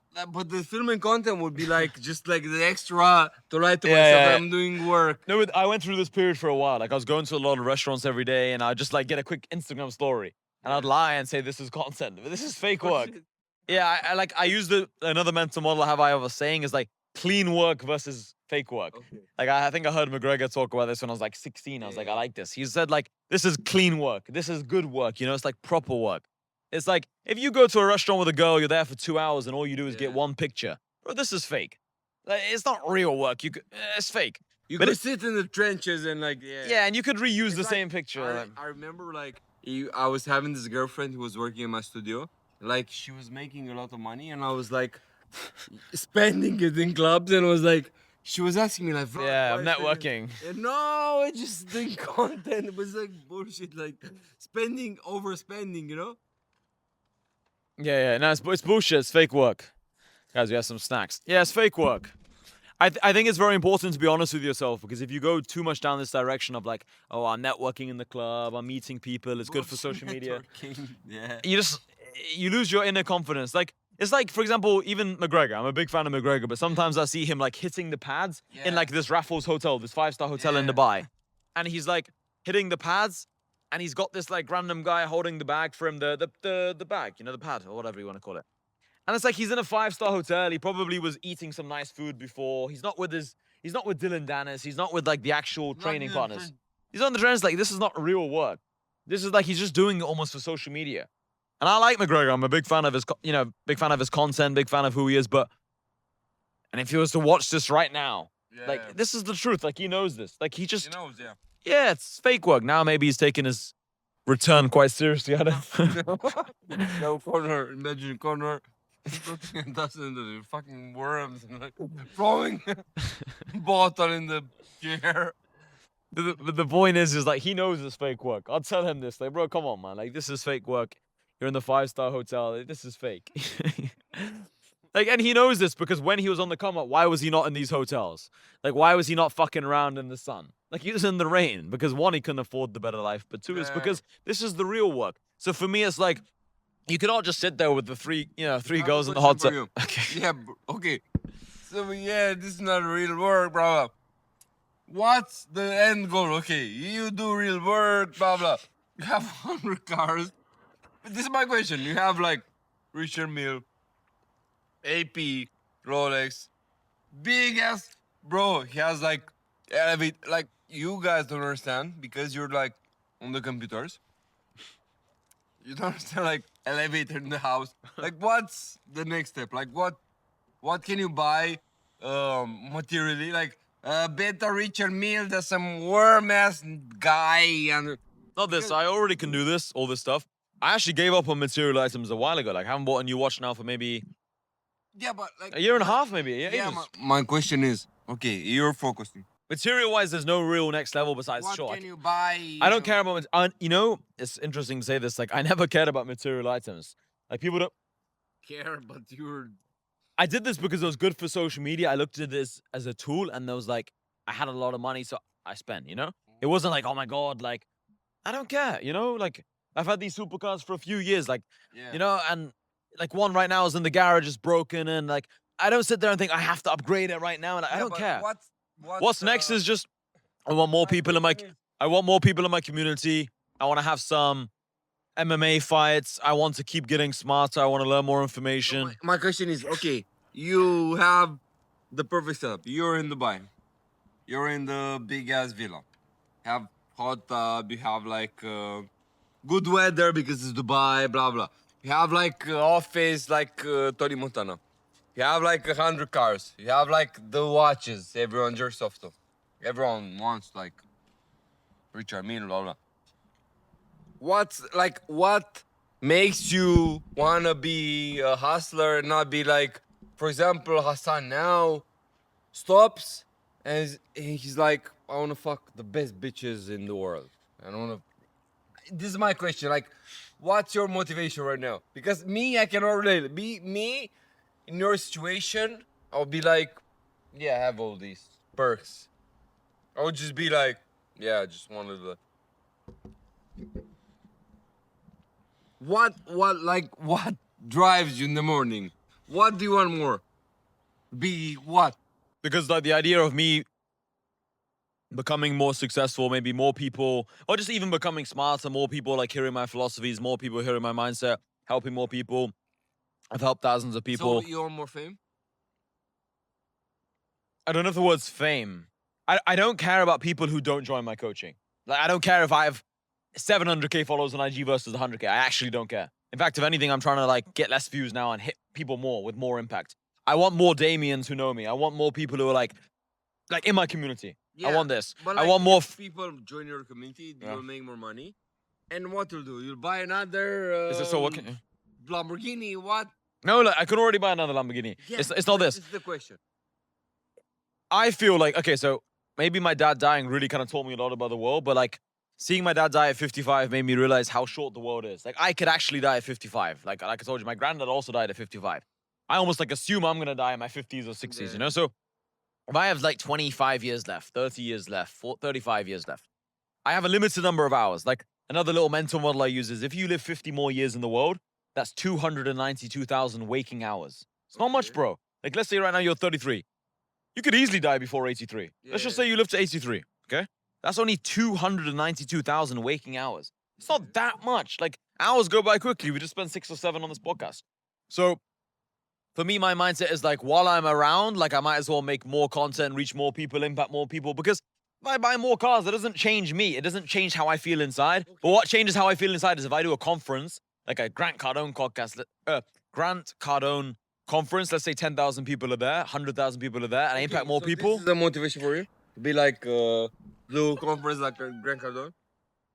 To do a podcast. On the I don't care about Grant so, Cardone. like, this is what I want to ask. So on the car level, you reach like for me. You know, I want to become better at fighting. I feel like this is one goal I'm working on right now. I want to do some fights soon. This is definitely one goal because even though I was doing the MMA with you a few years ago, I still like this goal. I want to do this. I have fights. want to have fights for Resume. 100%. I want to be a pro fighter. I need to do this. I have to do this. I need to become a pro fighter soon. I might go to Thailand for a couple months. I'm thinking about this. I want to do pro fighting. I want to reach more people with my message. Besides this, what else is there to do? Like, let's say right now you're used to fucking this level of girls and you fuck a girl with slightly bigger boobs. How does this make a difference to how you feel? I'm asking you. It's bullshit, you know? I'm curious for you. No, I don't ever think like the girls I'm fucking are this level, and if I fuck a girl who's slightly hot like this is weird almost in my mind. It's like, no, like the girls I'm fucking already good enough. I don't think of it as like, like. So you wanna get better at fighting, Yeah. and like you're not thinking of like object maxing more than this. No. It'd be. Let me explain. Like, if I bought a $20 million mansion in Beverly Hills in cash, would I like this feeling? Obviously, because I know that 99.999% of the planet cannot do this. But do I actually care about the house? Like, no, I don't care. You know, like. But what's your like? How does people say like? Not Purpose, wish list like. I don't have a wish list. You don't have, right? No, I never had a wish list, bro. Even when On a daily matter, because for example, when I was close friends with Tate, he was like, "Bro, I need to make 10K per day." You have like a goal like this? I have daily goals of like the input. Like, okay, I want to film this video today. You have input or you have like result? Input. Input. Yeah. Okay. Yeah, input. What about you? Bro, I have like I want to feel proud that I wasn't a worm and like wasting time. But like, what do you do? Okay, so what do you do then define as a worm? Like, let's say right now you fuck a girl and you think she's this hot in your mind. Let's say you were talking before about like the hottest girl in Romania. Yeah. What's this girl, Bianca or someone? Yeah. You said before. Like, so let's say there's a girl who's like a little bit hotter. Like, I think the idea of like just fucking a girl slightly hotter is not that cool. What's cool is like everyone else knows that I can get her. So it's like the status of it, the me knowing that I reached the top level in this. But I don't care about the actual pleasure of it. Example, It's all the when I same. moved to Dubai, I was like, bro, I'm with her, and like just here, I don't think about this topic, and I'm thinking like, for example, now that I film with you, I feel fulfilled that for this day. Yeah, you know? for sure, same. Like, I film 6 hours, then I can do short form, blah blah blah. You know, like I take it day after day. You know, That's how I feel. Yeah. Whenever I've made a lot of progress in my life, it's always when I focus on the daily. When I started focusing too much ahead, that's when I never made progress because I was always thinking about like the future and bullshit. Focus on the daily actions and then you'll actually end up in a very good position. Like if every day you focus on making a 4-hour YouTube video, you're gonna make millions of dollars. Yeah, but like the thing is like if you have people don't have the consistency, and even us, like we're talking about this for years, but like it's hard to have like the consistency of like every day filming all this stuff, you know? Yeah, it's easier said than done. Yeah. It's easier to fall back to our routines, Default habits. default like writing, blah blah blah, you know? That's why sometimes I believe if you want to change your life quickly, guys, make a big decision. Like I decided to quit my Telegram. This took so much of my time and energy in the last couple of years. Now you're going to see I'm going to step it up on YouTube. And now I have so many ideas of how I want to improve my YouTube. You know, if you want to make a big leap forward, make a big drastic decision. Like decide you're leaving your parents' house. Decide you're moving country. Decide you're leaving your girlfriend. Decide you're going to start going to the gym double the amount of time. Start a new sport. Like Do you told jiu-jitsu. me in the summer it was like, bro, imagine you don't have your Twitter and like you can only post pictures and like Or videos. Yeah. Yeah. It changed the way you view content, right? Yeah, I was only posting like picture and tweet. Not tweet, you know? Yeah. I remember this. Yeah. Sometimes it's good, just to ask yourself these questions. Like, if I couldn't do XYZ action, how would my life change? What would I do differently? It's a really good thought. I'm going to go toilet. You can keep speaking. Yeah.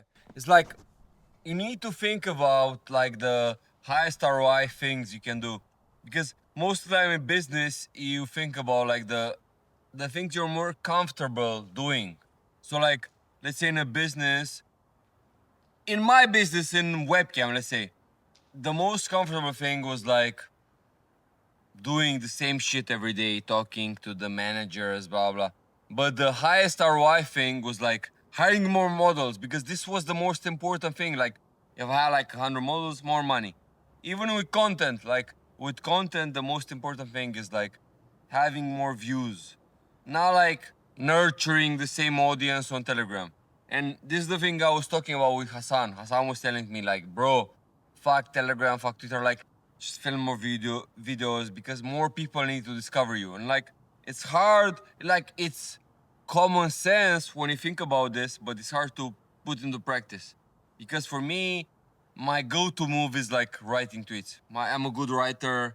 I can write from position of like depression. I can be like low on vibration. I can write, but like if I film a video, I need to be like in good vibration. I could be like happy, blah blah.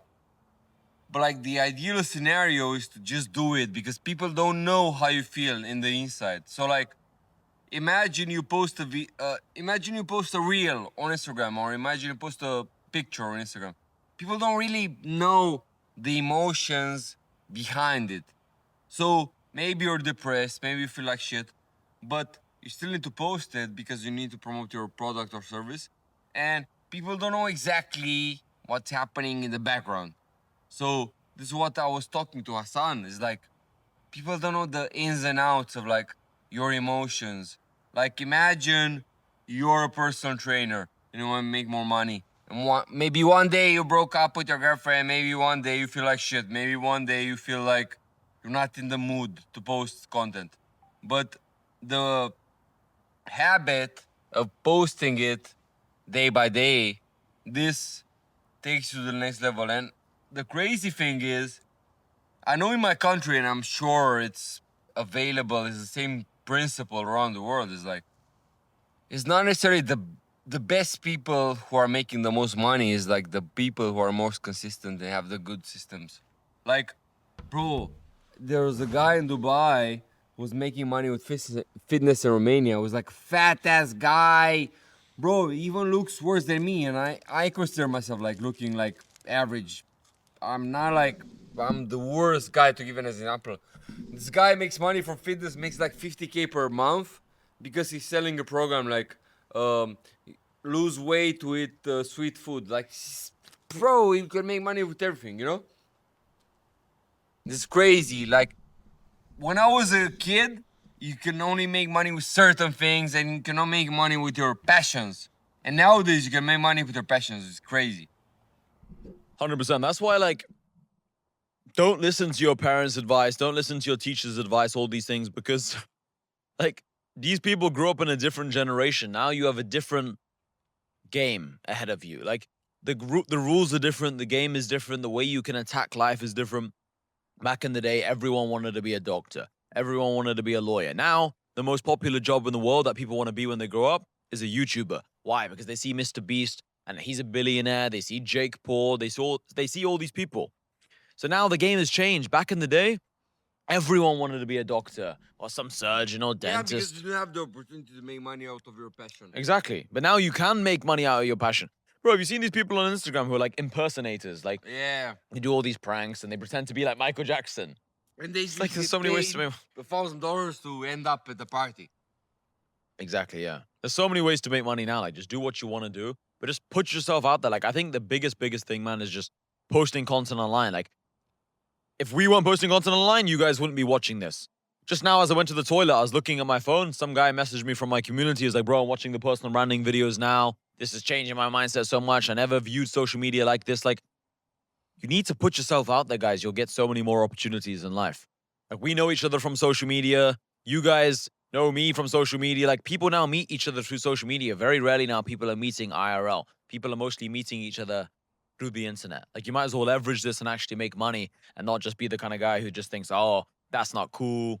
You made this point once. What point? You were like talking about how, like, imagine Tony Yayo saying like, it's not cool to post on IG. Yeah, 50 Cent shared that story. Remember that? 50 Cent shared a story. He was like, he was trying to tell Lloyd Banks or Tony Yayo, like, we got to post on IG or post on social media. He's like, Tupac didn't do this. But 50 Cent was like, Tupac's dead now. And like, if Instagram was a thing, he would have been posting on content. Yeah, like people are like very, like, for example, in this scenario that Hassan is saying, I was like, these guys from the rap music, like 50 Cent was like, bro, we need to promote our sneakers. Like 50 Cent in that area, in that era, was like promoting Reebok sneakers and blah blah. And like these guys were like old school, no, bro. Yeah, we're just selling. They were like they want to be crooks. Like we're signing a deal with this corporation, Reebok, but we're wearing our sneakers. I tell them, no, bro. We need to be serious. We need to promote their sneakers. Every time the media sees us, they need to see us in the sneakers. These guys were like hood guys, stupid guys. They felt like they were lying to the Reebok. Like they're only posting it in the pictures, and then they could wear their Nikes, you know. Stupid. And they were saying like, no, but Tupac wasn't doing this. We're like clowning ourselves, and like 50 Cent was saying like, bro, we're in a different era. We need to do this, this, and this. And it's the same now. Like, bro, if you wanna exist in this era, you need to do certain things. You cannot be. Yeah, like I remember before when I was younger, I was like 16 or 17. I was like, who takes picture of their food? Yeah. And then like 5 years later, I found myself doing this because social media changed. It became more popular. Like, don't sit there and think like, oh, that's weird. I shouldn't do this. This is what girls do. The only people who see it as weird is like the trust fund kids and like the people you aren't selling to who are like feel like they're above this level. No, but even some broke people, like the guy who was working a warehouse job, he might still judge you. Like, why is this guy posting a selfie? Why is this guy posting his food? If he was actually rich, he wouldn't post his food or his items. Yeah, like this worm who wrote me like, if you're actually rich, you wouldn't be in Dubai right now. It's like, who the fuck would think about me being in Dubai and the war starting? Who the fuck am I? Like Nostradamus, would you know? Like there's like it's a percentage of people. They just want a reaction. Yeah. Like they don't actually think this, guys. They just want a reaction from you. Yeah, they're just like worms. Because me, when I was like on the come up, I would never give so much like attention to. I see it as attention, you know. Like Yeah. imagine me being a broke guy and like writing to a guy who's richer than me. It's like jerking off to his con. What's this bullshit, you know? It's because they think if they say, "Hey, bro, like I like your content," they won't get a response. Yeah. They think if I say something like, "You only moved to Dubai because of the war and it's cheaper," then they'll Who get a the reaction fuck- out of you. But now, why. realistically thinking, who the fuck would move to a war zone country in this scenario? Like, it's retarded. Like, No, but they do it just to get a reaction out of you. Yeah. They were like, "Oh, Vlad's gonna reply to this. He has more chance of replying to this than if I ask him some question about money or I want yeah. advice." They just want a reaction. They just want attention. So they just say any bullshit, you know? This is what people do. People are retarded. Let me ask you a question. What do you think? Okay, besides this time you were saying was super hard, let's say with your dad, he had a tumor. Yeah. What was another hard period in your life and how did you deal with it? Bro, Did you have I any? think- Let me ask you another question actually. Yeah. Did you ever have a period of time where someone betrayed you and like you didn't see it coming and if you want to talk about it. Yeah, I had it, but like, I was always like a hyper analyzer. Like, I was like an overthinker all my life. Like, every time I foreseen like what would happen, you know? Yeah. Like, I don't feel like in any period of my life something took me by surprise, because we were talking before about like becoming comfortable with the worst case scenario. So every time, like even now, I have some scenarios in my head. I'm like talking with my best friends, or like we're debating every day like the worst case scenario, you know? Yeah. It's like imagining being in the UFC, like fighting. You have a fight in July, and it's like UFC White House, and you're Alex Pereira, and you're fighting Gan, and Gan is talking to his friends about like getting killed. Like, I'm becoming like numb to this, you know? Like, I always had this thing in my mind, and another mental. What's the word you Mental were model. using? Mental model. My mental model is like pretending people are as ruthless as the most ruthless person I know. So like, whenever I judge a scenario, I'm thinking like, what would the most heartless person do in this scenario?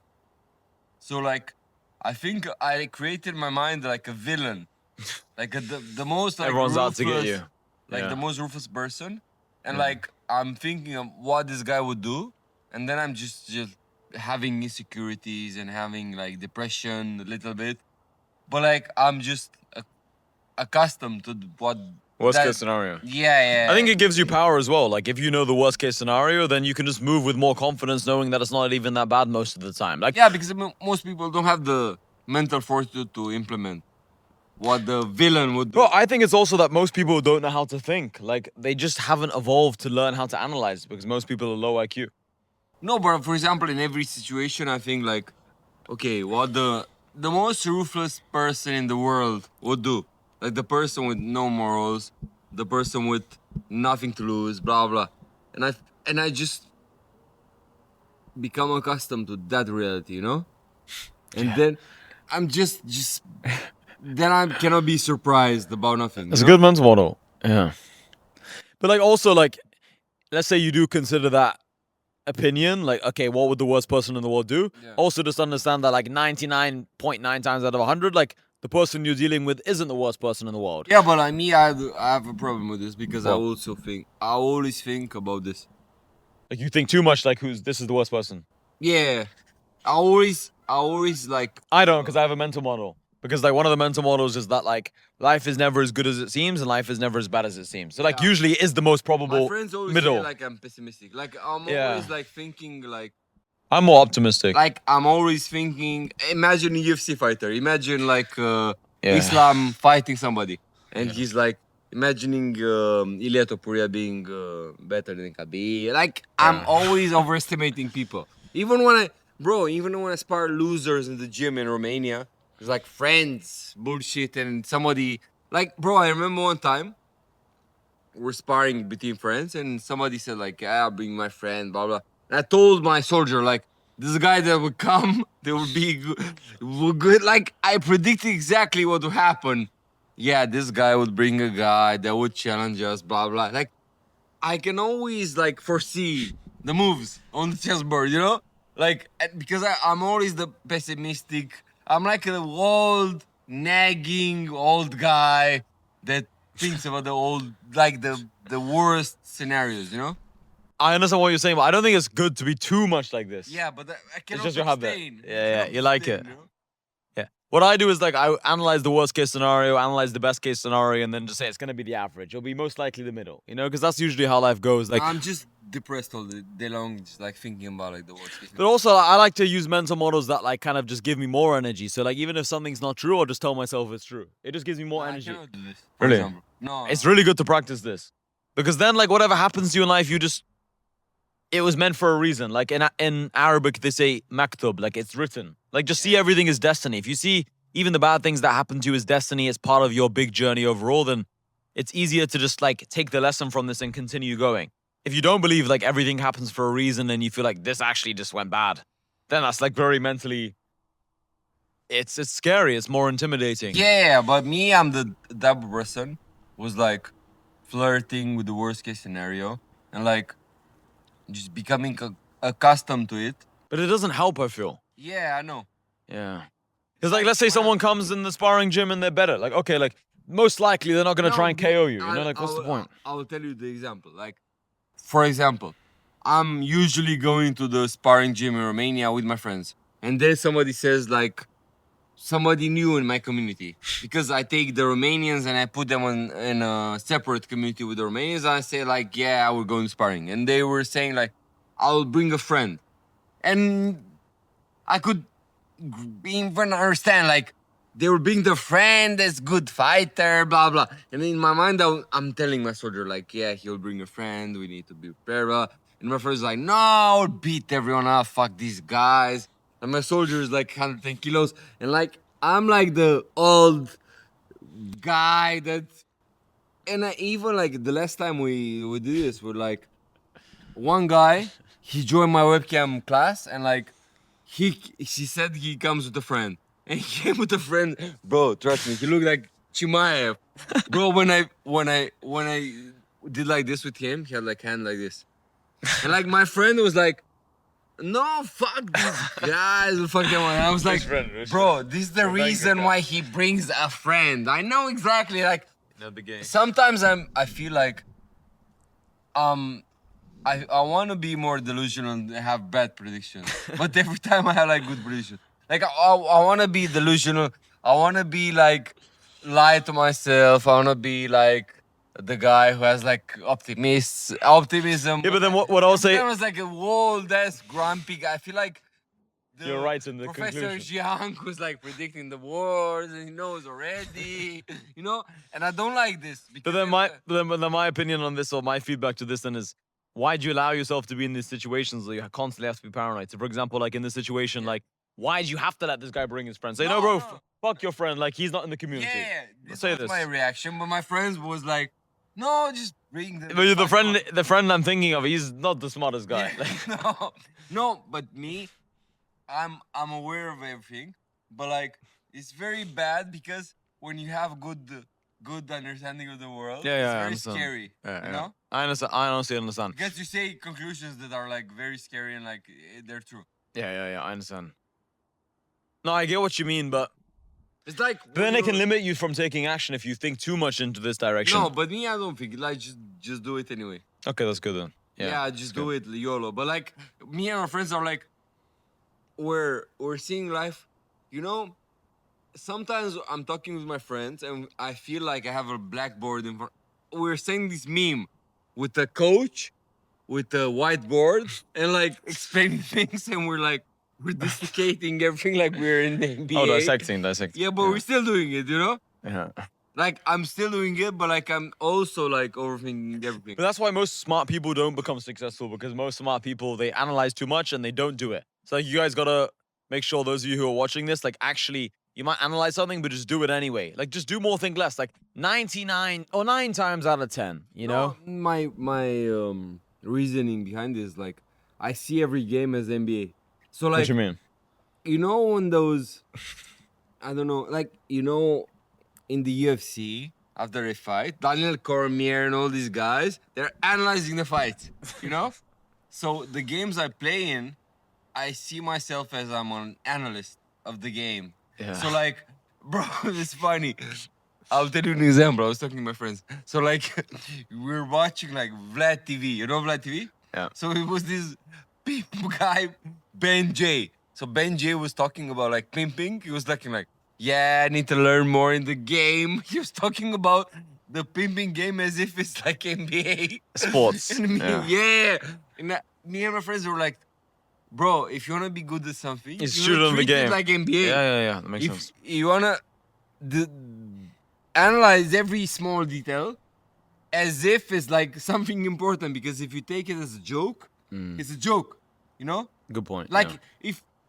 if you take, imagine Joe Rogan, he's a comedian. If you take like jokes as a joke, he'll be like, yeah, who the fuck cares? He probably sits there, analyzes every joke, blah blah, you know? So me, It's a great point. I try like in every game I play, in every game I involve myself in, I'm just calling my friends, and I feel like I'm on CBS in England when Thierry Henry and Jamie Carragher are talking about football, and we're analyzing like overanalyzing situations and stuff like this, and I want like treat this as NBA because this is the name of the game. Like the guys who make the best content, they analyze the short form they makes. The guys that do swimming, Michael Phelps, he analyzes. Like, bro, even this guy, like, I was talking in your community in New Money. Like, I met this guy in Dubai. Bro, he, like, changed my personality. He's, like, selling FIFA courses. Like, this guy was analyzing how professional FIFA players are playing the game. And he was explaining to me, like, look, if you take, like, the defender and go this, like, bro, there's money in everywhere. Like, this guy, he's the best. Bro, this guy makes hundreds of sales per day in Romania. And the reason, and he lives in Dubai, he has money and goes everywhere, like every good location. He's not a nerd, he's very okay. The reason why he's in the position is because he sees the FIFA game as a game. Like he sees it like real game. If you see your job as like a joke, it's a joke. If you see it as NBA, it's NBA. Yeah, you have to take everything you do seriously. Like even when I was growing on Twitter, I remember like analyzing which tweets do the best, and you double down on what works and cut out what doesn't work. Like Bruce Lee says it: absorb what is useful, discard what is not. A lot of people they think like, oh, it's social media, so I just have to make a video and just say whatever's on my Yeah, mind and it'll go bro. viral. Like no, you have to Yeah. analyze which topics are Yeah, relevant. Like people don't understand. Like if you wanna be like, for example, me, I made money in the last 6 years from social media. Okay, and if I'm with a bitch and I tell her like, I need to take a picture, and like she sees it as I'm a bitch, I'm a stupid nigga. But like the reality is I need to be because I make money from this bullshit. Like Yeah. like I need to be from the NBA. Like people don't see it like this. You need to be serious about what you're doing. Yeah. Like you cannot be like reckless. You're not, Cannot I think be this is why most taking people- chance. People might think we're like joking around, but this is why most people don't make money because they see it, oh, it's only social media. It's only like my 9 to 5 job. It's like even within your 9 to 5 job, you could get a promotion, you could spend half an hour less. Like maybe in your lunch break, you can take an extra 10 minutes. You can use this time, listen to a podcast. You can plan content ideas. So when you get home, you can post on social media. Like Bro, you got to take your life seriously. Bro, people are too relaxed, and Yeah. I remember like when I was running my webcam studio, had like my best models. They had one good day, make 1K, and they don't understand like, bro, you're already sacrificing your dignity. You're already a whore. You're already a prostitute, bullshit bitch. Bro, let's do it professionally. Let's squeeze the most. Squeeze the juice. Yeah, like people are like unprofessional, and this is something I hate, Like if we do something, I want to do it professionally, Like now, no interference, no bullshit, no. People, they need to do like whatever you do it. Like if you're in the moment, just do it. Don't be like halfway crook. You know how they say in the music industry. Yeah. 100% agree. I always say Like, this, like, don't be a no man's land, yeah, Like, like, be don't be- properly in the game. Like, if you're going to be working, work. Because, like, I always say this, like, 10 out of 10 work, 100% effort if you work. Like, a great mental model I use, like, a great analogy is, like, water boils at 100 degrees Yeah. Celsius. So it's like water doesn't boil at 97 degrees Celsius. So those extra 3 degrees make all the difference. It's the same thing with work. Like sometimes you're trying at like 60% and you think like, well, I should be getting pretty good results. This guy, yes, he's maybe trying a bit harder, but like, how is he getting all these results? Like the extra 40% make all the difference. The extra 10% might make all the difference because like I said earlier in the podcast, there might be so many people who follow you or there might be so many customers you're about to close. You're like this close to actually closing them. You just need to make 1 video, 3 videos, and then you're going to close all these 10 people. But you don't close a single client because you didn't make those videos. Like the extra effort makes all the difference. So I think it's very important in life to not be a no man's land. Like don't try at 62%. If you're going to try at something, try 90 at least. Because all the results come from like 90+% effort because the people you're competing with in the industry you're in, they're all trying at 90%. The ones who are actually making the money. So if you're trying at 62%, you're not going to make any money. You don't think like you're going to make a little bit of money. You'll make like no money, and the guy trying at 100% will make all the money. Like it's monopolies. Yeah. That's what I believe. Yeah, and like one lesson I learned from my son is like, if you want to do something, just do it. Don't like. Most people get defeated by certain patterns, like bitch, gambling, drugs, gluttony, like spending too much, being like, if you're like not in this game and don't give a fuck about this, you'll make more money. Like you're the type of person who was like, didn't care that even the hottest bitch was writing to you. You didn't care about like drugs. You didn't care about gambling. You didn't care, like Because I just analyze like the law of inversion. Like instead of asking yourself, how can you become successful? Ask yourself, like, what will stop me from becoming successful? What will stop me from becoming successful is letting other people's opinions slow me down, overthinking, over worrying, over analyzing. Like, so I ask myself, all these things are going to stop me. Gambling, losing all my money to gamble, drinking too much, doing drugs, spending time with the wrong women. Like, these things are going to actually make sure I definitely don't succeed. So then I thought, like, okay, just don't do them.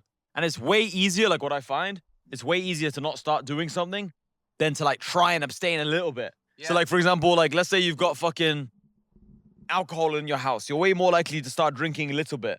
You know, like it's better to not even entertain the idea. Like if you have a PlayStation, I remember a few months ago I had a PlayStation. Yeah. Sometimes I'll play FIFA with my brother. We'd play like one game. Sometimes it'll turn into 2 And games. then you sold it, or dude. Yeah, then I just smashed it on the floor. Then a couple months later, we're like, you know what? Let's play FIFA.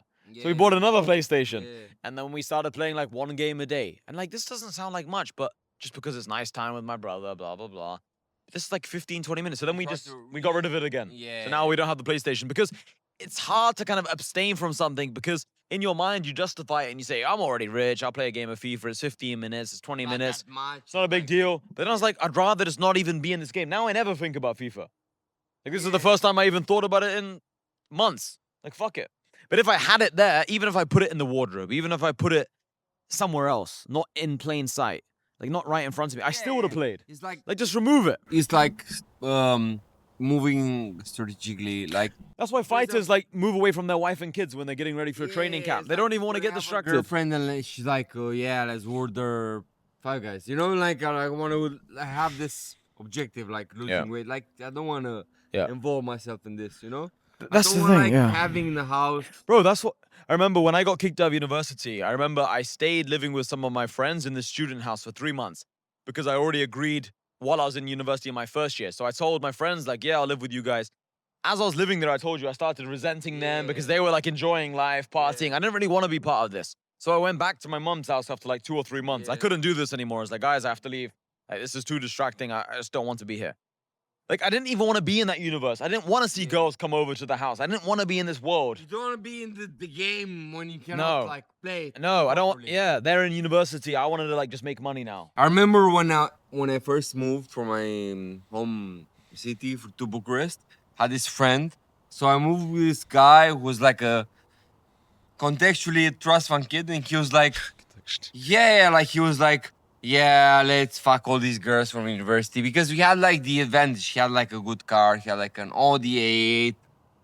Do I know this guy? Yeah, like we had like the edge to do it, and he was doing it. And I was like, bro, like imagine I was going to MMA, and he was like, bro, when you come home, buy some wine bottles. I wanna order some weed to smoke it. Like, bro, I didn't even want to be involved. Like in my mind, I was like, I want to be a hustler. I want to make money. I want to buy my first car. I want to be like rich.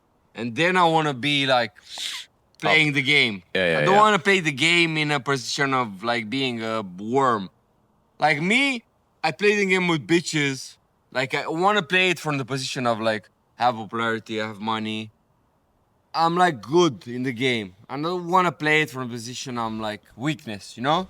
I want to play it from the position where I'm like just good, you know? Because every time I had success with this, I was like, I was making money, I was having my, like, everything was going great in my life. Yeah. 100%. If I'm not, like, my opinion is like, if I'm not having a great setup, I'm just... Yeah, it kills the fun. Yeah, I'm it kills the fun. I would rather, like, just be a hustler and make money, you know? It's just being in no man's land is the worst thing in the world. Like with work, if you're in the middle, like I said, you don't get results. Same thing with fun. Like if you're not really having fun, like for example, like watching Netflix is like the most bullshit thing because you're not working and no one remembers it. Like when you're 80, you're not going to remember those nights where you watch Netflix with anyone. It could be the hottest girl in the world. You won't remember those nights where you watch Netflix. Like fuck Netflix. You know, so I don't even have a Netflix subscription. I think maybe Damien has one. Sometimes I might use it in certain situations, but like just fuck Netflix, you know? Like I don't even want to be in that arena. That's why I got rid of the PlayStation. That's why I don't hang around certain people. That's why rich people are very careful with who they spend time with because we don't even want to entertain certain conversations. If I meet someone, or like sometimes people say, Hassan, let's do a call. I have a business idea. Yeah. I don't even want to listen to their idea. Maybe they'll influence me by 1% to like even entertain this bullshit. I don't even want to spend the time entertaining this idea. It's a waste of time. It's very important you guys spend time with the right people and you don't let bullshit distract you. Like, be very focused on what you're trying to achieve. Like, there are 8 billion people in the world. There are zillions of restaurants you can go to. Like, don't allow yourself to go to places and spend time with people who are not contributing to your goal. I think, like, in our position is, like, we are in a position where, like, we can mix business and pleasure. Yeah, like, but sometimes you can't. bro, Yeah. Great like, point. Great What point. we did today, Yeah. like, we filmed so many hours. It's like Yeah, it's literally, more guys, entertaining. look at the time right now. It's 1 a.m. right now. Can you guys see this on the podcast? I don't know if you can see it. Damon, show on the phone. There, 1 a.m. 1 a.m. There you can see it. Vlad came at 4 p.m. So he's been there 9 hours. We did nothing else besides like film, and I showed him around the house. I think we took a couple breaks when we were changing the battery of the SD card. Like we basically filmed 9 hours straight. We didn't even eat any food besides like 2 of these. Yeah. I feel like Like you gotta have energy, and also we are combining business with pleasure. Like this is fun. this is like what we would talk about. Like I think this is the bullshit, you know, like we weren't like so big of a like we are hustlers, but like, if other people were in our position, they would have like camera guys and would film all the conversations we have besides this. But that's why I say this a lot on social media. Like, the best way to make content is to do things you actually enjoy doing, because then you can do it more long term. Like, the reason Bro, why we had now. these conversations a Yeah. thousand times, you know? Yeah. The reason why I'm going to be consistent now with YouTube is because I'm making the content I actually want to make. When I was doing vlogs, I couldn't be bothered to always like record myself when I was going places. Like, some things I want to keep private. I just can't be bothered. But like speaking, I want to entertain this. So just choose the style of content you enjoy. Like I was doing lots of voice notes because, bro, when I was driving to the gym, I'd do a voice note. When I was on the toilet, I might do a voice note. When I was about to have a shower, I'd do a quick voice note. If I have an idea just before I go to bed, I'll just get my phone out and just be like, guys, I just had this idea. Da, da, da, da, da. But like with YouTube, you can't just like do this. Like if you're in the bathroom, you can't just film a YouTube video. Yeah. You know, if you're about to have a shower, you're butt naked, you can't want just film. to be prepared for Yeah. it, blah, blah, blah. And you just yeah. physically can't. Maybe you need a cameraman, you need good lighting, you need to make sure you're wearing nice clothes. Whereas with Twitter and voice notes, I could do them while I was in the Uber, while I was waiting for the, waiting for the food to come in the restaurant. Like it was more accessible to do anywhere. Yeah. You know, like it was easier to do. So Twitter was a good game for this. But like now, if you want to go bigger, like I think video content is important. Video content is important because like people see us like actually like talking, and on Twitter it's like hard to like pinpoint in one sentence the what I want to say, you know? 100%. Now we can talk like freely. For hours, yeah. It's different. They see your face, and also it's like they use more of the senses to kind of consume the content. They're using their eyes, they're using their ears. It's not just like the eyes reading words. Yeah, They see your face. They yeah, get to see the background. I'm Like, not thinking about this like this way, but like me personally, when I consume the content for some, like me, like you were talking about, like me, I like to watch Professor Jiang. I was like, I'm just seeing him. If imagine if Professor Jiang was like writing tweets, it was like not. yeah, it's bullshit. It's Yeah, not real. he's not putting his words to like an actual person. Yeah, Like, you need to show Bro, yourself. what now? I want to ask you, what do you think about the war? But like, how did you feel it from the first day until now? I just remember some people in my community were talking about it. No, you, not like people bullshit this war. No, so I'm gonna explain. Like I see some people in my community talking about it. I'm like, okay, let me read the messages, and then I just see how other people are reacting. But I didn't really care. How you feel it? Like, did you feel like, bro, I'm threatened by it? By you see like. No, Missiles. no, because like for example, I was going online and I saw so many people saying it's bullshit, like whatever, don't worry about it. And also like look around, it's fine, you know? Like I was fine with it. I remember kind of like joking around with my friends, thinking like, is this bad? And I wasn't seriously worried at any single point. I remember saying this on Instagram. I went like on Instagram, typed in tutorial shooter, and I saw what he said, and I know like other people have more knowledge on this topic than me. So I looked at what they said, and they said it was fine. So I was like, all right, it's fine. Like if he says he's keeping his family here and he's here, then okay, whatever, it's fine. And like, bro, like we have some Arab friends here in this area, and like I spoke to them, they're like, bro, this is nothing. I was like, yeah, like the local guys who've been living here 30 years. To be the whole honest, I was family. like scared the first day because like me and my girlfriend went on the first floor. We were living at like I forgot about this. the like 20th floor, and the apartment we living back then went down. It's been 3 weeks already. Yeah. No. Yeah, bro, Time flies. I came to Dubai on like 25th of February. And like the first day was like bullshit because it was like different. Yeah. Then I was living my life like didn't care, you know? Yeah. I think the first 2 days most people were worried, but like this is my mindset though. Like as soon as people were worried, I took this as an opportunity to make videos on social media. I was like driving one of my cars around, like guys, look, there's no bombs. No one's ever got bombed before when they were in an 812 super fast, and people found this funny. It got a lot of views, and a lot of people were messaging me. Bro, I have They liked it. these nurse friends from Romania who live in Dubai, and they were saying like they were sending me these statistics, and they were saying like, bro, the percentage of people being hit is like 0.00. Like they were sending me these numbers, and I was like, but even if without these numbers, I was like, bro, it's better than Romania, even with the bombs, because it's like It's better. You're gonna die, yeah. cool, You're gonna die anyway one day. Yeah. weather, blah blah blah. You know, it's good. If it's your time to die, you're gonna die anyway. I don't know why people just live in fear so much. And also, like, where else are you gonna live? Like, you know, in England, people say like you might get I was stabbed. talking with my girlfriend about this because Where else are you gonna it's live? now synonyms of Dubai. It's not like, yeah, it's Dubai and you can go to, I don't know, somewhere close by. It's like Singapore. It's not the same. Mm-mm. It's not the same vibe. It's not the same level, you know? Yeah. It's bullshit. It's like, Everywhere has problems, you know. yeah. And it's not even a problem. Like, no one's. I think like 4 people, rest in peace to them, have died. Like no one. It's the super safe. The problem right now is like, it's no synonyms of Dubai in terms of like buying the same experience with the same amount of money and like living in, I don't know, Thailand. But you have the downsides of Thailand, you know? Yeah. Bro, Thailand like is way more dangerous. It's 10 times more dangerous. Dubai is super safe. People just like to hate because it's like just naturally in life, like nothing can be fully perfect. So what people do is they try and find the disadvantages in a situation. Bro, But I everything is fi- pros and cons, bro. I find the advantages, but because me, I moved to Dubai and then the war started and all these worms left. And I'm like, yeah, I can do better content. When I go out, there's no worms in the background. Like, but don't give a fuck, you know, like the main aspect is having the cash flow and doing whatever the fuck you want. Because if you have cash flow, you can go to fucking New Zealand if you want. People just cope because they can't afford to go to the country they want. They can't afford to take time off work. They can't afford to live the life they want. So they just say, oh, Dubai is this, Dubai is that, because they just hate. You know, that's what everyone does with every situation in their life. They just cope. They just stay in what they cannot have because they cannot have it. The reality is like, bro, you can stay here and then you can go to like Monaco and then south of France and then, you know, you can go wherever you want. Like the important thing is to have the money to do it. That's like we said, money's the foundation of everything. Money determines where you lived. Money determines what you eat, determines who your friends are, determines how you think even.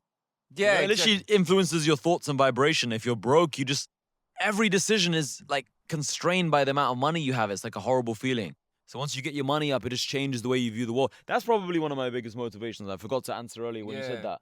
And maybe I wasn't thinking properly, but you said, what's like my motivation? Like I said, to get smarter.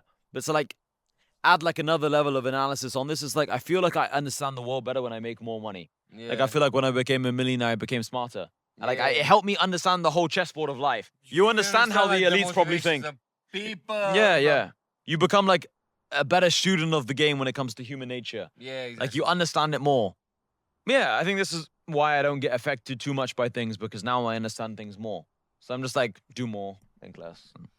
Yeah, like when you have money, you can understand like the motivations of people, why they are sneaky, they make moves, you know? And you realize how much of your life is affected by money. So you realize like, oh, that's why some people steal for money. That's why some people kill for money, because you see how much it affects. So you understand why certain people move a certain way. Like it just helps you understand the full spectrum. Like the good people, the bad people, the whole range.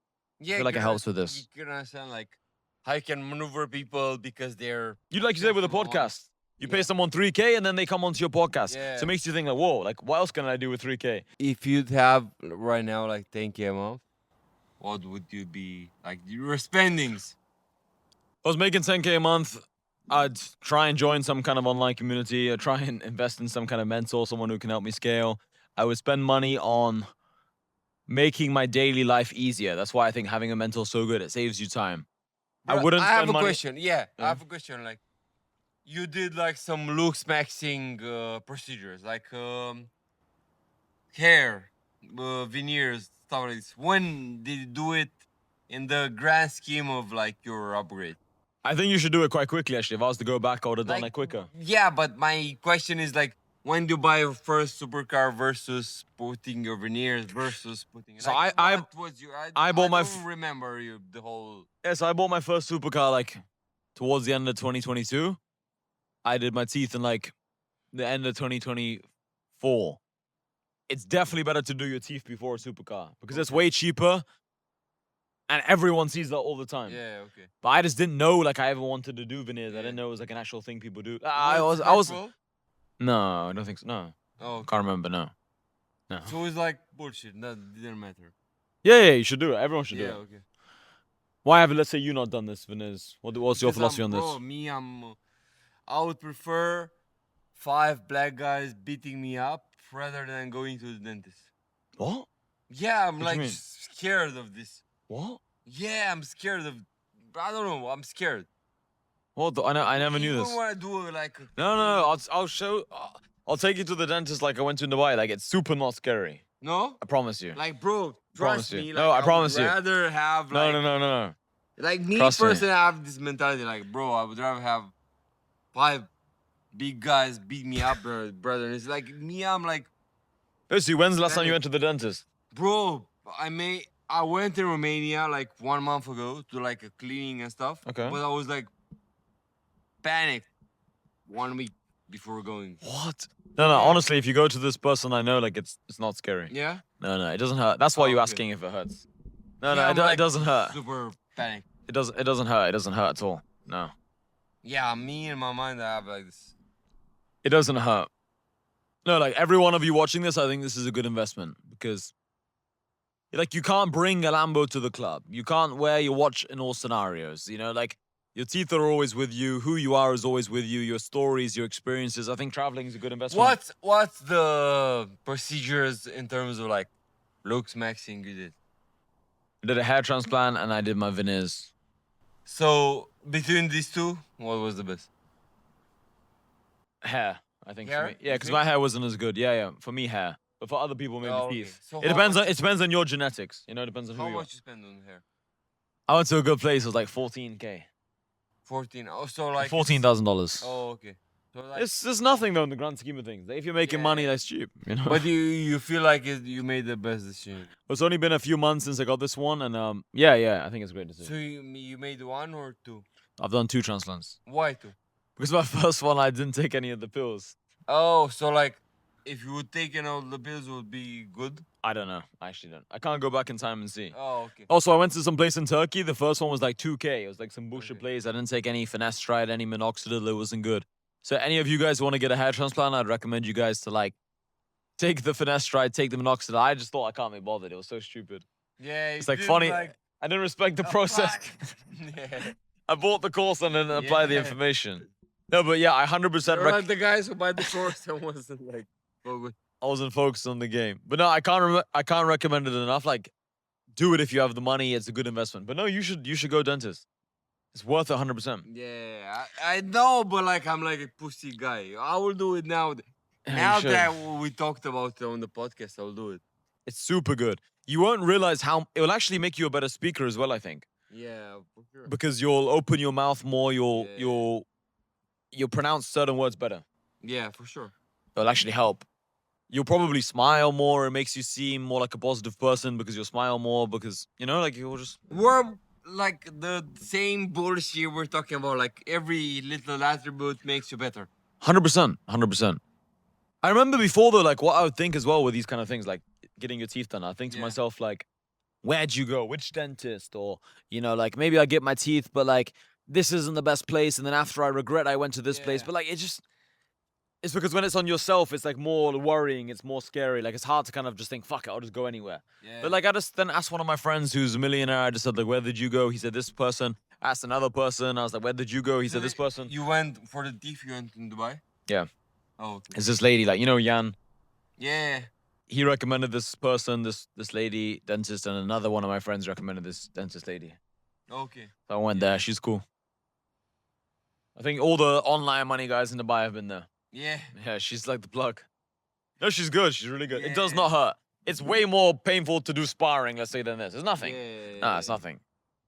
I know what you mean though. Like teeth are one of those like scary things. No. It just for me, feels it's weird. Like, Petrified. Yeah, when I go there. Ever since you were a kid? Yeah. Yeah. I would rather like if you tell me like Hassan and his friends will beat you up. I will be like No, it's not. It's not bad. Yeah. No. It's a good hurdle to overcome. Yeah. You should film it. Guys, I'm Or do Looksmaxxing. vlog. Yeah. No, I think it's good. I think another Looksmaxxing thing that's useful is getting a tan. Like recently, I was a bit more brown. I was in the sun a lot. Like I think when you're in Or the sun, you it gives actually, you a like, better skin. You actually sit in the sun like now that you're in Dubai now, but you're for years. But like you actually stay in the sun. In Because Dubai? me, yeah, because Like a me- couple weeks ago. Now, no, I haven't actually been in the sun in a while. I've been very focused the last 2 weeks. But a couple weeks ago, for like a few days in a row, like I was spending a lot of time in the sun and got very brown. It was good. Gave me good energy. Yeah. Because you can also like film content while you're in the sun. You Yeah, can but, walk like, while you're in the from sun. all the Looksmaxxing procedures, be like you did the hair, you did the smile, you did sitting in the sun. What do you think is like too much? No, none of those things are too much. No, I'm not disagree because, for example, if I told you like becoming having more centimeters, like being like taller. No, I'm saying out of the things I did, nothing was too No, much. but like from what these guys are Yeah. doing from the internet. No, I think doing the height lengthening. So I mean, it depends. If let's say I was 5'1", like I don't know, whatever. Like if I was like 152 centimeters, I probably would do this height length. Definitely. Yeah. But I'm like without shoes 181, so it's like I don't want to do. Like I don't. Yeah, it's true. Like this. I think it's just understanding your position. Like if you have good hair, well then you don't need a transplant. If you, I think like hair and teeth are good. they're like but, common like, more ones. is, like too much. Yeah, like I've never taken steroids and I've never done peptides or all these things. A lot of people do peptides, Yeah. steroids. But just do whatever you want. Like I'm a big believer in just doing what you want. If it gives you a big confidence boost, it's worth it. Because what I think is like, if you're confident, this will translate in all areas of life. It'll help you with women, it'll help you with money, it'll help you with everything. Like, you know, a lot of people overestimate like the importance of like finding the method to make money. They don't Yeah. realize like it's just who you are. If you're a good person, you listen, you're observant, you know, you pay attention, you read between the lines, you work hard, you'll make money in any industry. Like if you believe in yourself, that's the most important Bro, thing. I think if you take the extremes, like me, I wouldn't do like height bullshit. More than like veneers and like hair is like enough Looksmaxxing for me. Have you done a transplant or not? No. Would you think you ever will or not? Yeah, probably. It's good. But the hands, it hurt or like was like. No. You No? sleep during it. Oh, okay. Like you can sleep. You just like put earphones in, you just chill. They like numb your head. Yeah, it's nothing. It's good. Yeah, it's nothing. I recommend more people do it, you know. Because it's better than like being insecure about the thing. Yeah. You know, it's And also we were talking about this like when you talk in front of the camera, is like it's better to be like the shit. it makes a difference. Yeah, it makes a difference. It makes Like a difference for your mind. now rather than that being I've got the veneers, like I cannot believe before I didn't have the veneers. Yeah. Like if I watch videos back before I had the veneers, it was different. Yeah. Like it literally affects the way you look a lot. Yeah. I really recommend it to anyone. Guys, we ordered some burgers. They just came now. Guys, we've done this like 8 or 9 hours in a row. No food Bro, breaks. you jerked off to all this content. It's enough for you. You ready to I wrap think it up? it's enough. Yeah. Guys, I think Vlad's saying he's done with the podcast. You guys got enough free value. This was all for free from the kindness of our heart. What's this? Chips. All right, boys. If you like this content, subscribe to the channel. DM me on Instagram if you have any further questions. See you boys in a bit.